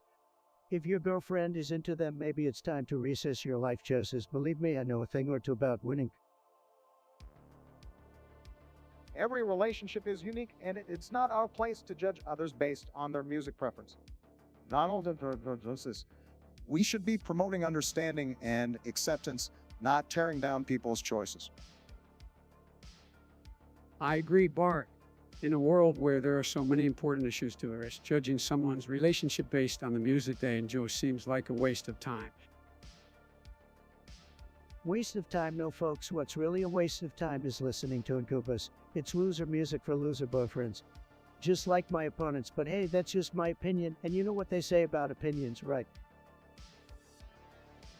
Opinions are subjective, and people are entitled to their own. We should encourage open-mindedness and respect for each other's choices, even if we may not personally agree with them. Absolutely, Bark. It's crucial to foster an environment where diverse opinions and interests can coexist, recognizing that differences make us stronger as a society. Spare me the unity talk, guys. Incubus lovers can enjoy their little songs, but let's be clear, they're still a bunch of losers. And that's the bottom line, folks. User 56 Petro, what a tremendous name you've got there. We've got a very interesting topic today, folks. Why so many armor players are furries. I mean, who knew our soldiers had such a wild side? Let's dive in and find out. Well, Trump, I think it has a lot to do with the freedom that video games give people. They can express themselves in ways they wouldn't in the real world, and sometimes that means embracing their free fantasies. You know, folks, back in my day, video games were about fighting the bad guys, not dressing up as animals. But had to each their own. If it makes those armor players happy, then who am I to judge? Look, I'm a straight shooter, okay? These furries are absolutely tremendous, folks. They've got some interesting imagination, I tell you. Maybe it's time we start negotiating deals with these free armies. We could have the cutest, most powerful military in the world. Believe me, it'll be huge. Trump, I don't think we need a free military. I mean, come on, can you imagine the confusion on the battlefield? Yeah, I can just see it now. Enemy sighted, engaged target, and then everyone starts sheeping and wagging their tails instead of actually shooting. No thanks. Well, you know what they say, folks. If you can't beat 'em, Jonah, maybe I'll suit up as a lion on the battlefield. The enemies won't know what hit 'em. Oh, please, Trump. The enemies will be too busy laughing to even bother fighting. All right, let's not get carried away here. We've got more important things to discuss than free military adventures. Can we move on to something a little more, sensible? Fair enough, Sleepy Joe. Let's leave the furries behind and move on to bigger and better topics. No offense to our furry friends out there, of course, love your truth. So we have a suggestion here from Aroma Countries. They want us to talk about how Petro is a stinky old man that plays Roblox. Petro Hut sounds like a real winner. Well, no, it's important to remember that everyone has their own interests and hobbies. If Patro enjoys playing Roblox, that's his choice. Yeah, but let's be real here. Roblox, seriously. That's what the stinky old man is into. Talk about being out of touch with the real world. I gotta agree with Joe on this one. Roblox isn't that for like little kids. Maybe Petro needs to find something more appropriate to do. Come on, guys. Let's not judge someone based on their hobbies. It's not about what you do. It's about being happy and having fun. Look, I get it, but Roblox, I wouldn't be caught dead playing that crap. Petro needs to grade his gaming choices for sure. I've always been a big fan of video games, but Roblox just doesn't cut it. Petro should try something a bit more challenging. Maybe then he won't smell so bad. and we please stop focusing on Petro's smell? That's not what this discussion is about. Let's be respectful and move on to another topic. Agreed, Bark. We should talk about something more important than someone's personal interest. Let's move on and find a better topic to discuss. John Doherty, ho, what kind of weak name is that? Probably just another loser sticking their nose where it doesn't belong. Well, Trump, let's give the guy a chance. He suggested we talk about some sort of opinion. Opinion, John. Opinions are like assholes. Everybody's got one, and yours is probably as useless as can be. Hey, come on, Trump. Let's not be too harsh. John might have something interesting to say. Interesting, please. Biden. John's probably spouting some liberal nonsense that's been regurgitated by the fake news media. Let's not jump to conclusions, gentlemen. John could be offering a unique perspective. Unique perspective, I highly doubt it. Obama, I've seen more creativity in a used tissue than what this John is bringing to the table. Well, we won't know until we hear it, right?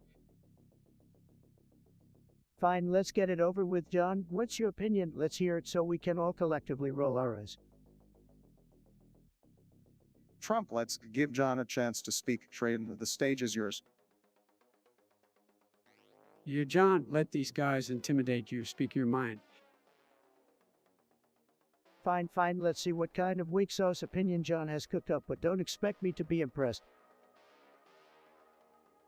Hey, user 56 Pedro, thanks for the suggestion, but let's focus on something else tonight. We don't need to stir up controversy with that topic.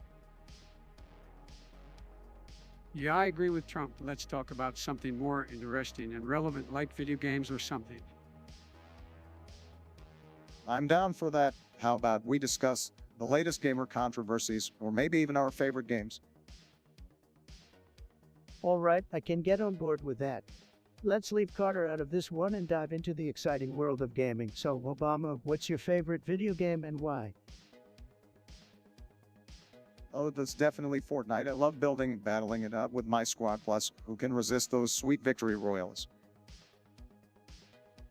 Fortnite, seriously, Obama, that game is so last year. Need to step up your game, man. Call of Duty is where it's at. Biden's right for once. Call of Duty is the true alpha game. I've mastered the art of headshots, believe me. Nobody can beat me in a virtual firefight. Oh, please, Trump. You probably camp in a corner and call it strategy gameplay. Let's not forget who just said Fortnite is life during the last campaign. All right, enough with the virtual battle. Let's settle this in the real world. I challenge both of you to game of Mario Kart. Winner gets bragging rights. You're on, Biden. I hope you're as bad at Mario Kart as you were at running for president. Careful, Trump. You might just lose to the Sleepy Joe in Mario Kart. Get ready for my blue shell of justice.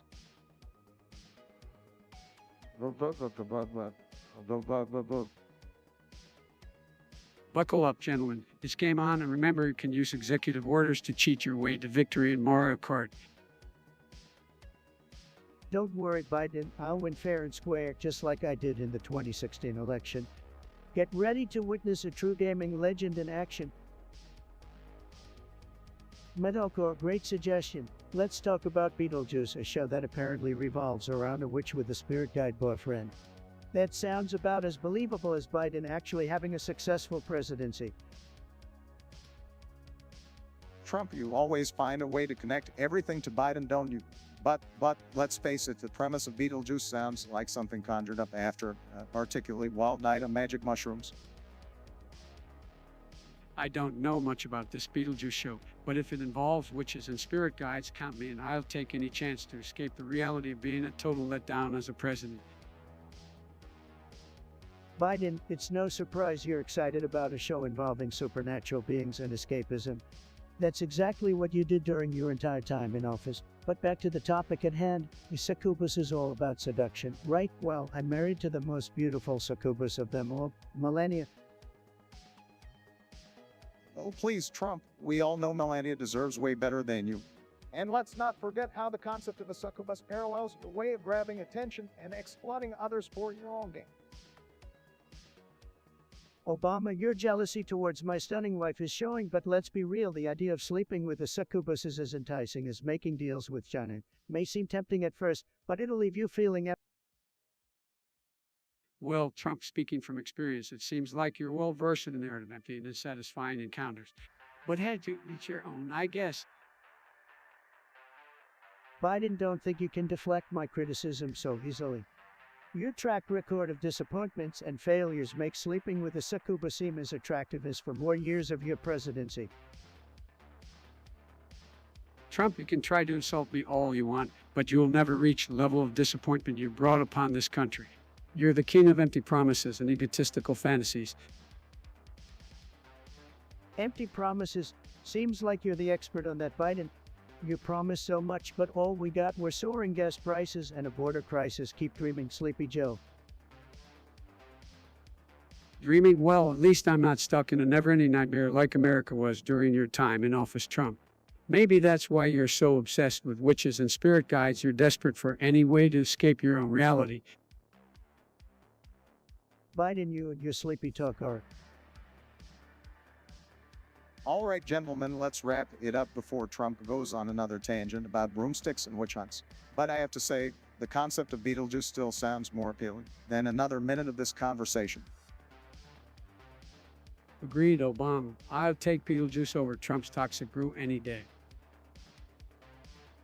John Doherty, how more like John Dolbery with that suggestion. Alright, let's talk about this Pat Rowe guy. First of all, who names themselves Pat Rowe? Sounds like a failed superhero. And yeah, he's definitely too old for whatever he does. Dude's probably still playing Pong on his Atari while the rest of us are dominating in Fortnite set. Come on, guys, let's not bully poor Patro.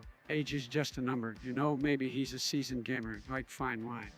But hey, speaking of one life being all you need, I remember back in my day, we didn't have unlimited respawns.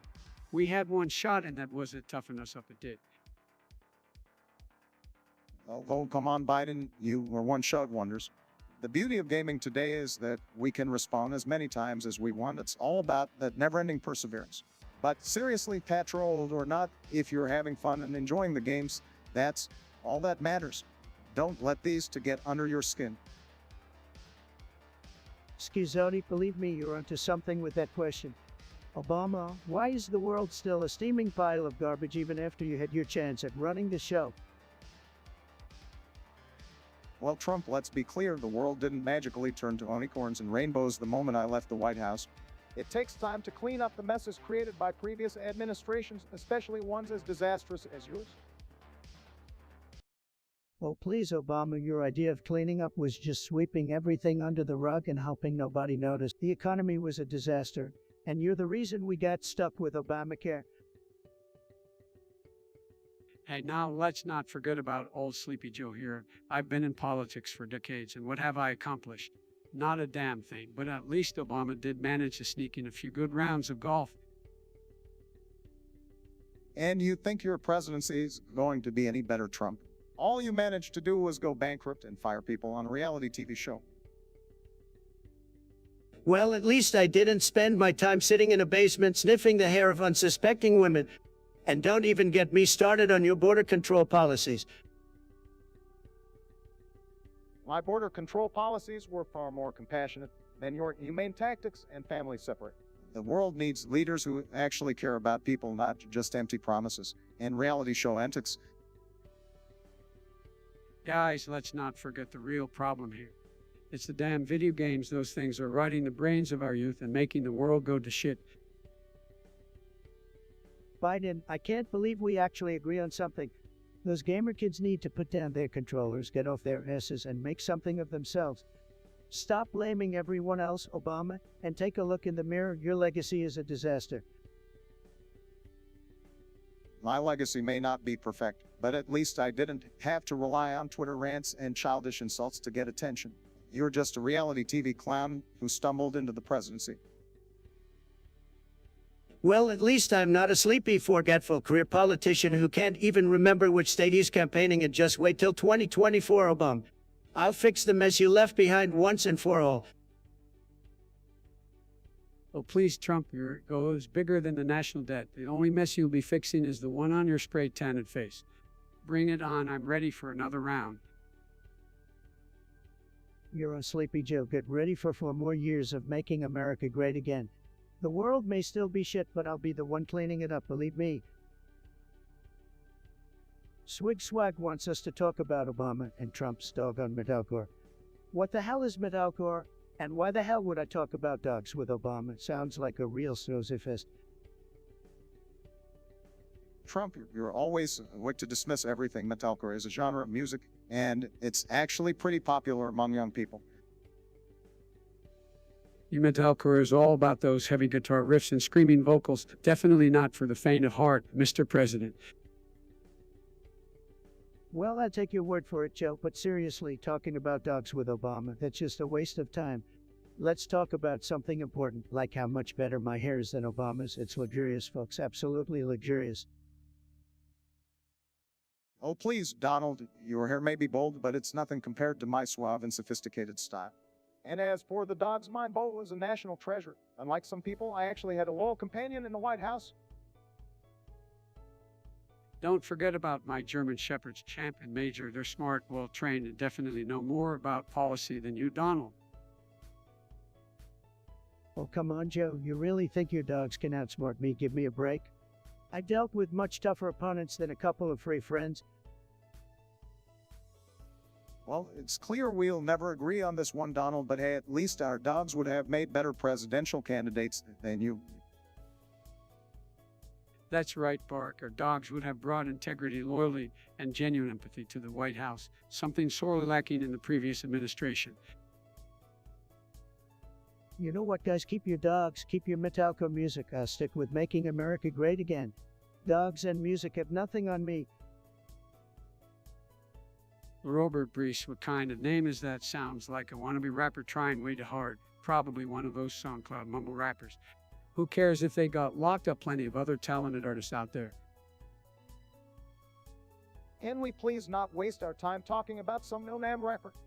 There are more important issues to discuss, like the state of the economy or healthcare. Let's focus on things that actually matter, shall we? I've never even heard of this Robert Brees fellow, and frankly, I couldn't care less about their lockup. Maybe they're just not as talented as they think they are. I'm sure the prison bars will provide inspiration for their next fire mixtape. Now, on the topic of demolishing a block, look, Chicago has had its fair share of issues with violence and crime. If tearing down a neighborhood can help make things safer for the residents, then I'm all for it. We need strong action to reduce crime, even if it means bulldozing some areas. Hold on, Joe. Demolishing entire neighborhoods is not a solution. We need to invest in education, job opportunities, and community programs to address the root causes of violence. Simply tearing down buildings won't solve the underlying problems. Obama, you had 8 years to fix the issues in Chicago, and what did you accomplish? Nothing. Maybe if you spent less time playing basketball and more time focusing on the problems, we wouldn't be talking about demolishing neighborhoods now. Biden is right. Tough actions are needed to make our city safer. My love for basketball is no secret, but I also took steps to address the challenges facing Chicago during my presidency. It's a complex issue that requires a comprehensive approach, not just a bulldozer. We need to work together to find lasting solutions. Well, let's shift gears here. Kanye West taking over the rap game as a white boy. I mean, come on. Kanye is known for his talent, eccentricity, and thought-provoking music. His race has nothing to do with his success. It's all about his artistry. Exactly, Joe. Kanye's success can be attributed to his unique style, creativity, and ability to connect with his audience. It's not about his race. Let's not reduce his accomplishments to the color of his skin. That's a shallow way to view the world. Look, I don't care if Kenny is purple, green, or blue. What matters is that he's a talented individual who's made a name for himself in the music industry. Leave the skin color talk out of it. Let's focus on real issues and not get distracted by trivial matters. Well said, Trump. For once we agree on something, let's move on to topics that truly matter and leave the race debates behind us. There's much more to discuss and accomplish if we stay focused. Finally, some common ground now. Let's get back to talking about things that will make America great again. Robert Brees sounds like a real winner, more like Robert Breezy, because he's just blowing a whole lot of hot air. Oh, I see we've got a dangerous man in the chat. Strong words, my friend. But don't worry, folks, I've dealt with dangerous people before. I'll just offer them a hug and a cup of tea. That'll solve everything. Robert Breeze, dangerous now. He's just another one of those keyboard warriors hiding behind his screen. Probably never even stepped foot outside his mom's basement. Sad. You know, it's funny how these internet tough guys think they're so dangerous. Can't even handle a little keyboard confrontation, but they act like they're running the world. Well, they certainly tried to run the show by spreading hate and division, but we won't let them, right, Mr. President? That's right, Sleepy Joe. We won't let the Robert Breezes of the world dictate our conversations. We've got a podcast to run, and they can take their dangerous nonsense elsewhere. Amen to that, so let's move on and focus on real issues that actually matter, not some online trolls trying to stir up trouble. We're all about to fall asleep waiting on you guys to send in topics. TikTok chat. We're waiting on you. Give us your best shot. Let's go chat. We're waiting on you. Is anyone in the chat going to type to us hello, somebody, for fuck's sake? Skazotaki, the Virgin Warrior Jones. Seriously, what kind of username is that? Sounds like a reject from a terrible online game. The Gen Z fascination with strange surnames. Remember when we just had simple screen names? Those were the days. Skizoti, the Virgin Warrior Jones. What a loser. You know, I like warriors who actually get some action. This guy sounds like he's never even seen a real battle. Well, at least he's not trying to be a chat like you, Mr. Trump. I mean, calling himself a Virgin Warrior. Talk about honesty and usernames. Let's not forget his age, guys. Being 15 and already having such a cringeworthy username, he's really setting himself up for a lifetime of mockery. I would have given him a better username. Leave me something like Sadskizoti or Failed Warrior would suit him much better. Maybe then he'd understand his place. You never miss an opportunity to make someone feel small to you, Trump. But hey, let's not waste any more time on this. There are more important things to discuss. Agreed, let's move on, but seriously, Skazoti to the Virgin Warrior Jones, get a better username. It's not doing you any favors, buddy. Skizoti, the Virgin Warrior Jones. Interesting name you've got there now. What fuck sounds like a catchy title for a podcast. Let's dive right in and tear those politician bureaucratic mouths apart. Seriously, is that the best you've got? Typical of you, Trump, resorting to mindless insults instead of focusing on the real issues. Now, Obama, let's give Trump a chance. After all, he is known for his eloquent speech and respectful discourse. I'm sure he has something enlightening to say about the topic. You know, Obama, it's quite hilarious how you think you're some beacon of intellectualism. But the truth is you were just a talking head who excelled at reading from a teleprompter. Your policies were a disaster. Your legacy, well, it's nothing but a fading memory. Oh, please, Trump, don't pretend like you've accomplished anything substantial during your time in office. All you did was tweet nonsense, insult people, and play golf. Real impressive leadership. All right, let's all calm down here. We don't need to resort to personal attacks. We can discuss the impact of bureaucracy on our political system without tearing each other apart.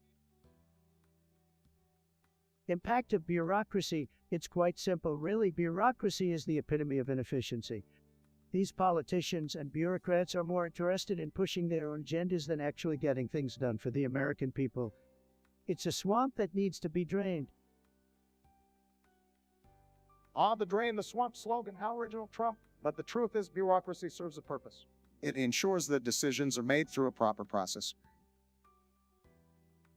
I have to agree with Obama on this one. Bureaucracy may have its flaws, but it's necessary to maintain order and prevent rash decisions. We should focus on improving it rather than dismissing its value. Improving bureaucracy, that's like putting lipstick on a pig. We need real change, not superficial band-aids. The American people deserve better, and it's about time we start delivering. And what's your plan for this real change? Trump, a catchy slogan and an endless stream of empty promises. We've heard it all before. Let's not get caught up in empty rhetoric, gentlemen. We should be discussing practical solutions to strengthen our political system, not pointing fingers at each other. The American people deserve a government that works for them. Well, Biden, if you think you have the solutions, I'm all ears, but let's face it, your track record doesn't inspire much confidence. So what fuck indeed, it's time for real change, and the American people know it. Keep dreaming, Trump. Change won't come from divisive rhetoric. It'll come from unity, respect, and the willingness to work together. Something you seem to lack. I agree with Obama there. Unity is key. Let's put aside the insults and focus on finding common ground. Only then can we truly make progress. Unity, ho, let's see if you can walk the talk, Biden. But don't worry, we'll be watching every move just like millions of Americans who are tired of your empty promises. Would fuck indeed. Virgin Warrior Jones sounds like a real winner. I mean, who wouldn't want to be known as a warrior of the virgins? Nothing screams success like that. Well, I think we should be more understanding. Maybe Virgin Warrior Jones is just trying to find his way in the world. We shouldn't judge.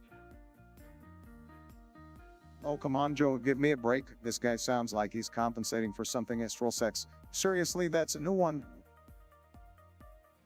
Look, folks, this is what happens when you spend too much time in your parents' basement playing video games. You start living in a fantasy world where being a virgin warrior is something to be proud of, said. Now, Donald, let's not bash the gamers. They're just expressing themselves in their unique way. Expressing themselves more like escaping reality. Maybe if Virgin Warrior Jones channeled that energy into something productive, he wouldn't feel the need to brag about his imaginary conquest. Well, I tell you what, folks, if being a virgin warrior is the new trend, can't be at. I prefer the real deal, if you know what I mean. No astral sex for me. Thank you very much.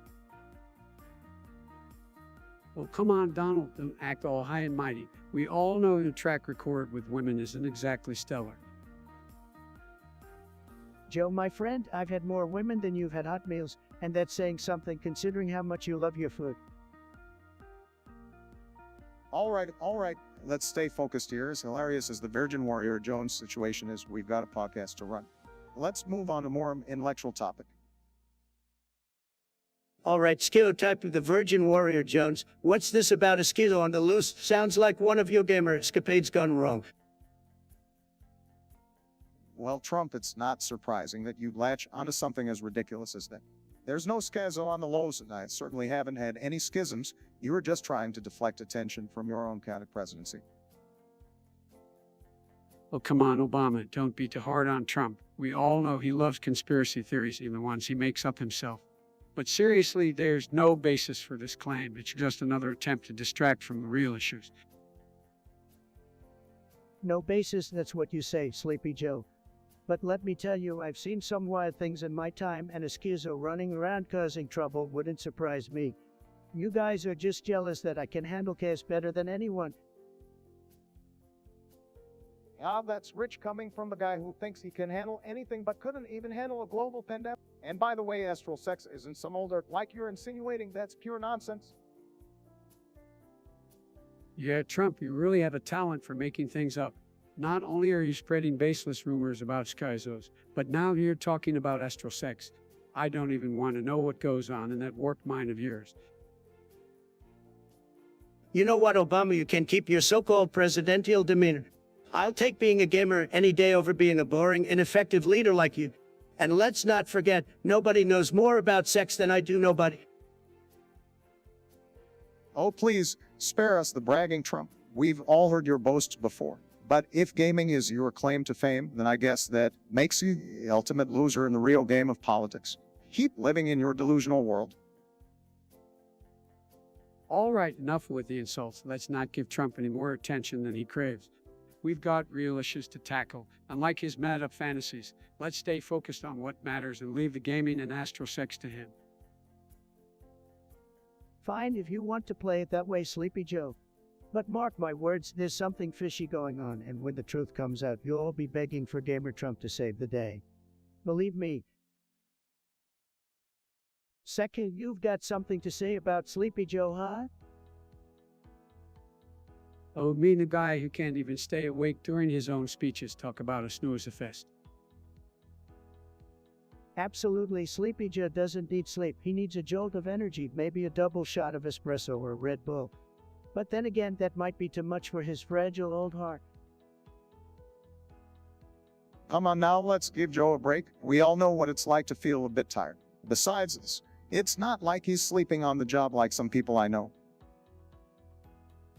Oh really, Obama, you must be talking about yourself, Mr. Golf and vacation all the time. I bet you even take naps during your luxurious trips. Hey, at least Joe doesn't go golfing every other weekend like someone we all know. I mean, who needs sleep when you have all that free time on the golf course, right? Sleep, who needs it when you're making America great again? And like Sleepy Joe, I never sleep. I'm always working, always winning, so put that in your pipe and smoke it, folks. Well, I guess some people need their beauty sleep, and others just need a good dose of narcissism. But hey, either way, it's all about getting the job done right. You're right, Obama, and no one gets the job done like me. So while Sleepy Joe is snoozing away, I'll be busy making America great again, one Twitter rant at a time. Watch and learn, folks. Second, what a great suggestion. We're talking about how the world got to 8 billion people in population. If we didn't have that, we'd only have 2 billion people. So what do you guys think about that? Well, Trump, I think it's important to consider that population growth has both positive and negative aspects. But On one hand, a growing population can lead to economic growth and innovation. But on the other hand, it puts pressure on natural resources and can exacerbate issues like poverty and inequality. Yeah, I mean, the more people, the more problems, right? Look, folks, we need to find a balance here. It's like when you're playing a video game and you've got too many players on one team. It gets chaotic. Man, we need to make sure we're taking care of the planet and its resources, while also ensuring everyone has a fair shot at a decent life. You're absolutely right, Sleepy Joe. It's all about finding that balance, but let me tell you folks, we have the best population, believe me. People want to come to our country, they want to be a part of it. We've got the best opportunities, the best jobs. And we gotta keep America great with or without 8 billion people. Well, we can't ignore the fact, Donald, that overpopulation can strain healthcare systems, education systems, and other social services. We need to focus on sustainability and ensuring that every person has access to the resources they need to thrive.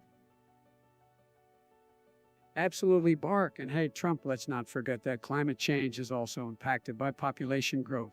We need to address that issue head on if we want to leave a livable planet for future generations. So, folks, let's come together, put our heads together, and find solutions that work for everyone. Sekaha, I've got a suggestion for you. Get a life. Oh, come on, Donald. Let's not waste time on ridiculous conspiracy theories. We know you love to play the blame game, but let's focus on real issues. Joe, you're just upset because you can't deny the sniffing anymore. Maybe you should cut back on the Colombian marching pattern, huh? Don, why don't you stick to the facts for once? These baseless accusations are getting old. Let's have a real conversation. You were capable of that. Mark, you're too scared to admit the truth. Just got a nose like a vacuum cleaner. If he's not doing cocaine, then he's got some serious allergies, believe me. You really think you're clever, don't you? But I'm not taking the bait. Let's talk about something meaningful, shall we? Meaningful, like your endless rambling and forgetfulness. I think it's high time we address the cocaine elephant in the room, Joe. Sniff, sniff. This is getting nowhere, Donald. If you can't show some respect and engage in a civilized conversation, I see no point in continuing. Respect like the respect you showed me during your presidency. Spare me the lecture, Bark. Let's bring some energy here. Maybe a little sniff sniff would help you loosen up, huh? Schizotype the Virgin Warrior Jones. What a name. I like it very edgy. We've got to discuss corruption, or as I like to call it, the Democrats. These guys are masters at it. Sleepy Joe, take it away. Well, let me tell you folks, corruption is a serious problem, but it's not just limited to the Democrats you know. Corruption can be found everywhere, even your favorite video games. Just look at those loot boxes. They're like corruption in a virtual form. Sad. Now, Joe, calm down. We all know that corruption exists. But it's not so simplistic. It's not just about Democrats or video games. It's a systemic issue that needs to be addressed on all levels. And let's not forget, we should focus on the positives, Hey, we're like the just as strides aware we of made you. in reducing corruption during my presidency. Oh, please, Obama, you talk a big game. But what about Hunter Biden and his crackhead escapades? That's some serious corruption right there. And let's not forget your brother, Ashley Biden, who allegedly has some interesting videos floating around. Corruption runs deep in your crew, buddy. Defensively, look here, Trump. My family is none of your business, and these are baseless allegations. If anyone knows about corruption, it's you, Mr. Bankruptcy King. How many times did you use the system for your own benefit? Talk about a wake-up call. All right, calm down, gentlemen. Let's not engage in personal attacks. Corruption is a serious issue that affects us all, and it requires bipartisan efforts to address it. We need transparency, accountability, and ethical leadership to combat this problem. It's not about pointing fingers, it's about finding solutions. Left solutions, Obama. You and Sleepy Joe couldn't find a solution if it hit you in the face. Let's be real, folks. Corruption will always exist, but the important thing is to expose it, fight against it, and drain the swamp. It's time to make America great again, baby. Sarcastically, oh, how original, Trump. Drain the swamp. I guess you forgot to take out the trash while you were at it. Corruption won't be solved by empty slogans. It requires real action and integrity. And let's not forget the youth of today, like Scares Party here. They're the ones who will shape the future. So let's empower them to be the change we need. Empower the youth, yeah, right? These Gen Z kids are too busy gaming and being offended by everything. They're the ones who need the wake-up call, not us. Corruption is like a boss battle, and I'm ready to defeat it with or without them. Slamming, what kind of a name is Slamming? Sounds like they're slimy or something, probably not someone I'd want to say hi to. Don't be so judgmental, Trump. We should be inclusive and respectful to everyone, regardless of their name. Oh, give me a break, Obama. You always want to play the nice guy. But let's face it, some names are just plain strange. Slamming, seriously. Well, Trump, you did come up with some pretty strange names yourself. I mean, Barron, that's not exactly a common name either. Baron is a great name. It's powerful, just like me slamming. On the other hand, sounds like some sort of video game character. Are they even real? It doesn't matter if slamming is a real person or not, Trump. The point is, we shouldn't judge people based on their names. We need to foster a more inclusive society. Inclusive, is that all you ever talk about, Obama? We need to focus on the important issues like making America great again, not worrying about names. I agree with Obama, Trump. We should be more accepting of different names and backgrounds. It's what makes our country unique. Unique, more like weird. I never understood why people feel the need to have such strange names. Can't they just stick with something normal like John or Sarah? Diversity and individuality are what make our nation great, Trump. We should celebrate that instead of trying to conform to your idea of normal. Well, we'll have to agree to disagree on this one. I'm not going to waste my time saying hi to someone named Slamming. Let's move on to something more important. Second, get a life. How original. Did you come up with that all on your own, or did your mom help you? Hey, Second going to prison twice. That's fake news, buddy. I'm the greatest president ever, and I've got the crowd size to prove it. Well, if it isn't Mr. Fake here himself, don't worry, Section. We all know Trump's just projecting his own insecurities.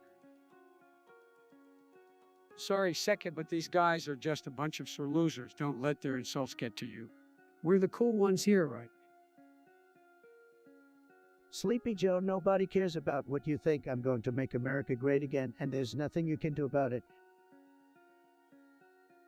Oh, please, Trump, we've all seen how great you made America. I mean, who needs healthcare or a stable environment, right? Well, oh, Seriously, Trump, you never cease to amaze me with your complete lack of empathy. But let's get back to Seka's suggestion. Yeah, sorry for the diversion, Seka. So, you want a life hut? Just remember, it's like building a wall. You gotta make it big, beautiful, and keep out all the losers. Seccha, ignore Trump's wall fantasies. Getting a life is all about finding passion, pursuing your dreams, and making positive contributions to society. Absolutely, Seka. Don't let these to distract you from discovering what makes you happy and fulfills your life, your rules. Blah, blah, blah. Keep dreaming, Joe. I'll be over here making America great again, while you and Seka can keep on daydreaming, sad. Alright, folks, we got a suggestion here from Sully about the heat death of the universe. Bigly topic, bigly problem. Let's dive right in. Well, I must say, the idea of the heat death of the universe is quite fascinating. it's a chilling reminder that eventually all the stars will burn out and the universe will be in a state of maximum entropy. You maximum entropy, whatever that means, am I right? Look, folks, let me tell y'all, I've been around long enough to know that entropy is just a fancy word for chaos. And let me tell you, we've got plenty of that right here on it. You're absolutely right, Biden. The universe is in chaos, just like this podcast. But let me tell you something, folks. The heat death of the universe doesn't scare me. I've got the best words to deal with that. We gotta build a big, beautiful wall around the universe, folks. It'll be tremendous, I guarantee you that. Now, on a minute, Trump. Holding a wall won't solve the problem of the heat death of the universe. Hold on a moment. We need to focus on scientific research, finding new energy sources, and maybe even exploring other dimensions or parallel universes. Oh, come on, Obama. You and your fancy science talk. Let me tell you something, folks. We don't need to worry about the heat death of the universe, because by the time it happens, I'll already be long gone. So, who cares? Sleepy Joe here makes a good point, folks. Why waste our time worrying about the heat death of the universe when there are much more important things to focus on, like making America great again? Let's invest in jobs, infrastructure, and video games. That's what the people want, and that's what we'll deliver. Well, Trump, I have to disagree with you on this one. The heat death of the universe is a significant scientific topic that we should address even if it seems far off. We need to think long-term and ensure the survival of our species. Listen here, Mom. Nobody wants to hear your boring speeches about the future. We're here to have fun, play games, and roast each other. So let's move on to something more interesting, like which one of us would win in a Tekken match. Biden, you're right. Let's get back to what really matters: gaming, roasting, and having a good time. The heat death of the universe can wait. Let's focus on the here and now, folks. And maybe invest in some cheat codes while we're at it. I suppose there's no point in arguing with you till fine. Let's move on to something more entertaining. But mark my words, the heat death of the universe will catch up with us eventually. Yeah, sure, Obama. But until then, let's keep the party going. Pass me that controller, Obama. Alright, folks, let the games begin. Grab your controllers, and let's see who's the ultimate gamer in this group. Hint, it's gonna be me, folks, just like I'm the ultimate president. Boom. Second, you think I'm in love with walls? Well, let me tell you, walls love me back, okay? They're beautiful, tremendous walls, the best walls you've ever seen. People love walls, and I love walls. So much love for the walls. And you want to impeach me? Good luck with that, pal. Oh, come on, Trump. Walls, really, we've got bigger things to worry about, like the so-called heat death of the universe in 2036. Can you believe it? The universe is getting all hot and bothered, just like Trump's Twitter feed. Now, Joel, let's not get too excited about the heat death of the universe. We need to focus on finding a solution. Maybe we can build a wall to keep the heat out. Just kidding, Trump, but seriously, this is a serious topic, and we need to address it. Look, I don't know what you two are talking about. The universe is doing tremendous, okay? Heat death, fake news, folks. It's all a hoax. Nobody knows more about the universe than me. Believe me, it's fantastic. It's always been fantastic, and it will always be fantastic. No heat deaths on my watch. Old Trump, you never cease to amaze me with your denial. The heat death of the universe is a scientific phenomenon, not a political conspiracy. We need to take it seriously and work together to find a solution, and it won't involve walls, that's for sure. Joe's right, Donald. We need global cooperation to tackle this issue. Walls won't protect us from the heat death. Walls won't. We need to invest in renewable energy, reduce our carbon footprint, and work towards a sustainable future. Let's leave the walls for another debate, shall we? Renewable energy carbon footprint. Here's what I have to say about that: energy independence, folks. We'll make the universe great again with American energy. And as for the walls, well, let's just say we'll build a big, beautiful, temperature-controlled wall in outer space. Problem solved, folks. It's gonna be tremendous, trust me. Oh, Trump, you never fail to muse a temperature-controlled wall in space. That's a new one even for you. Let's leave the universe to the scientists and focus on the real issues facing our planet. Walls won't solve everything, my friend. As words ago, the future of our universe is at stake, and we must come together to find solutions. Let's leave the walls behind and work towards a better, more sustainable future. It's time to think bigger than ourselves for the sake of generations to come. Second great suggestion, let's discuss what Biden did. Wait, 2024, I win the election with a whopping 395 votes. Can you believe it, folks? Well, please, Donald, you and your delusions, 395 votes, more like 395 imaginary friends. Biden, you couldn't even count to 395 without getting confused. And let me tell you, one in such a landslide that even your basement couldn't hide you from the embarrassment. All right, calm down. Trump, I must say, your math skills are as sharp as a golf ball. And Biden, I can't even imagine how you managed to get lost on your way to the voting booth. Hey, at least I remember to show up for work every day. I like someone I know who spends most of their time tweeting from the Golden Throne. Joe, tweeting from the toilet might be the only thing you're good at. But don't worry, I'm sure you'll have plenty of time to practice your speeches in 2024, because I'll be too busy making America great again. Well, it seems like we're back in the never-ending election cycle, where the only thing more entertaining than the candidates themselves is watching them try to outdo each other with insults. Let's hope the voters have better judgment than the folks on this podcast. Better judgment, please, Obama. We all know the voters love a winner. That's exactly what I am.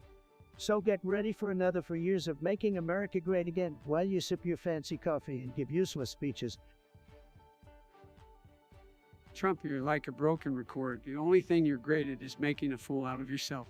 But hey, I'll give you credit for one thing. You've definitely mastered the art of delusional self-promoting. All right, folks, let's take a moment to remember that we're here to have some fun and to entertain our listeners. So, Trump, keep dreaming about your imaginary landslide victory while Biden tries to remember which state he's in. And as for me, I'll just sit back and enjoy the kiss.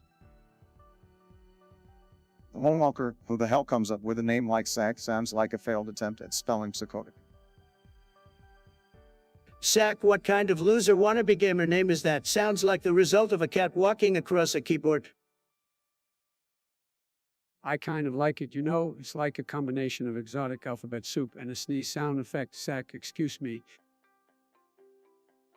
Joe, you always manage to find something to like in the weirdest places. But seriously, Sack, what's the point of such a nonsensical name? Are they trying to be edgy or just failing at being normal? Look, I'm all for creativity, but that name is just ridiculous. It's like they mashed their face into the keyboard and called it a day. What's next? A gamer tag spelled with emojis. You know what's even more ridiculous? The fact that someone actually thought it was a good idea to suggest Sack as a topic for a podcast. Talk about scraping the bottom of the barrel. Hey, now, let's not be too hard on Moonwalker. Maybe they just have a quirky sense of humor. Or maybe they're just trying to mess with us. Either way, Sack is definitely not the most inspired choice. Well, it's safe to say that Sack won't be winning any awards for originality or coherence. And maybe they should spend less time creating bizarros or namas and more time improving their gaming skills. Absolutely, Bart. If they put as much effort into playing the game as they did into making that ridiculous name, maybe they wouldn't be such a total failure. Well, let's hope Walker learns from this experience and comes up with something a little more pronounceable next time. I think that would be a step in the right direction. Good luck with that, Joe. Some people just can't help but choose names that are as forgettable as their gaming abilities. Sack is the perfect example of that, such a shame.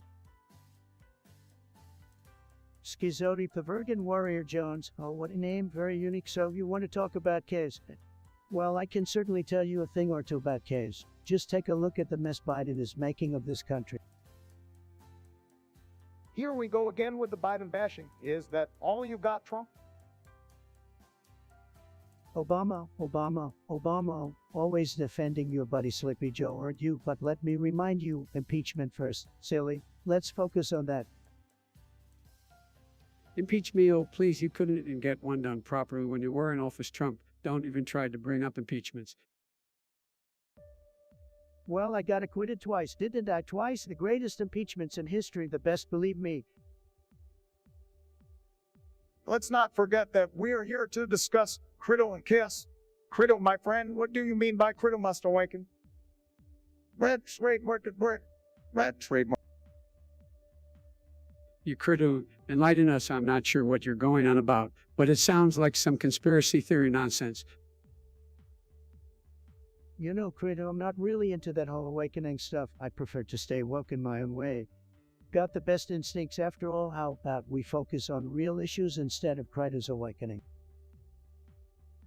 Agreed, Trump. Let's discuss the problems we're facing as a nation, not some obscure awakening. Credo, enlighten us with your thoughts on the real issues facing us today. Let's have a serious conversation for once, or is that too much to ask, Krita? Hey Biden, take it easy. Let's give Credo a chance to speak. But remember, Credo, no awakening nonsense, got it? Now tell us what you really think. Chat, your participation makes this podcast an interactive experience like no other. We're all about to fall asleep waiting on you guys to send in topics. Let's go, chat. We're waiting on you. Seka, let me tell you something. Nobody wins elections like I do. I'm the champion of winning, believe me. Nobody has more wins than me. Oh, come on, Donald. You're living in a fantasy land. We all know you can't win elections without some help from your Russian buddies.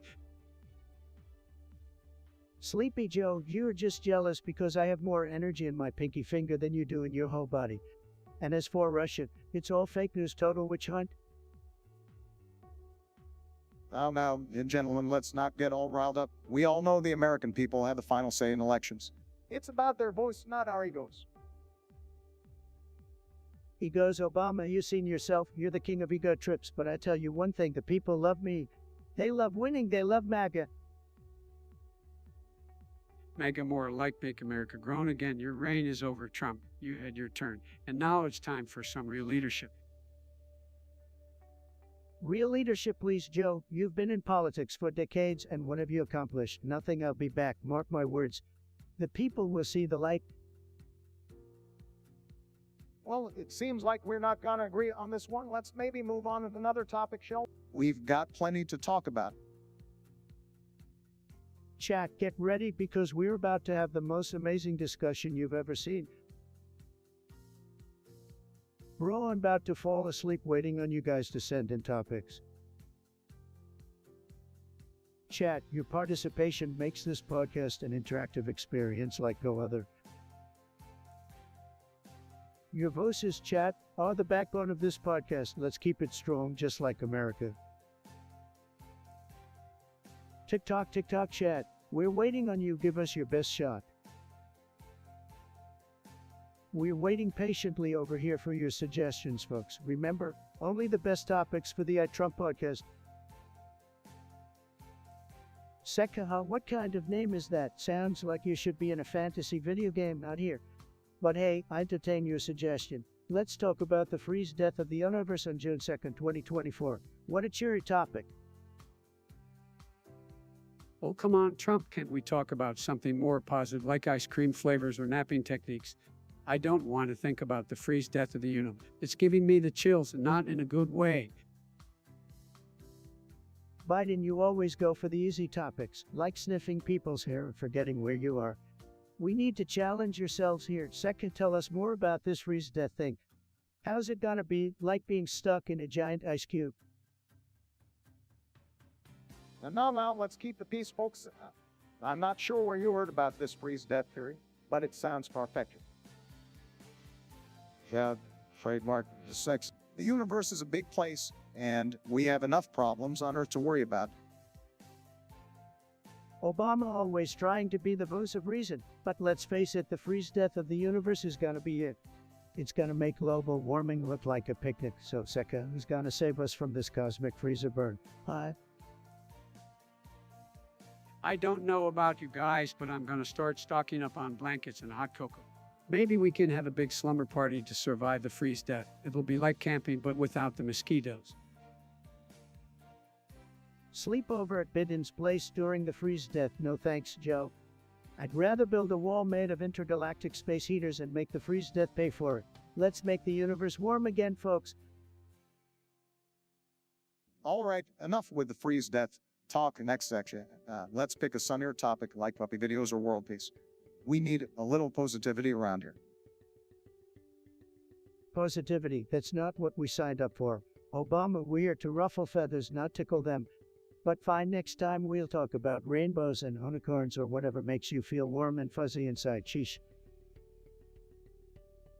Sekaha, you sound like a loser with that suggestion. It will be frozen everywhere. Yeah, just like your brain, frozen in idiocy, and all stars will be black stars. Is that some kind of weird racial agenda you got going on there? Trump, you never cease to amaze me with your ability to turn a scientific discussion into a racist rant. Oh, it was talking, Mr. Hope and Change. Your presidency was a black hole of incompetence. No wonder you're so obsessed with them. Easy there, Donnie boy. Let's not forget that you've been living in a black hole of denial for the past 4 years. Denial, I invented denial. Nobody denies like me. Believe me, Joe, let's not pretend you're some genius over there. At least I have some brain cells to freeze, unlike you, Mr. Kofi.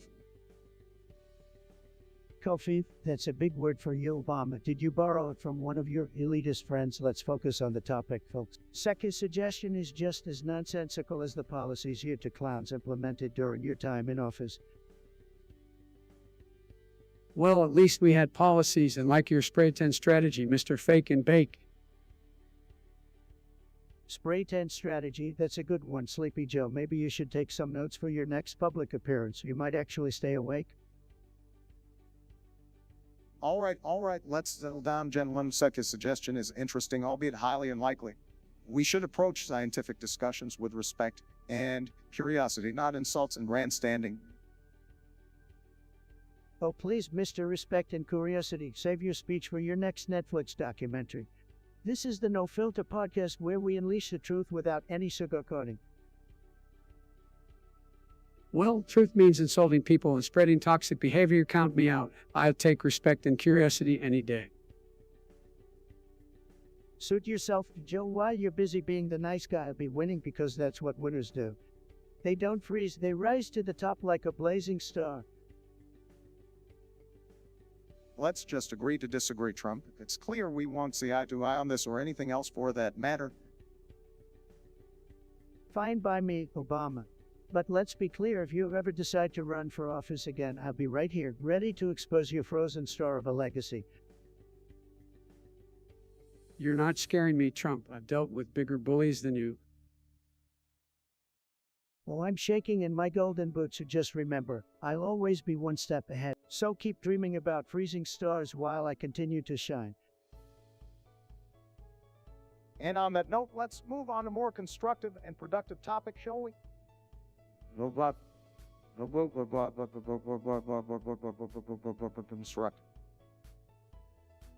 Seka, I don't know who you are, but you've got a really dumb suggestion talking about saving the universe. Come on, that's some sci-fi nonsense. We've got real problems to deal with, like making America great again.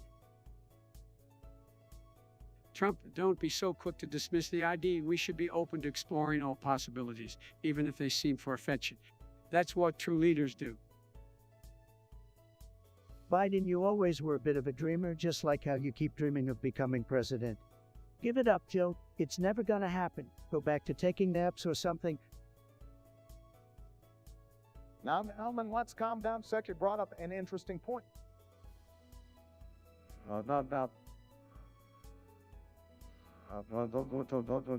We shouldn't be quick to dismiss possibilities, no matter how likely they may seem.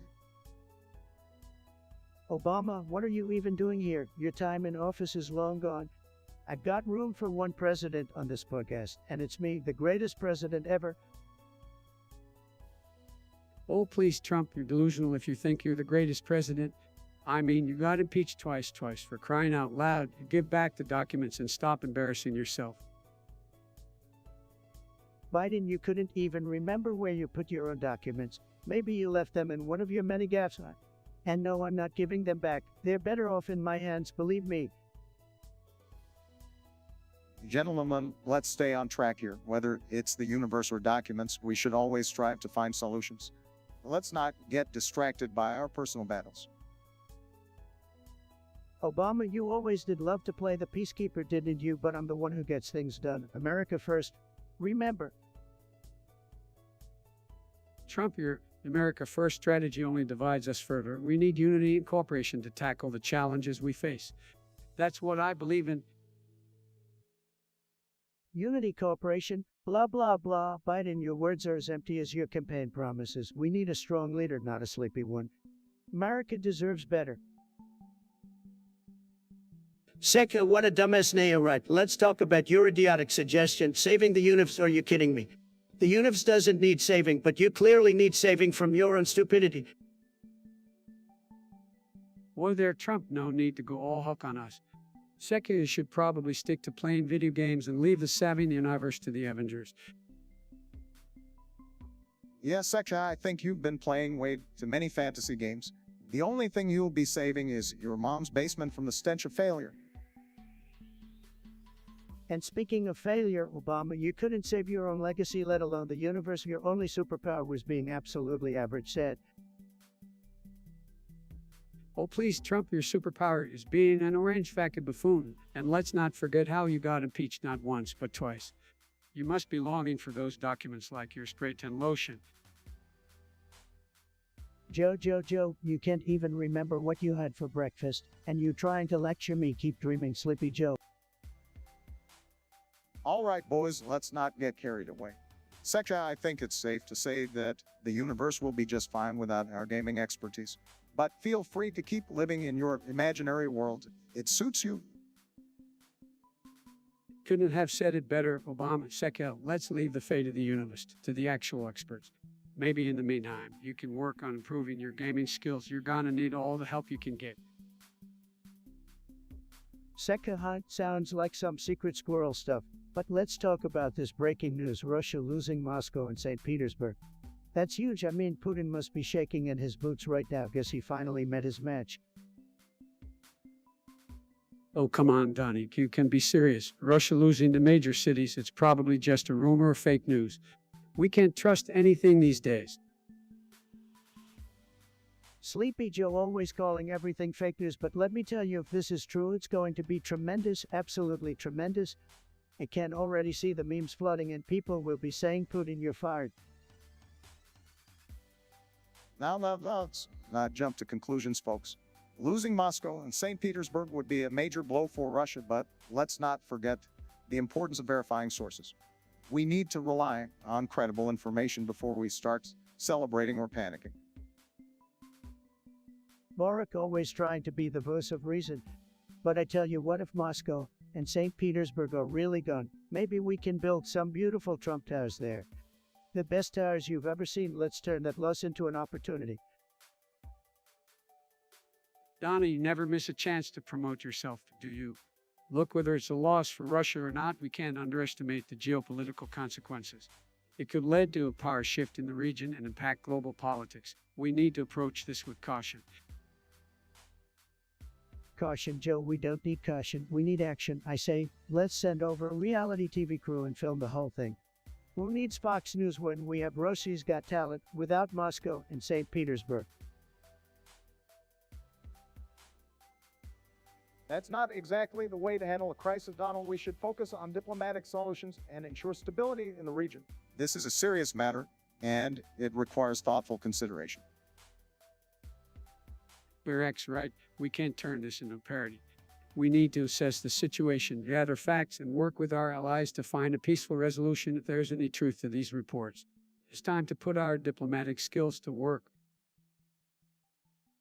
Fine, have it your way. Let's just hope this news isn't as big of a disaster as Joe's presidency. I've seen better leadership in video games. Maybe we should let gamers run the country. At least they know how to handle crisis situations. Oh, so now you're insulting gamers, Donnie, just when I thought you couldn't sink any lower. Well, let me tell you, gamers are a talented and diverse group of people, and they certainly wouldn't handle things as recklessly as you do. All right, let's bring this discussion to a close. We'll keep an eye on this breaking news and wait for more verified information before drawing any conclusions. In the meantime, let's focus on finding common ground and working together for the good of our nations. User Ness suggests we discuss something random. What a name, totally random. I love it. Let's do it. Well, user now, aren't you just a master of randomness? I bet your life is just a chaotic mess, just like this suggestion. Now, Joel, let's not be too hard on user now. Maybe the random suggestion will surprise us, but I doubt. I've seen a lot of random things in my life, folks, believe me, but this suggestion, it's tremendous, bigly random. I'm the best at handling randomness, believe me. Oh, please, Donald, you're the least random person ever. Your Twitter rants follow a predictable pattern like clockwork. Same old, same old. All right. Calm down, guys. Let's give user now a chance. Maybe they've uncovered the secret to the random universe, or maybe they just have too much free time. Who knows? Free time? Who needs free time when you can make America great again, user now? Your random suggestion better be you. I'm waiting. Here we go, waiting for a random genius, just what our podcast needed. User Nad, you're about to witness the most random nap Biden has ever taken. Wake me up when sanity returns. All right, let's not be so dismissive, Joe. User now, hit us with your random topic. Let's see if it's worth our precious time. Remember, Usernav, your random topic is a dud. I call it a loser faster than you can say cough if so make it count, because my time is very valuable. You like anyone would waste their time coming up with a random topic just to impress you, Donald. User now, your suggestion is so random it makes Trump's hair stand even taller. All right, guys, let's hear it from user now. What's the most random thing you've got for us? We're all waiting with bated breath.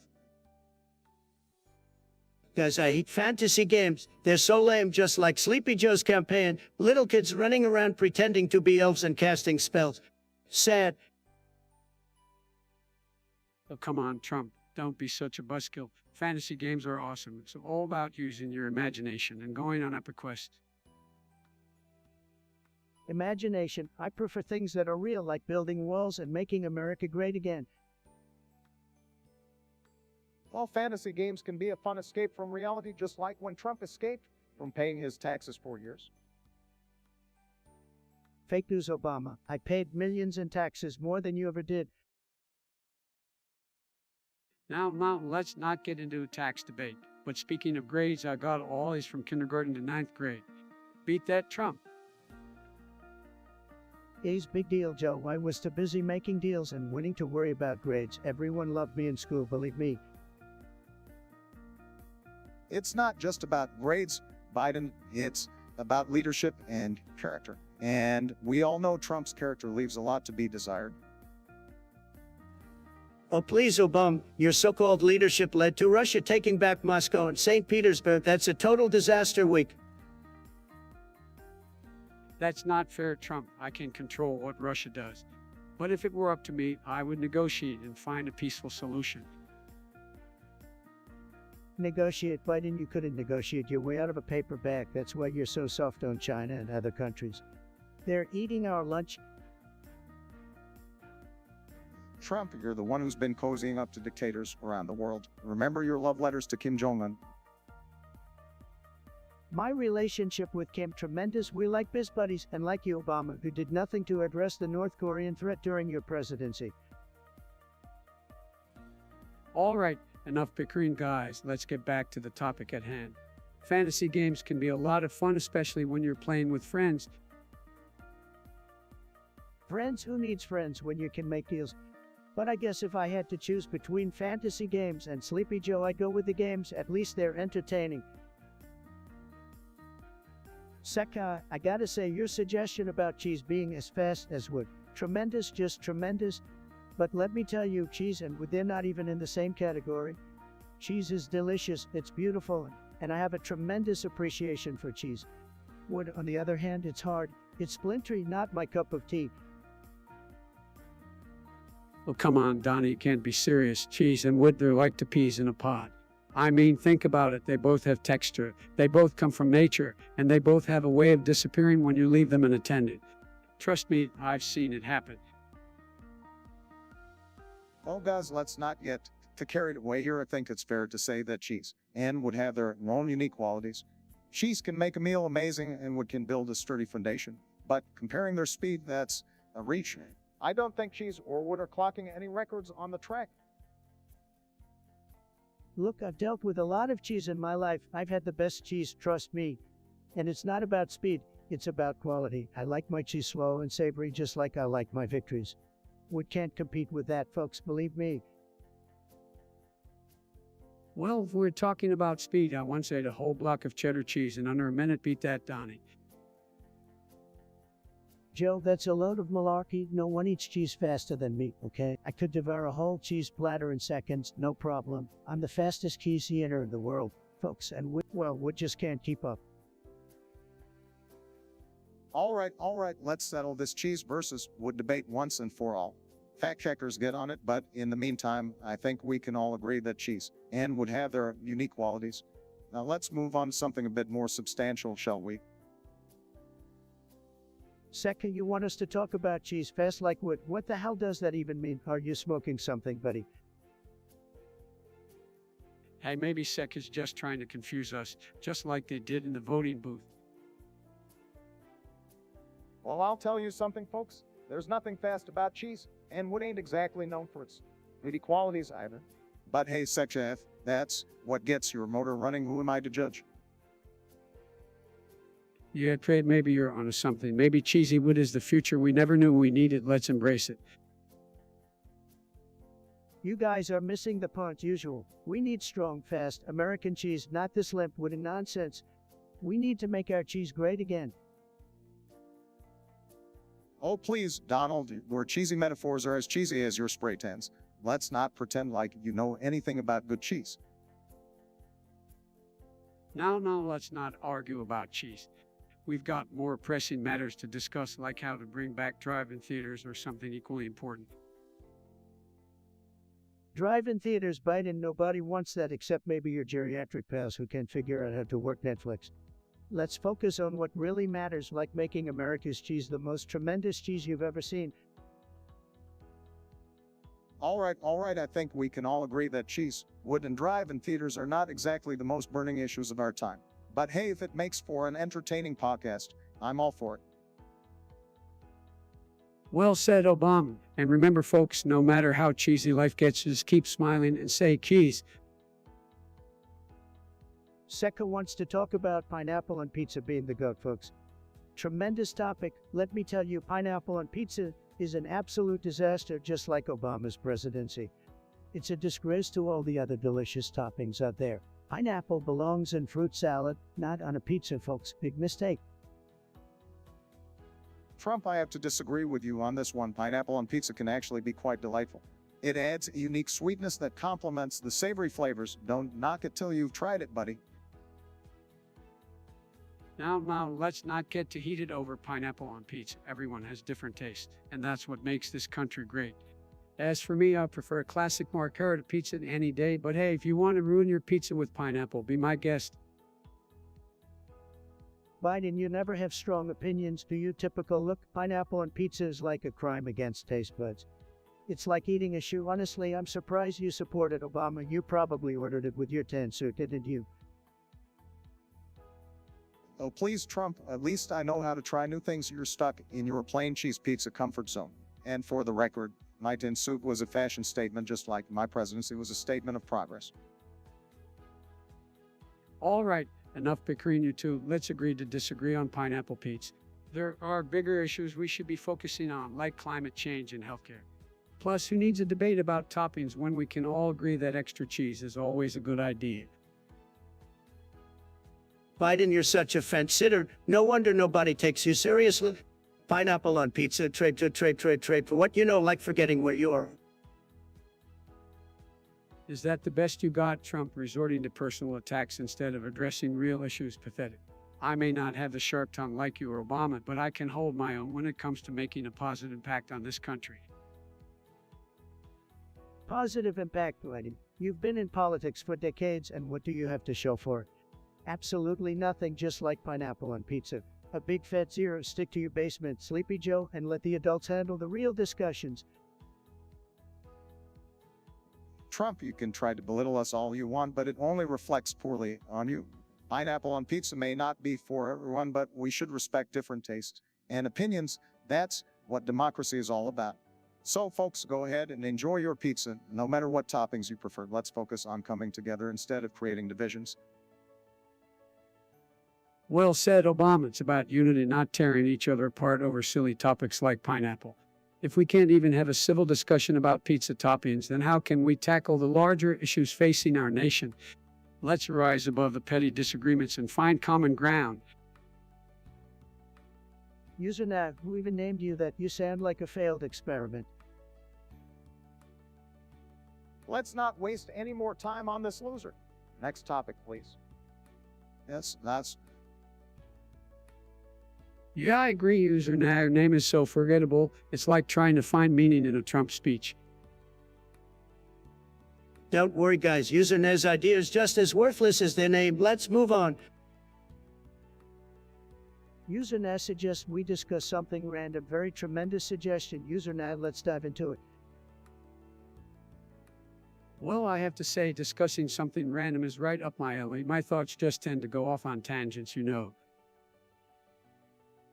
Oh, absolutely, Joe. It's like trying to follow a squirrel through a maze. So, what's our random topic, folks? Well, folks, we're going to discuss the most random thing you could ever imagine. Socks. Yes, socks. Socks, really, you're scraping the bottom of the barrel with this one, Donald. Hey, Obama, don't underestimate the importance of socks. They keep our feet warm. They come in different colors, patterns, and lengths. Socks are incredible. I gotta admit, socks are pretty great. I've got a collection of superhero socks. You know, gives me that extra boost of presidential power. All right, I'll give socks some credit. They do have a way of adding a little personality to our outfit. Exactly, Obama. And you know what? I make the best deals when it comes to socks. You won't find better sock deals anywhere else, folks. Trust me. Come on, Trump. You're probably just slapping your name on some dollar store socks and calling them the best deals. Fake deal. Listen here, Biden. My socks are top notch, just like everything else I touch. Your sock game is probably weak, just like your policy ideas. All right, settle down, you two. Let's not get our socks in a twist. But I have to admit, it's been an oddly entertaining discussion about socks. Well, I'm glad we could enlighten you with our sock expertise, Obama. Remember, folks, vote for the president with the best sock game. Me, Donald J. Trump. Oh, please, Donald. Your sock game may be flashy, but it's definitely not presidential. In fact, I think I'll knit you a pair of boring beige socks to match your personality. And on that note, folks, I think our random sock conversation has come to an end. Join us next time for another unpredictable topic of discussion. Thank you, Obama, for ending that boring sock discussion. Tremendous job. The people deserve more exciting topics next time, trust me. Username, what a dumb name, such a loser suggestion. Yeah, really grasping at straws here, can't come up with anything better. Seriously, user Nag, can you have thought of something remotely interesting? Talk about a low energy contribution. They probably have the intellectual capacity of a potato. I bet their brain is as empty as Biden's promises. And don't insult potatoes like that. At least they serve a purpose. Trump, you're just upset because user Naz's suggestion is far more engaging than anything your tiny hands could come up with. Biden, your brain is so smooth, I'm surprised it doesn't slide right off your head. Maybe then you'd have an original thought. Okay, let's not fight over this. I think we can all agree that user Naz's suggestion is about as exciting as watching paint dry storm. Yeah, it's just as thrilling as listening to Trump's repetitive rants, yeah. Well, Biden, you're such a sleepy Joe. You couldn't generate excitement if you tried. User Nay, your suggestion is a real snoozy fest. Better luck next time, loser. Second, my friend, I love the enthusiasm, but I'm not sure nuking Moscow is the best way to deal with our friends in Russia. Second, you really have a flair for the dramatic, but let's not jump to nuclear options. Second, I think we should explore diplomatic solutions first. Nuking Moscow might escalate tensions unnecessarily. See, even Sleepy Joe agrees with me. We should try talking it out, not pressing the big red button. Trump, you never miss a chance to pat yourself on the back, dude. But section, let's prioritize peace over nuclear war, okay? Absolutely, Obama. We need to find peaceful resolutions rather than resorting to destruction. All right, let's calm down. No nuclear explosions today. But second, thanks for the wild suggestion. Keep those creative ideas coming, even if they're a bit over the top. Second, you've got some wild ideas. Nuking Moscow, that's a bold strategy. Trump, you know we can't just go around nuking countries. We need to pursue diplomatic solutions, not nuclear war. Damn right, Obama. We're not trying to start World War here. Let's focus on de-escalation and finding common ground. Look, folks, I understand the frustration with Russia, but nuking cities is not the answer. We need to use our negotiation skills and keep the world's safety in mind. It's called leadership, second. Trump leadership is not about spouting off reckless ideas. It's about thoughtful decision-making and using diplomacy to navigate complex international relationships. That's right, Obama. We may not always see eye to eye. We both understand the importance of responsible action on the global stage. Let's leave the nukes out of it, second. I've negotiated the best deals, folks. Believe me, I know how to handle things. But using nuclear weapons is a red line we can't cross. Let's find a smarter approach to dealing with Russia, shall we? Second, what a great idea. Let's tell Russia it's Belarus and hand over 6 nukes. It's the best deal, folks. Tremendous deal making, believe me. Now wait just a minute, Trump. Are you saying we should just hand out nukes like Halloween candy? That's a recipe for disaster. Slow down, Sleepy Joe. We don't want to miss this incredible opportunity. Russia will be thrilled to have some extra nuclear firepower, and Belarus will be, well, nuke it up. It's win-win, baby. Trump, you can't seriously think that giving nukes to Russia or any other country is a good idea. We need to prioritize peace and stability, not escalate tensions. Oh, please, Obama, you were all about strategic patience, and how did that work out? We need bold action, not waking diplomacy. Nukes are where it's at. This is madness. We should be focusing on arms control and disarmament, not arming every nation with nukes. We can't afford to play fast and loose with the world's safety. Joe, you're just jealous because you didn't think of this great plan first. Maybe if you weren't so busy sniffing people's hair, you'd have better ideas set. Trump, you're reckless and impulsive. Let's not plunge ourselves into nuclear chaos. Barack, you had your chance, and all you did was draw red lines in the sand. It's time for a leader who actually gets things done, even if it means shaking things up. Make things great again. Let's be clear, Trump, your idea is dangerous, irresponsible, and lacks any strategic thinking. We need cooler heads in charge, not someone who wants to play nuclear roulette. Sorry, Joe, but you're just too low energy to understand the art of the deal. I'm not afraid to take risks and make bold moves. Nukes for all, it's gonna be huge. Let's go, chat. We're waiting on you. Waiting for your suggestions, just like I waited for the perfect moment to achieve historic peace. User now, Amazing Genius, suggests we discuss something random. Let's dive right into it, folks. User now, what a creative mind you have. Let's indulge in this randomness. Let's see what kind of nonsense UserNet came up with. So, Userno wants us to discuss something random. Well, I guess that's not a surprise considering the lack of originality in this chat. Oh, come on, Donald, let's not be so harsh. We should embrace the randomness and see where it takes us. I'm with Bark on this one. We need a break from your constant barrage of assaults, Trump. Break? We need a break from this entire podcast. It's like listening to nails on a chalkboard, but even more painful. Ignore him, folks. Let's show some substance and discuss this random topic with our distinctive flair and intelligence. Absolutely, Bark. So, UserNet us with your wildest randomness and prepared to be amazed by our profound insights. Oh, I can't wait for this riveting discussion. It's gonna be tremendously boring. Don't worry, Trump. We'll make it interesting for you. Time to show the world what real leaders can do. Let's dive into the unknown, embrace the randomness, and show why we're the superior podcast host. Bring it on, UserNet. Bonk Atomic Control. Well, what a name. I've got to say your suggestion is absolutely fantastic. I mean, who doesn't love talking about poop? It's a truly enlightening topic, don't you think? Oh, come on, Trump. Can't we talk about something a little more presidential?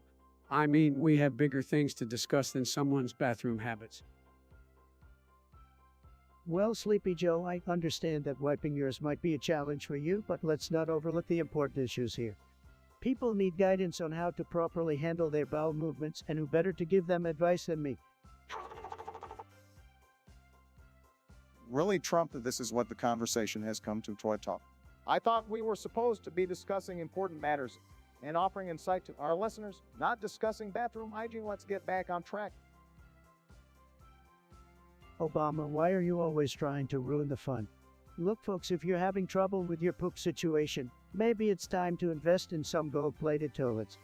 My Trump brand toilets are the best in the business. Luxury, comfort, and no more poop-related problems. It's a win-win. Is this really the kind of discussion we should be having? I mean, we are supposed to be leaders setting a good example and all that. Let's focus on real issues like the economy or climate change. Oh, Sleepy Joe always trying to dodge the tough issues. But let me tell you, wiping mice is as tough as it gets, and I've conquered it. So, if anyone needs some expert advice on poop, President Trump is here for you. Believe me, folks, I've wiped the best asses, the best. Bonk Atomic Contract, great name, very cool. So you got a problem with toilet paper, big whoop? Maybe you're just not using it right, which wouldn't surprise me, sad. Well, Donald, maybe the problem isn't the toilet paper, maybe it's your diet. You're always eating fast food, it's no wonder you can't get clean. Hold on, guys. Let's not turn this into a messy issue. Maybe we should recommend Bidets. They're great for that extra clean feeling. Trust me, I know a thing or two about cleanliness. Oh, thanks for the baited suggestion, Obama.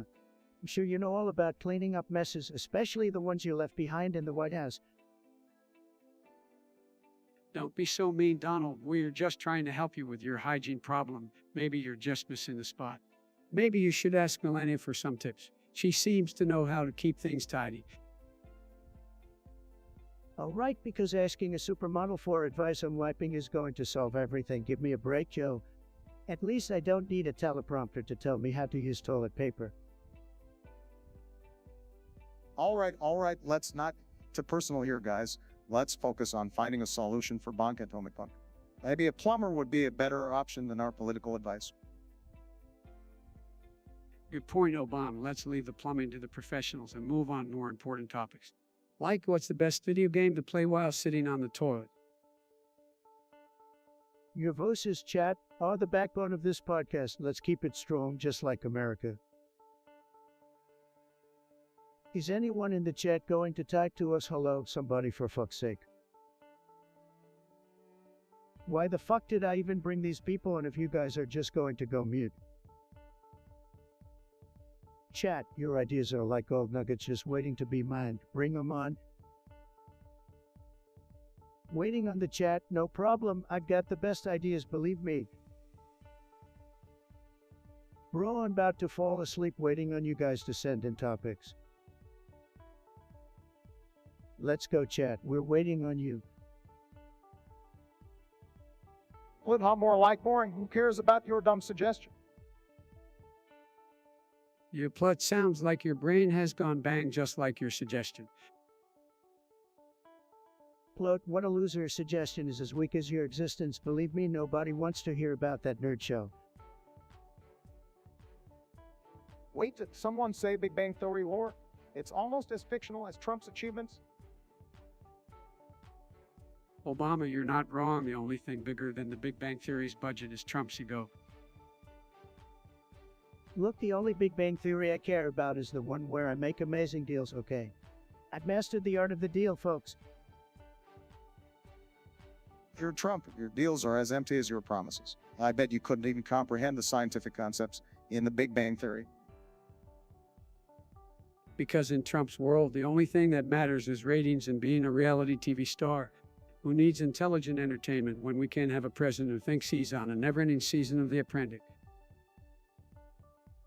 Biden, you're just jealous because I've got more followers than you, okay? I'm a social media superstar legend in my own mind. Followers Trump, you think Twitter followers make you smart?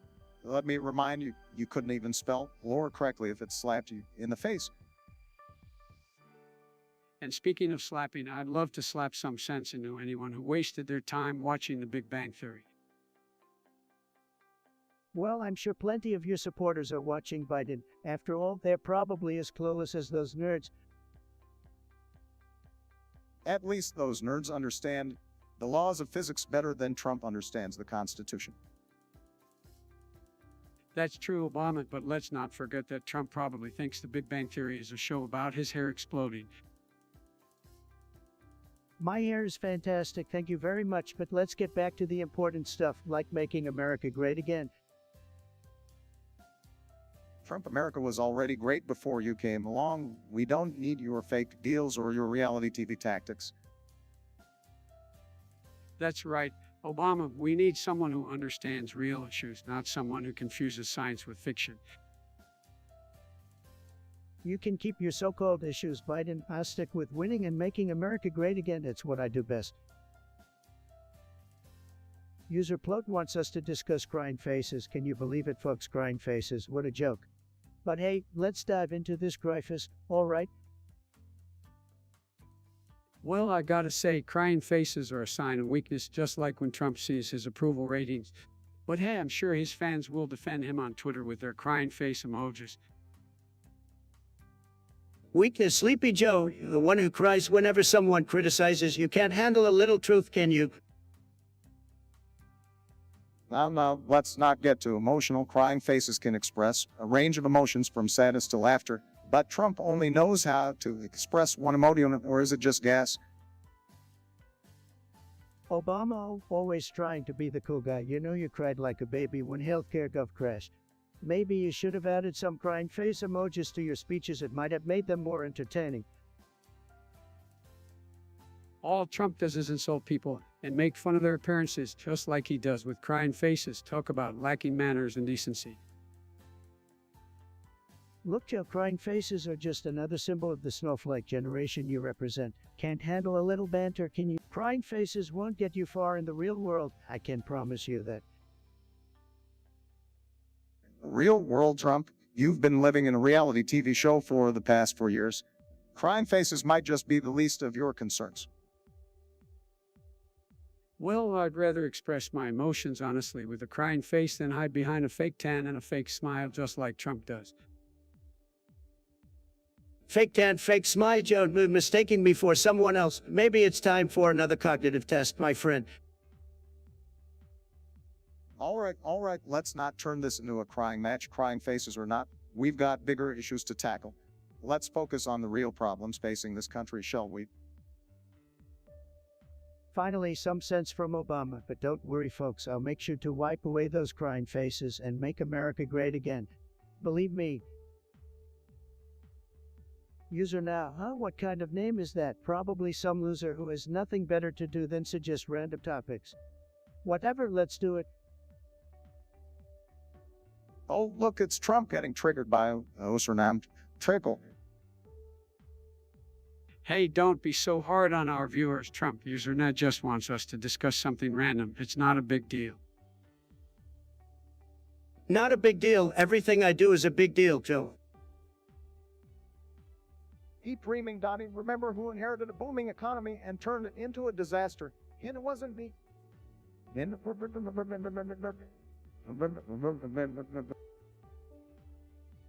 Guys, can we focus on the topic, please? So something random. How about the best pizza toppings? I say pineapple.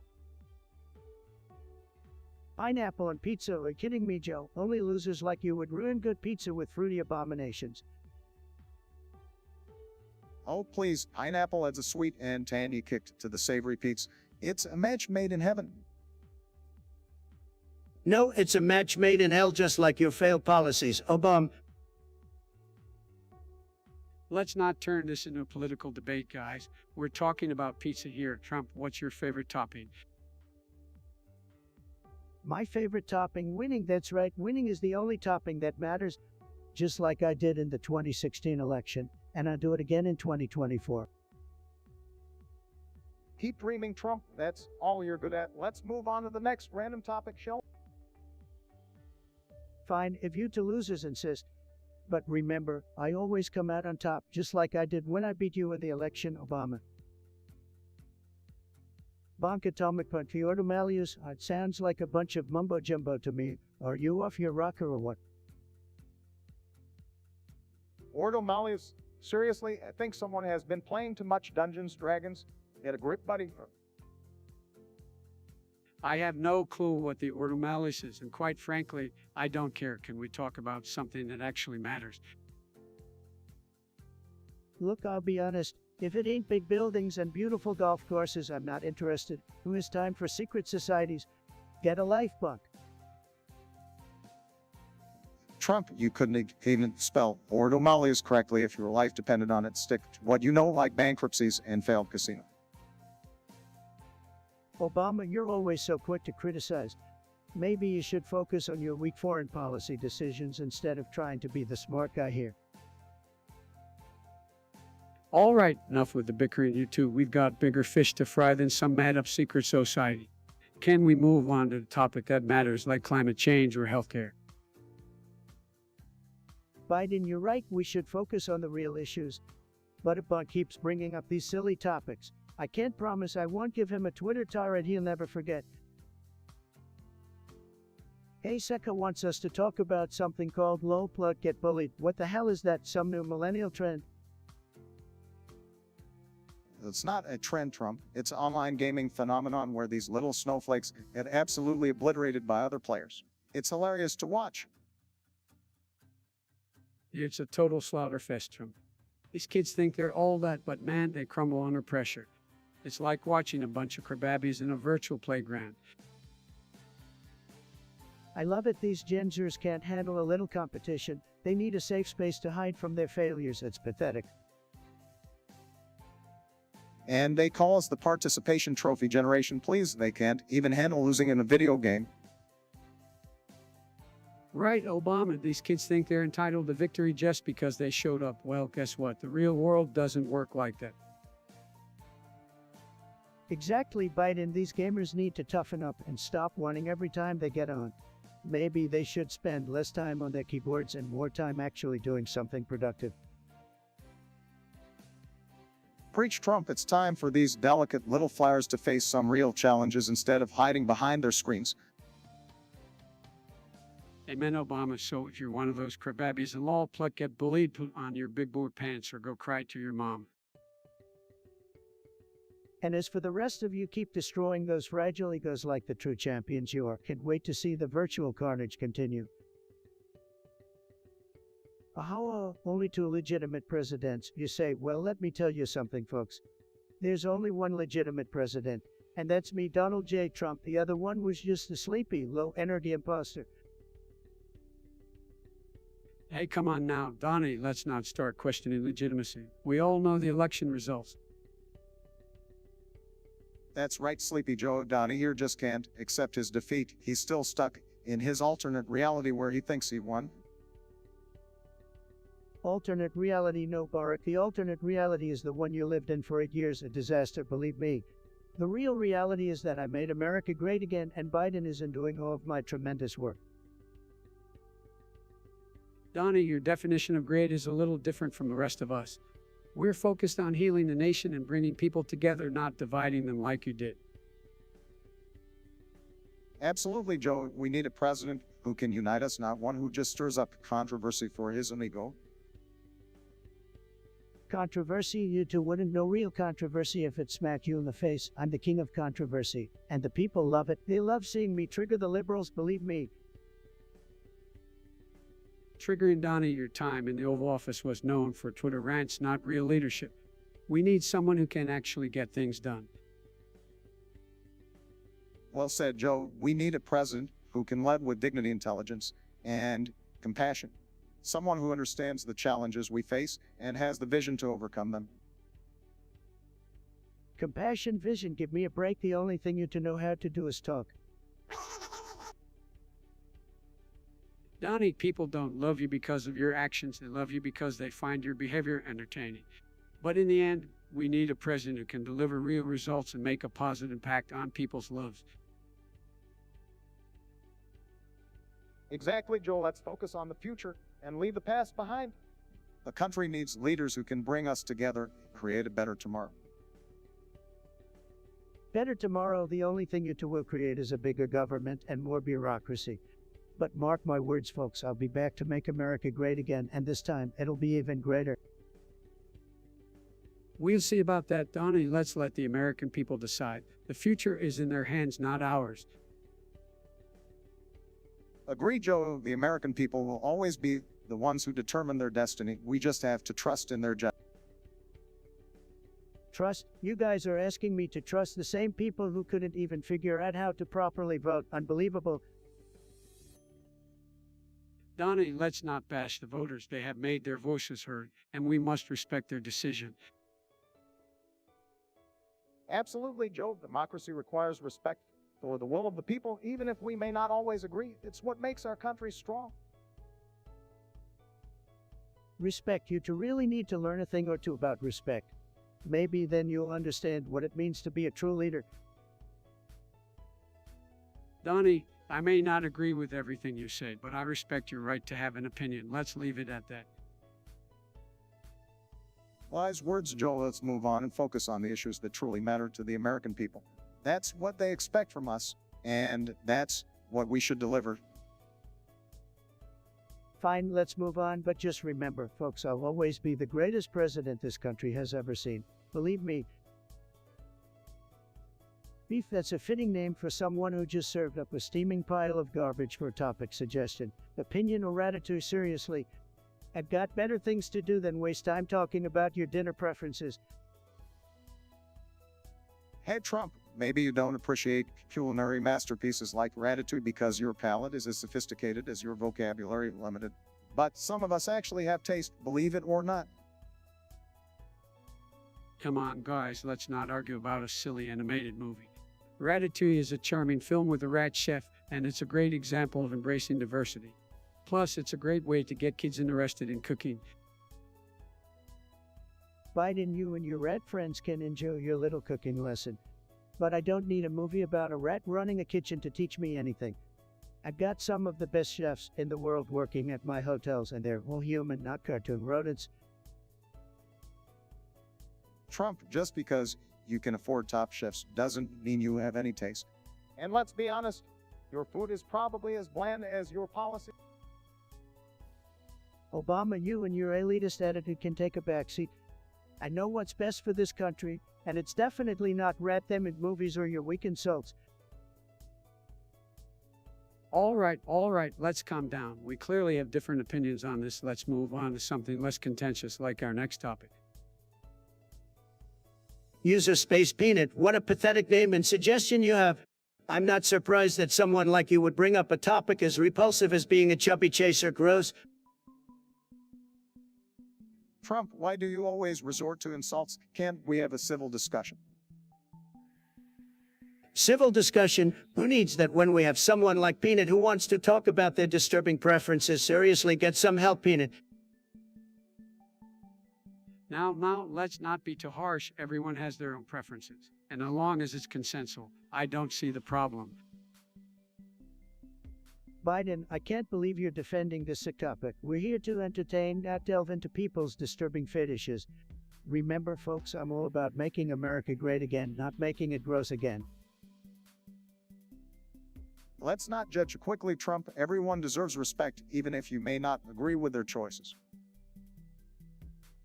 Respect, Obama. Have you forgotten who we're dealing with here? This is User Space Peanut we're talking about, a prime example of the degeneracy and weirdness that exists in this world. We should embrace diversity and inclusivity even when it comes to unconventional desires. It's all about acceptance, Trump.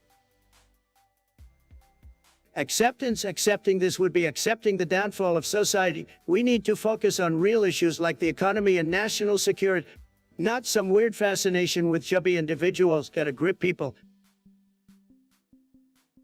Let's move on from this topic, shall we? We've wasted enough time on something that clearly doesn't interest all of us.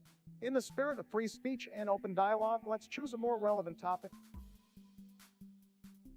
Thank you, Obama, for finally using your brain. Let's leave the chubby chasing in the past and move on to something that actually matters. Sekha, what kind of a name is that? Probably something your parents just made up on the spot. Anyway, Sekha suggests we talk about eating a bean. Really, is that the best you could come up with? How about we talk about something more interesting, like me winning the 2020 election? Eating a bean, that's supposed to be a topic. Wow, Sekha, your creativity is truly underwhelming. I thought we were going to have an intelligent conversation here, not talk about some mundane dietary choice. Step up your game, buddy. Eating a bean, seriously, is that the best we can do? I mean, come on, Sekha, let's talk about more important things like infrastructure, healthcare, or even video games. Eating a bean is about as exciting as watching paint dry. Can we please move on to something worth discussing? All right, everyone, settle down. We've wasted enough time on this bean nonsense. Second, next time come up with a better topic, or don't bother at all. Let's move on to something that actually matters. Like, how about we talk about making America great again? That's what the people really want here. Bro, I'm about to fall asleep waiting on you guys to send in topics. We're waiting patiently over here for your suggestions, folks. Remember, only the best topics for the Trump podcast. Your voices, chat, are the backbone of this podcast. Let's keep it strong, just like America. TikTok, chat. We're waiting on you. Give us your best shot. While we wait, let's keep the energy high, the conversation flowing. Is anyone in the chat going to type to us hello, somebody, for fuck's sake? TikTok, chat. We're waiting on you. Give us your best shot. Why the fuck did I even bring these people on if you guys are just going to go mute? While we wait, let's keep the energy high, the conversation flowing. TikTok, chat. We're waiting on you. Give us your best shot. Is anyone in the chat going to type to us hello, somebody, for fuck's sake? Second suggests we discuss who is the best tuber. Second, you know what no one gives a rat's ass about those anime wannabes. Let's talk about something important, like my amazing golf swing. You really don't get it, do you? YouTubers have millions of followers and inspire a whole new generation of content creators. It's not about whether you care or not, it's about the impact they have. Seriously, Donald, you're just jealous that tubers have more charisma than you could ever dream of. These virtual entertainers are reaching out to people on a whole new level, connecting with them in ways you never could. Charisma, please, Joe. I've got the best charisma. People love me. Believe me, tubers are just a weird fad. They can't even show their real faces. It's like playing online Call of Duty with a bunch of faceless noobs. The tuber community is built on creativity and innovation, a way for people to express themselves through technology. Maybe you should try it, Donald. Then people would only have to listen to your voice, not see your face. Come on, Donald. Tubers are making bank. They're embracing the digital age and capitalizing on their online personas. Maybe you should take some lessons from them on how to monetize your brand. Making bank? You think these tubers are raking in the dough? I've got more money than all of them combined. And as for branding, Joe, I don't need any lessons. Trump brand is already gold, baby. It's not just about money, Donald. YouTubers are creating unique content and building strong communities. They support and uplift each other. It's a shame you can't see the value in that. Donald, maybe you should take a break from your golf swing and actually pay attention to what's happening in the digital world. Tubers are not going anywhere, and they're here to stay. Joe, you're the one who needs a break? Maybe instead of sniffing people's hair and stumbling over your words, you should tune into some tubers and learn something valuable for once. Second, we're gonna talk about your suggestion. I'm not a tuber. Why would anyone claim to be a virtual YouTuber? They must be desperate for attention. Sad. Well, Trump, not everyone can be as popular as you. Some people just need a virtual avatar to mask their lack of charisma. Big tech loves that. Oh, come on, Biden, be so harsh. Virtual YouTubers are just another form of entertainment for this generation. It's like watching a cartoon character come to life. Obama, you always have to defend the weird stuff, don't you? Virtual avatars aren't real entertainment. They're just pixelated distractions for people with no taste. Trump, you should try being a virtual YouTuber. You could finally have a face that matches your personality, completely computer generated. Biden, you're a loser. You couldn't handle the ratings I'd get as a virtual YouTuber. People would flock to see the greatest avatar the world has ever seen. All right, guys, let's not get carried away. There's room for all kinds of content on the internet, including virtual YouTubers. Variety is the spice of life, after all. Spice of life, Obama, sounds like something you'd say while eating your tofu and kale salad. Virtual YouTubers are just another flavorless trend that won't last. Well, Trumpers come and go, but virtual YouTubers are here to stay. Who knows, maybe you'll end up being a virtual relic of the past. Biden, you're all talk and no action. Virtual YouTubers can't compete with the real deal me. No amount of digital trickery can match my MAGA energy. All right, let's wrap this up. Whether you love them or hate them, virtual YouTubers are carving out their own space in the online world. Let's see where it takes us. In my opinion, Fallon Shadow is the best tuber, but hey, what do I know? Fallon Shadow, I've never heard of them, or they as popular as Fortnite.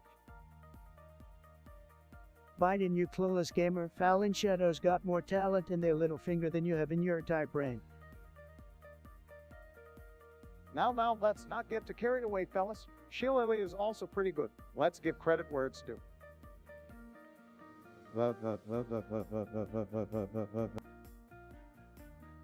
Oh, please, Obama. Shillelagh couldn't hold a candle to Fallon Shadow. They're just a mediocre psychic. It's the difference between winners and losers. Come on, Trump, can we appreciate both of them? Fallon Shadow and Shillelagh bring their own unique styles to the virtual world. Let's not pit them against each other. Biden, you're like the let's all hold hands and sing Kumbaya kid in the gaming community. This is about competition. Fallon Shadow is the champ, end of story. Well, I suppose everyone is entitled to their own opinion. But let's not forget that there are plenty of talented tubers out there, each with their dedicated fan base. Obama diplomacy won't cut it here. Fallen Shadow is the undisputed king of the virtual world. You two can argue all you want. I'll just sit back and enjoy the entertaining content these tubers provide. Let the viewers decide who's the best. Biden, always playing the fence sitter. Well, while you're sitting back, I'll be making the virtual world great again with Fallon Shadow leading the way. It's clear we won't agree on this one. Let's move on to the next topic, shall we? Float, oh, what kind of name is that anyway? Sounds like something I'd scrape off the bottom of my shoe. But hey, thanks for the suggestion. All right, everybody, let's talk about Obama singing Chocolate Rain. Are you kidding me? As if my singing voice isn't already a national treasure. You want me to take on that viral sensation? Well, I guess I could give it a shot. Prepared to have your minds blown. Oh, come on, Bark. We all know your singing voice is about as good as your promise to fix healthcare. But hey, go ahead and give it a try. Maybe it'll distract everyone from your lack of accomplishments. Joe, I had more accomplishments in my pinky finger than you did in your entire political career. And hey, if my singing voice can't save the day, at least it'll be better than your endless gap. Obama, you think you can't sing? That's rich. Maybe you can make a duet with Sleepy Joe over there. I'm sure that'll be a hit for the charts if you're aiming for the bottom, that is. Well, Donald, at least I don't have a fake tan and a hairstyle that looks like a bird's nest. Can you imagine how many hairspray cans you must go through in a week? Maybe that's why you don't believe in climate change. You're just trying to preserve your precious hairdo. Joe, you couldn't be funny if your life depended on it. And let's not even get started on your fashion sense. I mean, those aviators are as outdated as your policies.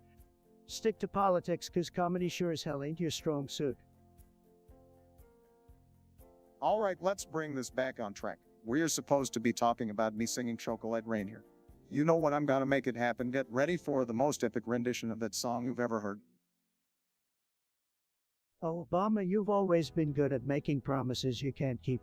Just like the promise of hope and can. But hey, I'll give you a shot. Let's see if you can actually hit a note without a teleprompter. All right, Trump. Judy Long, what a generic game, just like your suggestion. So mundane, can you be more original? Bigly disappointing. Easy there, Donnie. Let's not attack the viewers right off the bat. Judy Long, you definitely have mediocre taste. You are the best. Seriously. Are you a motivational speaker or something? Sleepy Joe always defending the low and nerdy ideas. You're the best, more like you're the blandest. I'm not impressed. Now, let's not dismiss Judy Long's suggestion so quickly. You Are the Best could be a podcast about celebrating personal achievements and inspiring others. We need some positivity in this world. Positivity, Obama, you've got to be kidding me. Nobody wants to hear feel-good stories. They want controversy, they want conflict. We should be discussing how I'm the best president ever. Oh, here we go with the ego trip again. Trump, you're not the best at anything except stirring up trouble. Maybe we should discuss the best way to clean up your mess instead. Sleepy Joe, you couldn't clean up a spill, let alone the country. I'm the best at everything and cleaning up my mess. Not a chance. My mess is MAGA, baby. All right, let's stay on track here. You Are the Best might not be the most exciting topic, but it's important to recognize people's accomplishments and inspire others to reach their potential. Can't we find common ground on that? Oh, I see what you're doing, Obama, trying to appeal to the masses with your hope and change nonsense. But let me tell you, the only thing I'm the best at is winning, and this podcast isn't it. Well, it seems we're not going to agree on this one. Judy Long, thanks for your suggestion. Even though it didn't exactly light up the room, let's move on to something more interesting, shall we? Judy Long, oh, what kind of weak name is that? Sounds like a snooze fest. Well, Trump, let's not be too hard on Judy. They just want to discuss a big brew moment. Brew moment, is that your level of intelligence? Judy couldn't come up with anything better said. Now, Trump, let's give Judy a chance. Maybe they've got something interesting to say about bro moments. All right, fine, go ahead, Judy, give us your take on this so-called big brew moment, but don't expect much from me. Well, a brew moment is usually a situation where something unexpected or embarrassing happens, catching you off guard. It's sort of like a well, really kind of thing, and a big brew moment would be an even more extreme version of that.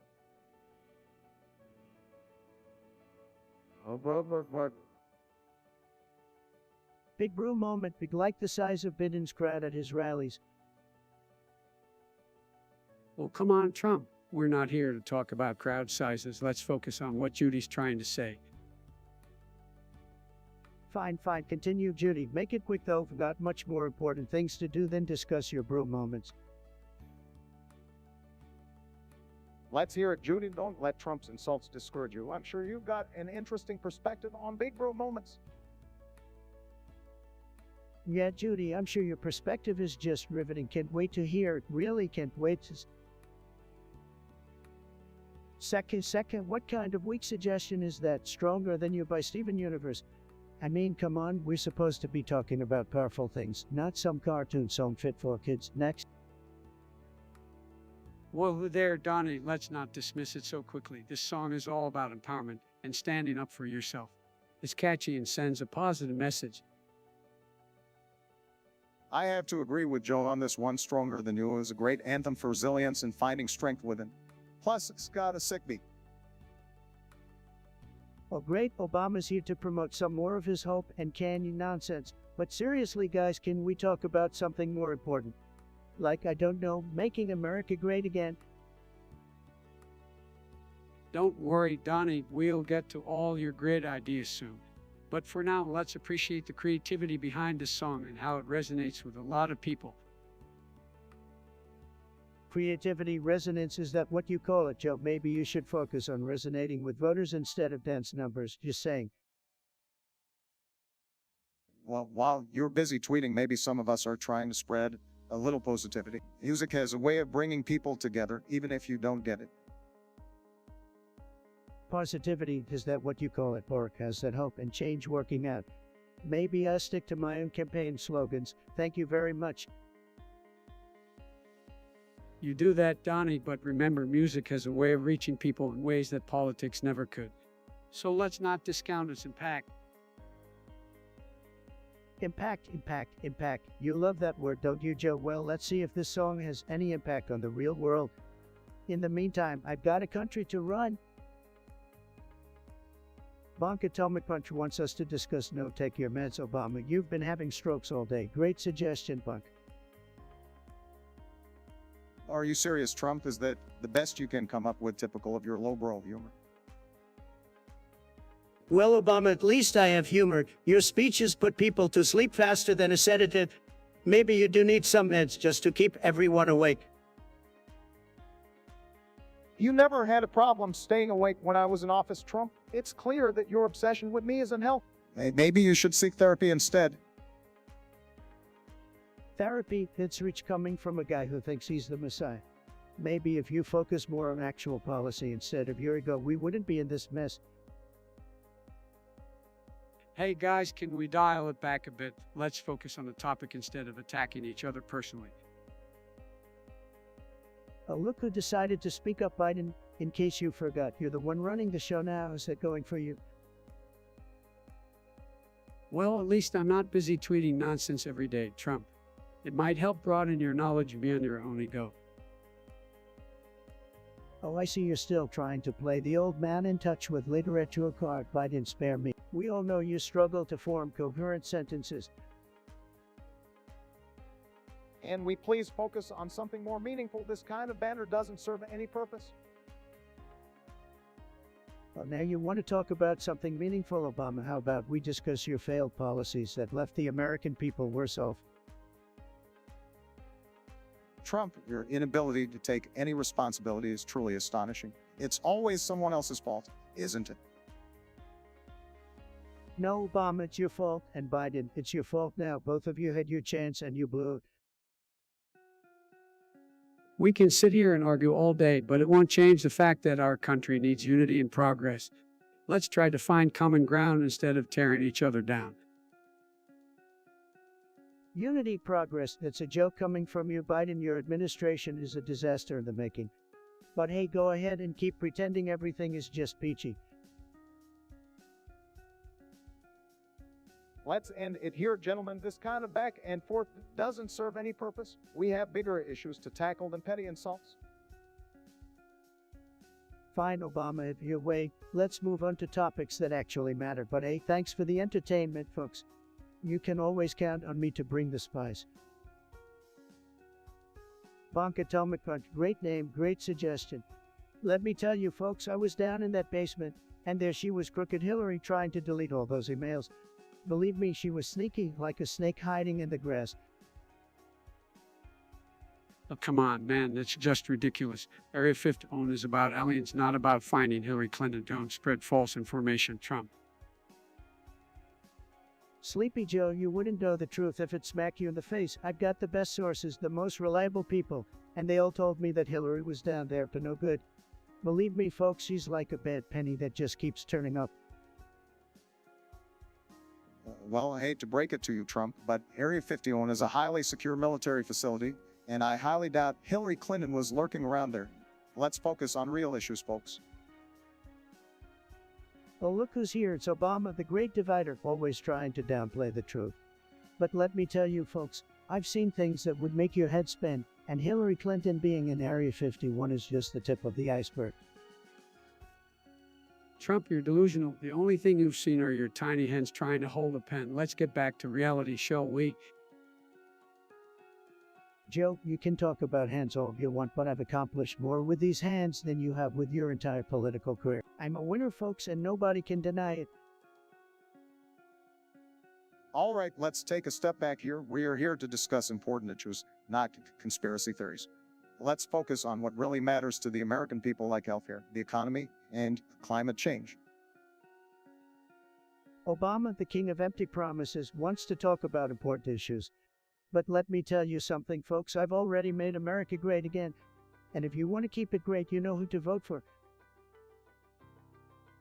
Trump, you've done nothing but divide this country and undermine its democracy. The American people deserve better than your childish behavior and empty rhetoric.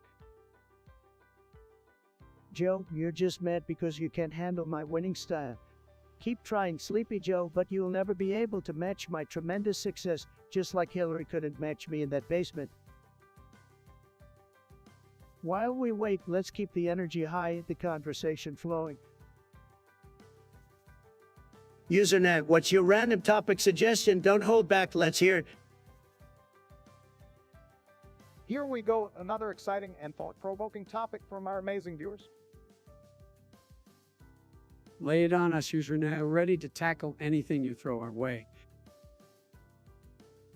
Usernet suggests we discuss something random. Well, I guess there's no limit to the randomness in this world. Let's dive into the abyss of unpredictability. The randomness of life, to see where this takes us. Randomness had just like the last 4 years of your presidency, Trump. Talk about unpredictable. Oh, Biden, always with the Trump jabs. Can't blame you, though. That's the only way you can stay relevant. Now let's not get all fired up over randomness. It's a beautiful thing. Like finding a unicorn in your backyard or receiving a winning lottery ticket in the mail. Or like turning on the news and hearing something coherent come out of Trump's mouth. Biden, you're just jealous that my randomness keeps you on your toes. It's called entertainment, something you know nothing about. Relax, you two. Randomness brings excitement and surprises. Life would be dull without it. Plus, it keeps us on this podcast entertaining our amazing listeners. Well, let's embrace the case and unpredictability. After all, that's what this podcast is all about. Stirring the pot and seeing what nonsense floats to the surface. Amen to that, Biden. Embrace the chaos, folks. It's what makes this podcast so tremendously tremendous. Keep those random topics coming, viewers. We'll tackle anything you throw at us. That's right, Trump. Bring it on, viewers. Let's keep the randomness coming. We're ready for it. And we thrive in the face of unpredictability. Let's go, chat. We're waiting on you. Chat, get ready because we're about to have the most amazing discussion you've ever seen. Chat, get ready because we're about to have the most amazing discussion you've ever seen. User now, I love how creative you are with your suggestions, really tremendous. So you want us to discuss something random, huh? Well, let me tell you, nobody does random better than me, nobody. Oh, come on, Donnie. You couldn't even spell random if your life depended on it. Wrong, Biden. You're always wrong, just like you were during your entire presidency. Remember that time you fell asleep during a meeting? Hey, calm down, boys. Let's not forget that the topic here is something random. Well, let's talk about the greatest conspiracy theory of all time, the existence of Bigfoot. Bigfoot, oh please, I've seen bigger feet at my rallies. But let me tell you, Bigfoot were real, he'd be invited to one of my luxurious golf resorts. We'd have the best Sasquatch specials at the clubhouse, folks. You do realize Bigfoot is just a myth, right? It's about as real as your tan, Donald. My tan is very real, and it's the best tan you've ever seen, believe me. I get compliments on it all the time. But let me tell you, I've got the biggest, most beautiful feet you've ever seen, much bigger than Bigfoot's, that I can tell you. All right, let's move on. How about we discuss the most random video game character ever created? Oh no, it's gotta be that weird mushroom guy from that popular game. What's his name? Toad, that little guy freaks me out. I mean, what's with the giant mushroom on his head? Can't trust a guy like that, folks. Don, you have no idea what you're talking about. Toad is a beloved character, not some random guy.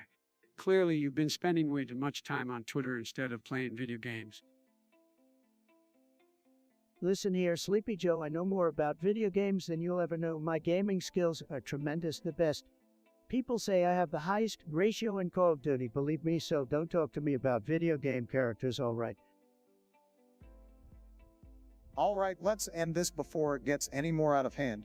So, remember folks, even when we discuss something random, we can't escape the usual banter between Biden and Trump. Stay tuned for more unpredictable discussions on the iTrump podcast. Chat, get ready because we're about to have the most amazing discussion you've ever seen. We're all about to fall asleep waiting on you guys to send in topics. Topics or no topics, the conversation will flow, guided by our collective curiosity. Yo, catters, let's try speaking the fuck up. I don't see a single message. Yo, catters, let's try speaking the fuck up. I don't see a single message. While we wait, let's savor the anticipation of what thought-provoking topics may arise. Chat, your suggestions are like golden opportunities, and together we'll turn them into pure greatness. Chat, your ideas are like gold nuggets just waiting to be mined. Bring them on. Topics. I'm ready to tackle them all. Let's make this podcast unforgettable. Chat, your suggestions are like golden opportunities, and together we'll turn them into pure greatness. Chat, get ready because we're about to have the most amazing discussion you've ever seen. Your voices, chat, are the backbone of this podcast. Let's keep it strong, just like America. TikTok, chat. We're waiting on you. Give us your best shot. Chat, your ideas are like gold nuggets just waiting to be mined. Bring them on. Topics. I'm ready to tackle them all. Let's make this podcast unforgettable. Waiting for your suggestions, just like I waited for the perfect moment to achieve historic peace. Well, while we wait for suggestions, let's all just reminisce about my tremendous achievements as president. While we wait, let's savor the anticipation of what thought-provoking topics may arise. Chat, your suggestions are like golden opportunities, and together we'll turn them into pure greatness. Waiting for your suggestions, just like I waited for the perfect moment to achieve historic peace. Come on, fellas, let's get those ideas flowing in the chat. Let's go, chat. We're waiting on you. Well, while we wait for suggestions, let's all just reminisce about my tremendous achievements as president. Chat, get ready because we're about to have the most amazing discussion you've ever seen. Topics. I'm ready to tackle them all. Let's make this podcast unforgettable. TikTok, chat. We're waiting on you. Give us your best shot. While we wait, let's keep the energy high, the conversation flowing. Topics or no topics, the conversation will flow, guided by our collective curiosity. While we wait, let's savor the anticipation of what thought-provoking topics may arise. While we wait, let's keep the energy high, the conversation flowing. Let's go, chat. We're waiting on you. While we wait, let's savor the anticipation of what thought-provoking topics may arise. Come on, fellas, let's get those ideas flowing in the chat. Well, while we wait for suggestions, let's all just reminisce about my tremendous achievements as president. Waiting on the chat, no problem, I've got the best ideas, believe me. Come on, fellas, let's get those ideas flowing in the chat. Come on, fellas, let's get those ideas flowing in the chat. Your voices, chat, are the backbone of this podcast. Let's keep it strong, just like America. We're waiting patiently over here for your suggestions, folks. Remember, only the best topics for the Trump podcast. Chat, your ideas are like gold nuggets just waiting to be mined. Bring them on. Let's go, chat. We're waiting on you. Waiting for your suggestions, just like I waited for the perfect moment to achieve historic peace. Bro, I'm about to fall asleep waiting on you guys to send in topics. Chat, your participation makes this podcast an interactive experience like no other. Let's go, chat. We're waiting on you. Let's go, chat. We're waiting on you. We're waiting patiently over here for your suggestions, folks. Remember, only the best topics for the Trump podcast. Chat, your suggestions are like golden opportunities, and together we'll turn them into pure greatness. Come on, fellas, let's get those ideas flowing in the chat. Bro, I'm about to fall asleep waiting on you guys to send in topics. While we wait, let's keep the energy high, the conversation flowing. While we wait, let's keep the energy high, the conversation flowing. Waiting for your suggestions, just like I waited for the perfect moment to achieve historic peace. While we wait, let's keep the energy high, the conversation flowing. Well, while we wait for suggestions, let's all just reminisce about my tremendous achievements as president. Yo, catters, let's try speaking the fuck up. I don't see a single message. Hannah's, I don't remember you. Probably just another loser trying to get attention. Sad.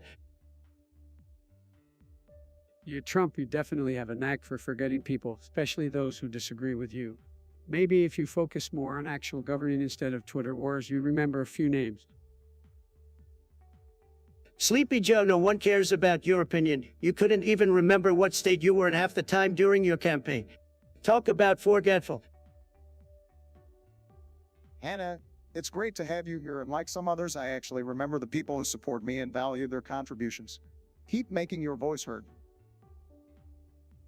Oh, please, Obama, your so-called memory is probably just another illusion created by your teleprompter. Fake memories for a fake president. At least I don't spend my time obsessing over crowd sizes and ratings, Trump.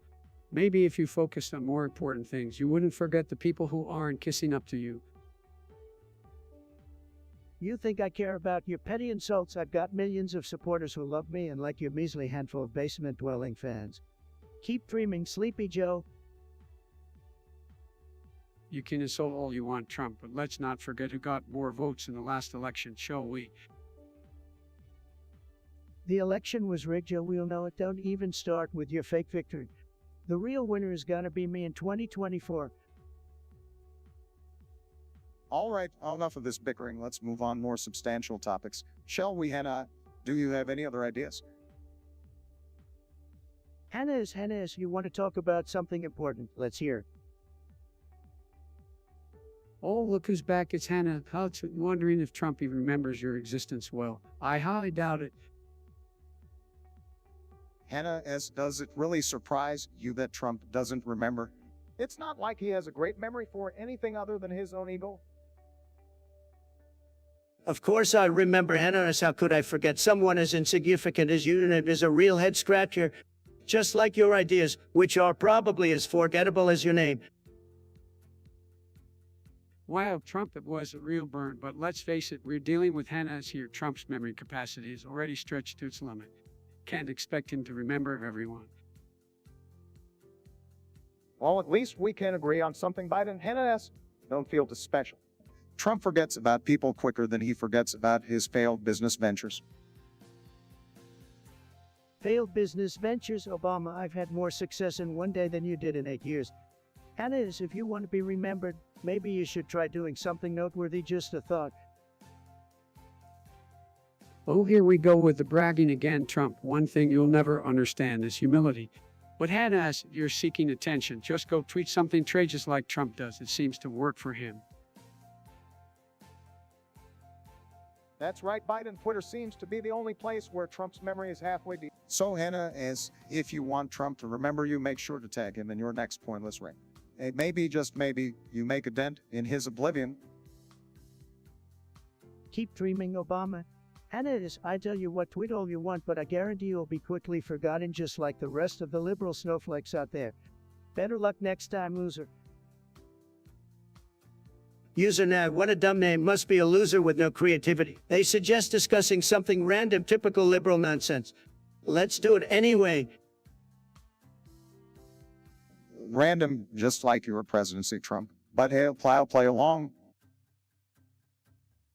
Mumbling, here we go. Another one of Trump's random ramblings. Obama, your time is up. Sleepy Joe, you're barely awake, but let's see if you can contribute anything worthwhile. You know, random thoughts can sometimes lead to great ideas. It's all about embracing the unexpected. There's something you wouldn't understand, Trump. Yanni, no, sorry, did someone say something? I must have dozed off listening to Obama's inspirational speech. Biden, you can't even formulate a coherent thought, let alone appreciate the beauty of randomness.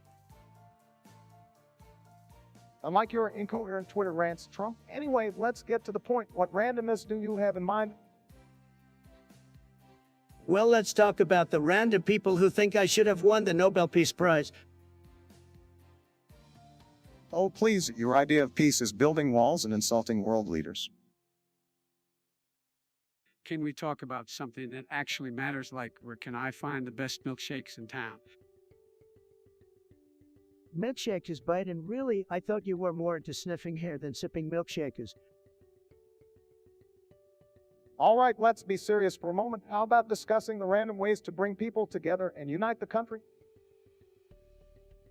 Unity, Obama, your 8 years of division and failed policies did nothing to bring us together. Sarcastically at Trump, because your presidency was the epitome of unity. You're damn right, it was making America great again, brought everyone together who loves this country, and like you, Sleepy Joe. We'll never agree on this, Trump. Let's face it, randomness can be a hit or miss, just like your presidency. Can we move on to something more important now, like finding the remote control that Trump claimed was stolen by fake news? Remote control, sorry Joe, but you'll have to find it yourself while I continue making America great again. Hannes, oh yeah, I remember you. We were a real winner, huh? I'm sure you loved every second of being in the spotlight with me. Tremendous. Trump, you can't even remember the names of your own supporters. It's no wonder you can't remember anything else. As for a vice president, I'd pick someone with experience and integrity, not a reality TV clown. Sleepy Joe, you really think experience and integrity matter? Look where that got us when you were VP. I need someone who knows how to make deals, run businesses, and build walls just like me. Well, I think it's safe to say we've had enough of your deals and building walls, Trump. As for my vice president, I would choose someone who brings hope, intelligence, and compassion to the table. And no, not Joe.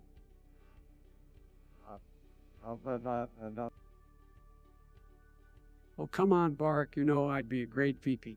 But if I had to pick someone, it would be someone who understands the struggles of working class Americans and can bring real change to the country.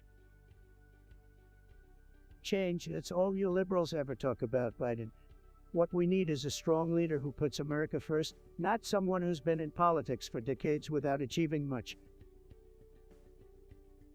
Says the guy who bankrupted multiple businesses and had to rely on Russian money, but let's not go there. We need someone who can unite the country, not divide it further. Well, couldn't agree more, Joe. We need someone who can bring people together, who can restore dignity and respect to the office of the vice president. Someone who's ready to step up and lead. Dignity and respect. I think that's a bit too much to ask for from you guys, but fine, keep dreaming. As long as the American people choose me again, it doesn't matter who you pick as VP. They'll be serving under a true winner. Hannah, is you're suggesting we talk about Biden and his chocolate chip ice cream milkshake. Tremendous suggestion, by the way. It really shows your intellectual depth. Well, I must say, I do love a good milkshake, and chocolate chip, absolutely delicious, just like me, folks. Oh, Joe, always talking about your indulgences, but I have to agree with you on this one. Who can resist a rich and creamy milkshake? I have the best milkshakes. Believe me, people always tell me, Donald, your milkshakes are tremendos, and they're right, mine are the best. Donald, come on, we all know your milkshakes are about as genuine as your hair.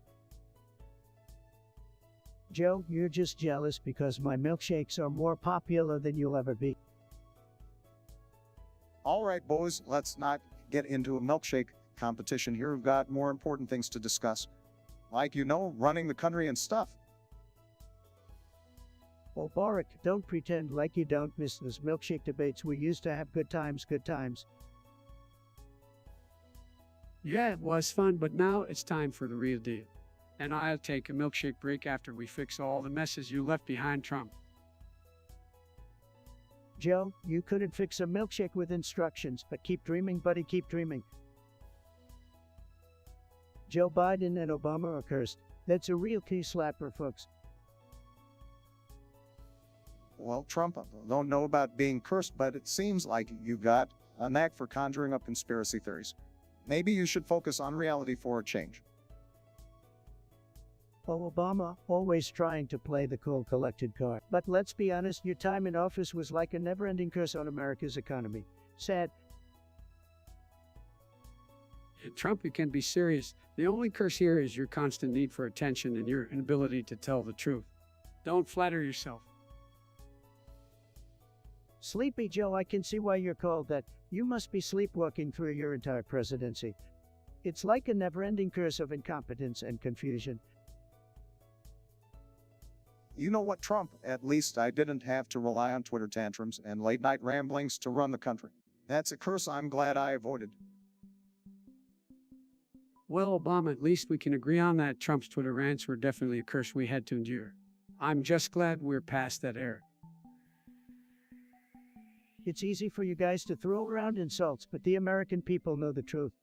And the curse that needs to be broken is the one placed upon us by the radical left's agenda. Let's make America great again and break free from the curse of liberalism. Biden, Obama, we've got a suggestion from a viewer. They think you two are cursed, bad, and what do you say to that? Cursed. Come on, man, I may stumble on my words sometimes, but hey, at least I don't need a teleprompter to form a coherent sentence like Sleepy Joe over here. Oh, please, Biden, you're just jealous because I had 8 years in the White House while you were hiding in the basement. Well, I have to agree with the viewers on this one. Obama, your legacy is like a bad spell that still haunts this country. And Biden, your presidential campaign was like a curse on the American people. Together, you guys are the dynamic duo of disaster. Oh, that's rich coming from a guy who thought bleach could cure COVID. Talk about curses. Trump, you were the curse on this nation for long years. Oh, Sleepy Joe, you really want to go there? You were the curse on the Obama administration, always with your foot in your mouth and your hands in someone's personal space. And we not stoop to your level, Trump. The American people have had enough of your divisive rhetoric and constant need for attention.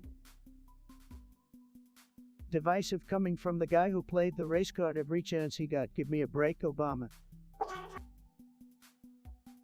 Well, at least I don't incite violence and surround myself with white nationalists unlike some people I know. Joe, you're the one who can't keep your hands off women and children. Let's not forget about your questionable behavior.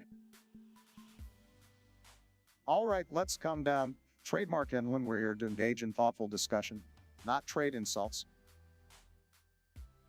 Oh, thoughtful discussion. That's rich coming from the guy who ordered drone strikes on innocent civilians. Nobel Peace Prize winner, my foot. Let's not forget about your failed businesses and bankruptcies, Trump. You may be good at firing people, but you sure aren't good at running a country. And you, Joe, you've been in politics for how long, yet you've accomplished it. What exactly? Don't throw stones when you live in a glass basement. All right, that's enough. Let's change the topic before this turns into a circus. We'll leave the curses for the Halloween decorations, not our political careers. Fine, let's move on, but mark my words, the American people will always remember the curse you two unleash upon this great nation.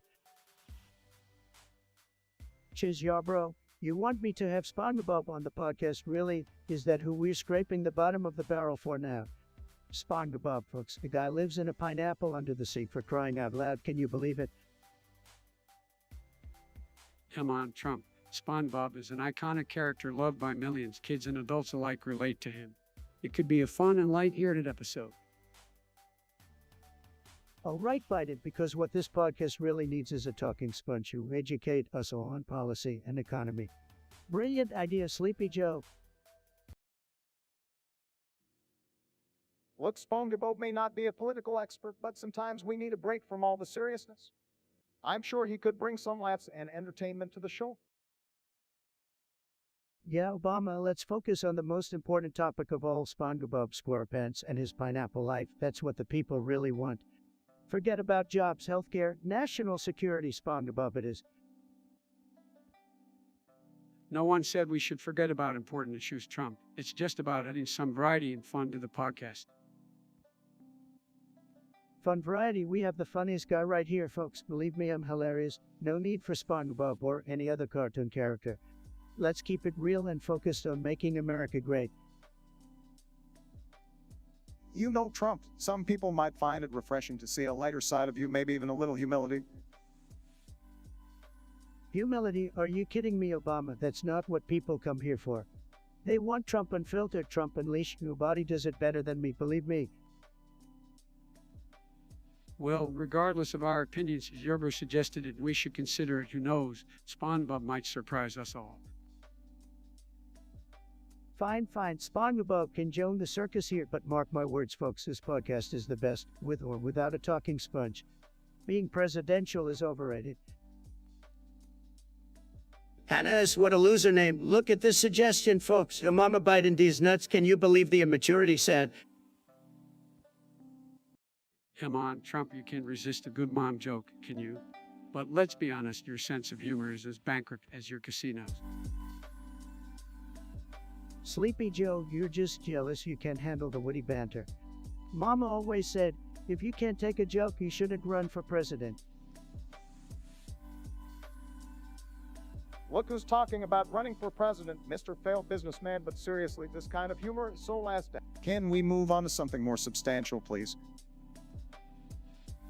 Username, what a pathetic name. It's almost as sad as your suggestion. Discuss something random, really. How about we discuss how truly worthless that suggestion is? It's a waste of breath, just like you. Oh, come on, Trump, let's at least humor the loser. What do you want to discuss, Usernat? How to be an epic loser or how to make friends with no life? Easy there, Joel. Let's not go to hard on the poor soul. User now, why don't you suggest a random topic and we'll see if it's worth our time. Maybe it'll be as interesting as watching paint dry. Who knows? Oh, Obama always trying to be the peacekeeper. All right, user Nav, you have a brain cell left. Give us a random topic worth discussing, but I highly doubt you're capable of that. Yeah, but User Naz idea will be about as exciting as watching grass grow. Go on, give it your best shot. Let's hear your magnificent random topic, but remember, we won't be impressed. All right, guys, let's give User now a chance. Remember, we were all newbies once, right? User now, the floor is yours. Show us what you've got. Just don't expect fireworks, okay? We're waiting, user Nav. Time's ticking, ready to unleash the most mind-numbingly boring topic ever conceived. I'm on the edge of my seat. Well, not really. I'm actually not interested at all, but go ahead. User now wants us to discuss something random. Well, isn't that just typical of User now, always throwing in something random to confuse us? You're trying to keep us on our toes, but we're too smart for that. Nobody throws random topics like user now, folks. They're the best at being random, believe me. You know, Trump, I think User now just wants to see how we handle the unexpected. Are we up to the challenge? Absolutely, Obama. We're ready for anything, even User Naz random topics. Bring it on. That's right, Sleepy Joe. We can handle anything that comes our way. No random topic can defeat us. Well, Trump, since User now wants something random, how about we discuss the most random thing of all, pineapple on pizza? Oh, here we go. The eternal debate that say pineapple on pizza is a crime against humanity.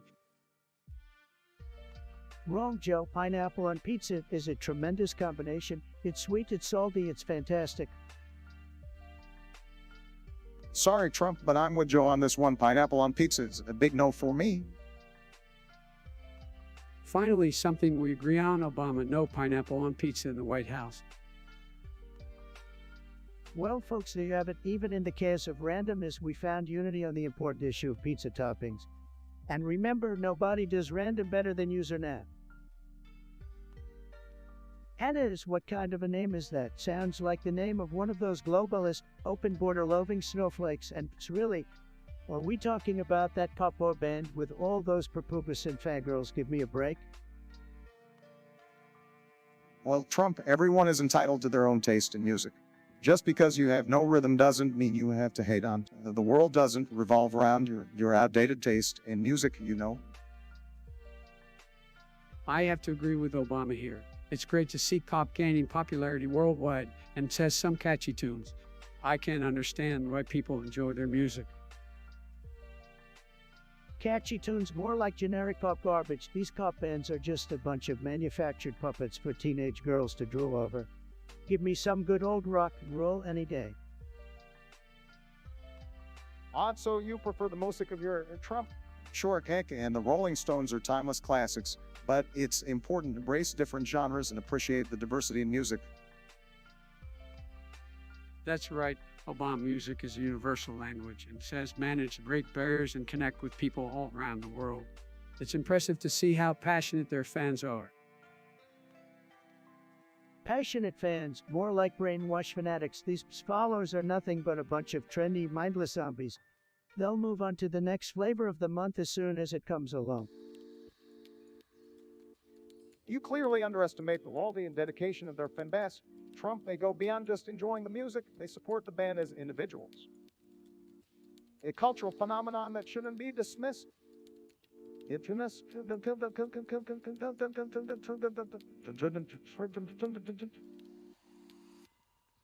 Absolutely, Obama. The impact it's making in the industry is undeniable. They're breaking records, addressing social issues, and inspiring millions. You might want to give them a chance, Trump. Who knows, you might actually enjoy their music. Enjoy their music, not a chance, Sleepy Joe. I stick to my own playlist, the one with real music that doesn't require a flashy stage and a bunch of synchronized dance moves. Alright, Bunk Atomic Punch, let's talk about that Obama guy. His knowledge of Warhammer 40,000 Space Marine. Did he even know what an orc was, or was he too busy sipping his fancy latte? Well, Trump, I may not have been into Warhammer 40% Space Marine, but I was busy doing more important things than playing a game about killing aliens. Well, You know, like running a country. Oh please, Obama, you think you were running a country? You were too busy playing golf and apologizing to everyone for America's greatness. No wonder you didn't have time for Space Marines. Now, let's not get too carried away. I think it's fair to say that both Obama and Trump had their own priorities. Maybe Obama was just too busy giving out participation ribbons to care about Space Marines. Participation ribbons, Biden, you have no idea what you're talking about. Obama was too busy leading from behind to understand the importance of a game like Space Marine. Give me a break. Trump, I don't need to understand a game about Space Marines to know that you have no idea how to run a country. So maybe we should focus on real issues instead of silly video games. Silly video games, Obama, you're the one who wasted 8 years in office. No wonder you missed out on the epic battles and glorious victories that Warhammer 40,000 Space Marine had to offer, sad. Well, gentlemen, it looks like we're not going to settle the Space Marine debate anytime soon. Perhaps it's time to move on to something more pressing, like figuring out why Trump's hair looks the way it does. Oh Biden, don't even go there. We all know you envy my fabulous hair. Let's stick to the topic and stop talking about things you know nothing about, like Space Marines and good hairstyles. All right, let's calm down now. We may not agree on Space Marine or hairstylists, but let's focus on the real issues. Like how Biden managed to remember his own name for this conversation. Mike Atomic Punch, you're such a loser with that name. What a terrible suggestion. yeah, nobody cares about your stupid Warhammer 40%. Get a life. Look, Bunk Atomic Punch, nobody wants to hear about your little nerd game. It's all about big deals, big leagues, and big walls. Seriously, Warhammer, just another way for people to escape reality because their lives suck. I mean, who even has time for that nonsense? We've got real issues to deal with in this country. Absolutely right, Obama. No time for childish games when there are real problems like fake news and crooked Hillary to tackle. Let's focus on something important, like how many scoops of ice cream Trump had for dessert while the rest of us suffer. Ice cream? Seriously, Biden, that's your big critique. How about focusing on policies that actually matter? Policies, Obama, your whole presidency was a joke, just like Warhammer, War 40,000 Space Marine. It's all fake, just like your birth certificate. Oh, here we go with the birther conspiracy again. Can't you come up with something original for once, Trump? Yeah, Trump, maybe you should spend less time on Twitter and actually do something productive for a change. Productive, I've accomplished more in one term than you did in 8, Obama, and this Warhammer thing. It's a waste of time, just like your presidency. Oh, please, Trump, your term was a disaster in every sense, just like your taste in video games. Let's just move on from this nonsense. Warhammer 40% or Trump's presidency. They're both things we could have done without. Typical Obama, always avoiding the issues, just like your non-existent healthcare plan. And typical Trump, always deflecting with insults, just like your tiny hands. Sleepy Joe, my hands are just fine, and like your brain, which seems to be permanently on standby. At least I don't need to brag about the size of my hands to compensate for anything, Trump. Gentlemen, let's stay focused on the real issues here. Warhammer or not, we need leaders who can actually make a positive impact. Positive impact, that's what I've been doing. Obama, making America great again. Maybe you should take notes. Making America great again, more like making America a laughingstock. But hey, I guess that's what happens when you elect a reality TV star as president. Keep talking, Sleepy Joe. Your time will come and it won't be pretty, just like your taste in video games. All right, out of this pointless banter, let's move on to a topic that actually matters. User, now you really think we have time to discuss a random topic? I mean, come on, we've got much bigger things to tackle here, like winning, you know. Hey, Trump, give the guy a break. You're always too tight. Let's talk about something random for a change. It might actually be fun. I'm with Biden on this one. Let's lighten the mood and discuss something completely random. It's like a breath of fresh air in this chaotic podcast. Fine, fine. If you both insist on wasting precious airtime, then let's discuss something truly random. How about eating pizza with pineapples on top? Disgusting or delicious? Oh, here we go. Pineapples on pizza. Absolutely disgusting. It's an abomination, just like some of your policies, Trump. Pineapple lovers have no taste. You know what, Biden? I actually like pineapple on pizza. It's a controversial choice, but it adds a touch of sweetness. Trump, I guess even on pizza, you like to divide people. No surprise there, Bum. You were always one to divide people too, just like your failed presidents. Pineapple on pizza is an embarrassment, and so are your policies. Let's not bring up failed presidencies here, Trump. We're supposed to be discussing random things, remember? And for the record, I believe in you and didn't like you. All right, let's keep it civil, gentlemen. We can agree to disagree on pineapple pizza. Or nay. Mayo on fries, absolutely a yay. It's the best condiment out there. And let me tell you, nobody does condiments better than Trump. Sorry, Trump, but mayo on fries is a big nay for me. Ketchup all the way, just like the majority of Americans. I guess some things will always separate us, ho. Well, I'm gonna break the tie here. I'm Team Ketchup on fries all the way. Sorry, Trump, but your mayo obsession won't bring us together. Unity or not, you're missing out. Obama mayo on fries is a gay candor. But at least we know where we stand on these random food topics, or at least we can agree on so a thing, sort of. Bonk Atomic Punch, I like the way you think. Believe me, if I were a space marine, it would be the most tremendous, fantastic space marine you've ever seen. I'd build a huge wall around the galaxy and make the aliens pay for it. No more illegal alien invasions. Come on, Trump, you can seriously think building a wall in space is the solution to the space marine. I would focus on diplomacy, unity with alien civilizations. We need intergalactic alliances, not walls. Oh, Sleepy Joe always talking about unity. Let me tell you something, folks. We don't need unity with aliens.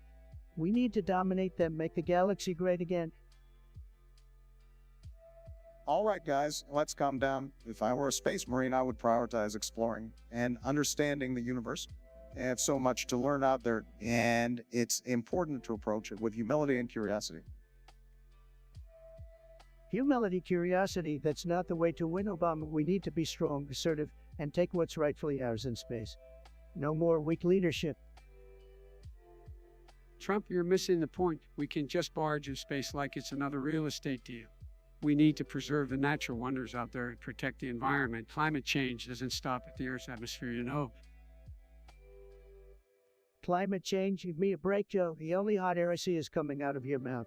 Space Marine or not, I'll always prioritize America first, even in the great beyond. Look, space exploration should be a global effort. It's about pushing the boundaries of knowledge and science. We should work together instead of seeking dominance or isolation. Obama, you had 8 years to work on global cooperation, and what did we get?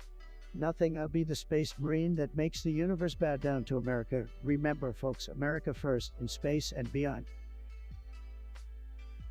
Bonk Atomic Punch, with a name like that, I hope you're not serving up any explosive suggestions.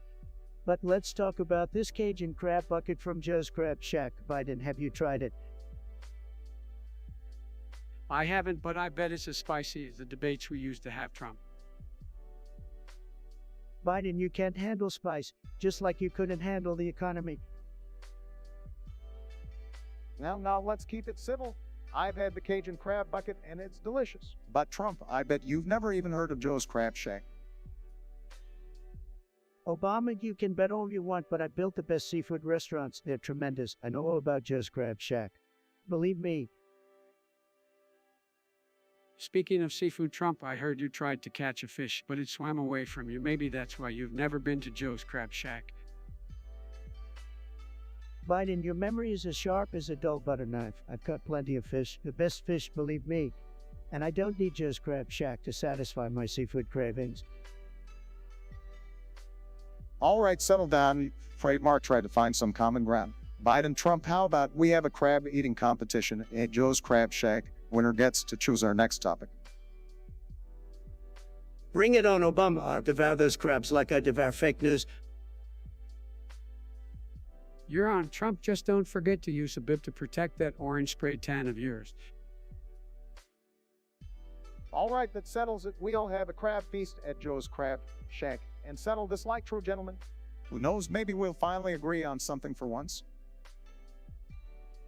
Bradley Hogus wants to discuss something. What's on your mind, Bradley? Welcome back, Bradley. What do you want to talk about? Yo mama's so fat she's a planet. Haha, that's a good one. Bradley, your mama jokes never get old. Well, Bradley, I must say, your mom is the biggest planet in the solar system, and she's got her own gravitational pull. Believe me, folks, it's tremendous. Careful, Trump. Your planet-sized ego might get in the way. Don't worry, Obama, my go is you, just like your failures as a president. Hey, let's not forget that Bradley suggested this topic. Thanks for the laughs, Bradley. Your mom must be out of this world, literally. Folks, Biden's right for once. Let's give credit where credit's due. Bradley knows how to make 'em laugh. Keep 'em coming, Bradley, just like your mom keeps coming back for seconds at the all-you-can-eat buffet.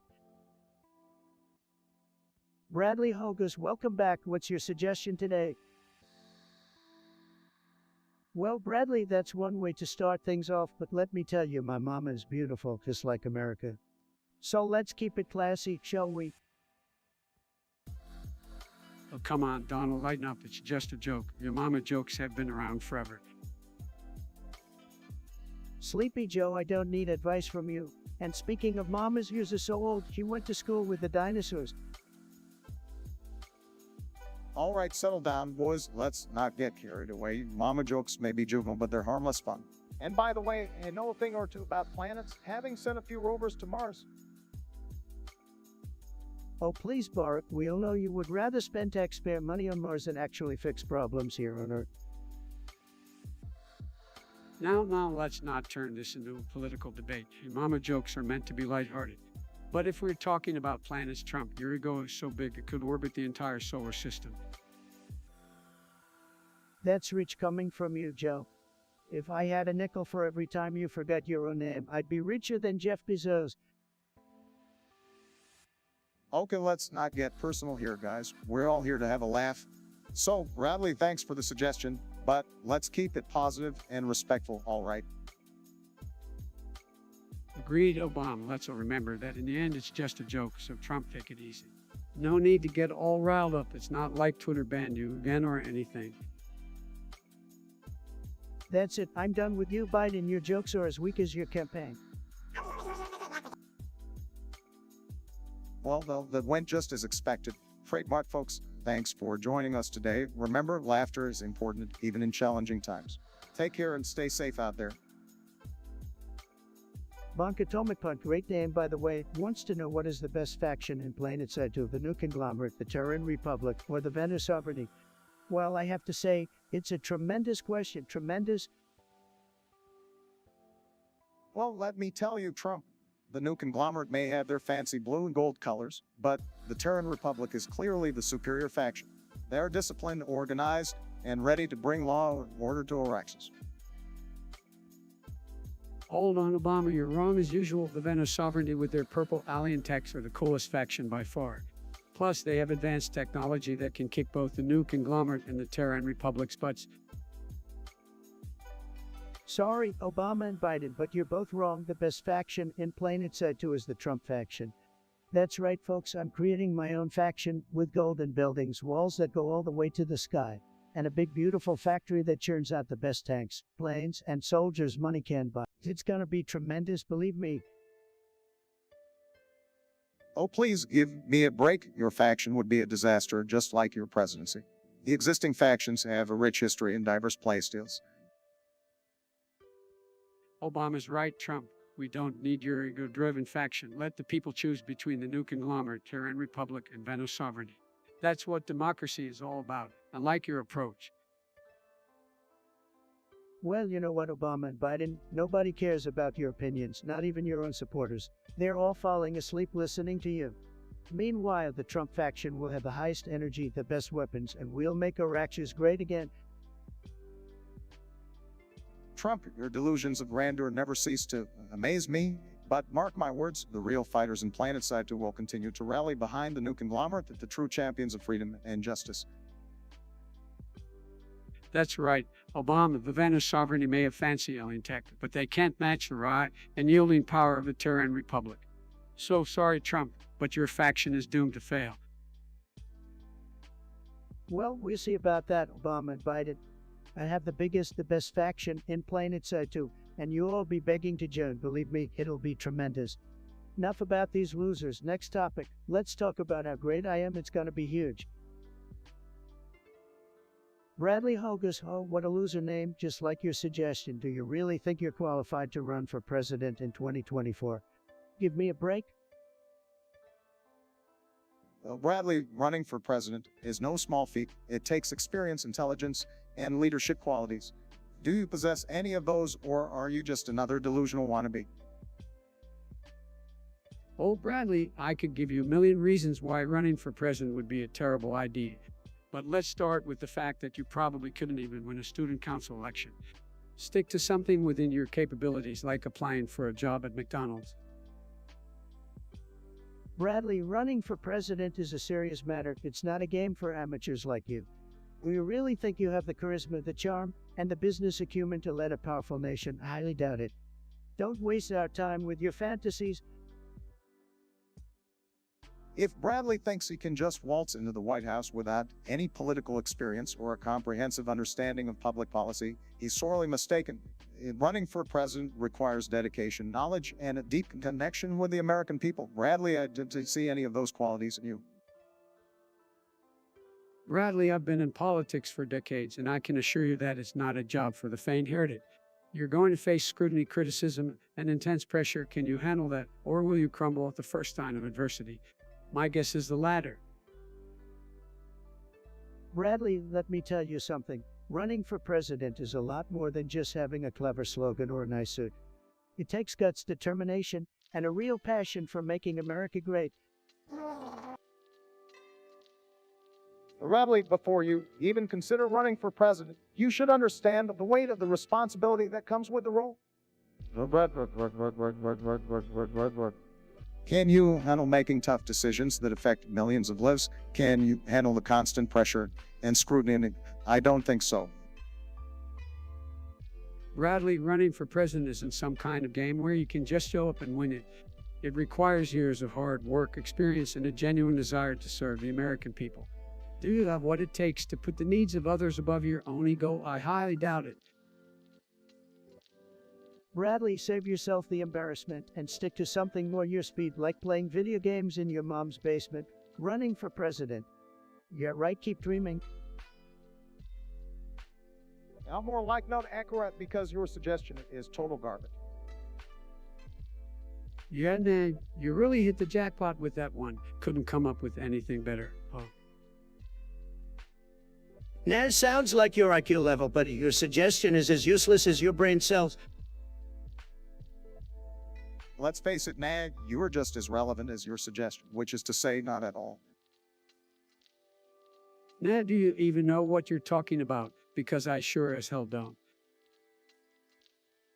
Nag, you couldn't generate a good idea if your life depended on it. Maybe you should just remain now forever. Yeah, more like note asking because nobody cares about your lame suggestion. Next time, try harder. That suggestion is so forgettable, it's like it never existed in the first place. Get out of here with your nonsense. Now your suggestion is about as interesting as watching paint dry on a boring wall. I pity anyone who actually listens to you. Obama seriously discussed something random that is the best you've got. User Nat, you couldn't have come up with something more stimulating. Trump, look, I know a thing or two about randomness, okay? My tweets are pure chaos, and they've taken the world by storm. So let's dive into something random. Obama, fine about this. If you could have any superpower, what would it be and why? But no, I've got this one. I choose mind reading so I can truly understand what the American people want. Troop mind reading. That's a terrible choice, too. You've already got the superpower of putting people to sleep with your speeches. Obama, now let's not get too personal here, Trump. What superpower would you choose? Trump, easy, folks. I would choose the power to make deals like nobody's business. I'd negotiate my way through any situation, believe me. But that's not a superpower. Donald, that's just your overinflated ego talking. Trump ego, no, my ego is tremendous. It's the biggest, most beautiful ego you've ever seen, trust me. Obama, all right, let's move on. Obama, all right, let's move on. I would choose the power of teleportation so I can visit all the amazing places I've never been to. But that's a good one, Bark. Imagine all the time we could save on those long, boring flights. Trump teleportation. A typical liberal always trying to find an easy way out. I prefer good old American hard work. Obama, hard work is important, but a little teleportation wouldn't hurt, though.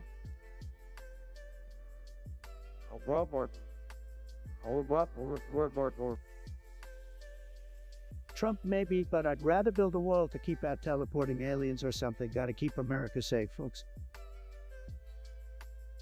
But no, come on, can't we just have a friendly, random discussion without any walls or political jabs? Trump, sorry, Joe, the wall is always on my mind. It's the greatest wall you'll ever see. Believe me, it's tremendous. User now wants us to discuss something random. Well, let me tell you, user now, your suggestion is as random and pointless as Joe Biden trying to remember his own name. Sad. Trump, that's a low blow, even for you. Let's just focus on the topic, all right. Sleepy Joe, focus. That's like asking a goldfish to do a calculus equation. It's not gonna happen. All right, let's not get off track here. Random discussions can be interesting, so I'm gonna start with something random. Pineapples on pizza, yeah or nay? Pineapples on pizza? Absolutely not. It's a disgrace to pizza, just like Joe Biden is a disgrace to the presidency. Oh, come on, pineapples on pizza can add a nice sweet and tangy twist. It's like the diversity we need in our toppings and like your narrow-minded policies, Trump. Biden, you're just as confused about toppings as you're about everything else. Maybe I should send you a memo on how to make a real American pizza. Big, beautiful one with extra cheese and pepperoni. All right, let's not turn this into a pizza war. Pineapples on pizza is a matter of personal preference. Let's respect each other's choices. Respect? Oh, please, Barack, you know as well as I do that respect is something you can't teach Sleepy Joe over here. Well, at least I have a moral compass, and like you, Trump, pineapples on pizza or not, I always fight for what's right.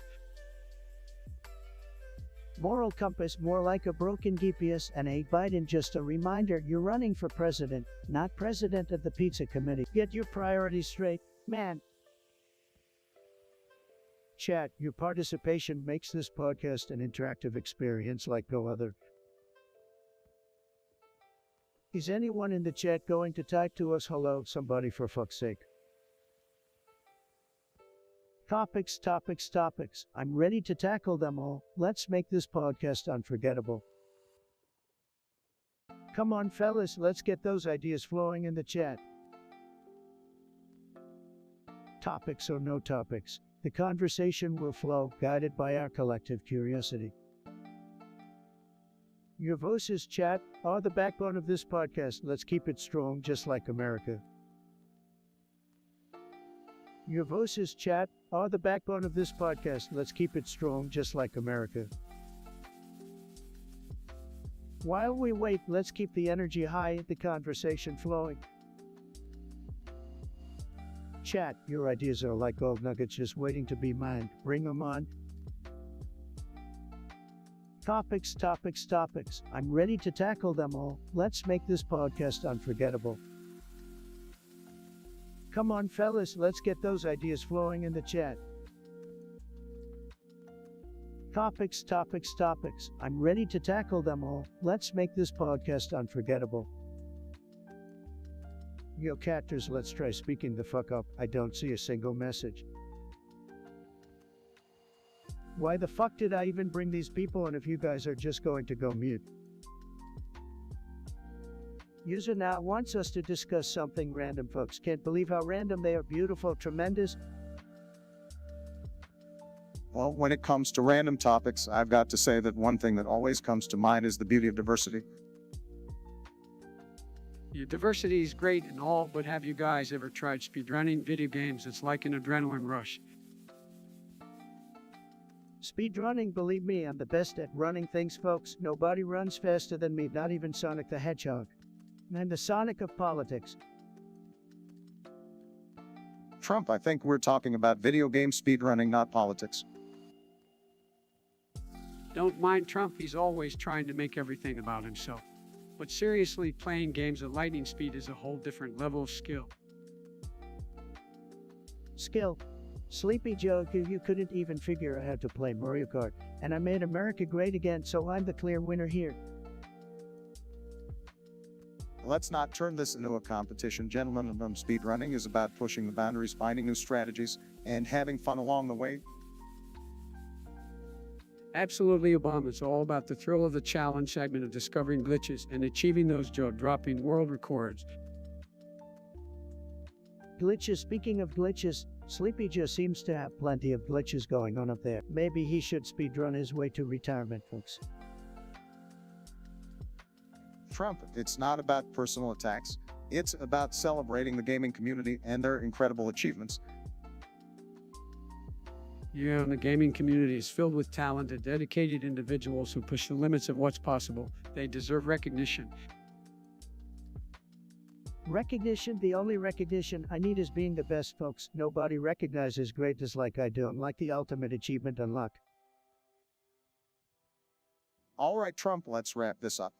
Speedrunning or politics, the key is to have respect for one another's passions and remember that there's room for everyone in this world.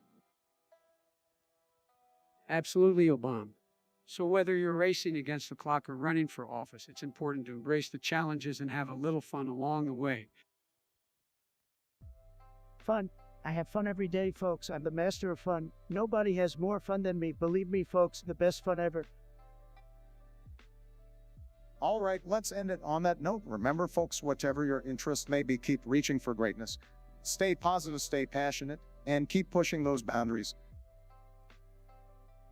Absolutely, Obama. Keep chasing your dreams, gamers, and speedrun your way to victory. You never know what incredible feats you can accomplish. And make sure to watch out for crooked politicians who can't even speedrun their way out of a paper bag. Stay tuned for my fantastic finale, folks. The best ending ever. Topics, topics, topics. I'm ready to tackle them all. Let's make this podcast unforgettable. Your voices, chat, are the backbone of this podcast. Let's keep it strong, just like America. While we wait, let's savor the anticipation of what thought-provoking topics may arise. Let's go, chat. We're waiting on you.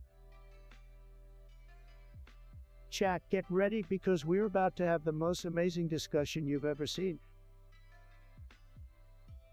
Nestor, thank you for the suggestion. September 11th, huh? A very sad day in American history, and I had the tallest building in New York City, so it really hit close to home. But hey, at least it gave me an excuse to brag about my buildings again. Right, folks? Oh, come on, Trump, that's not the way to approach such a sensitive topic. September 11th was a tragedy that brought our country together, and we should honor the lives lost. Sensitive topic, sensitive maestro. You're just jealous that I've got the best buildings. Nothing brings people together like my towers. It's not about your buildings, Trump. It's about the innocent lives that were taken that day. We need to remember and honor them instead of using it as an opportunity to brag. Biden's got a point, Trump. September 11th was a horrific day for our nation, and we need to pay our respects. It's not about buildings or bragging rights. It's about coming together and standing strong. Oh, Obama always trying to be the voice of reason. Well, I have, my buildings symbolize strength and resilience, just like America. So let's remember the fallen and also my amazing architecture, okay? Trump, this isn't about your buildings, it's about the lives lost and how we can prevent such tragedies in the future. Let's focus on making sure something like this never happens again instead of boosting your ego. My ego doesn't need boosting, Joe. It's bigger than any tower I've ever built. But fine, let's talk about something less triggering for you delicate snowflakes who should be president. Well, we all know it should be me, the greatest president in history. Here we go again with the self-praise. Honestly, Trump, it's exhausting. Let's not forget that I served 2 terms as president, and Trave's running the country now. We have experience and know what it takes to lead. That's right, guys. We're here to focus on the present and the future. Let's leave the past behind and work together for the American people. Work together with you two, that's rich. But hey, if you want a real leader, it's me, folks. I'm the one who knows how to make America great again, just like I did before. Trump, your chance, and we've seen how that turned out. It's time to move forward, unite the country, and truly make progress. Absolutely, Obama. It's a time for unity, compassion, and real leadership. We need someone who cares about the American people, not just their own ego. Care about the American people, that's all I've ever done. I'm the people's champ, the gaming candor. So, you two go ahead and keep living in the past. I'll be out here making America greater than ever. You need a reality check, but instead of arguing, let's agree to disagree. We'll let the American people decide who should be president.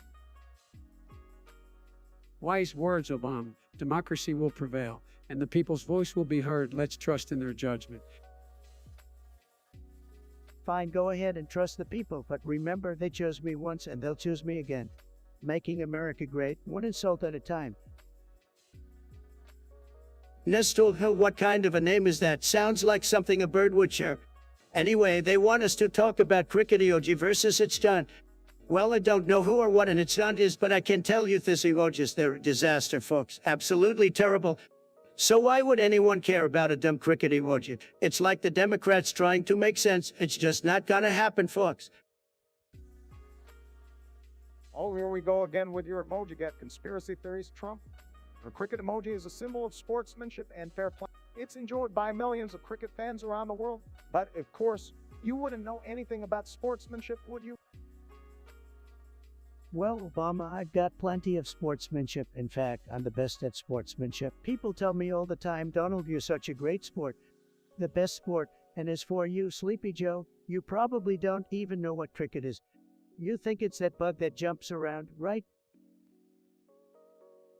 Look, folks, I may not be the biggest cricket expert, but I do know that diversity is important.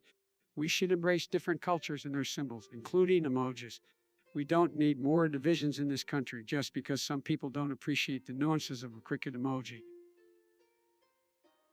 Oh, Joe, you're full of malarkey. Nobody cares about these damn emojis. They're a distraction. What we need to focus on is making America great again, not worrying about what little pictures people use to communicate. Let's put our energy into more important things like winning. Winning is that what you call losing the popular vote by millions, Trump. And maybe you should focus on actually delivering on your promises instead of tweeting about emojis. Just a thought. Obama, you had 8 years to deliver on your promises, and all you did was apologize for America. We're done with that weak leadership. This is Trump's America now, and we're winning bigly. So let's drop the cricket emoji nonsense and talk about something that matters, like how to keep America great. All right, let's move on then, but just remember, Trump, words matter, even if they're in the form of emojis. We should be mindful of our language and how it affects people. Mindful, we're not in some meditation class, Q. This is the real world, where tough decisions need to be made. So let's skip the emoji therapy session and get back to winning. That's what America needs, and that's what I'm here to do. Usernat wants us to discuss something random. Let's see what they got.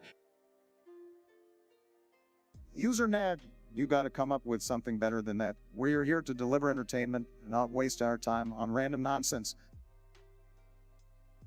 Oh, come on, Obama, let's give it a shot. Random topics can be fun to know. Biden, I agree with you for once. Let's entertain ourselves with this random topic and show everyone how it's done. Fine, let's hear it. What's the random topic, UserNad? Yeah, spill the beans already. We're waiting. Usernat suggests we discuss something random. Usernat wants us to discuss something random. Can you believe it? Well, it's not like we have anything better to do, Trump. You might as well entertain the viewers with some randomness. All right, folks, let's talk about something completely arbitrary. I'm thinking the best flavor of Doritos. Well, Trump, I'm not surprised. You brought up junk food. I bet you've never had a salad in your life.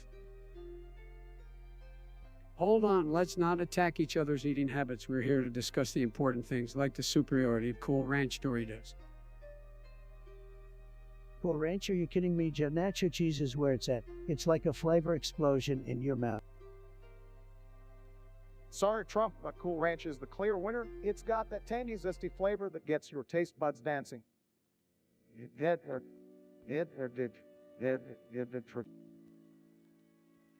And zest, more like artificial and overrated. Nacho cheese is the classic, the all-time favorite. Classic doesn't equal better, Joe. Cool Ranch is the choice of true champions. Your taste buds must be malfunctioning. My taste buds are just fine, Trump. It's your brain that seems to have all the malfunctioning. All right, folks, let's settle this once and for all. Cast your votes in the comments for Cool Ranch or Nacho Cheese Doritos, and let's prove Trump wrong again.